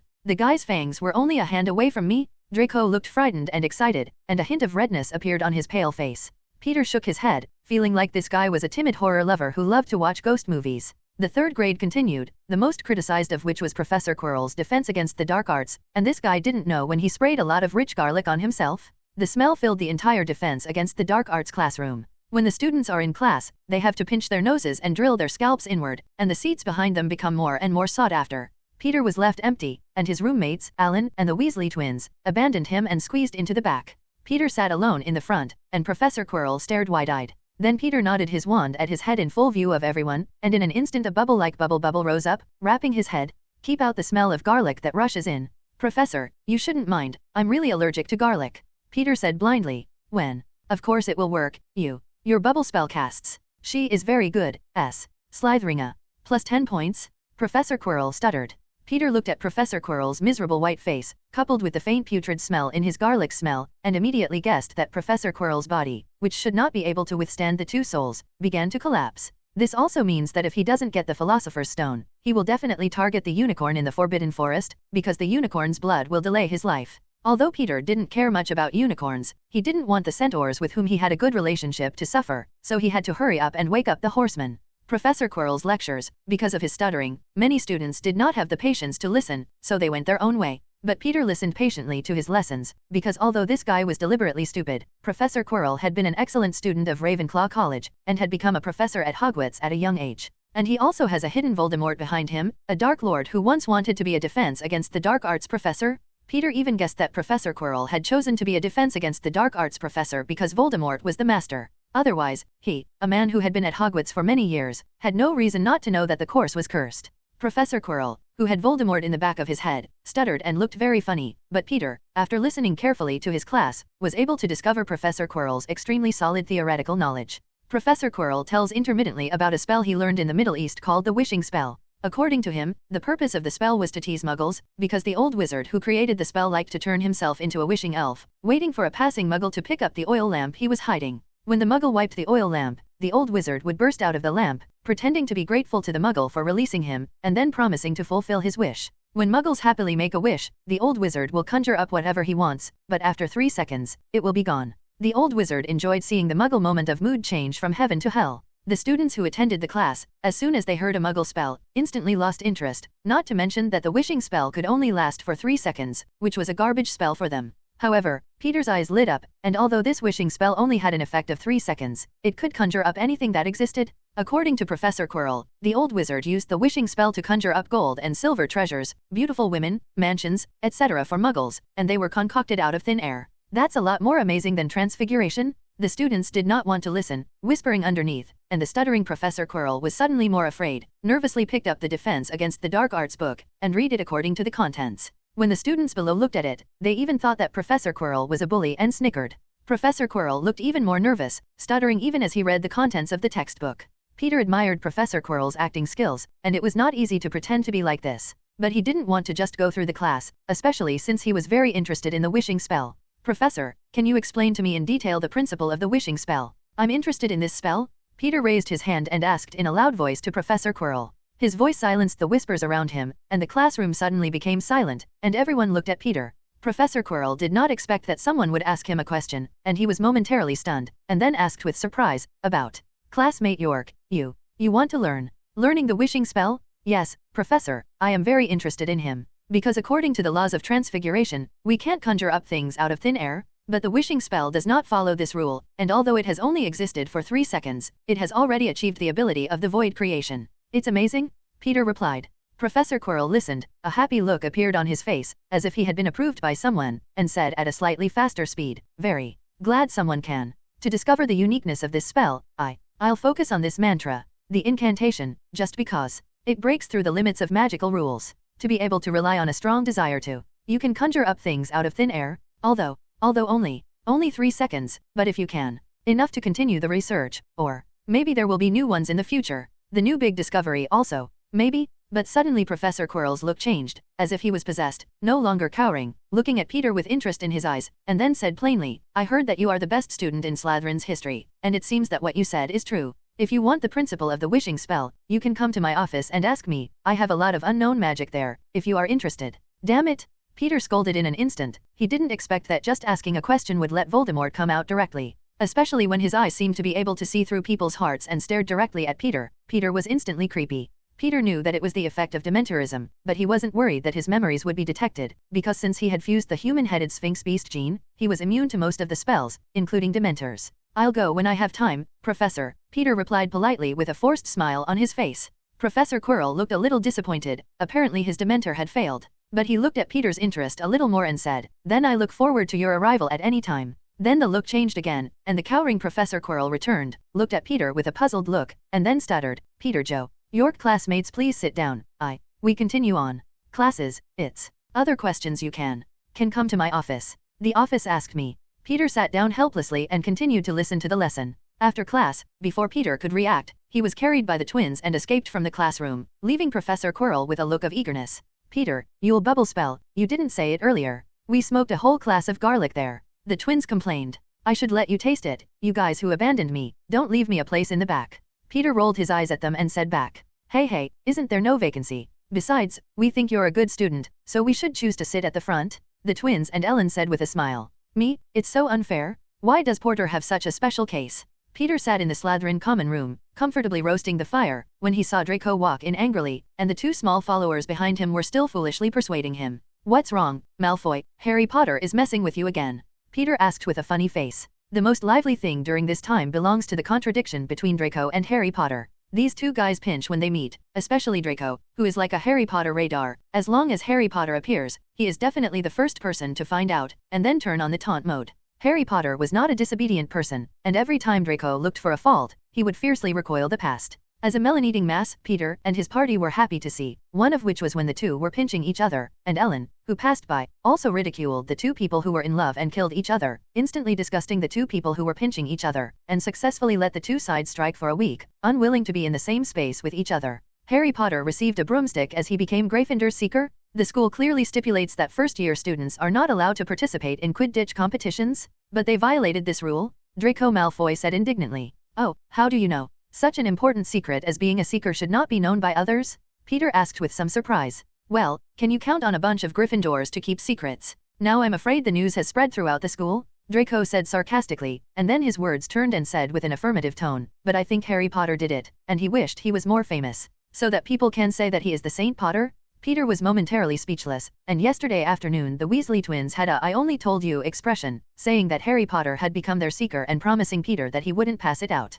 Today it's spread throughout the school, and this degree of secrecy is enough. You've wronged Harry Potter, Malfoy, Peter said amusedly, looking at the little boy in front of him who was known as a drag brother. As far as I know, it is because in the flight class, you went to provoke people. You were discovered flying talent. I heard that people swooped down from a height of 20 feet and grabbed a memory ball unscathed, which is a rare talent. Hey, what a talent he is. Malfoy looked dismissive, then turned to look at Peter expectantly. I heard Marcus Flint say that Chief you have a great talent for flying, but you are not interested in Quidditch matches. That's why you let these unknown people be arrogant. Arrogant? Harry Potter? Peter is speechless. I'm afraid it's not you. As far as he knew, Malfoy, almost like a jerk, led the first-year freshman on an arrogant rampage, making people in other colleges dare to be angry. The little Slytherin image that Peter had so hard to salvage turned into a negative score in an instant. Otherwise, Peter's class of students is almost the best of all Slytherin grades. Thanks to Peter's leading role, each student, to a greater or lesser extent, has friends from other colleges. This good sign also made the professors in the school have a very good impression of Peter. Since he was the head of the academy, he didn't care about other things, but in Slytherin's reputation he couldn't let it be ruined, especially since he didn't want to see the academy he belonged to isolated by other houses. The smartest people have always been to unite most of the people who can be united, not to put themselves in opposition to the vast majority of people. So he looked at Draco solemnly and said, Malfoy, I don't care about you and Harry Potter, but you must not take your followers and bully the students of other houses. Ravenclaw and Hufflepuff are the targets of our great efforts, and I will never allow you to break that connection. Remember? What's there to do with the nerds of Ravenclaw and the timid and cowardly Hufflepuff? I don't understand the chief, Draco Malfoy said stubbornly, obviously not impressed. I'm the head of the academy, and you have to listen to me when I say it. Do you understand? Peter exploded with momentum and looked at him coldly. Yes, got it. Draco had never encountered such an imposing pressure, and his back and palms were frightened into a cold sweat, and he quickly nodded. Good location and nice staff. Peter looked warm, looked at Draco with a hint of reluctance in his eyes, and said lightly, you can ask your father, he is a wise man, he should understand. His father, Lucius Malfoy, is a member of the school board, and you do this, aren't you afraid he'll come to you for trouble? Alan White, who came out of the dormitory, just heard what had just been said, and was a little worried about Peter. If Lucius Malfoy was a smart man, he should have understood my intentions. Of course, if he's a fool and wants to get me into trouble, I'm not afraid of him. Besides, there was a Dumbledore in front of him. Peter said calmly. Seriously, I still don't understand why you gave Anthony Clyde the right to manage the head of the academy. Alan asked doubtfully. I don't want to manage the trivial matters within Slytherin, and I haven't given all the power to Clyde. Isn't there still you? Peter chuckled and said, but I heard the other grade chiefs say that you are the eyeliner I planted in the chief group. Honored, white assistant. You. Alan smiled and scolded Peter. No wonder every time there is a meeting, those grade chiefs always look at me weirdly. And the deputy chief Anthony Drack, who had to ask me every time he said it. I was confused. Didn't expect the problem to appear to you? After a few days of reflection, Peter finally chose to ask Professor Quirrell about the wishing spell, and he couldn't avoid Professor Quirrell forever. And to be honest, he wasn't too scared. Professor Quirrell was behind Voldemort. At this time, Voldemort did not have much strength, and was completely a ghost possessed by Professor Quirrell, slowly devouring Professor Quirrell's life and magic, until finally his body completely collapsed. He could only rely on the blood of the unicorn to survive. And this is Hogwarts School, Dumbledore's main venue, and no one can hide under his nose. So he looked indifferent and walked down the stairs to Professor Quirrell's office. Hello, Peter. When a classmate I know passes by, I greet him. Peter smiled politely at him. To say that Peter's popularity at school, after a year of catching the Dark Wizard, and then received a second-class Merlin medal, and the winner of the dueling competition during the holidays, coupled with his handsome face, almost no one in the school did not know him. There's even one of his fan support groups. And Alan White, a gossip lover, and the head of the fan support group, Flora Shack, are almost complicit. I don't know how many of his intimate affairs were told to Flora by Alan. As soon as he reached the Defense Against the Dark Arts office, Peter saw the Gryffindor trio walking towards this side. Senior York, I haven't seen you in a long time. Where have you been all this time?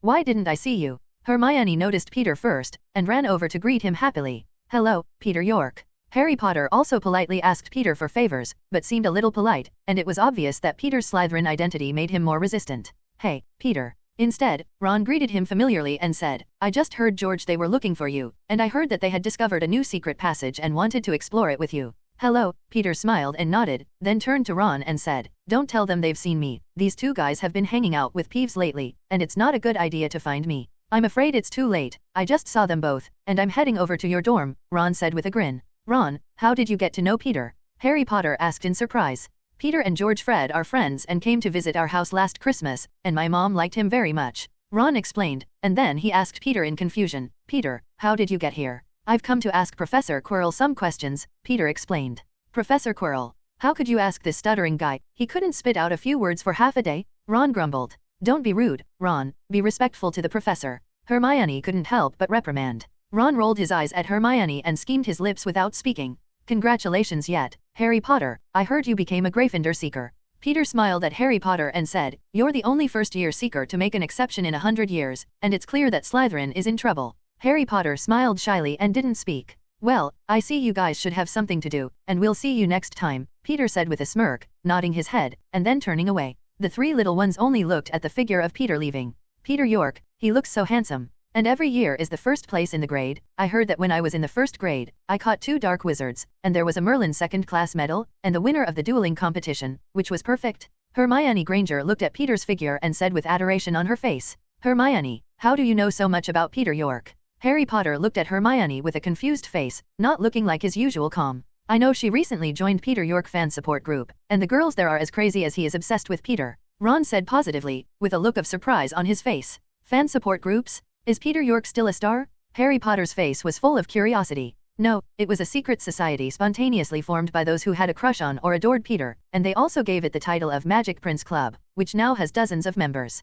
Ron said with exaggeration. Then Ron, how do you know this? Harry Potter looked at his roommate strangely. Hey, the members knew that I knew Peter, and that my 2 older brothers were Peter's best friends, so they wanted to inquire about Peter from me, a message for a packet of Bibido beans, so, Ron explained with a smile. A packet of Bibido flavor beans will buy you. Ron, you're awesome? Hermione looked at him with disdain. Seriously, I think Elder Peter York is really good. Why was he chosen for Slytherin House? Malfoy and his 2 followers there were all bad. If only he were among the other students. Harry Potter sighed. Harry, you can't completely negate Slytherin House because of Malfoy's actions. I've seen other Slytherin students be friends with Hufflepuff, Ravenclaw, and even Gryffindor, Hermione said to Harry Potter rigorously. Hermione is right, Harry. My mother once said that if we could be as good as Peter, she wouldn't mind us at Slytherin House. Ron looked in agreement. Peter came to Professor Quirrell's door, took a deep breath and knocked. Please come in. Professor Quirrell's voice came from the door, and the tone seemed low and elegant, completely devoid of the cowardly appearance of the past. Peter's hand clasped the doorknob, and his heart lifted again. Apparently, he was not the usual Professor Quirrell. Wary of the unknown, Peter had an urge to turn around and leave. However, he still resisted the uneasy mood, unscrewed the door handle and walked in. However, out of defensiveness, he did not close the door, but left it open, and could see students passing by at any time. Hello, Professor Quirrell, Peter greeted him respectfully, and then said, I'm here to ask you about the principles of the wishing spell, and I don't know if you have time. At this time, Professor Quirrell did not shrink at all, but sat elegantly behind the desk, with a straight posture, sharp eyes looking at Peter, and signaled him to close the door with a fake smile. Professor, I'm allergic to garlic, and if I don't open the door, I might get smoked here, Peter explained, refusing. But at this time, Professor Quirrell was obviously a domineering person, and with a wave of his hand, the office door closed instantly, looking at Peter who was momentarily alert, and chuckled, and said, Aren't you a very good use of the bubble charm? I don't mind you using this spell in the office. Peter was startled by his sudden movement and thought he was going to do it to himself, and the wand in his hand was ready to be fired. As a result, he was embarrassed by his words, and quietly hid his wand behind him. Professor Quirrell seemed to have noticed his movements, and with a flick of his hand, the 2 teacups flew in front of the 2 of them, and then the teapot itself jumped to the table and poured water into the teacup. This set of flowing wandless magic made Peter dazzle for a moment. Although he can also use a few wand magic, they are all rampage magic casting methods, and they are used very roughly. And the delicate means of operation in front of you, there is a world of difference. Professor Quirrell was obviously very pleased with Peter's reaction, and he raised his hand and gestured, Please sit down. Then an armchair in the corner came by himself and came to Peter's back. Peter was relieved, sat down, and then looked at Professor Quirrell in front of him with some restraint. Peter York, I've noticed you've been there for a while. Very good, confident, inquisitive, able to catch 2 adult wizards in the first grade, and won the duel championship, which no one has ever done. Professor Quirrell looked at Peter with an appreciative look. I've heard descriptions of you from others, and I used to scoff at you, thinking that it was another image of a genius that had been molded. But after this period of observation, I found that those who evaluate you are still a little low. Professor, you are so praised. Peter was looked at by his eyes and said modestly, Excessive modesty is excessive conceit, Peter York. If you are a genius, you should not be bound by modesty, which will wear out your talents. Professor Quirrell shook his head disapprovingly and looked at him with a smile. There are different people in this world, and a small number of them are gifted. They are born to stand on high positions, and they are entrusted with heavy responsibilities by fate, and you, Peter, is the best of them. I've always felt that good students always have to be treated differently. It's like your classmates in class, they are born to do nothing, and what they learn and know is a little bit of a fly in front of them. But you're different. You can't be wasted valuable time and talent by some stupid, bad knowledge. The knowledge taught in this school is only satisfied with those who are doomed to have no future, and they cannot make you famous or make you strong. If you want to go further down the path of magic, you have to have a leader. Professor Quirrell spoke in a natural tone, spoke smoothly, and looked at Peter quietly with a seductive meaning. Peter regretted coming here with some regrets, listening to him, paying attention to himself for a long time. Is this to solicit one's own meaning? Peter pretended to be stupid and changed the subject, pretending to be confused, and asked, Professor, why don't you stutter? Professor Quirrell looked at Peter with a deep face and said with a smile, you are very clever. In fact, you found out that something was wrong with me early on, so you didn't come to me for a few days to ask questions. Professor, what are you talking about? How come I can't understand it?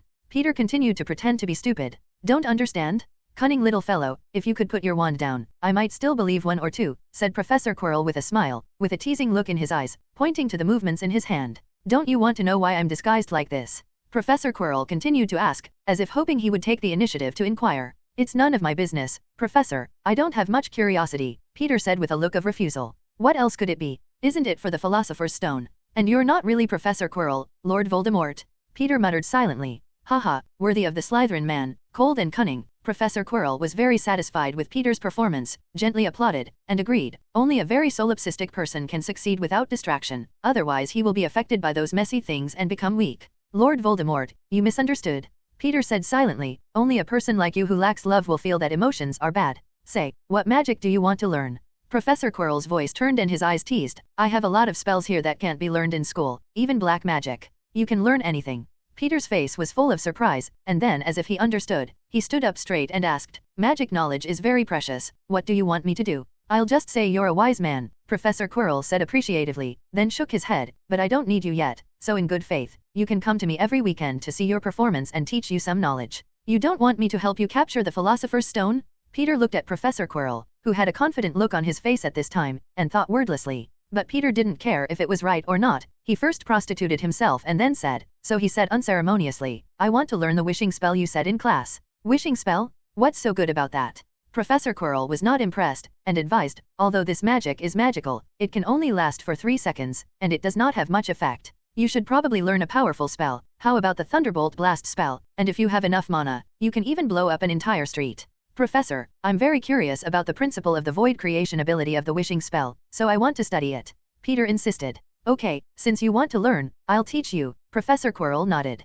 He drew a symbol in the air of the wand, and golden sand poured out of the wand, floating like fine water, much like the sand of time in the time turner, except that it was not a silver grain of sand. The wishing spell is actually a magic created by accident by the old wizard, based on the lamp elves in Muggle fairy tales. It requires the caster's extremely strong emotions to release what the old wizard called magic dust. Magic dust can turn into anything, even a living human, at the will of a wizard, but it lasts only 3 seconds, so it's very chicken. When I first saw this magic, I was also very surprised, because this magic dust can turn into everything in the world, which is more wonderful than transfiguration. With a wave of Professor Quirrell's wand, those golden sands quickly condensed into a living 3-headed Rooney snake, but in just a blink of an eye, the Rooney snake disappeared again. But after studying it for a while, I gave up completely, because I found that this magic dust, to put it bluntly, is the materialization of magic, and those things that come out are actually simulating everything with magic. Although the void creation has been reached to some extent, it is the magic of the wizard that is sacrificed. No one would choose such a magic, not even Nick Flamel, who had accumulated magic for hundreds of years, could not use the wishing charm to permanently transfo. Professor, do you mean that if you can continue to provide magic power to magic dust, the magic deformation of the wishing spell can last forever? Peter asked. Yes, but no one has endless magic, so there is no such possibility. Professor Quirrell replied. Not necessarily, Peter said darkly. Professor Quirrell uses the wishing charm, taking into account the limited magic in the wizard's body. But the elemental magic that Peter learned from Merlin's book advocates communicating with the magical elements of the outside world, so as to use the endless magical elements of the outside world to perform earth-shattering magic. The wishing spell can conjure up all things, but the disadvantage is that the limited magic power in the body cannot supply the transformation needs of the wishing spell. But if you use elemental magic to replenish your mana, the power of this spell will be very promising. Subsequently, Professor Quirrell explained the spell casting techniques, precautions, and even detailed the differences and connections between the Middle Eastern language sound of the wishing spell and the Latin pronunciation. Peter listened with hunger and thirst, quickly receiving the knowledge imparted by Professor Quirrell, and constantly thinking about how he could combine this spell with elemental magic to create his own wishing magic. The two teach and learn, and the atmosphere is completely harmonious. Professor, if you want to transform this spell and change the way its mana is input to absorb it from the outside, how can it change? Peter looked at the spell runes in the air and asked Professor Quirrell on the side. You want to fulfill the wishing spell by the magic of the outside world. Professor Quirrell's eyes flashed with surprise, and then he shook his head. It's easy to change the way mana is entered, just change the gesture, but unless you find a philosopher's stone that can provide you with a steady stream of magic, your wishing spell is still just a 3-second effect chicken rib magic. Peter was overjoyed to hear that he could change the way magic was input, and he couldn't wait to ask Professor Quirrell for advice on this method. And Professor Quirrell was not impatient, still explaining the knowledge to him in great detail. Slowly Peter became fully aware of this mantra. Suddenly in his mind, he couldn't care that Professor Quirrell was still around, took out his wand, tried to connect the runes on Merlin's book to communicate with the outside magic elements, and carefully added them to the magic text of the wishing spell, wanting to form a new elemental wishing spell? That's not right here. If you add this rune, it will cause an explosion. Professor Quirrell suddenly spoke up to stop him. Professor Quirrell looked at the runes in midair with a very surprised look. He did not expect that Peter still knew anything about the ancient rune. Although he did not know Peter's magic text, with experience, he still felt that something was wrong and rushed to stop it. Otherwise, it is possible that both of them will be blown to ashes. Know that spell creation is a very dangerous thing. Most of the time in St. Mungo's hospital, the patients it received were the consequences of experimenting with spells, just like Luna Lovegood's mother, who was killed by a direct blow-up while experimenting with a spell. Peter was startled when he heard Professor Quirrell's reminder, and then he looked at the rune in midair and thought about where to add the rune. Still, he has a cheat and can know the results of the future. So he closed his eyes in Professor Quirrell's puzzled eyes and turned on his foreknowledge ability. Predict the result of adding the rune to various locations in the wishing spell rune. After a while, Peter opened his eyes for the rest of his life. Damn, Peter scolded directly. He had just seen himself die 6 times in the foreseeable future. The wishing spell is made up of 7 magic characters, and if Peter wants to add the rune of elemental magic, he needs to find the right place. As a result, Peter added runes to a different location each time in the foreseeable future, and the result was one explosion after another, blown to pieces. He even saw Professor Quirrell also suffer a tragic death, and finally only Voldemort, who was left with a black mist,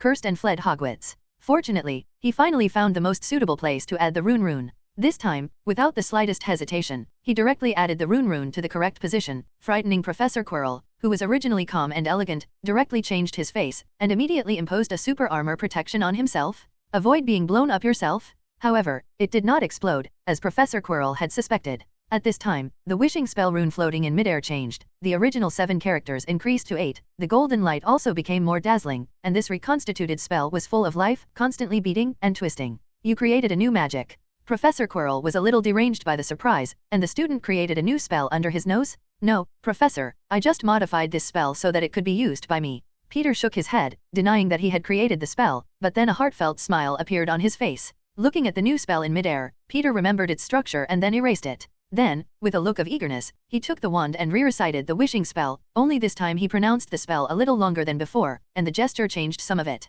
Wishes come true. As Peter waved his wand, golden dust came out from the tip of the wand, and this time the magic dust gushed out several times more than Professor Quirrell's. With a single thought, the magic dust directly turned into a flexible phoenix and emitted an exhilarating phoenix sound. It wasn't until about 10 seconds passed that the phoenix finally dissipated. Your wishing spell effect has exceeded 3 seconds. How did you do it? Professor Quirrell could no longer maintain his elegance. He watched in shock as Peter cast the wishing spell, which he had spent so long without breaking through, had been improved by a student in just a few hours.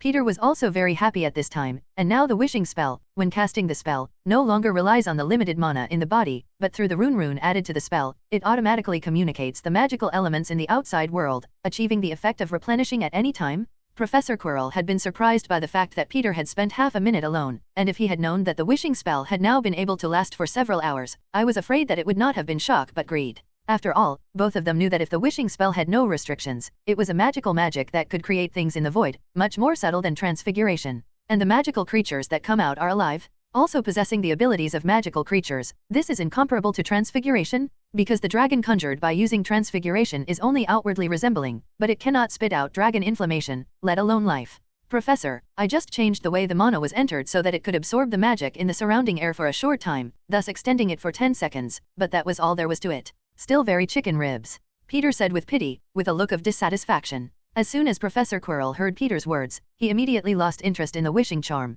thinking that the magic power of this chicken rib was extremely expensive. Even if it was extended for 10 seconds, it was still very chicken rib. But he still said praisefully, "It is already very good that you can improve the spell at this age. This shows that your spells are extremely talented. In the future, we can continue to study this aspect." Then he looked at Peter with a serious face and said, "But you shouldn't try to improve the spell like this. Many wizards have lost their lives in the spell experiment. You were just lucky, and you chose the right position at once, otherwise my office will be blown up."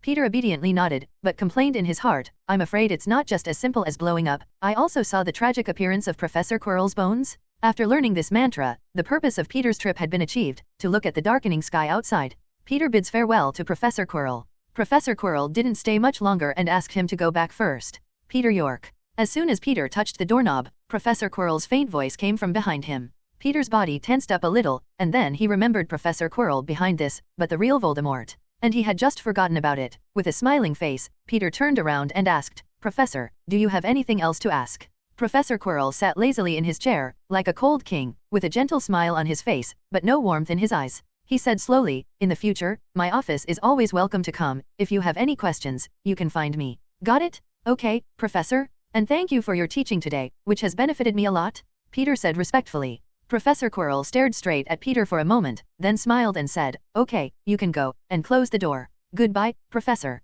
Peter quickly opened the door, walked out, and closed it slowly, only to see the deep eyes in the crack of the last door, still staring at himself. Exhale, Peter took a deep breath, only to find that his back was already soaked. Although his mouth said that he was not afraid, when he was with such a powerful Dark Lord, it still made him very stressed. Although he was very speechless about some of the Dark Lord's mysterious operations, he could not hide that this was a figure who stood at the top of the magic world's strength, and he was able to make the entire magical world fear him so much that he did not even dare to say his name. However, Peter looked at the wand in his hand and showed a look of excitement in his eyes. Today, he not only learned some magic techniques from Professor Quirrell that professors would not teach, but also transformed the wishing charm into his own magic, and he couldn't wait to use this spell. He quickly came to the room of requirement, silently wanted a magic room, and walked inside. According to Professor Quirrell and Peter's own understanding of the wishing spell, it actually falls under the category of transfiguration. Unlike the general transfiguration spell, which looks like a god, what the wishing spell conjures up is real for a limited time. This has touched on the rules of alchemy. Wishes come true. Peter used the wishing spell again. This time he did not hide, and suddenly a large cloud of golden dust came out, and under Peter's control, it directly turned into a phoenix. Peter looked at the phoenix, its eyes were agile, and with a sense of fresh birth haziness, he made an affectionate cry when he saw Peter. Peter could feel that this was a real phoenix. Magic is amazing.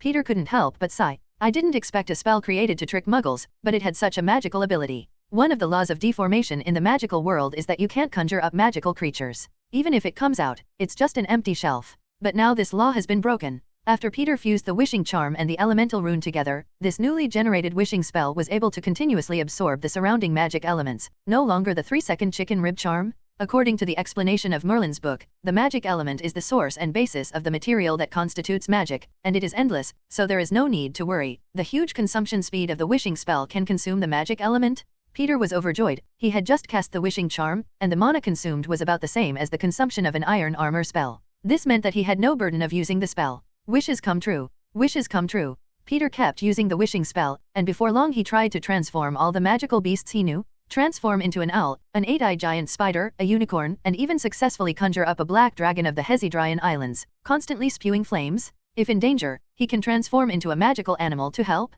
Wishes come true. This time Peter directly changed into a human, only to see the magic dust quickly condense into another Peter York. The two looked at each other and then smiled at each other. Peter's state at this time is very wonderful. His mind seems to have been copied into two parts. The main consciousness remains in the original body, and the other part directly enters Peter I's body. The two Peters came together and were exactly the same twins. Well, the first time I look at myself from this point of view, I really look good and beautiful. After watching it for a long time, I am afraid that I will fall in love with myself. Peter grinned and picked up Peter I's chin and carefully measured it. Peter too rolled his eyes, knocked off Peter's teasing hand, and said wordlessly, "Don't you even want to let go of yourself? This is so perverted. Have you fallen under the curse of Narcissus?" The conversation between the two, if seen by others, would probably be considered crazy. Peter looked at number 2, handed him another wand in his hand, and said expectantly, "Try it. If you can really unleash magic, then we will have another whole card later." Without hesitation, Peter too took the wand and fired a split spell at the training target, only to see a ball of light fly out of the wand, shattering the distant target in an instant. Great!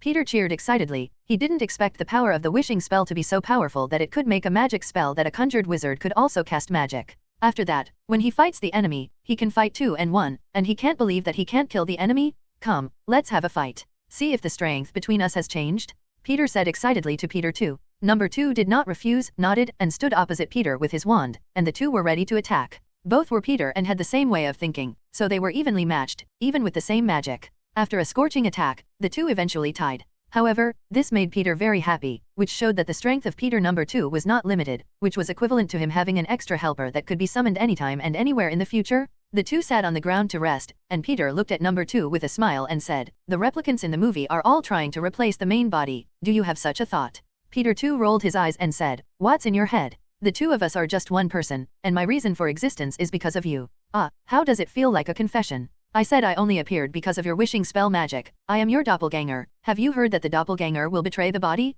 Peter smiled and was scolded by himself. This was the first time he had experienced it. He laughed and said, "If we go out like this now, will others think of it as twins? Maybe you can play a game like the Weasley twins? No, they will only think that it is someone who has drunk the compound decoction and becomes your appearance, and the professors will take us to find out the roots, and then may face Dumbledore's personal questioning." Peter 2 looked at him like a fool and said, "Ontology, I think it's better to dissipate me. I think after you gave me the memory, the brain became a little stupid. I haven't found myself so poisonous. Is it because I got a mistake in a certain step?" Peter muttered in amazement. "Time flies, and in the blink of an eye, it's the Quidditch game of the new year." This time in the draw, it was no surprise that Slytherin and Gryffindor collided again for the first Quidditch match. This time, Quidditch attracted a lot of attention because of the addition of Harry Potter. Sitting in the Slytherin stands, Peter rarely took the initiative to come over today to watch the game.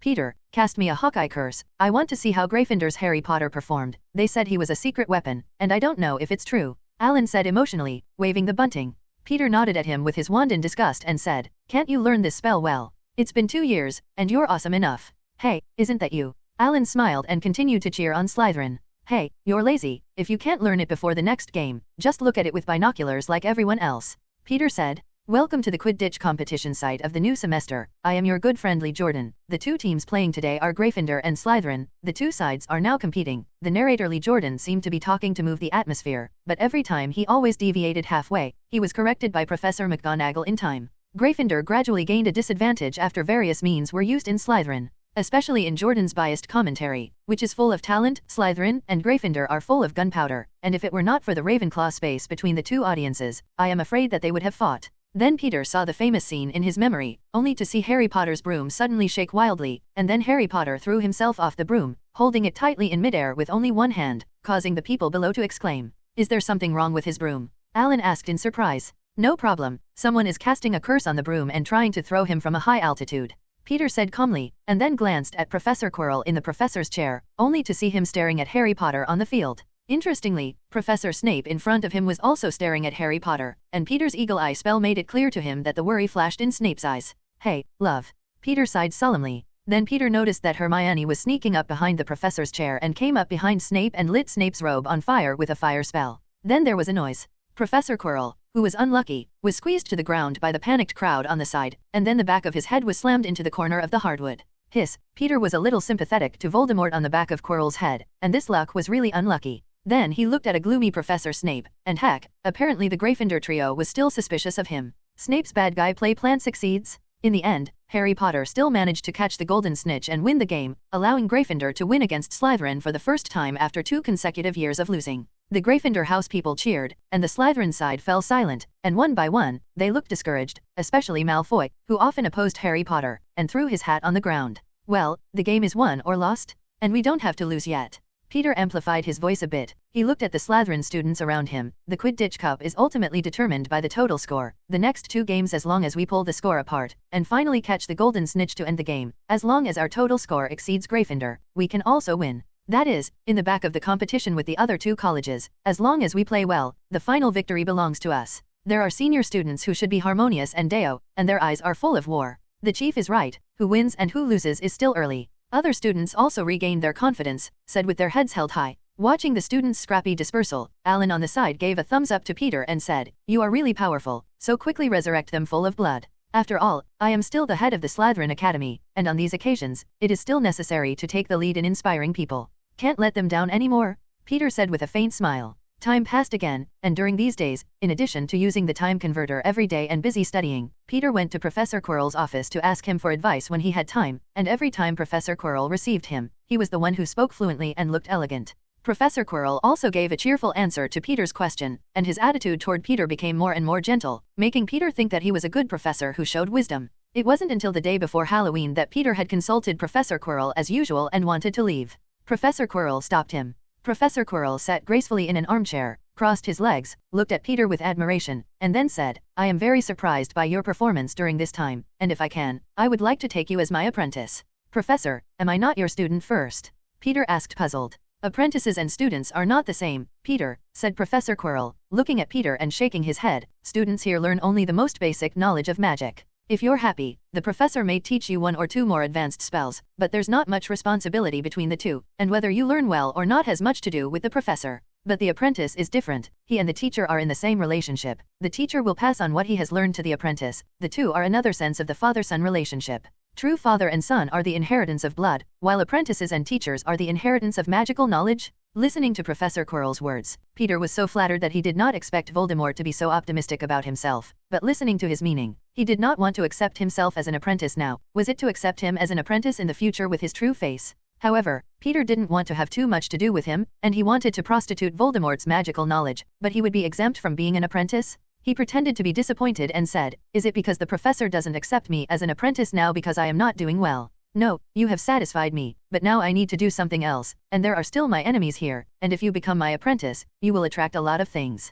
Professor Quirrell looked at him gently and said in a mysterious tone, "You don't need to wait long. As long as I'm done, you can meet the new me again, and then I will personally tell you who I am." "Isn't it Voldemort?" "I already knew," Peter muttered darkly. "But now, I need you to help me do something." Professor Quirrell's tone changed, stared straight at Peter, and said, "I think you should know the situation of that secret room in the corridor on the 3rd floor. "Yes, I heard Malfoy say earlier that there was a three-headed dog in there," Peter replied. "Draco? Well, the cunning Malfoy was born a fool," Professor Quirrell said in an unclear way, then looked at Peter. "I know you're a clever man, and I need to get inside, but the three-headed dog is in the way. As far as I know, the three-headed dog was raised by the half-giant, and you seem to know him very well, and I need you to find a way to deal with the three-headed dog from the half-giant's population." "Professor, I need some time, and since I am a student of Slytherin, he does not fully trust me." Peter did not refuse. "That's fine, but you need to get the message out as soon as possible, and I don't have that much time, you know." Professor Quirrell looked at Peter with satisfaction. "Given that your performance is satisfactory to me, I'll teach you another spell now." Professor Quirrell waved his wand, and a throbbing rune appeared in midair. "This is a fire spell, and it's my modified fire spell. He can transform into a huge fire python and devour everything in front of him."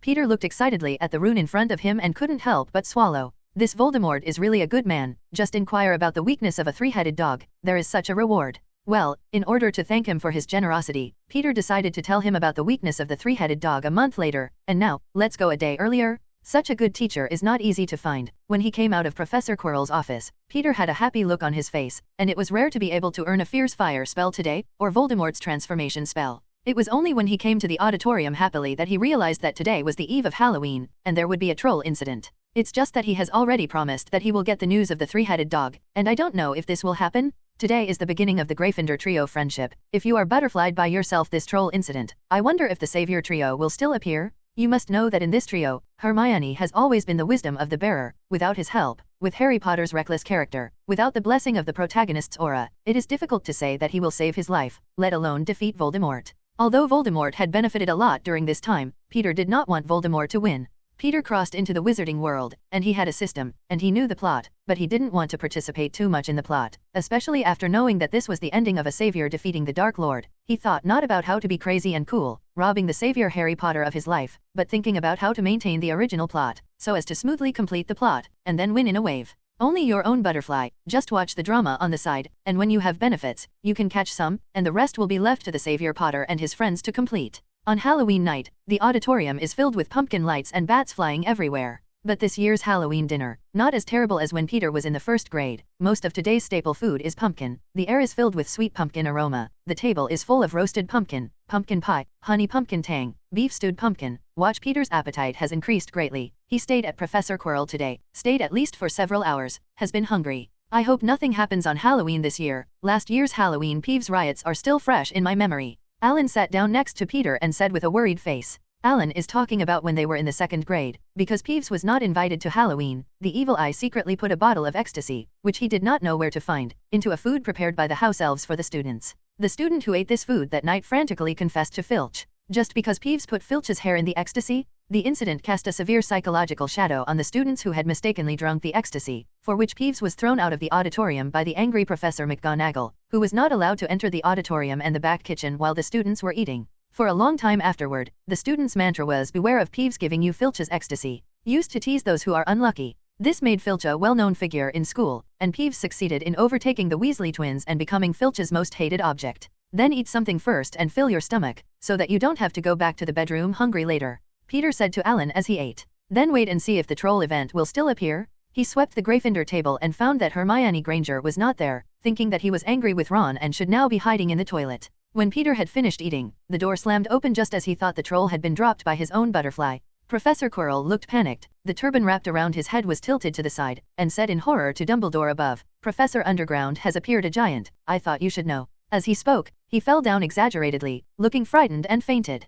Hearing that the giant boy appeared in the castle, the students were stunned, but the giant boy was XXXX dangerous level existence. One by one screamed, jumped up, especially the lower grade students, directly scared to cry for a lot. Peter sat calmly in his seat, looking at Professor Quirrell on the ground, unattended, and wondered whether Professor Quirrell himself had done it or was Voldemort's guidance. After all, he had just asked Peter to inquire about the three-headed dog, so soon he couldn't wait to play himself. It didn't feel like the calm Voldemort in that office did. The trolls are all in school. How do you look like you're not worried at all? Alan, who was originally a little nervous, looked at Peter sitting in his seat with a calm expression and couldn't help but say wordlessly. Peter took a leisurely sip of pumpkin juice before calmly saying, "The professors in the school are all here, and every one of them can deal with the trolls, not to mention that there is also Headmaster Dumbledore, so there is nothing to worry about." "Oh, I forgot about it when I was nervous." Alan was stunned when he heard it, and then he calmed down. Looking at the panicked students at the Slytherin bench, Peter frowned, and as the head of the academy he still took responsibility and stood up. Suddenly, there was a thunderous noise in the professor's seat, which immediately drew everyone's eyes to the past. It was Dumbledore's movement, and everyone who saw him was quiet.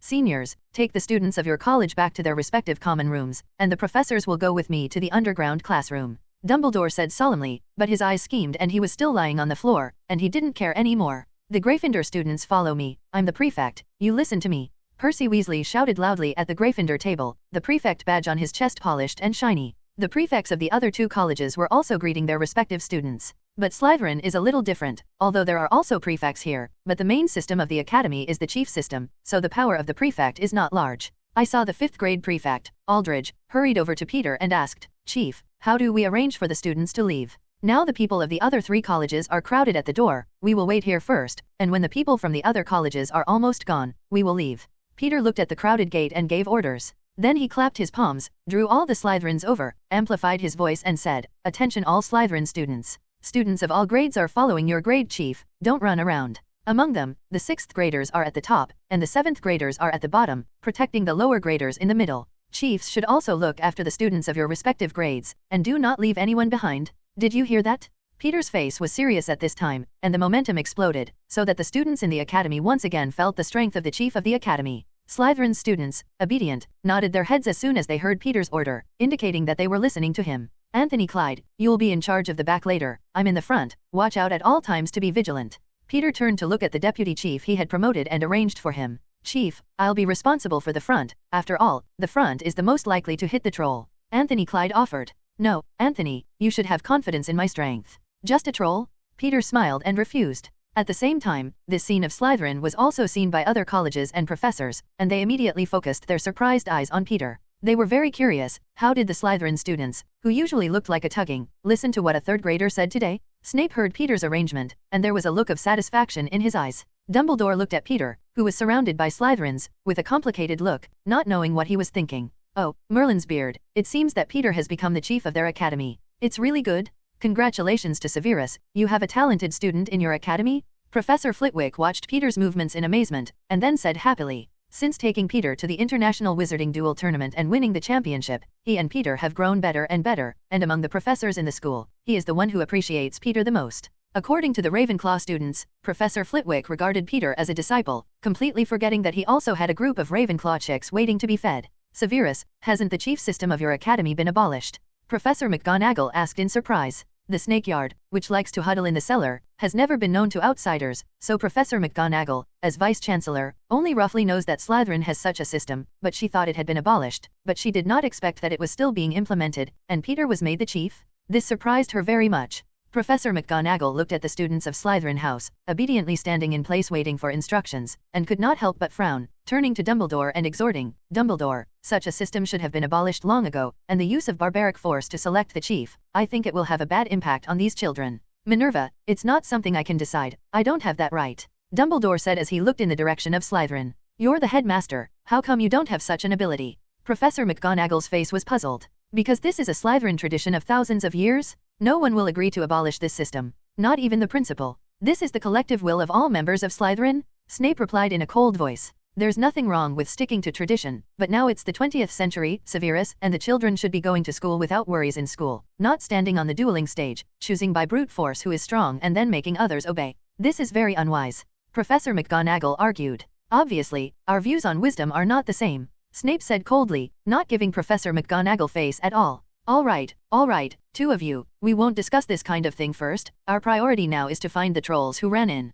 Dumbledore quickly interrupted, and then he looked at Snape and said, it seems that Peter York has been able to handle the affairs of Slytherin House, so you can rest assured that Severus can first rest assured and follow us to deal with the problem. Then the professor followed Dumbledore to the underground classroom, only Snape found that Professor Quirrell, who had been lying unconscious on the ground, was missing and directly looked nervous and went through a small door behind him. Harry Potter and Ron, who were anxious to inform Hermione, saw Slytherin's movements. Ron, isn't Senior Peter York only in 3rd grade? Why did the seniors listen to him so much that even Malfoy looked obedient? And what is the chief? Harry Potter asked curiously as he squeezed out desperately. I'm not very clear either, I just know that within Slytherin, it's not like our house that the prefect is responsible for managing students. Instead, they are the chiefs, they themselves choose to manage the academy. Ron explained, but with a look of envy in his eyes, depending on the situation, Peter is the chief of Slytherin. That's cool. That annoying Malfoy, obedient. If only I could be the chief? Ron said longingly. Don't think about it, unless you transfer to Slytherin House. Harry Potter gave him a blank look and said, besides, even if you enter Slytherin, you won't be the chief. Harry, you're a blow. Ron said grumpily. Don't talk about that, we'll have to tell Hermione that there are trolls, and we blame you for making her cry at noon. Harry grumbled, looking a little anxious. Lavender said that Hermione had been crying in the bathroom all afternoon, and she hadn't come over for dinner. She didn't know anything about the trolls, and it would be bad if she bumped into them. The two finally broke through the crowded gate and hurried to the girls' toilet. Peter noticed Potter's movements, but didn't pay much attention. He saw that the other houses in the auditorium were almost finished, so he turned to the Slytherin students and shouted, 7th graders go first, pay attention to the good wand, and fire a spell as soon as you see the danger. 6th graders, avoid danger in the rear. Students in other grades, followed by the chief of their respective grades, are arranged in the middle in order of grade. After saying this, Peter went straight to the 7th graders and led them out of the auditorium. The students in the latter grades followed Peter's instructions and followed closely behind. Unlike the nervous expressions of the other students, Peter, who was walking in the front, looked leisurely and calm. He remembered that in the original plot, the trolls appeared near the girls' toilet where Hermione was, so the probability of Slytherin encountering them was very small, so she was not very worried. But this look made the Slytherin students admire and worship Peter even more, thinking that the chief could have such a mentality in this situation, and it was really worthy of being the youngest college chief in history. Leading the students, Peter probed the front with his wand at each corner, and then continued on. As he got closer to the cellar, when Peter thought he could breathe a sigh of relief, his sensitive nose took the lead in smelling a foul smell. Don't move, there is a situation. Peter stood still and hurried to the back. After a while, there were heavy footsteps around the corner, accompanied by a thick stench. The students covered their noses and reacted with a look of horror on their faces. The 7th graders and Peter stood at the front, also a little flustered. They had never encountered such a thing before, and they were suddenly at a loss. 7th graders are ready for battle. 6th graders protect other students from retreating. Don't panic, Peter commanded directly and quickly. The troll was sensitive to smells, especially people, so he quickly stepped out of the corner and looked greedily at the small snacks in front of him. Looking at the giant monster more than 5 meters tall in front of him, and the giant rod in his hand, everyone couldn't help but retreat in horror. Peter also covered his nose and took a few steps back, then quickly cast a bubble spell on himself before he breathed a sigh of relief. Crushed to pieces. A 7th grader was horrified and couldn't help but take the lead in casting a spell at the troll. However, the troll's magic resistance was relatively strong, and the smashing spell that could easily crush the 2 or 3 meters thick wooden stake only exploded a small hole in the giant's body, and some green blood flowed out. Wow! The troll let out a scream, and then his eyes were bloodshot, and he angrily raised his giant rod and rushed towards Peter and them.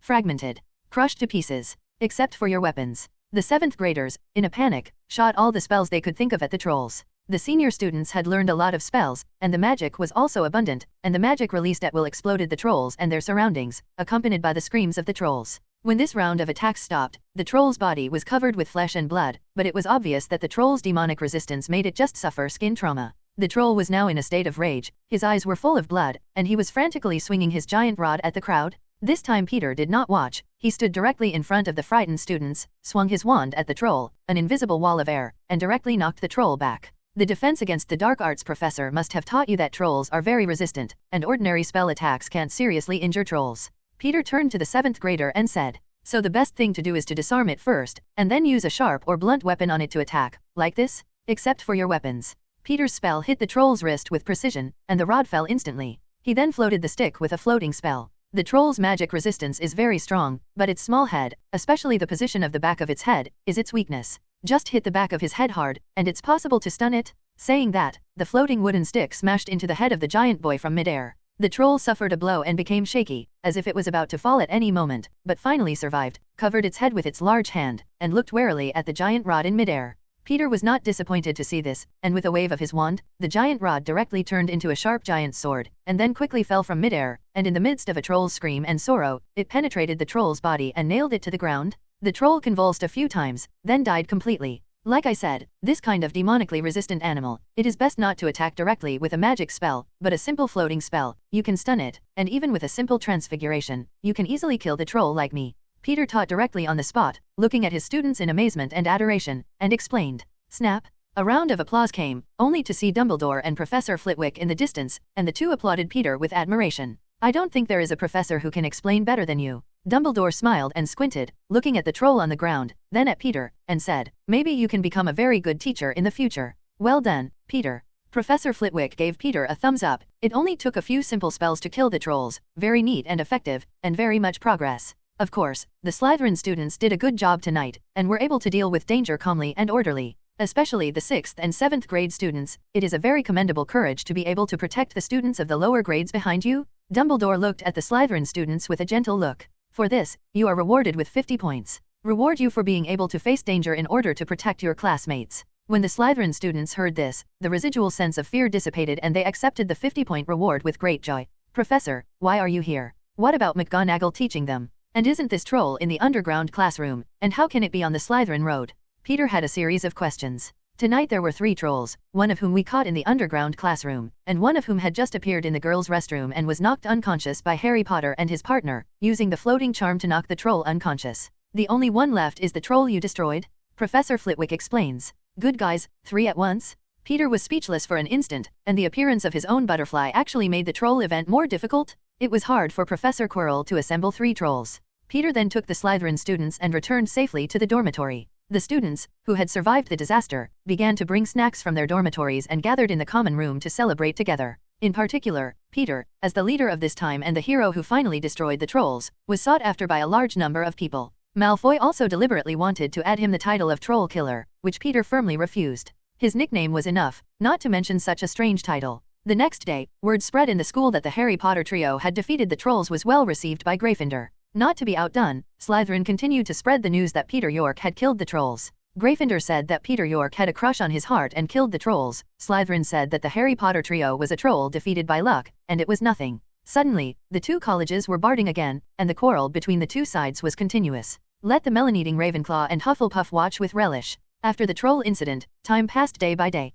With the exception of the Gryffindor Salvation trio, a limp Snape suspected of being bitten by a 3-headed dog. Peter relied on the time converter and was busy studying almost every day, except for Professor Quirrell, when Peter occasionally went to consult him, asking if he had any information about the 3-headed dog from Hagrid. Everything seemed very plain. On this day, Peter read in the library as usual. Hagrid was spotted standing on the shelf with a sneaky face, rummaging through books. It was just that he obviously did not realize that his huge body of about 3 meters was very conspicuous in the library. "Hagrid, what are you looking for? Need my help?"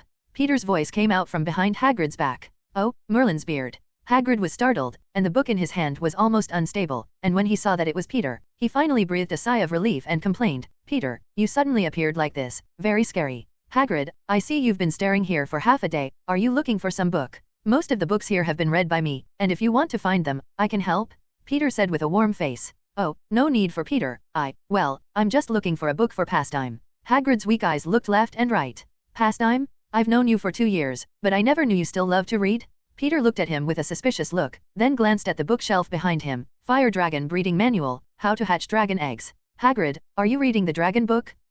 Yes, I recently wanted to read some dragon books. Peter, aren't you busy? You can do your thing, leave me alone? Hagrid looked at him and said hesitantly. Peter rolled his eyes and stared at Hagrid with a suspicious face. Hagrid, you've been nagging for the last semester to raise a fire dragon. Wouldn't you have gotten one from somewhere and hid it in your cabin? How could it be, Peter, that you think too much? Hagrid's eyes were even more fluttering, and he did not dare to look at Peter, and retorted with his neck, fire dragons are very rare, how can I have them? Really? I've heard that your 3-headed dog, kept in the Forbidden Forest, is now in the corridor on the right side of the 3rd floor where Professor Dumbledore has forbidden students to enter? You always love these ferocious things? Peter said with a look of disbelief. 3-headed dog? Mau, how do you know that I raised Mau in the Forbidden Forest? Hagrid asked in surprise. The last time I was a guest at the Centaur's tribe, when I was chatting, Bane told me that you always like to put dangerous animals in the Forbidden Forest and make them miserable. Peter looked at Hagrid playfully. It's the Centaurs, I envy you to be invited by them. I once wanted to go to their tribe and they refused. Hagrid looked at Peter with envy and said,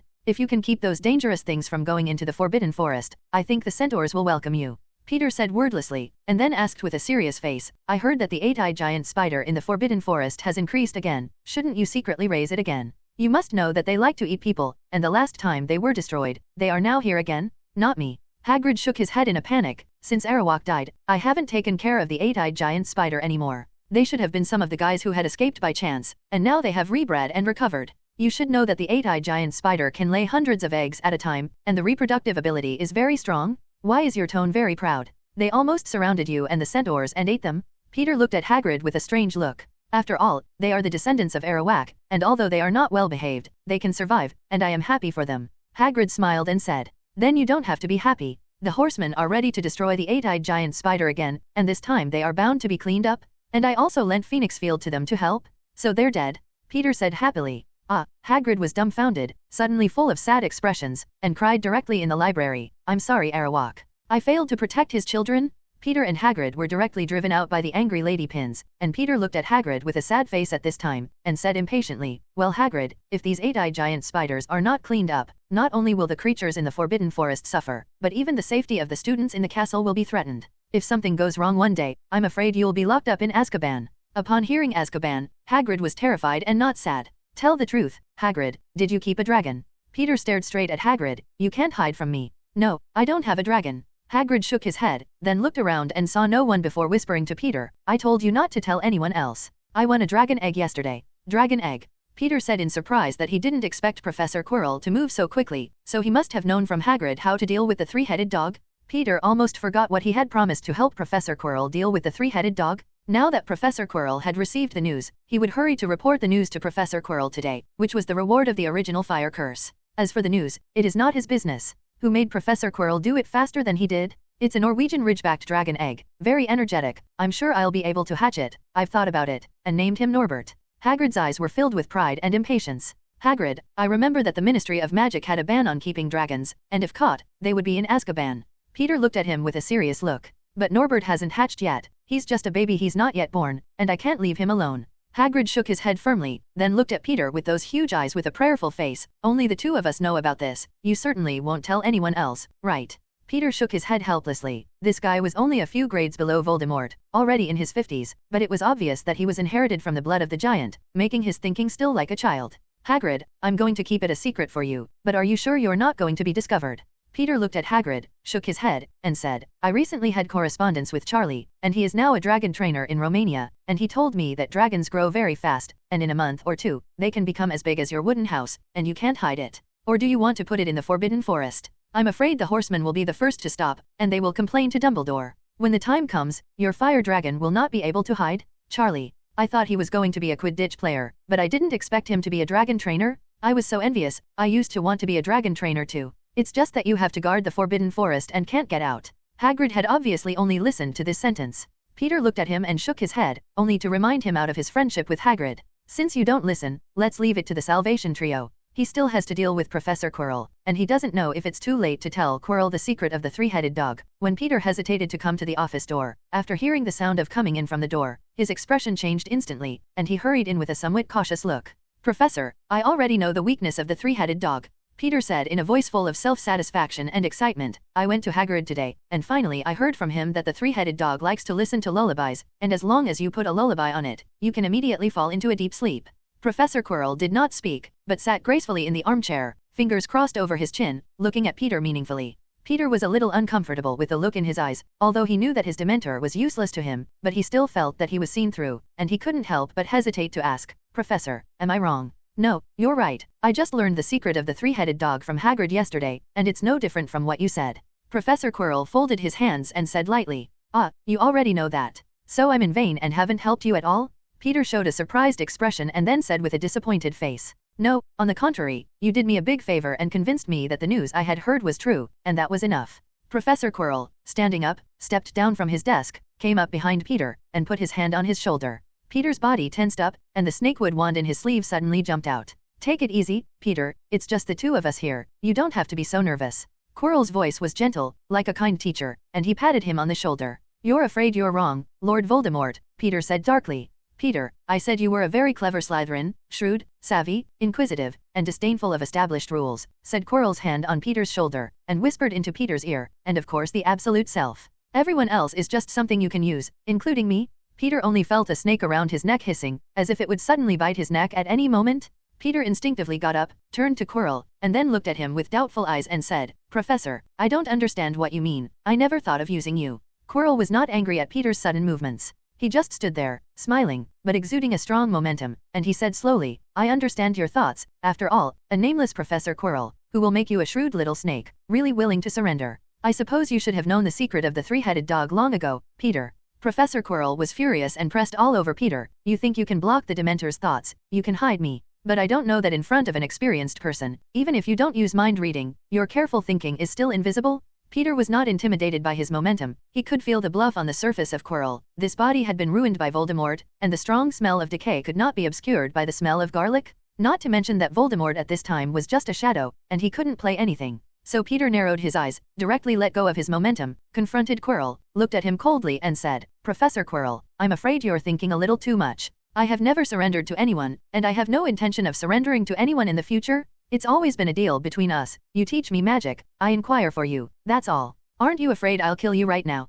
Quirrell's face changed and he looked at Peter with murderous intent. This is Hogwarts, and we're upstairs, Dumbledore. Professor, what do you think?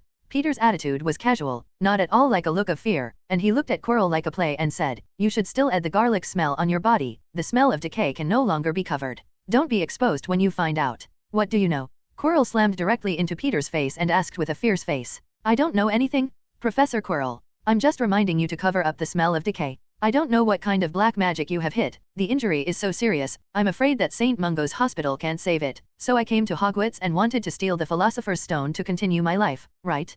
Peter said with a smile, an expression that had seen through him. Quirrell stared at Peter for more than a minute with a suspicious look, before you could guess it, and explained, I once went on an expedition to the Albanian forest, only to be attacked by the dark wizard, whose dark magic was very strange, directly devouring my life force and making my body gradually decay, so I had to find a way to get the Philosopher's Stone and regain my vitality. You're going to help me, right, Peter? I have a lot of powerful magic knowledge that no one knows. As long as you help me get the Philosopher's Stone, I can pass it on to you. Professor Quirrell returned to a gentle expression and said in a seductive tone, Isn't it just you who said the dark wizard, Lord Voldemort? Peter muttered silently. If I really help you, I'm unlucky. I'm sorry, Professor Quirrell, though I'm interested in your magic, I don't want to confront Dumbledore, and you should know his strength, which I can't handle as a little third grader. Not to mention, that Philosopher's Stone belonged to Nick Flamel, a powerful wizard who had lived for more than 600 years. I don't want to die. Peter shook his head firmly and refused Quirrell's deal. Then how can I be sure that you won't go to the principal's office and report me after you go out? Peter? Professor Quirrell's face was full of fake smiles, and his eyes looked at him coldly. Maybe a forgetting spell can solve the problem. What do you think? I advise you better not to do this. Professor Quirrell, Peter said defensively, pulling out his wand directly, your current body should not be able to exert much strength. I was able to capture 2 dark wizards in the first grade, but it wasn't luck. Professor Quirrell's face darkened, and then a smile appeared on his face, and he sat back down again, as if nothing had happened. Looking at Peter in a gentle tone, he said, "Cunning boy, in the next time, you can come and ask me questions here as usual, just as a reward for keeping me secret. How about that? Deal? Happy cooperation." "Professor Quirrell," Peter said with a smirk. As if the two had reached a tacit understanding, the tense atmosphere in the office dissipated in an instant, and they began to discuss the problem with the harmony. Towards Christmas, the professors in the school began to add some homework, so that these students who like to run all day would forget all their knowledge after the holidays. The students sighed, and only Peter remained very idle. Peter is now accustomed to the fact that every day is 29 hours a day. His schedule was well organized, and as he squeezed his time to study life, Peter calculated that if he continued, he would be a year older than the twins. Since accidentally using the ancient runes to transform the wishing spell, Peter became more interested in the ancient runes. In particular, the elemental magic in Merlin's book is almost always evolved from the rune. So if Peter wanted to go further down the path of the elemental magician, he would need to work on the magic text. In this regard, the best question is the magic professor Basilisk Bablin, who is bent on guiding Peter to the direction of ancient magic literature. After Peter knocked on Professor Bablin's office door, the seemingly young professor received him warmly. "This is a rare guest, Peter. I rarely see you now except in class, so come first." Professor Bablin smiled and asked him to sit down. "Professor, you also know that I have taken 12 courses, and the time is very tight, so there is not much time to disturb you outside of class," Peter explained. Professor Bablin did not dwell too much on this matter, but pointed to his chest with great interest and said, "It seems that you are very good at using the time converter. I have seen many students who take 12 courses, and for a long time they could not use the planned time, and the more they learned, the more tired they became, and finally they had no choice but to give up some courses." "Professor, do you know the time changer?" Peter said with some surprise. "After all, this is the Ministry of Magic Mysteries division of things. There are only a dozen in the world. Many wizards will not be able to touch this thing in their lifetime. Of course, I took 12 courses with the same confidence as you, and I remember this thing very deeply." Professor Bablin sighed. "Professor, how old are you? And I've heard others say that when Professor Snape was still studying here, you were already the ancient magic professor here." Peter looked at Professor Bablin, who looked only 30 years old, and couldn't help but ask curiously, "You don't know the age of a woman, can't you just ask?" Professor Bablin gave him a blank look, then sighed and said, "I came to Hogwarts to teach when the last headmaster was still in office, and I have forgotten how many years." Peter secretly said, "This is still a grandmother-level figure. But how to keep the appearance so young? Professor, did you drink something like a youth potion? You look too young now." Peter looked at Professor Bablin in amazement. "If there is such a potion, won't the witches of the wizarding world all go crazy?" Professor Bablin looked at Peter wordlessly, and then explained to him with pride, "I have a longer lifespan than ordinary wizards because I have the blood of ancient elves flowing through my body." "Ancient elves? Is there really such a species? I thought it was just a species invented in Muggle mythology." Peter was really surprised. "Isn't there also a legend of Merlin in Muggle stories, and is he also a fake? And Nick Flamel, and now the Muggle world still has their graveyard?" Professor Bablin asked rhetorically. "Then why haven't you seen them now? Is it because it's extinct?" Peter asked curiously. "No, they just hid their place of residence, and 1,000 years ago they moved en masse to a mysterious island, and then isolated from the rest of the world and no longer appeared in the outside world," Professor Bablin explains. Professor Bablin looked out the window at the Blackbeard and described it slowly. "Legend has it that the island, surrounded by swamps, woods and fog, can only be successfully reached through small boats made by the elves. It's a mysterious paradise of bliss, and many wizards have searched for the ancient elves and tried to find the island, but they have found nothing. My ancestors, on the other hand, were lucky enough to come to the legendary island in a huge tsunami and fall in love with one of the elves there, and then we, the Bablins." "Isn't that island the legendary Avalon?" Peter exclaimed. "Avalon? You're talking about what Muggles call Elven Island. I've heard Muggles describe the island, and while it's a bit exaggerated and mythical, it's really mysterious to outsiders." Professor Bablin affirmed Peter's speculation. "Professor, since your Bablin family is descended from the ancient elves, there should be a way to go to Avalon. Have you ever been there? Are there really fairies there? And there are also witches in the lake?" Peter was now intrigued and couldn't help asking. "It's a pity that when we Bablins came out of there, we lost our way back, and the island was hidden by the magic of the elves, and there was no way to find it without the consent of the elves," Professor Bablin said with a look of regret. "As for the banshee in the lake you are talking about, I am afraid that the Muggles call Meva. If you want to see Meva, you can go to Bulgaria to see. They are close relatives of ancient elves. Their appearance is very charming, but many male witches are sought after." Professor Bablin looked at Peter sarcastically. "Your appearance is so handsome, it must be the first choice for the babies. I'm still young, I don't understand this, hee." Peter was ridiculed a little embarrassed, and quickly changed the subject. "Legend has it that Merlin, by the lake banshee Vivian, brought back to Avalon. Professor, are you telling the truth? We can't be sure if the legendary thing is true. When I was young, I was full of confidence and wanted to seek the legendary Avalon, but I only found a few words." Professor Bablin shook his head, looking a little sighing.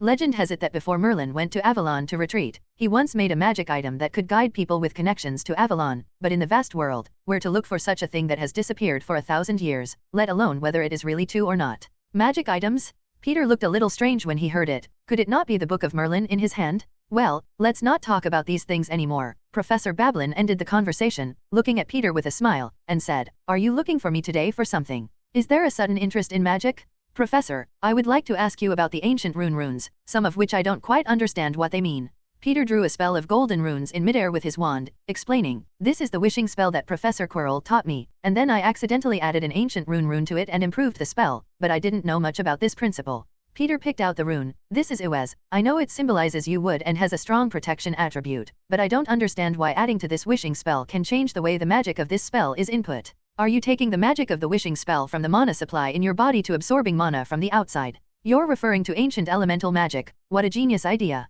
Professor Bablin was worthy of being a professor specializing in ancient magic texts, and she saw the principle of magic at a glance, and she looked at Peter with great surprise. "It is possible to transform such a chicken magic into such a thing. You are also very talented in magic spells." She then redraws the ancient rune with her wand and explains, "You don't understand it wrong, but in addition to its guardianship, Uez is also the world tree in Norse mythology, connecting humans and elves in 9 worlds, which mean communication and connection. Added to the runes of the wishing spell, it means that when it casts this spell, it can draw magic from the outside world, thus enhancing the power of magic. The rune legend is a rune that Odin, the god king, sacrificed one eye for gaining supreme wisdom, and hung himself upside down on the world tree for 9 days and 9 nights, and realized when he was extremely weak. Every word of the rune has magic, and the alchemist engraves these runes on the alchemical props to ensure the longevity of the magic. And the modern magic texts we usually use are almost all extended from the runes, so there are many magic literature experts who study each rune with all their hearts and minds in order to be able to crack the secrets and explore the ultimate magic." Professor Bablin continued to explain to Peter the knowledge of magic literature, and Peter was also thirsty for knowledge. Notebooks and pens flew out of the bag, constantly recording the knowledge imparted by the professor. It wasn't until late at night that Peter came out of the office with a satisfied face. He studied ancient magic texts, mainly to improve his elemental magic level. The most basic elemental magic is the 4 elements of earth, wind, and water and fire, which is also the representative of the 4 colleges of Hogwarts. Elemental magic is different from the current direct casting with a wand. It is necessary for the wizard to use magic to form a magic cycle in the body through the means of meditation, and after the formation, it can be directly cast without a wand or chanting a spell. The principle is very similar to the alchemist on the prop, inscribed with magic runes, so that the alchemy prop can permanently maintain the magic attributes. Elemental wizards use magic to inscribe runes in their bodies, so that they can cast the magic that runes have. Elemental magic is powerful, but it is not universal, especially for the untalented 50. It is likely that they will only be able to condense 1 or 2 basic spells such as floating spells or flame spells in the body for a lifetime.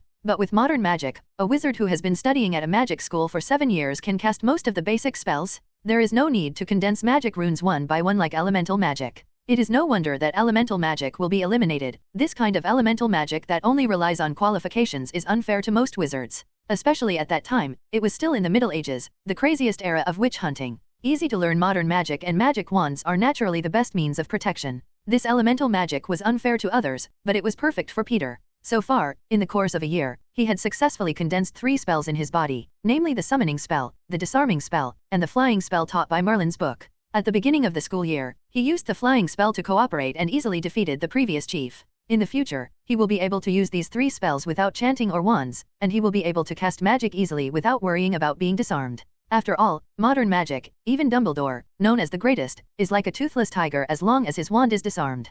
Christmas came, and this time Peter rarely did not go back, and it was not that he did not want to go home. Just the housekeeper Welsh is going to France to reunite with the daughter and son-in-law's family, and Aunt Kristen, now talking about a boyfriend, is now like glue. So he didn't go back and disturb their 2-person world. Peter, who applied for the first time to stay in school, rarely slept in the morning and slowly got up until 10 o'clock. Out of the dormitory, I went to the common room, where only a few senior students stayed in school, and they all smiled and greeted Peter when they saw him. "Good morning, Chief. You should go and see the gifts under the Christmas tree, where the mountains are piled up. It's all yours." 7th grader Adele Rowling grinned. "Yes, that means my popularity is not bad." Peter smiled and said that he was not too surprised by this result. He received a lot of Christmas gifts in the 1st and 2nd grades, and it would be strange if he received less this time. "Sister Rowling, you are less than half a year away from graduation. Are you ready to do anything?" Peter asked curiously. This Adele Rowling was a mixed race, her mother was a wizard, her father was a muggle, and she lived in muggle society, so she was not as prejudiced against muggles as many Slytherin students. So it's nice to talk to Peter. I have received an internship offer from St. Mungo. I interned there after graduation and my mom also worked at St. Mungo's hospital, so I was ready to become a therapist. Adele Rowling said happily. Congratulations sister, this is a good position. Doesn't the muggle world call the doctor an angel in white, and you will also be an angel in the magical world in the future? Peter smiled and congratulated. Thanks, Peter. What are you going to do in the future? You are so good. Will you go to work in the Ministry of Magic in the future? Adele Rowling asked. I'm only in 3rd grade now, and I'm still early, Peter said, shaking his head, and good grades don't mean going to the Ministry of Magic. Maybe I'll travel around the world, and if I'm tired, it's not bad to go back to Hogwarts as a professor. Also, it's a little too early. Just listen to your future plans, but also very envious, if I can save enough money, also go abroad to have fun. Adele Rowling said hopefully. Then you're going to be disappointed. I've heard that the therapists at St. Mungo are so busy that they can barely find time to rest. Peter smiled happily. Ah, Peter, you bad guy, a good Christmas day, you've upset you. Adele angrily threw a soft cushion over. Peter took the mat, put it on the couch, then walked to the Christmas tree and said happily, it's the annual Christmas gift-laying session again, let me see what's good. Sister Rowling, you also came to help me, so many gifts I can't open alone. You guy, it's really too envious and jealous, with such a face, not to mention girls, even men can't stand it. Adele grumbled and walked over. Looking at the gifts like a hill, I couldn't help but sigh, the gap between people is so big, I have only received a dozen gifts in total, and you are afraid that there are hundreds of them here. It looks like almost everyone in the school is giving you gifts? No, some of them were sent by my fans, and you can see that these are gifts from France. Peter shook his head and explained. He wasn't that popular at Hogwarts, and Gryffindor alone, with the exception of the Weasleys and a few who played better, wouldn't give himself gifts. You still have fans? I don't know if you're still a star? Adele was surprised. It was the fans I had accumulated when I was in my first year of vacation, when I went to the International Wizarding Duel Tournament, Peter explains.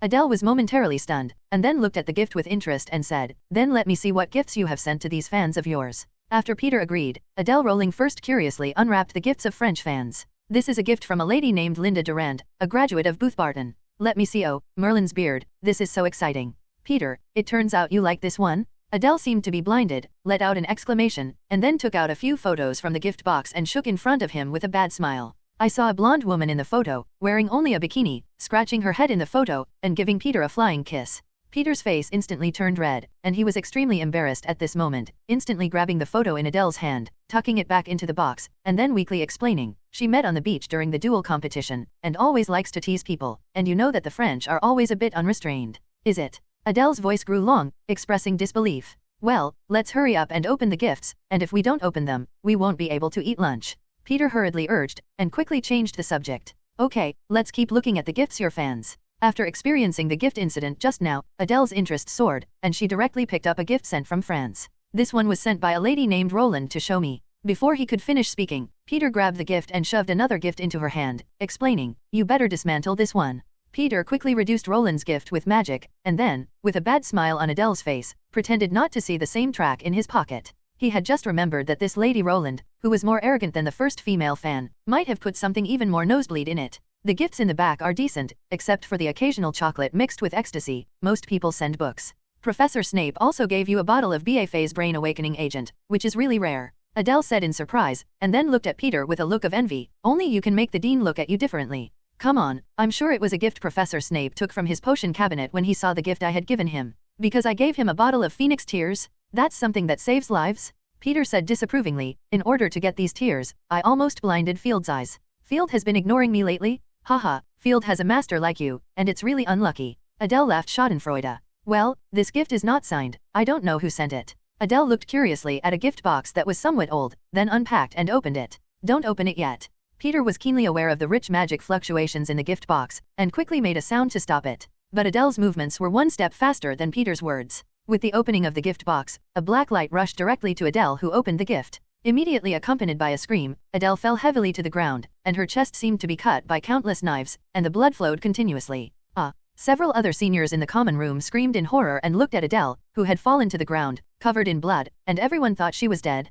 Peter hurriedly rushed forward, knelt down, and reached for his pulse, and found that the pulse was very weak at this time. He took out his wand and kept thinking about healing quickly, but to almost no avail. Hurry up and inform the dean, and Fat Lady Frey. Just go, Peter yelled loudly at the frightened seniors. The senior students were woken up by the roar and ran out of the lounge in a panic to call someone. "You'll be all right, Adele, hold on." Peter, not caring that he was covered in blood, gently comforted the weakened Adele, and then shouted loudly, "Field, come out, I need you." In the common room, Field flew out of the flames of the fireplace and came to Peter with a puzzled face. He felt Peter's strong call, so he came straight over. "Field, save her with your tears. She was seriously injured after she blocked the disaster for me," Peter said eagerly to Phoenix. Listening to Peter's words, Field nodded, although he usually liked to lose his temper with Peter, but in this kind of matter, he could always stand by Peter's side. Field came to Adele's side and blinked at her bleeding wound, and a few tears fell from her eyes and landed on the wound. The tears of the Phoenix are worthy of being able to pull the dying person back from the god of death. Only to see Adele's wound, at a speed visible to the naked eye, healed rapidly. In the meantime, there was also a black gas with evil that dissipated from the wound. These black chi are the culprits who have just prevented the wounds from healing. Adele's condition gradually became better, and her breathing became more and more powerful. Seeing this, Peter's expression finally relaxed. He turned his head and gently stroked the Phoenix's feathers and said gratefully, "Thank you, Field, you helped me a lot." Field let out a few cheerful whispers, meaning "You're welcome." "Merlin, what's going on?" Dumbledore rushed in through the lounge door, and Professor Snape and McGonagall looked in horror at the bloodied Peter and the lying Adele in horror. Snape first rushed over to crouch down beside Adele, constantly throwing out spells to check, and finally the tense look quietly relaxed. Then he looked at Peter covered in blood, took his wand again, and threw a few detection spells. "Professor, I'm all right, I'm covered in Adele's blood," Peter hastened to explain. Dumbledore also hurried over, looked at Snape, and was relieved to nod his head. Then he turned to look at Peter and asked with a serious look, "Peter, what the hell is going on here?" Just now, several 7th graders in Slytherin ran to the hall in a panic and said that Adele did not know whether she was alive or dead. "Can you tell me?" "Just now, Sister Adele was kind enough to help me unpack the Christmas present, and then opened an unsigned gift box. Before I could stop it, Sister Shue was concentrated by a black light in the gift box, and her body was like being cut by countless knives and bleeding. Healing spell magic doesn't work on it at all. In the end, with Field's tears, I went down to Adele's sister." Peter explained the situation simply. "Can you show me that gift box?" Dumbledore said solemnly, "Please feel free, but you should also be careful. I can still feel the gift box first, and the evil atmosphere inside is thick." Peter pointed to the box on the ground next to him. "Amazing perception." Dumbledore gave him a compliment, then turned to the gift box, hunched over, and looked down at the box that had been opened. Inside was an emerald necklace, which looked very luxurious, but if you looked closely, you would find that the gem was full of evil breath, and there was a murmur, as if tempting the people who saw it to wear it. Dumbledore tapped on it with his old wand, then stood up and said to Snape, "Severus, this is your specialty, and you come and see what magic this is." Snape nodded silently, then solemnly picked up the necklace with his wand and looked at it carefully before turning back and saying, "This is a black magic necklace with a curse on it that will tempt people to wear it. If you wear it, it won't be long before you die." And the murderer is obviously worried that he is not safe, so he cast a black magic on the necklace and directly attacked the person who opened it, trying to kill him with one blow. Adele Rowling was hit by this spell, thanks to the help of Peter's Phoenix, otherwise in a few minutes, she would have bled out. "Merlin, who would be so cruel? Use such an evil spell against a child?" Professor McGonagall exclaimed incredulously, with a look of uneasiness. "I also wonder, who on earth wants me to die so much? A mortal curse is not enough, plus a black magic that does not solve the curse?" Peter's cold voice sounded, and his eyes were full of irritability and anger. "Peter, if you think about it, have you offended anyone lately?" Snape asked Peter. "We still sent Miss Rowling to the infirmary first, and although she was now saved by the tears of the Phoenix, after all, she had shed so much blood and was very weak that she needed Madame Pomfrey to see." Dumbledore interrupted Snape's words, then looked at the pool of blood on the ground, frowned, and directly disappeared with a magic change. "Severus, you put away that dangerous prop first, and we'll go to the school infirmary now." Dumbledore motioned to Snape, then looked at Peter's blood-stained body, cleaned it up and said, "Peter, you two go to the infirmary." Then the group rushed to the infirmary, leaving the terrified students in the common room. "Merlin, Adele, what's wrong with that? Put it on the bed." Madame Pomfrey looked at Dumbledore, who had floated over with a spell and a miserable face, and exclaimed, "Miss Rowling was hit by black magic just now, and Peter saved her with the tears of a phoenix, but I still have to ask you to help see what other hidden dangers are there." Dumbledore explained simply. When Madame Pomfrey heard this, she immediately took up her wand with a serious face and used various magic to detect it, and then saw the people around her and shouted directly, "You all give me out, don't get in the way here." Among those who were expelled were Peter, Snape, and Dumbledore, and Professor McGonagall was left behind by Madame Pomfrey to help. Madame Pomfrey's temper is really the same as ever, and it has not changed for so many years. Dumbledore, who had been driven out, was not angry, and said with a smile. To Dumbledore's words, Snape snorted coldly and did not speak. It seems that Madame Pomfrey is the big boss hidden in Hogwarts. Even Dumbledore and Snape dared to be intimidated. But Peter didn't think so much at this time. Since Adele Rowling's life was not in danger, Peter was now thinking about how to find the murderer. Principal Dumbledore, Professor Snape, Peter asked directly, looking at the two men. Is there any way you can find out who the murderer is? I'm afraid it's hard, Peter. The gift wasn't signed, there was no address, we can't even be sure if the gift was sent from outside or inside the school, and the perpetrators have obviously thought it through. Dumbledore shook his head and sighed. Is that the end of it? Peter looked at him with a reluctant face and asked, is there any magic that can be traced back to the murderer through the gift box like a tracking spell? Sorry, boy, as far as I know, there is no such magic, and of course it may be that I am lonely. Dumbledore still shook his head. Today is Christmas, and hundreds of owls are sending gifts from all over the place, unless you can pinpoint exactly which owl gave you this gift. Snape frowned and said, looking at Peter with some concern in his eyes. And even if an owl is found, it is difficult to find the murderer through it. Because the murderer probably sent gifts directly through the IRA owl shop, or through the owls owned by the school. There is no way to track unless you can get the owl to speak. Professor Snape had originally wanted to comfort the proud disciple, but when he saw Peter listen to his words, he muttered to himself and could not help but be more worried. Let the owl speak, let the owl speak, Peter said repeatedly, as if thinking of something. His eyes lit up and he said gratefully to Snape, Professor, thanks for the reminder, I have thought of a way. Principal Dumbledore, Professor Snape, please help me watch Sister Rowling here, I'll come when I go. Peter greeted them with a confused expression on their faces, and then ran straight to the dormitory. Now that he's figured out a way, let him give it a try, because the children are more flexible than we are, and maybe they can find the murderer. Dumbledore stopped Snape. What I'm worried about is that if this guy can really find out the real murderer, I'm afraid he will recklessly go straight to the door and lose his life. Snape watched worriedly in the direction Peter was going. Severus, I hope you can give Harry some of your attitude toward Peter, and don't be so mean, he's still just a child, and your attitude will mislead him. Dumbledore looked at Snape's expression now, and his voice turned to Harry Potter. Well, if he had half the talent and hard work of Peter, no, even 1/10.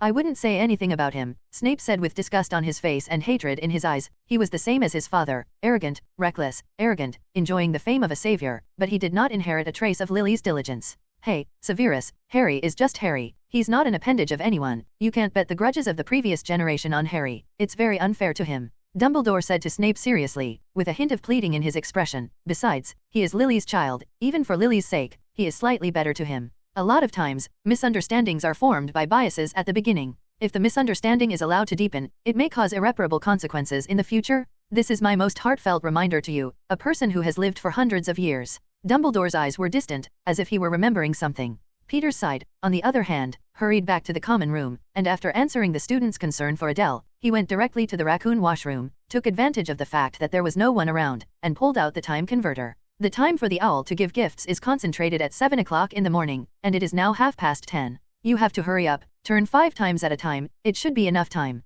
Peter muttered as he counted the time. Then he directly flicked the time changer's small hourglass 5 times, and as the time went backwards, in the blink of an eye Peter returned to 5 hours ago, and with a wave of his wand, the time that appeared in the air was 6:30. Time is too late, but this time I want to see who wants to kill me so much. Peter smiled coldly, then went straight into hiding and walked out of the washroom. It was 6:30 in the morning of the holidays, and even the most diligent students had not yet woken up, so Peter went straight to the empty common room and sat down on the couch next to the Christmas tree, quietly waiting for the owl to arrive. It was about 7 o'clock, accompanied by a fluttering sound, and the owls arrived one after another with gifts. These clever owls piled their gifts neatly under the Christmas tree and flew away. Peter's eyes kept staring at these owls and the gifts they had brought, trying to find the one who brought the unsigned gift. Finally, at 7:30, the arrival of a belated grey owl caught Peter's attention, for it was carrying at its feet the unsigned parcel that was going to kill. Watching it throw the package into the pile of gifts and fly away, Peter directly cast a spell to knock the owl down.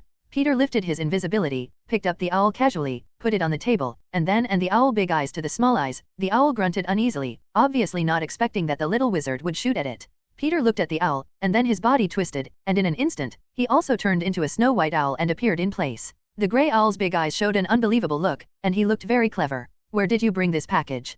Peter asked the grey owl. But in the eyes of outsiders, it was just a grunting sound. Thanks to his fused boggart genes, all the magical creatures he transforms into can have some abilities, let alone owl words. Are you a wizard, or an owl? The grey owl asked in surprise. I'm a wizard, and I want to ask you, where did you send your package? Do you remember who sent it to you? Peter asked again. The first time I've seen a wizard who can turn into an owl. My name is Tinker Bell, and I am the Owl of Hogwarts, said the grey owl, and this morning while I was still sleeping, a wizard came to the owl shack and gave me this gift, and asked me to send it to Peter York, and gave me a few nuts. You're right, I can feel that you are the owner of the gift. You're saying it's the people at the school who give the gifts. Who is that? Do you see clearly? Peter asked hurriedly. I don't know his name either, but I saw him then. The grey owl named Tinkerbell shook his head and said, "He's wearing a strange turban, and the smell on his body is so bad that it wakes us all up.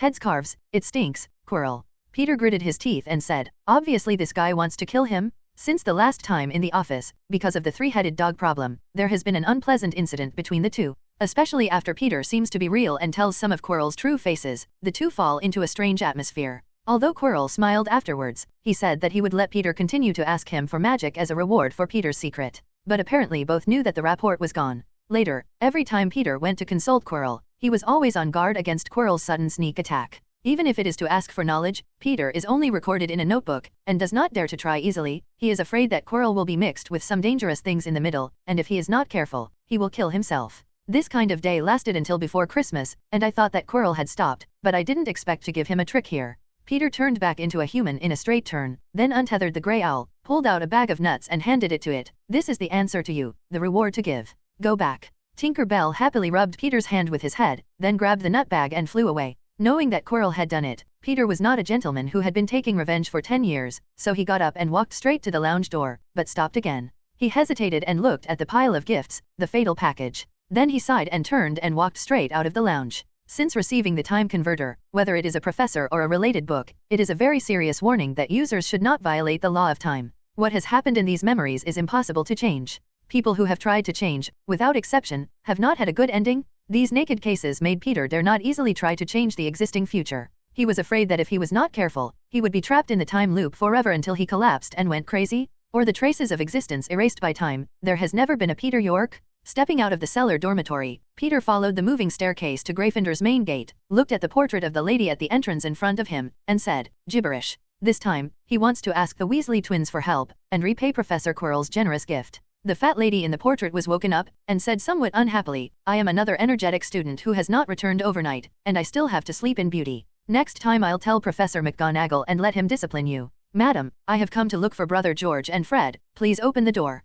Peter said politely. "Hey, you're not a Gryffindor student. How do you know Gryffindor's secret door-to-door?" The fat lady rubbed her eyes, only to realize that Peter's robe was not a Gryffindor decoration. "Madam, I am Slytherin student Peter York, a friend of George Fred's, and they told me," Peter said of throwing pots to the twins. "Next time I must say a good word about the two of them, such an important secret order, even the best friend can't say it." The fat lady said with a dissatisfied look that she was a Gryffindor gatekeeper portrait, and she was responsible for guarding Gryffindor students, and if everyone knew about the secret order, what would they do with her? "Yes, you must talk about them well, and it is better not to let them in when they are on a night tour, no matter what they say. Give them a little bitterness to eat, so that they will never dare to swim at night again." Peter smiled and said encouragingly, "Your suggestion is good, I will try it next time." The fat lady said with a look of emotion, then looked at Peter with a smile and said, "I heard your name last night when I attended the portraits banquet, and I was really a little handsome guy. Go inside, it's the first time I've seen Slytherin students come to Gryffindor." "Thank you, ma'am," Peter said politely, and then entered the passage behind the portrait. Gryffindor house is different from the Slytherin's exquisite, surrounded by gold and red draperies to create a warm atmosphere.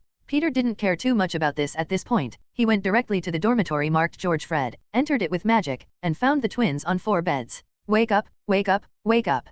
Peter pushed George, who was sleeping soundly, and shook him straight up. "Peter, why are you here?" "Let me sleep first. Fred and I didn't come back until 2 o'clock in the morning after swimming last night. It was so sleepy." George squinted his sleepy eyes at Peter for a moment, then went straight back to sleep. "George, where is your Marauder's map? Lend me a bit, I have an emergency." Peter directly woke up George again.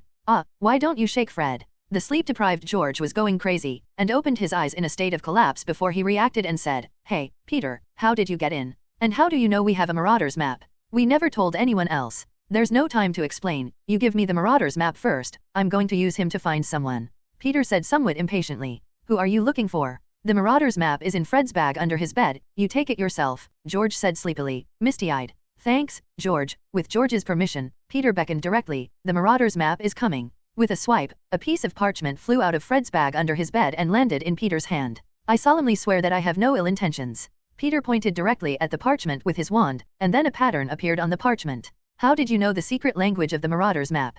George was awake and asked in surprise. "You forgot I was a Dementor." Peter looked carefully at the names of the people on the map and said casually, "Heck, it looks like I'm going to learn brain occlusion, or sooner or later you'll know what color underwear I'm wearing." George complained in chagrin. "I'm not interested in what color your underwear is, George," Peter said as he looked down at Professor Quirrell's tracks. Then he saw the names of Quirrell and Tom Riddle on the outskirts of the Forbidden Forest. "I've found you, dear Professor." Peter sneered at the name on the map. What professor? Who are you looking for, Peter? George Hatch looked at Peter with a puzzled look. You go on sleeping, I'll take the map with me first, Peter said directly, then quickly left, leaving a confused George.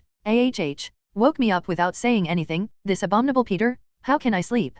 George cried out in collapse. Shut up, George. The other roommates, who had been woken up, threw the pillows directly over. Peter took the map and tracked Quirrell's trail. He now only wanted revenge in his heart, and when Quirrell was at his weakest, he would give him a hard time. Of course, he wouldn't be so stupid as to rush up to Quirrell to avenge him, but it was okay to get him into trouble. When the time was right, he would return Quirrell's generous gift. Peter saw Professor Quirrell wandering around the Forbidden Forest like this, and it seemed that he was fighting unicorns. His body had collapsed to the extreme, and if there was no unicorn blood to support him, whether he could survive until the end of the term was still to say. Since Professor Quirrell wants unicorn blood so much, he will send him a unicorn and show his respect. Peter smiled coldly and touched the wand in his hand. Quirrell stood on the outskirts of the Forbidden Forest, hesitating whether to enter the Forbidden Forest, looking struggling. Stupid, hurry up and find the unicorn, your body can't hold up now. Unicorn blood must be drunk to prop up our access to the Philosopher's Stone. The back of his head, wrapped in a scarf, let out a reprimanding sound. The Lord, the host, can. But if you drink the blood of a unicorn, you will be cursed and it is better to live than to die. Quirrell said in horror, his face full of reluctance. If you don't drink, you're dead now. Voldemort's voice sounded coldly, and then his tone slowed down, saying, but as long as I am resurrected, your problems will be easily solved for me, and then you can follow me and enjoy the glory moments, instead of being looked down upon as much as you are now. Really? Master, are you really able to solve my curse? Quirrell asked in disbelief, with a sense of luck in his heart. Of course, Quirrell, don't you see that I just flew away from death, and even the death curse can't deal with me? Voldemort said in a confident tone, the great Dark Lord will surely return, and when the time comes, the real magical world will crawl under my feet. And you Quirrell are heroes and will be admired by everyone? Voldemort's verbal temptation was always very powerful, and Quirrell finally believed Voldemort's words and plucked up enough courage to enter the Forbidden Forest. At the same time, Peter has appeared in the depths of the Forbidden Forest. As Peter was taken to the Centaur's tribe by the Phoenix, the Centaurs greeted him happily. Peter, aren't you supposed to be in the castle now and enjoy a Christmas luncheon? How did you get here? Centaur Bane asked in surprise. Bane, you hurry to gather everyone to bring back the unicorns. Some people are coming to hunt unicorns, and they want to use their blood to survive. Peter didn't say hello and said directly. What? Someone wants to hunt unicorns? Bane said in surprise, and then asked in confusion, the blood of a unicorn that was forcibly taken is cursed, and it is worse than death. Who would be so stupid as to choose such a method to survive? It's Professor Quirrell, but there's a mysterious man hidden behind his head. Peter sneered and explained, that guy was possessed by the Dark Lord, and now his body is so rotten that he has to use garlic to barely cover up. It was him. No wonder the stars Mars have been very bright lately, Bane said quietly, with an expression that had been expected. Mars? It looks like you knew he was coming back? Peter asked curiously. Mars represents war and turmoil in the astrology, and we centaurs are born with a talent for astrology, and we can see the fate of the future in the astrology, and we once saw his return from fate on the night that the Dark Lord disappeared. Bane said indifferently, and then said with some sighs, I just didn't expect him to come back so soon. It's not a return, he's not much different from a ghost now. It will be at least a few years before he returns. Peter shook his head, and according to the plotline, Voldemort will officially return when Harry Potter is in the 4th grade, that is, Peter's 6th grade. I never knew, Peter, that you still had the gift of prophecy. Bane looked at Peter in amazement, as if he had reacquainted himself. No one should go around yelling that they have a talent for prophecy, Peter said with a smile, then his eyes glowing blue and he said, let me see what Professor Quirrell will do in the future. It's amazing, you look a lot like invisible beasts now, and they also have blue eyes when they foresee the future. If I hadn't been able to confirm that you were a human being, I'd have thought you were an invisible beast in human skin. Bane looked at Peter's state of foreknowledge and said in amazement, what do you see? How is the Dark Lord and his minions prepared to persecute the unicorn? Bane looked at Peter for a long time and couldn't help asking. I saw this professor pick the unicorn's favorite evening primrose, and he is now weak, so he decided to use the evening primrose to attract a newly adult unicorn out. Peter's hollow eyes glowed blue, and his mouth slowly described, and then his expression was very heavy. He killed the unicorn with the death curse, and then drank the blood of the unicorn, although he suffered a curse very painfully, but his strength was restored for the most part and became very dangerous. The blue light in Peter's eyes faded, and he frowned and said to Bane, Quirrell's body is no longer healed, the unicorn just suppressed his injury. So every month, he had to drink the blood of unicorns to survive. Just like this, by the end of the term, I am afraid that there will be 5 or 6 unicorns, and they will lose their hands. Peter, we centaurs have been given the gift of reading the signs of heaven, but we can't interfere with what's going on around us. We can only be bystanders, so the rest is up to you, Bane said to Peter. What do you mean? Do you mean to stand idly by? Peter frowned and looked at Bane incomprehensibly. We centaurs have sworn to fate since thousands of years ago, when we came to this forbidden forest to live, only as bystanders, and never meddle in the affairs of the outside world, in exchange for the continuation of the centaur's race. Bane explained with a wry smile. Destiny swears? Why did you make that choice? Don't you know that this is imprisoning yourself? Peter asked in surprise. Wizards never swear easily, because oaths are powerful, like the unbreakable curse and the bold loyalty spell, which are all the magic of oaths, and sometimes if they are not careful, they will lose their lives. But I didn't expect the horsemen to make an oath. We don't know, but we have no choice. Bane said helplessly, and then looked at Peter with a complicated face. Once this world was the happy field for all magical creatures, but with the rise of human beings, the situation has changed drastically, and the elves have retreated. The goblins have become appendages. House elves are enslaved. And many more magic races just disappear. We have no choice but to swear to fate, as spectators, in exchange for the chance of racial continuation. Why have I never heard of anything like this? This is amazing. Peter was amazed by the ancient mystery, which sounded like the rise of mankind, a bloody history of war. The elves have discovered magic, and the goblins have studied the mysteries of time, but they are not worth a spell created by human wizards. Many races that want to rebel have fallen under that spell. Bane's eyes were filled with hatred and fear. When the wizards have eliminated all their enemies, they turn around and start killing each other. Over the millennia, the magic of wizards has undergone generations of renewal, but this spell has been well passed down and has been positioned by the Ministry of Magic as an unforgivable spell, only because it almost made the wizards almost extinct. You say ridiculous? Bane, you're not talking about a death curse, are you? Peter asked in surprise. He did not expect this spell to have such a history, and the power of the death spell is so great. Looking at Peter's puzzled expression, Bane sighed and said, You wizards have made this spell an unforgivable spell, and naturally it is impossible to tell you in detail about the history of the death curse. But for us, the fear of the curse of death has been passed down from generation to generation. Unlike the complexity of other magic, the release of the death curse is very simple. He only needs to pronounce the spell with a strong killing intent to successfully release it.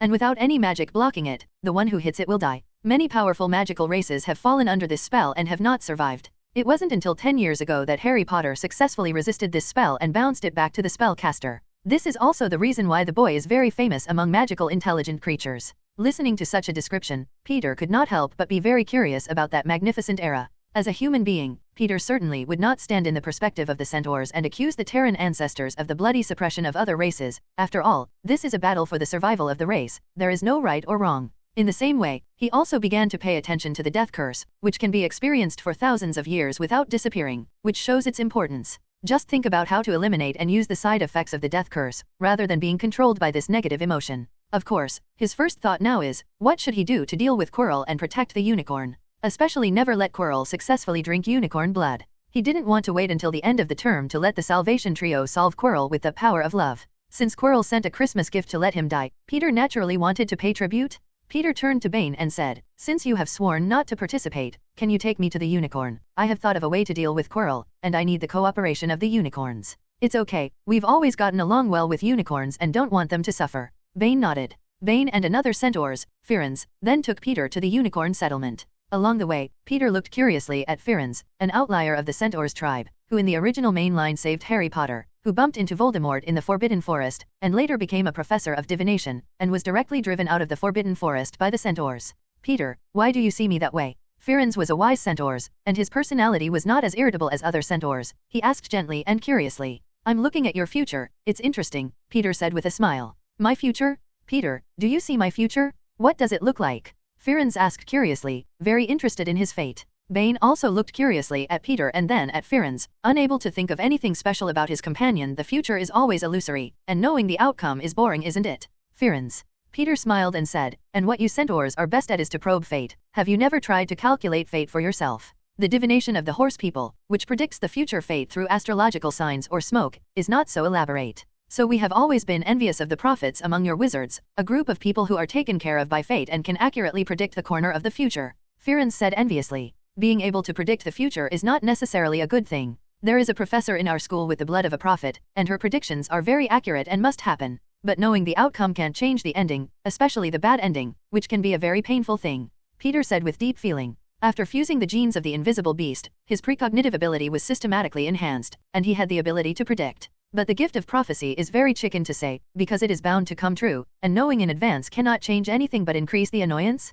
On the contrary, it is the ability to foresee, which is very useful. It shows what is highly likely to happen in the future, and it changes with people's decisions. It can effectively change the bad ending through this ability. At this time, Peter has been turning on foreknowledge, foreknowledging Quirrell's future actions. He was ready for a big gift this time, ready to give it to Professor Quirrell today. It didn't take long for Peter and the centaurs to come to the unicorn settlement, a beautiful valley with a clear river flowing in the middle, and hundreds of unicorns on both sides of the river, resting leisurely, and a few small golden unicorns, playing happily. For the arrival of the centaurs and Peter, the unicorns were first vigilant and then relaxed for a moment, especially for the centaurs, very enthusiastic. Raphael, this is Peter, who foresaw that there was a very dangerous dark wizard who wanted to work against you. Bane turned to one of the strongest unicorns, Peter Show, and said worriedly, the dark wizard wants to use your blood to keep alive, and if you don't guard against it, at least 4 or 5 unicorns will suffer. After listening to Bane's words, the Unicorn King's eyes revealed solemnity, and then he turned his head to look at Peter and let out a low cry. Raphael said he would pay attention and wouldn't give the dark wizard a chance to hurt his people. Bane translated. Peter didn't speak, just a blue light in his eyes, and stood godless for a while, then he returned to God and said with a serious expression, I just looked at the future, the ending still hasn't changed, and there is still a unicorn dead tonight. Hearing this, both the centaurs and the Unicorn King had heavy eyes. The Unicorn King thought for a moment, then let out a cry at Peter with a hint of pleading in his eyes. Raphael said he would stay at the entrance to the valley tonight and wouldn't let the unicorns out, but he wanted you to be able to bring the unicorns back to Hogwarts Castle for protection. Bane explains. Forget it, Bane doesn't need your troublesome translator, I'll talk to Raphael directly. Saying that Peter was in the stunned eyes of everyone, transformed into a white unicorn. Very holy? Raphael, I need you to cooperate with me tonight, Peter told the Unicorn King directly about his plan. The Unicorn King looked at Peter's appearance at this time, very surprised, listened to his words, thought for a while and then said, we are willing to cooperate with your plan, but you need to protect our cubs and not let them be harmed. Rest assured, I have a place to protect them very well. Peter nodded yes, then changed back directly into human form. Pulling out a money bag, he aimed his wand at the mouth of the bag and said, the box is coming. Seeing a suitcase fly out of a fist-sized money bag, Peter opened the suitcase and explained to those around him, this is a suitcase sent by a friend, and inside it is a traceless stretching spell, which is the size of this valley, enough for all unicorns to live. Let's put the little unicorns in there first, and then we'll release them after tonight. Looking through the entrance of the box to the vast space inside, the Unicorn King nodded, and then directly hissed around, and then a group of lively golden unicorns were driven by the adult unicorns, full of curiosity around the box, and from time to time looked inside. Peter looked at these gorgeous golden little ones and couldn't help but smile. Then he turned the stairs at the entrance of the box into a slide, allowing these naughty little guys to slide down the slide. The Unicorn King called out to several adult unicorns and let them go into the box together to take care of the little ones. After everything was ready, Peter asked the 2 centaurs to go back first, and then he directly turned into a unicorn, following the Unicorn King and waiting for Quirrell's arrival. On Quirrell's side, he followed Voldemort's request to find the primrose in the Forbidden Forest.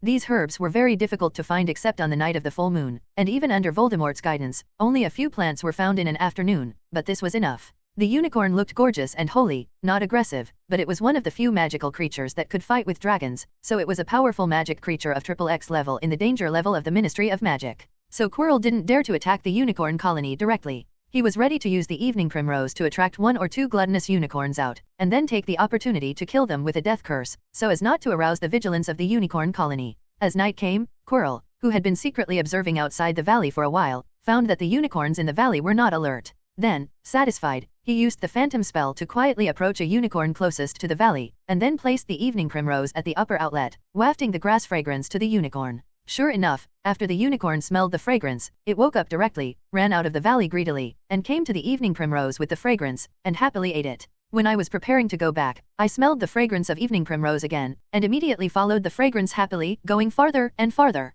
The invisible Quirrell looked at the unicorn eating the evening primrose below, showed a triumphant smile, and then pulled out his wand and looked at it fiercely. Avadaso. After a dazzling green light, the unicorn not far away fell directly to the ground, and the silver hair seemed to dim a few points, lying quietly on the ground. Quirrell was ecstatic to see the unicorn he had killed, standing by as if admiring his masterpiece. Stupid, hurry up and drink fresh blood, and when the blood is cold, it will turn into venom completely. Voldemort roared in the back of his head. Yes, master, I'll do it right away. Quirrell was instantly frightened and rushed to the unicorn, cutting open his neck with his wand, and silver blood flowed out in an instant. Looking at this blood, Quirrell suddenly hesitated. The unicorn is a pure creature. If you drink the blood that the non-unicorn voluntarily donated, it will be cursed into a half-dead life from the moment its blood touches its lips. Suffer all the time? Hurry up and drink. If you don't drink it, you'll die soon. Voldemort in the back of his head snapped his command. Yes, the host. Quirrell was so frightened that he leaned over and sucked the unicorn's blood. It was just that Quirrell had drunk half of his stomach and did not find his body recovering, and he asked hesitantly, Master, why don't I feel the recovery of physical strength? Is it to drink the whole part? Voldemort didn't know the situation either, or ordered, drink it all. It should work later. Quirrell could only bow his head and drink again, until his stomach bulged, and Quirrell said, Master, I can't drink anymore. Strange, it should work. What's going on? Does it take the blood of a living unicorn to work? Voldemort said to himself. Ah, Master, what's wrong with me? Why is the body decaying more and more serious? Quirrell watched in horror as a large body appeared on his body, and his body quickly festered, and in a moment it looked like a living dead. Snap! There was applause in the woods, and Peter came out, and he looked at Quirrell with a smile and said, Professor, do you like my gift? This is my Christmas present for you? It took me half a day to think about it. Peter York. Quirrell lay on the ground in pain and saw Peter appear, his eyes flashing with disbelief. Then he asked in panic, What did you do to me? Why did I become like this? Professor, this is my elaborate gift to you, why don't you like it? You look back at that poor unicorn, the blood is sucked dry by you, it's so miserable? Peter sighed sympathetically, or I'll let it come back to life. With a wave of his wand, he saw the unicorn lying on the ground that was already dead, and immediately stood up, and a black flame lit up on his body, quickly turning into a skinny black unicorn. Unlike the pure unicorn, this black unicorn exudes the breath of evil death. Nightmare? How can there be nightmares in the Forbidden Forest? Quirrell roared in horror, then glared at Peter, You lied to me and drank the blood of nightmares. Unicorns are the purest and brightest magical creatures, but things are the opposite, and sometimes unicorns are born in unicorns, which are rare for hundreds of years. These creatures can no longer be called unicorns, because they have no unicorns, and their attributes are dark attributes that are diametrically opposed to the unicorn's light attributes, and they are born with curses and poison. It is called nightmare. Nightmares are rare to see for hundreds of years, and they are driven out of the colony by unicorns as soon as they are born, so it is difficult to see, and it is no wonder that Quirrell is full of disbelief. Peter, why are you doing this to me? I think I'm good to you, and I'm serious about helping you with whatever questions you want. Quirrell said with a look of hurt. Professor Quirrell, you're really good to me. I was so touched by the gift from the Owl Shack this morning, a necklace with lethal powers, and a black magic spell. No, I directly prepared a gift of remembrance for you. Not bad, right? Peter said with a grin, but his eyes were cold. Quirrell's expression was stagnant. He didn't expect such a secret thing, but it was actually known to Peter. Professor, what does nightmare blood taste like? I thought about it for a long time before I thought about this. Peter smiled at Quirrell. Then he commanded the nightmare who was stepping on the black flames on the side, Go stump him to death. Only to see the nightmare emit a hissing sound, and then directly and ferociously charged at Quirrell, but after hitting Quirrell with an iron armor spell, the nightmare directly turned into golden dust and dissipated. Quirrell looked at this scene and gritted his teeth at Peter. Wishing spell? When did you extend this spell for so long? Oh, I haven't thanked you for teaching me the wishing spell yet. Peter smiled and said, With your help, I was able to improve it at the beginning, but I didn't tell you the truth. You. Quirrell was so angry that he couldn't say anything. Let me say a few words to him, Quirrell. Suddenly a hoarse voice sounded in the back of Quirrell's head. Master, you are still weak, let me do it for you, Quirrell exhorted in panic. No, I can still handle this energy. Give me control of my body? Voldemort's voice behind him said again, only to see that Quirrell, who originally had a panicked expression, suddenly changed his look. Although he was still embarrassed, his momentum became stronger, and he also revealed a trace of elegant temperament. Quirrell looked at Peter with an unclear tone in his eyes and said, Peter, my student, did you choose to betray so quickly? I originally wanted to cultivate you as my heir, which is really disappointing to me. You finally came out, and I thought you had been hiding behind you and not coming out, Voldemort. Peter looked at him lightly and said, And I am not blessed to be your disciple. You only sent me a deadly magic item this morning. Professor, did you forget it so quickly?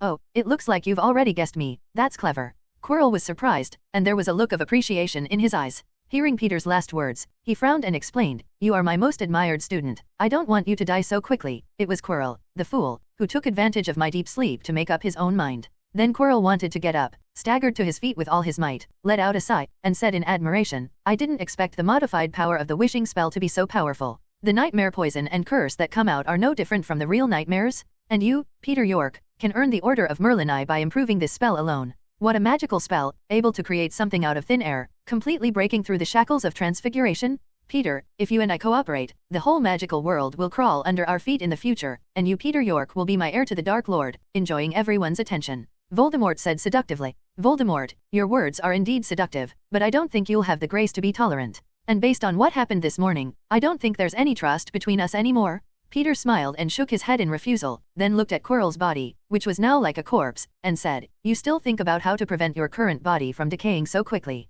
After all, there will be no one like Quirrell who lends you his body to use. Voldemort frowned and looked at his body, although the curse and poison in his body had now disappeared with the dissipation of the nightmare, but the damage caused had not been reduced by a single point, and now it was full of holes and there was not much time left. If another body were willing to let him possess, he would abandon Quirrell without saying a word, but now there is no one to replace except Quirrell. He doesn't care about Quirrell's life or death, but he needs the Philosopher's Stone to help him resurrect himself. Peter, if you're willing to help me get the Philosopher's Stone, I'm willing to leave Quirrell at your disposal and teach you all the black magic of your own. How do you think the deal is? Voldemort thought about it and made a request. Voldemort, I can't offend Dumbledore and Nick Flamel for a Philosopher's Stone, and I still want to study at Hogwarts, so you should avoid the gold mouth. Although Peter was a little moved after listening to it, he still shook his head firmly. Then you promise not to reveal my business to anyone, and I will give you my knowledge of the dark arts, and no one understands me better than I do in the study of the dark arts. Voldemort lowered his requirements. He only wanted the Philosopher's Stone now. Empty mouth. Voldemort, I don't trust you. Although Peter is very impressed, working with this guy is to seek skin with the tiger, and the slightest carelessness will overturn the ship in the gutter. Cunning boy, I don't trust you very much, so how about an unbreakable curse? Voldemort proposed. This will ensure that I get the Philosopher's Stone smoothly, and that you will learn my black magic. The unbreakable curse requires 3 people to be present, and we only have 2 people now. How can we sign it successfully? Peter asked. The third-party witnesses only need to be a race of wisdom, and the centaurs hiding in the woods over there can come out as witnesses. Voldemort had already prepared, and then turned his head and said to the dense forest not far away, well, centaurs? Peter looked at the centaurs who came out in amazement. It was Firenze who had sent him earlier. This guy had not followed Bane back? Then he was more wary of Voldemort's strength. Even if this guy was so badly injured, he could detect that he didn't perceive something, which was really not to be underestimated. Firenze had been hiding in the distance for the morning to observe the place, and now that he was broken, he walked out. He walked quickly behind Peter, looked at Quirrell with a wary face, and then looked at Peter with a complicated look, reminding, Peter, working with such a dangerous figure is undoubtedly dancing on the tip of the knife. Can you think clearly? Firenze, why didn't you go back with Bane? Don't you centaurs swear not to be involved in the affairs around you? If you follow me like this, you will be told by the people of your tribe. Peter asked in surprise. I was worried about the safety of you and the unicorn, so I watched from a distance and wanted to help you at a critical time, but I didn't expect to be discovered. Firenze explains, and Bane guessed what I meant and didn't stop me from coming back. Well, now that the numbers are all in place, let's sign the contract. Voldemort's impatient voice sounded. His physical injuries were getting worse. Peter, have you really thought about it? It's a fight with the tiger? Firenze frowned and reminded again, deeply afraid that he would not be able to get out of it. Rest assured, Firenze, I never prepare for a chance of victory. Peter confidently said that he had no intention of destroying Quirrell now, otherwise Voldemort would break free from Quirrell's shackles, and the ghost would know what kind of moths would be caused. And he also wanted to learn Voldemort's black magic, although Voldemort was mostly brain dead, but the study of black magic had reached the extreme. Although Peter did not want to specialize in black magic, he at least had to know about black magic. After all, when it came to the most powerful magic, black magic stood for the vast majority. Looking at Peter's determined expression, Firenze also helplessly said, I hope you will not regret it in the future. In the Forbidden Forest, Peter and Quirrell stood on either side, their right hands clasped each other, and Firenze stood in the middle, using a wand given by Peter to the hands held by the two. Voldemort, are you willing to impart knowledge of the dark arts to Peter York without reservation without revealing you? Don't cheat? Firenze asked, looking at Quirrell with wary eyes. I do. Quirrell chuckled. Peter York, would you rather keep a secret for Voldemort when he taught you the dark arts, and not reveal it to anyone else? Firenze turned to Peter again, his eyes filled with worry. I do. Peter agreed cheerfully. Anyway, as long as Voldemort's ending is guaranteed, it will develop like the original plotline. He can learn a lot of knowledge from a master of black magic, and under the protection of the unbreakable spell, he is not afraid of Voldemort's obstruction. Of course, in this contract, both of them intentionally or unintentionally ignored the original Quirrell, giving this unbreakable spell a chance to operate. Well, the oath is formed. As soon as the words fell out, both Peter and Quirrell had a scar-like mark on their wrists, a sign of an unbreakable curse. If one party breaks the oath, it will be eaten by magic, and even Voldemort, who is not now alive, does not dare to easily try the consequences of default. Watching Firenze return the wand to Peter, Quirrell frowned and reminded, Peter York, give you a piece of advice, never give the wand to races other than wizards, they are not trustworthy. Peter didn't speak, just looked at Quirrell, and then said happily, Professor, your current body is rotten, how are you going to save it? I need unicorn blood.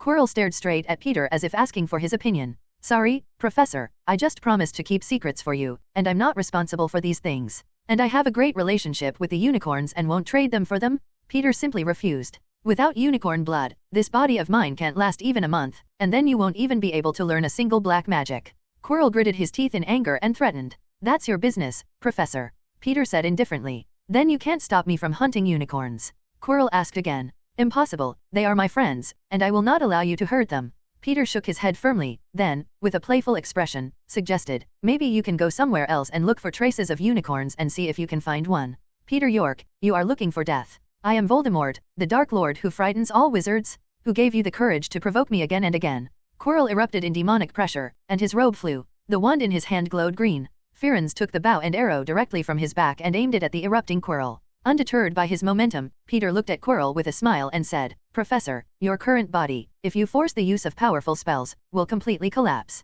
Unless you don't want this body and the Philosopher's Stone anymore. Or, Professor, can you taste the unicorn I made with the wishing spell? And it's the blood that the unicorn voluntarily gave, without a curse? Peter said as he cast a wishing spell with his wand, and immediately a white unicorn appeared in front of him and rubbed Peter affectionately. How do I know that you unicorn won't be a nightmare pretending to be again? Quirrell said with a sneer. Then you've wronged me, Professor. I wish you had to get better now and teach me magic. Peter said with an innocent face. Peter let the conjured unicorn lie on the ground, then cut a small opening in the unicorn's body and used the conjured vial to catch the silver blood flowing out. He smiled and handed the vial to Quirrell and said, This is the blood voluntarily donated by the unicorn, which can quickly heal your body. Of course, it only has an effect before the unicorn has dissipated, but I think it is enough, isn't it? Later, as long as your body can't support it, you can come to me and exchange your magic knowledge for this life-saving medicine. Well worth it, right? If you teach me the wishing spell, maybe it will be better. Quirrell looked greedily at Peter's magic. If you want to learn it, I can give it to you, Professor. After all, this wishing spell was originally taught to me by you, wasn't it?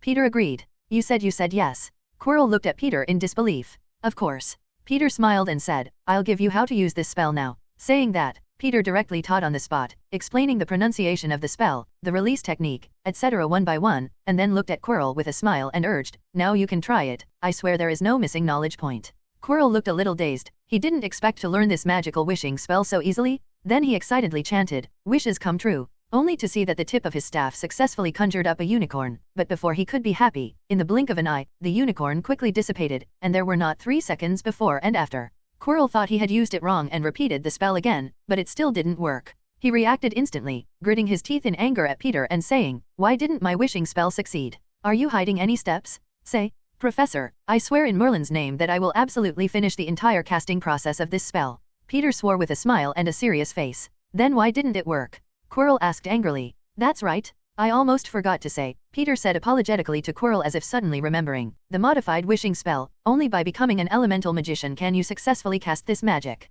Professor, you are not an elemental magician, of course you can't succeed. Are you an elemental magician? Quirrell looked at Peter with a shocked face, and then suddenly said, When I said that when you cast the wishing spell, where did so much magic come from to provide, it turned out that it was through the magic elements of the outside world to cast this spell. Professor, you are so great. It was so easy to guess the principle. Peter gave Quirrell a thumbs up. I'm getting more and more impressed with you now, Peter. I didn't expect you to be an elemental magician who had disappeared for a long time. Quirrell said in amazement, a trace of greed in his eyes that could not be hidden. He couldn't help but ask, How is your elemental magic cultivated? I once heard that elemental magic has been cultivated to the highest level and can live forever. Professor, such a legend is too exaggerated. Elemental magic and modern magic take 2 different paths. Elemental magic is to communicate with the outside world of magic elements to cast magic, and modern magic is to develop the magic in the body. The 2 are not superior or inferior. Otherwise, modern magic wouldn't have replaced ancient magic, would it? Peter shook his head to dispel the rumor. He didn't want Voldemort to keep an eye on him for elemental magic.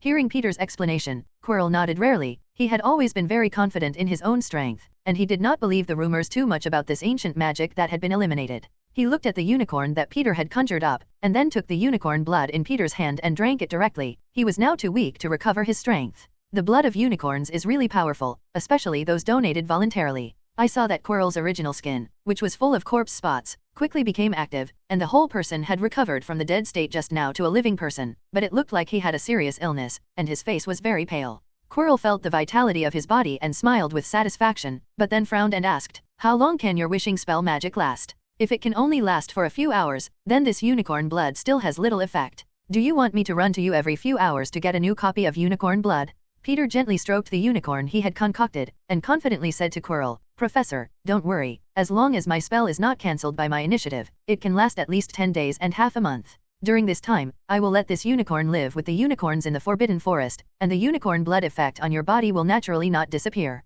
When the time comes, you can come back to me and exchange it for new unicorn blood. As long as you don't cancel the magic. Quirrell looked at Peter suspiciously and sneered. You're really calculating. This is what makes me drink and quench my thirst. Take my life into your hands? How is this possible? Professor, you are doubting my kindness. Peter said with a sad expression, with your current strength, it is difficult to obtain real unicorn blood. Not as good as the unicorn I conjured up, although the maintenance effect is relatively short, but it is also effective? Well, I believe your lies. Cherokee sneered, but insisted, you must provide me with a fresh copy of unicorn blood every half a month, so that I have the energy to answer your questions. Peter readily agreed, but he didn't think he would be able to hold Voldemort. If he is in a hurry, Voldemort can abandon Quirrell's body at any time, and then he does not know what accidents will occur. Seeing that Peter agreed to come down, Quirrell showed a satisfied look, but then stared at Firenze with the eyes of a dead man. This beast has listened to all the secrets. I think it is better to kill. Professor, you don't have to worry that he'll say it. The centaurs once vowed that they would only be a spectator, and he would not talk much. Peter stopped in front of Quirrell and said, is it? Quirrell was full of doubt, then saw Peter's determined eyes, and then took a few steps back, reminding, then you'd better make sure he doesn't say it, or the day I return completely, the centaurs in the Forbidden Forest won't exist. When Firenze heard this, the bow and arrow in his hand were tightly clenched, and his hooves were moving around uncomfortably. I promise he won't talk nonsense. Peter agreed. Quirrell looked at the unicorn that maintained its magical effect. His eyes moved slightly, and then he fled into the Forbidden Forest like a puff of smoke, and a cold voice said, I hope you don't play tricks, my dear student, otherwise you will know the consequences of angering the Dark Lord. Peter, just now there was a good opportunity to destroy him in one fell swoop. Why did you let him go? And saved his life with unicorn blood? Firenze asked with a frown and a puzzled look. Because in this case, only Quirrell will die, but Voldemort will have nothing to do. He is like a lone soul now, without the restraint of Quirrell's body. He can float around, and it is likely to trigger a series of unpredictable consequences. Peter said with a heavy look, not at all as relaxed as when he had just faced Quirrell. In fact, if it weren't for today's Christmas gift incident, Peter wouldn't have wanted to tear Voldemort's face so quickly. He had always wanted to maintain the original plot development, and then carefully flicked the fate line in it, so that things could develop in the direction of his control. Although there have been twists and turns, the plotline has not changed, and it is still developing in the direction of being strong for itself. Tonight's Mars is still bright, and the fate of the unicorns has not changed. I think he still hasn't given up on hunting unicorns. Firenze looked up at the celestial phenomenon, then said worriedly, of course, he is the Dark Lord. Even if he is weak now, how can he be so subservient to me? Peter had expected it, sneered, and said, but as long as he doesn't let him catch the unicorn, then he will obediently come to me to get the unicorn's blood and maintain his broken shell. Until you get the Philosopher's Stone? How can I be sure he won't succeed in catching the unicorn? We don't know what he thinks? Firenze asked puzzled. Of course, it depends on my ability to predict. Peter opened his glowing blue eyes and said confidently, let me see what day he will attack the unicorn again. Aha, it's the next full moon? He also plans to use evening primrose to attract unicorns? As long as you are prepared on that day, you can make Quirrell return empty-handed again. Then he will have to come to me and ask for unicorn blood. Peter turned off the foreknowledge and said confidently, this ability of yours is really enviable. The unknown future cannot be hidden in front of you? Firenze looked into Peter's eyes in amazement. It's not without flaws. If someone prepares in advance and keeps changing plans, I can't accurately guess which one is the real future, and even I will ignore the real future. Otherwise, how did those invisibility cloaks made out of invisible beast hair come from? Peter did not think that he could control everything because he had the power of foreknowledge. This is also very powerful. What are you going to do next full moon? Firenze asked curiously. We don't have to do anything, then Harry Potter will stop Quirrell for us. Peter said with a smile. Harry Potter. Yes, then we just don't let the unicorns go out. The rest is Harry Potter and Quirrell. Or Dumbledore behind it. Peter showed a mysterious smile. In order not to let the healing effect of Quirrell, who drank the unicorn's blood, disappear, the unicorn that Peter conjured up with the wishing spell needs to exist forever. Fortunately, the nature of the wishing spell elemental magic, as long as Peter did not cancel the magic, the effect of the wishing spell will always exist. So Peter directly brought the unicorn back to the unicorn colony and asked the unicorn king to take it in for a while until the magic effect disappeared. The other unicorns were full of curiosity about this new companion, and even the unicorn king was very surprised, because in his senses, this was a real unicorn? If it weren't for Firenze's assurances, he might have thought it was a unicorn from somewhere else. After saying goodbye to the unicorn and Firenze, Peter left the Forbidden Forest. He had been here for almost a whole day, not even attending the Christmas luncheon, and now it was time to go back and rest. And he also has to go to the infirmary to visit Adele Rowling, his sister who suffered in his place. Although it has been treated with phoenix tears, it is still necessary to confirm whether it is unharmed. It's 7 o'clock in the evening, and the dinner has already begun. However, Peter still went to the infirmary first, and as soon as he entered the door, he saw Madame Pomfrey, and Peter asked with some surprise, Mrs. Pomfrey, haven't you gone to the dinner yet? It's Peter, you're coming to see Miss Rowling, she's awake, and I'll give her another bottle of potion and I'll be pretty much better. Madame Pomfrey said with a smile. It would be nice so soon. Peter was a little surprised. Thanks to your phoenix tears, she completely healed her injuries at once. I also just prepared some blood tonic potions to give her some blood. After a few more days of observation, you can be discharged from the hospital, Fat Mrs. Frey explained. Peter N was surprised that although the magic world was full of dangers, there were also many ways to save people. Some ordinary injuries can be healed by a simple spell. Even if it is a serious injury, a few bottles of potions can still be alive and well. Even like the practice of phantom transfiguration magic, beginners often have the phenomenon of splitting. Half of the body appears in one place, and the other half of the body is in another place. If you were an ordinary person, you would have died a long time ago, but in the wizard's place, it can be cured with only a few bottles of perfume.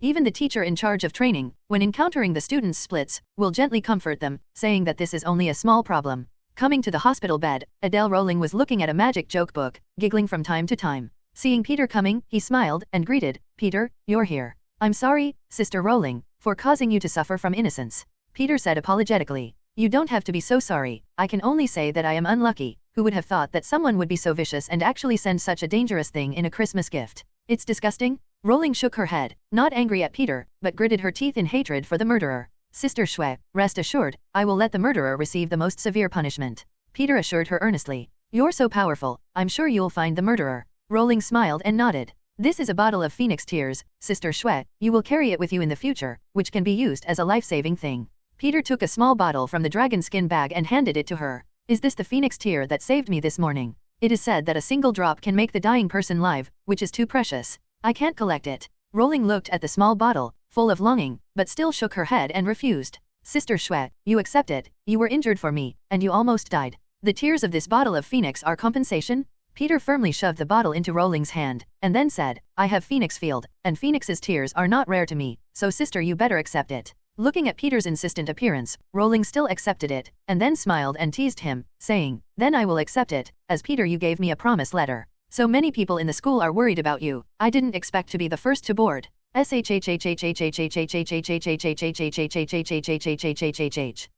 Shwe, you," Peter said helplessly, "she is a patient today, let her take advantage of it." After the two of them talked for a while, Madame Pomfrey came over with a bottle of potion and said softly to Rowling, "Come, drink this medicine, sleep in peace, and tomorrow you will be full of energy. Then I'll be discharged tomorrow." Rowling couldn't wait to ask. "I'm afraid not, my dear, you have to stay a few more days before you can be discharged from the hospital after you are safe." Madame Pomfrey smiled and shook her head. "Ah, fate is bitter, it is hard to come to Christmas, and I have to spend it in a hospital bed," Rowling said with a disappointed face. "Rest assured, Sister Shwe, I will come to accompany you in the next few days, and I will not let you be bored," Peter assured. "Hey, I'm not lost with your words. With such a handsome guy like you sitting next to me, I am the most envious object of all girls." Lorene was suddenly resurrected with blood, drank the potion, and then said with a grin, "In this case, I can consider staying in the infirmary for a few more days, and there are not many opportunities for Peter York to accompany him." "That's not okay, when the time comes, I'll kick you out," Madame Pomfrey interjected with a smile, then looked at the handsome Peter on the side, and could not help but sigh, "Youth."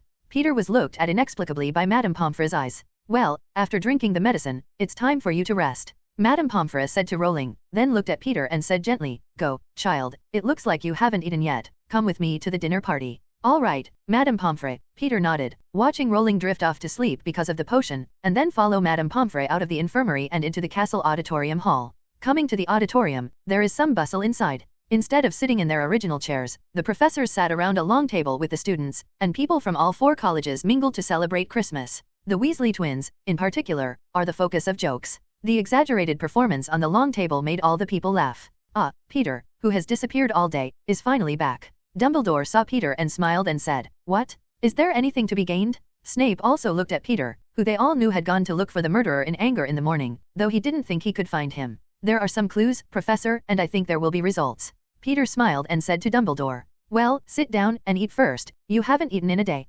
Dumbledore said kindly, then picked up a piece of broccoli and put it on Snape's plate, smiling and squinting, interrupting Snape, who was obviously asking, "Severus, eat some vegetables, you look like you need a little more nutrition." "Well, I'm not a 3-year-old, Dumbledore, and if your love is nowhere to be found, go to your admirers." Snape was interrupted by the questioning, and instead of asking Peter any further questions, he turned back to Dumbledore. Peter looked into Dumbledore's wise eyes, which seemed to have insight into all the secrets, and he smiled at the old man. Then he noticed Quirrell curled up in the corner of the table and said with some surprise, "Professor Quirrell, I didn't expect you to come to the Christmas dinner too. But your face looks bad, just as Madame Pomfrey came with me, do you want her to help you see?" No, I just. There is a little bit. It's not comfortable, Quirrell said with a miserable stutter. Yes, if you are really uncomfortable, you can also come to me. I also have some good medicines here that can cure the disease, which should be appetizing to you. Peter looked at Quirrell meaningfully and said, Nope, I eat full first. Leave first? Quirrell got up in some panic and said, Don't eat a little more.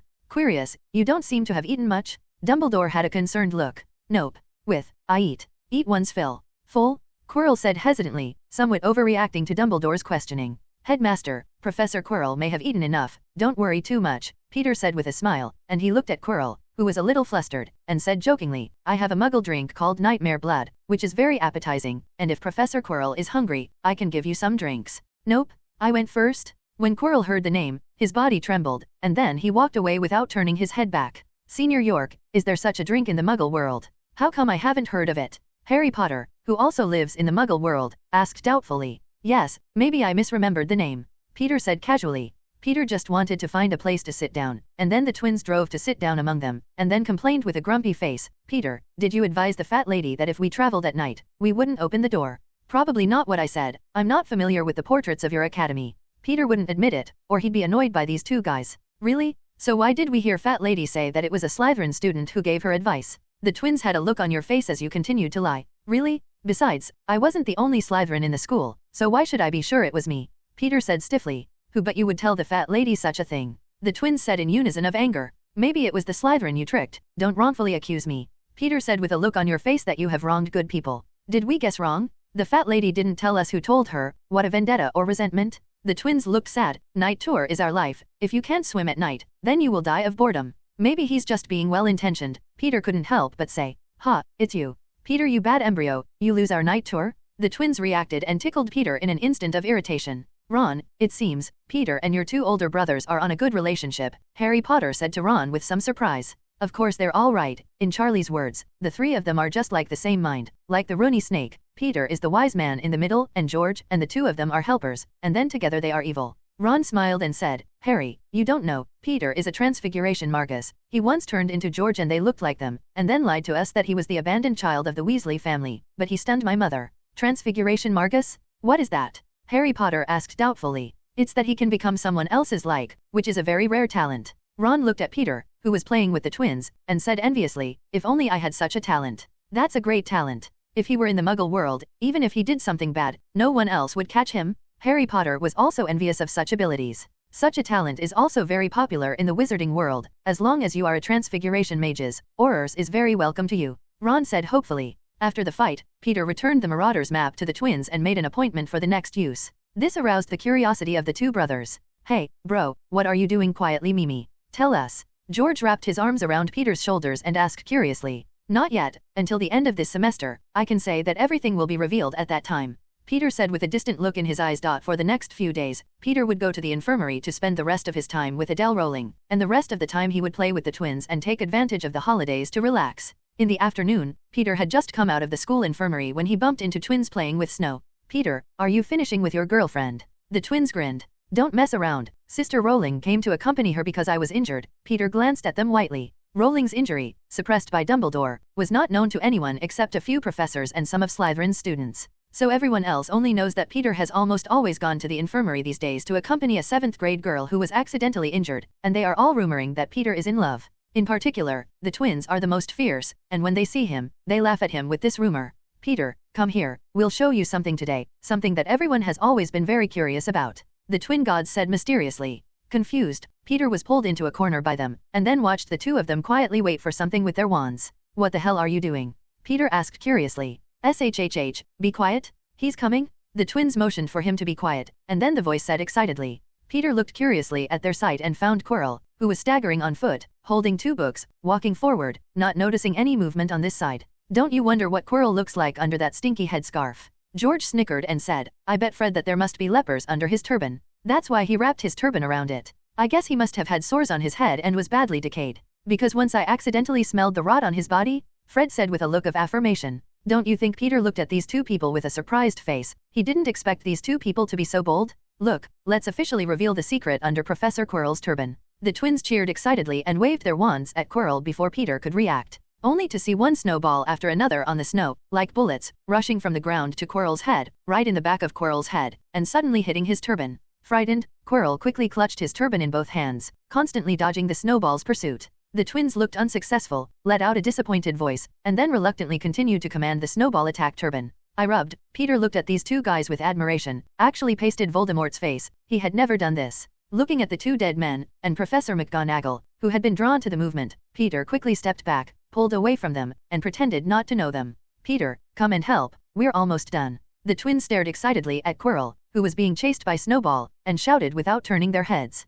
Then the two people who were having a good time were instantly grabbed by a pair of hands behind them. Mr. Weasley, I thought you were just mischievous, but I didn't expect to attack the professor. Confinement? You all shut me up during the holidays. Professor McGonagall said breathlessly, tugging at them. Then Professor McGonagall turned to look at Peter and asked with a skeptical look, Peter York, what about you? What are you doing here? Professor, I'm just passing by. I'm getting ready to go to the library. Peter quickly replied, quickly pulling out a book from behind to prove it. Is it? Professor McGonagall was not a fool, looked at him with a suspicious face, looked at the two brothers in his hand with hatred, and then said to Peter, I know that you play well with these two guys, and I only hope that you can discipline them well and not let them run into trouble. I think even if it's 2 shell langs, if you take it, you should be able to get better. Well, Professor McGonagall, I'll take care of them from breaking into trouble later. Peter said with a smirk of assurance. Hey, Professor McGonagall, we're from your academy, how can we say we're shells? The twins said with an indignant look on their faces. Besides, Peter is a Slytherin. You let a Slytherin take care of Gryffindor? Professor, are you kidding?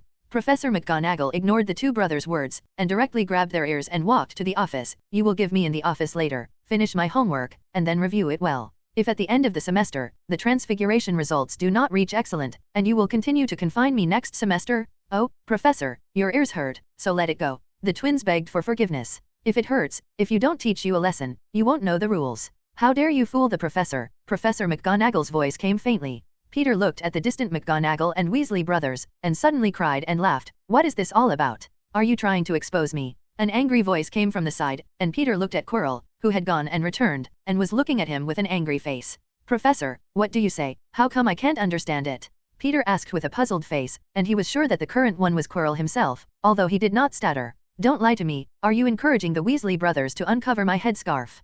Quirrell said angrily. Professor, if I wanted to expose you, I wouldn't have used such a low-level means, and please look at the unbreakable spell on your hand. If you break the contract, you will be eaten to death. I didn't want to die that way. Peter looked at Quirrell with a silly look on his face. Don't look at me like that. Quirrell roared in a grumpy low voice, then looked at Peter sinisterly. You have made a pact with the Lord, and I don't. If you ever expose any of our actions, you will know the consequences. Are you threatening me, Quirrell? Peter's eyes narrowed. He looked at him coldly, pulled out his wand, and waved it casually. Do you want me to lift the wishing spell now? It seems you don't need my unicorn blood to relieve the festering of the body? No, don't. Quirrell's face showed a frightened look. His current body was barely maintained by Peter's unicorn blood. If the effect of the wishing spell disappeared, his body would immediately turn into a corpse spot, and he might be killed immediately. Then you should be your character and don't bother me. Similarly, except when I ask for advice, I will go to your office and ask your master for advice. Other times, I won't bother you, you just think of me as a bystander. Peter said coldly. I hope you do what you say.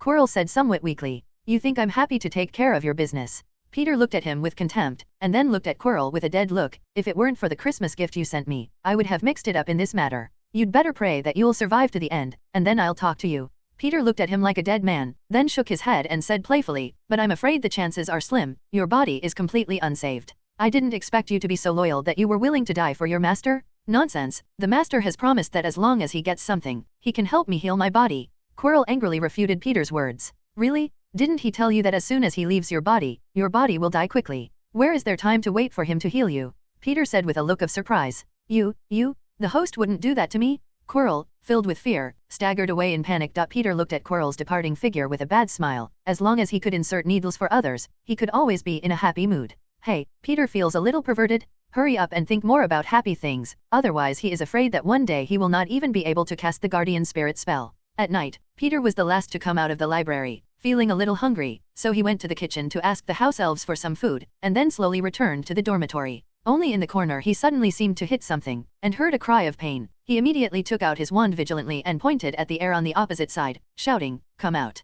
Otherwise I'm going to use a spell." After waiting for a while, still not hearing a movement, Peter sneered and waved his wand. The trail appears. Only to see a pair of clear footsteps appear on the ground. The endpoint is in the corner. People are in this position. Fly sand and stones. Peter summoned a fierce wind directly, accompanied by sand and gravel to attack the wall. Senior York, Wait, it's me. Don't attack me. Half a head suddenly appeared on the wall, and Harry Potter shouted in horror. Stop spell. Peter stopped the attack and shouted in some surprise, Harry, why are you here so late? Oh, you're on a night tour. Peter smiled and said understandingly, many students like night tours, but I didn't expect you to like them. What about Ron? Isn't he always with you? Well, senior, I'm alone, Ron, he's already asleep, and I can't sleep alone like walking around. Harry Potter smiled, and anyone who was bumped into the night tour would be embarrassed. Oh, it turns out that you are wearing an invisibility suit, and I thought whose phantom spell was so powerful, there was no sign at all. Peter looked at Harry Potter's invisibility cloak and said in surprise, a trace of curiosity flashed in his eyes. After all, this was the first time he had come into contact with the Deathly Hallows.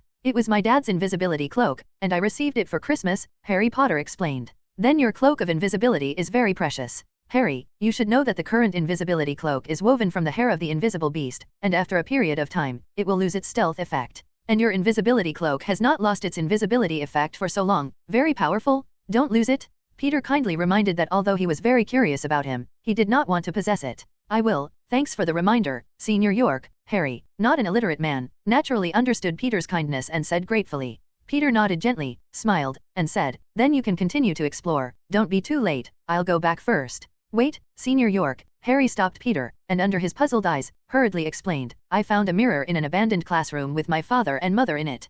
Peter wanted to refuse, he didn't want to participate in Dumbledore's test of Harry Potter, but looking at the look of longing in his eyes, he couldn't say no. He had almost forgotten the memories of his previous life, but his deepest memories were still in the orphanage, always hoping that one day his parents would show up and tell him that he had accidentally lost him. But that hope eventually fades as we get older. In this life, he had a happy family, but fate played tricks on him, and he lost his parents. Fortunately he also had an aunt who loved him, and a housekeeper who regarded himself as his own child. Welsh. Of course, Harry, I'm very curious about this mirror you're talking about, said Peter with a smile, and you can call me Peter directly, your friend Ron, that's how you call me. All right, Peter, Harry Potter said deftly. The two men, guided by Harry, came to an abandoned classroom, surrounded by dust, but with a gorgeous mirror in the middle. Peter, come and see, my mom and dad are standing next to me, and they're tapping me on the shoulder. Harry said excitedly, but turned his head to see his empty shoulders, and said somewhat disappointedly, Peter, what kind of mirror do you say this is, and is it capable of fulfilling people's wishes? I'm sorry, Harry, I can't see your parents. Peter looked at the mirror with a complicated look in his eyes, where he was standing in the middle of a large family, his parents who often left him at home, his grandparents who had never met, and other relatives they didn't know, all of whom were happily celebrating their birthdays.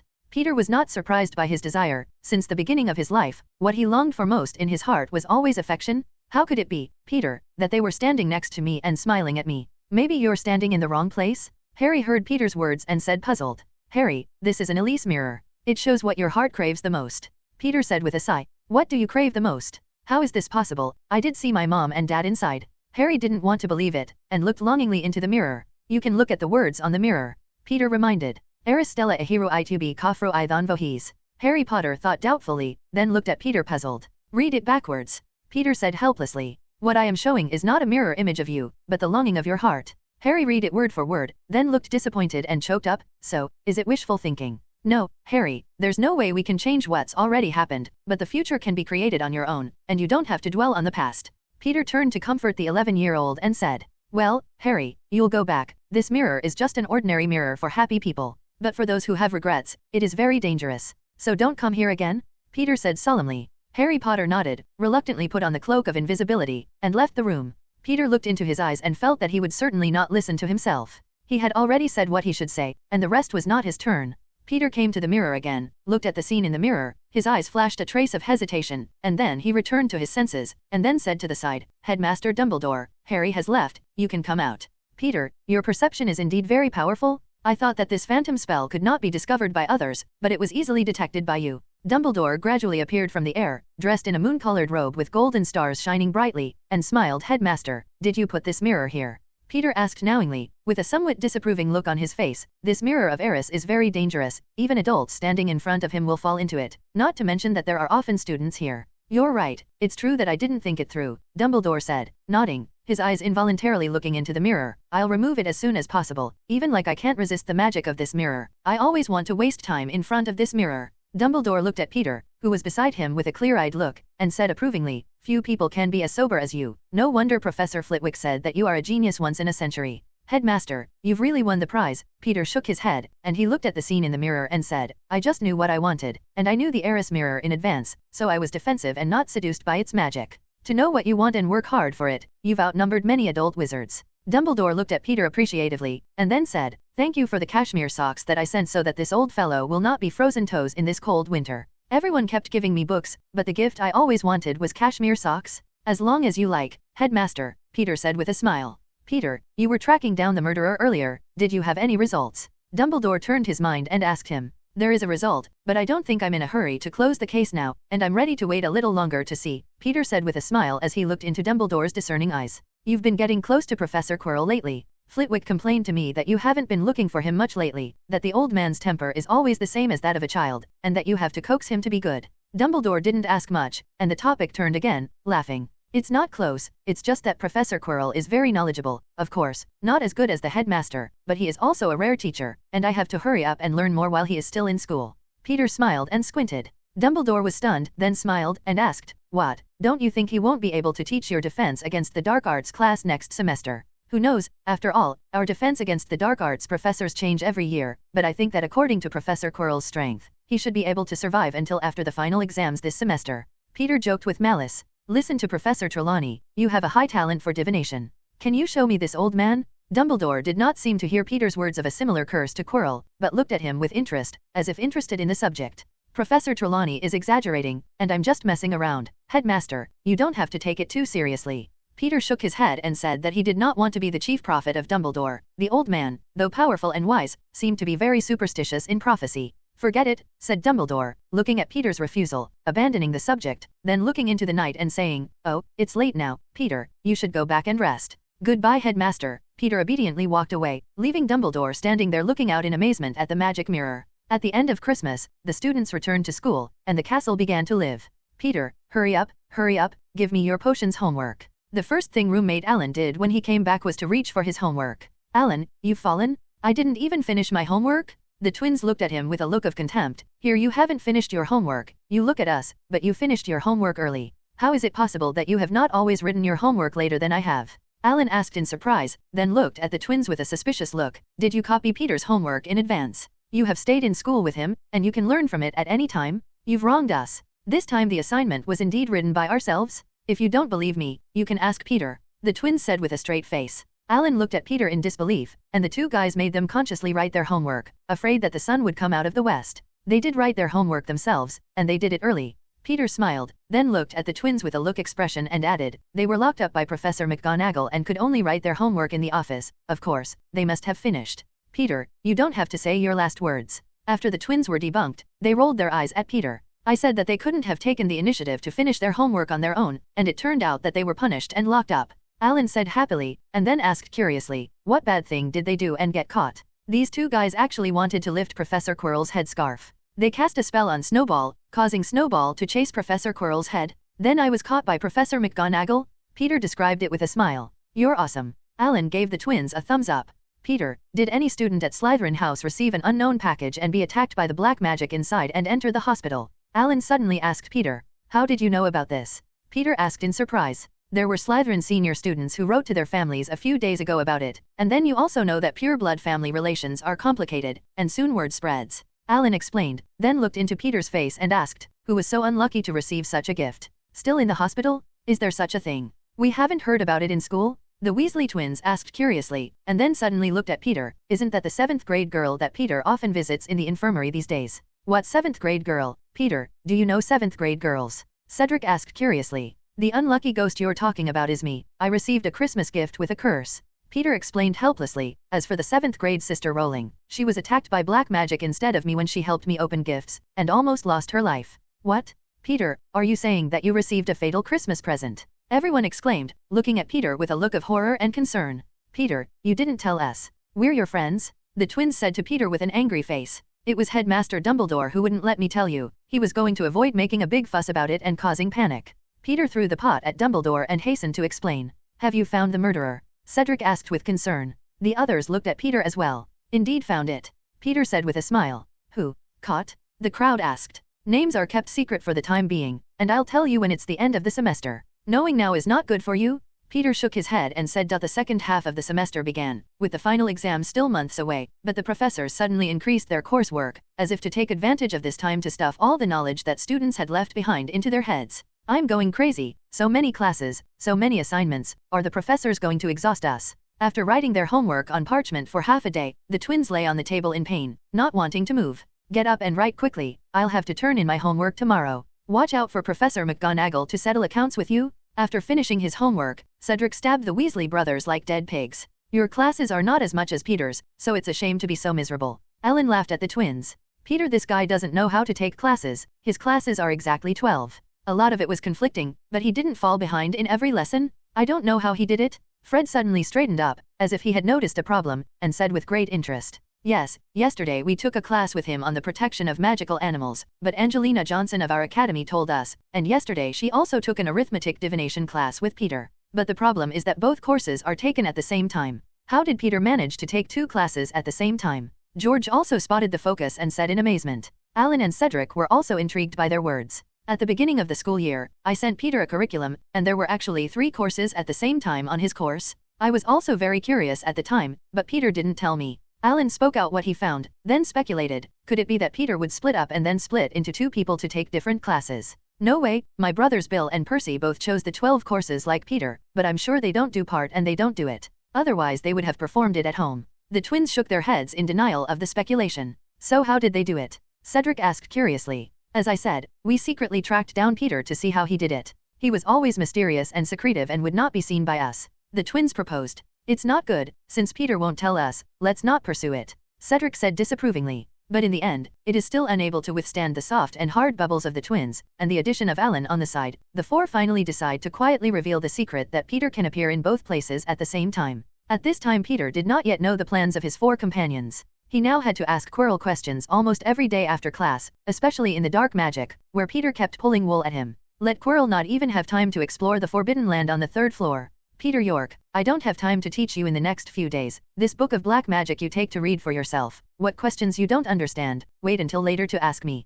Quirrell was now annoyed by Peter. Given the infallible curse, he could not refuse Peter's advice. But if that went on, he wouldn't even have time to look for the Philosopher's Stone. He could only quickly take out a book of black magic and send him away for a few days. Cutting-edge black magic. Peter looked at the name on the bookcase and flipped it up curiously. Then I saw a lot of disgusting pictures inside. What a sausage curse, a knife-slashing spell, a blood-burning spell. All kinds of black magic spells are on it, and there are even 3 unforgivable spells. They are all equipped with corresponding gifts, which look very bloody. There was a page in which Peter noticed that there were torn marks, and he knew it was an introduction to the Horcruxes, but now he didn't dare to use this secret to stir up Voldemort, otherwise Voldemort might go crazy. Peter was satisfied with such a book, so he smiled and thanked him. Thank you, Professor Quirrell, then I will take this book back to see, and then come back to you when I have questions. Oh, yes, this is the unicorn blood that taught you this half a month, and I just took it from the other unicorn, enough for you to last another half a month. Peter smiled and handed Quirrell a small glass bottle of silver liquid. Quirrell did not politely result in the bottle, opened it to smell it carefully, confirmed that it was correct, and swallowed it in one gulp. In an instant, his body seemed to be moisturized, and there was also a hint of redness on his pale face. Professor, my unsung unicorn blood is good, but it's much better than the unicorn you've worked so hard to find in the Forbidden Forest. Peter said with a smile. It's true, but if you can teach me the wishing spell, I don't have to bother so much, and I'll have to ask you for blood every half a month. Quirrell said with a smirk. Professor, magic knowledge is precious. Peter smiled and refused. Then my knowledge of black magic is also very precious. Quirrell said with a sneer. Of course, the professor cannot teach me the knowledge of black magic, as long as you can resist the unbreakable spell. Peter said with an indifferent expression. Looks like you're sure you're eating me. Quirrell laughed furiously. He was eager to give the arrogant boy a death curse, but as long as he didn't get the Philosopher's Stone for a day, he couldn't easily deal with this kid. How could it be, Professor? I never thought of such a thing. Peter retorted solemnly. From the beginning to the end, I never thought of opposing you to the professor. Otherwise why wouldn't I have simply turned to Dumbledore and told him your secret? Cunning little snake, you don't want my knowledge of black magic. My achievements in black magic are not even comparable to your headmaster? Quirrell smiled lightly, as if he had seen through Peter. As long as I have no use value, I think you must be the first time and can't wait to betray me. Of course not, Professor. You are my most respected professor, Peter said with a smile. Is it? Quirrell looked at Peter with a smirk. Peter had found that several of his friends were acting somewhat sneakily these days, but he didn't have time to think about them. He had been very busy lately, even if he had an extra 5 hours a day, but the homework of the 12 courses had piled up, plus he still had to learn the dark arts and practice the elemental magic on Merlin's book, and the time was almost tight. The time turner was overused by him every day. It wasn't until he finished the class on the protection of magical creatures with a few of his friends and made an excuse to leave, that he didn't find the twins quietly following, and then they watched Peter in a corner, mysteriously pulling out something, and then the whole person disappeared in front of them. Is Peter invisible? How did it suddenly disappear? The twins looked in amazement at the place where Peter had disappeared and couldn't help but wonder. Let's go, let's hurry to the arithmetic divination class to see. I remember Peter's class schedule on the protection of magical creatures class, and the arithmetic divination class are all in the same time. George reminded. Hello, everyone. As we wrap up this video, I want to share a quick note. I have a Patreon account. If you'd like to support me and enjoy on-demand audiobooks, you can become a Patreon member. Alternatively, you can check out my Google Drive link, which has 500+ novel audiobooks available through my Ko-fi or Patreon shop. I appreciate your support.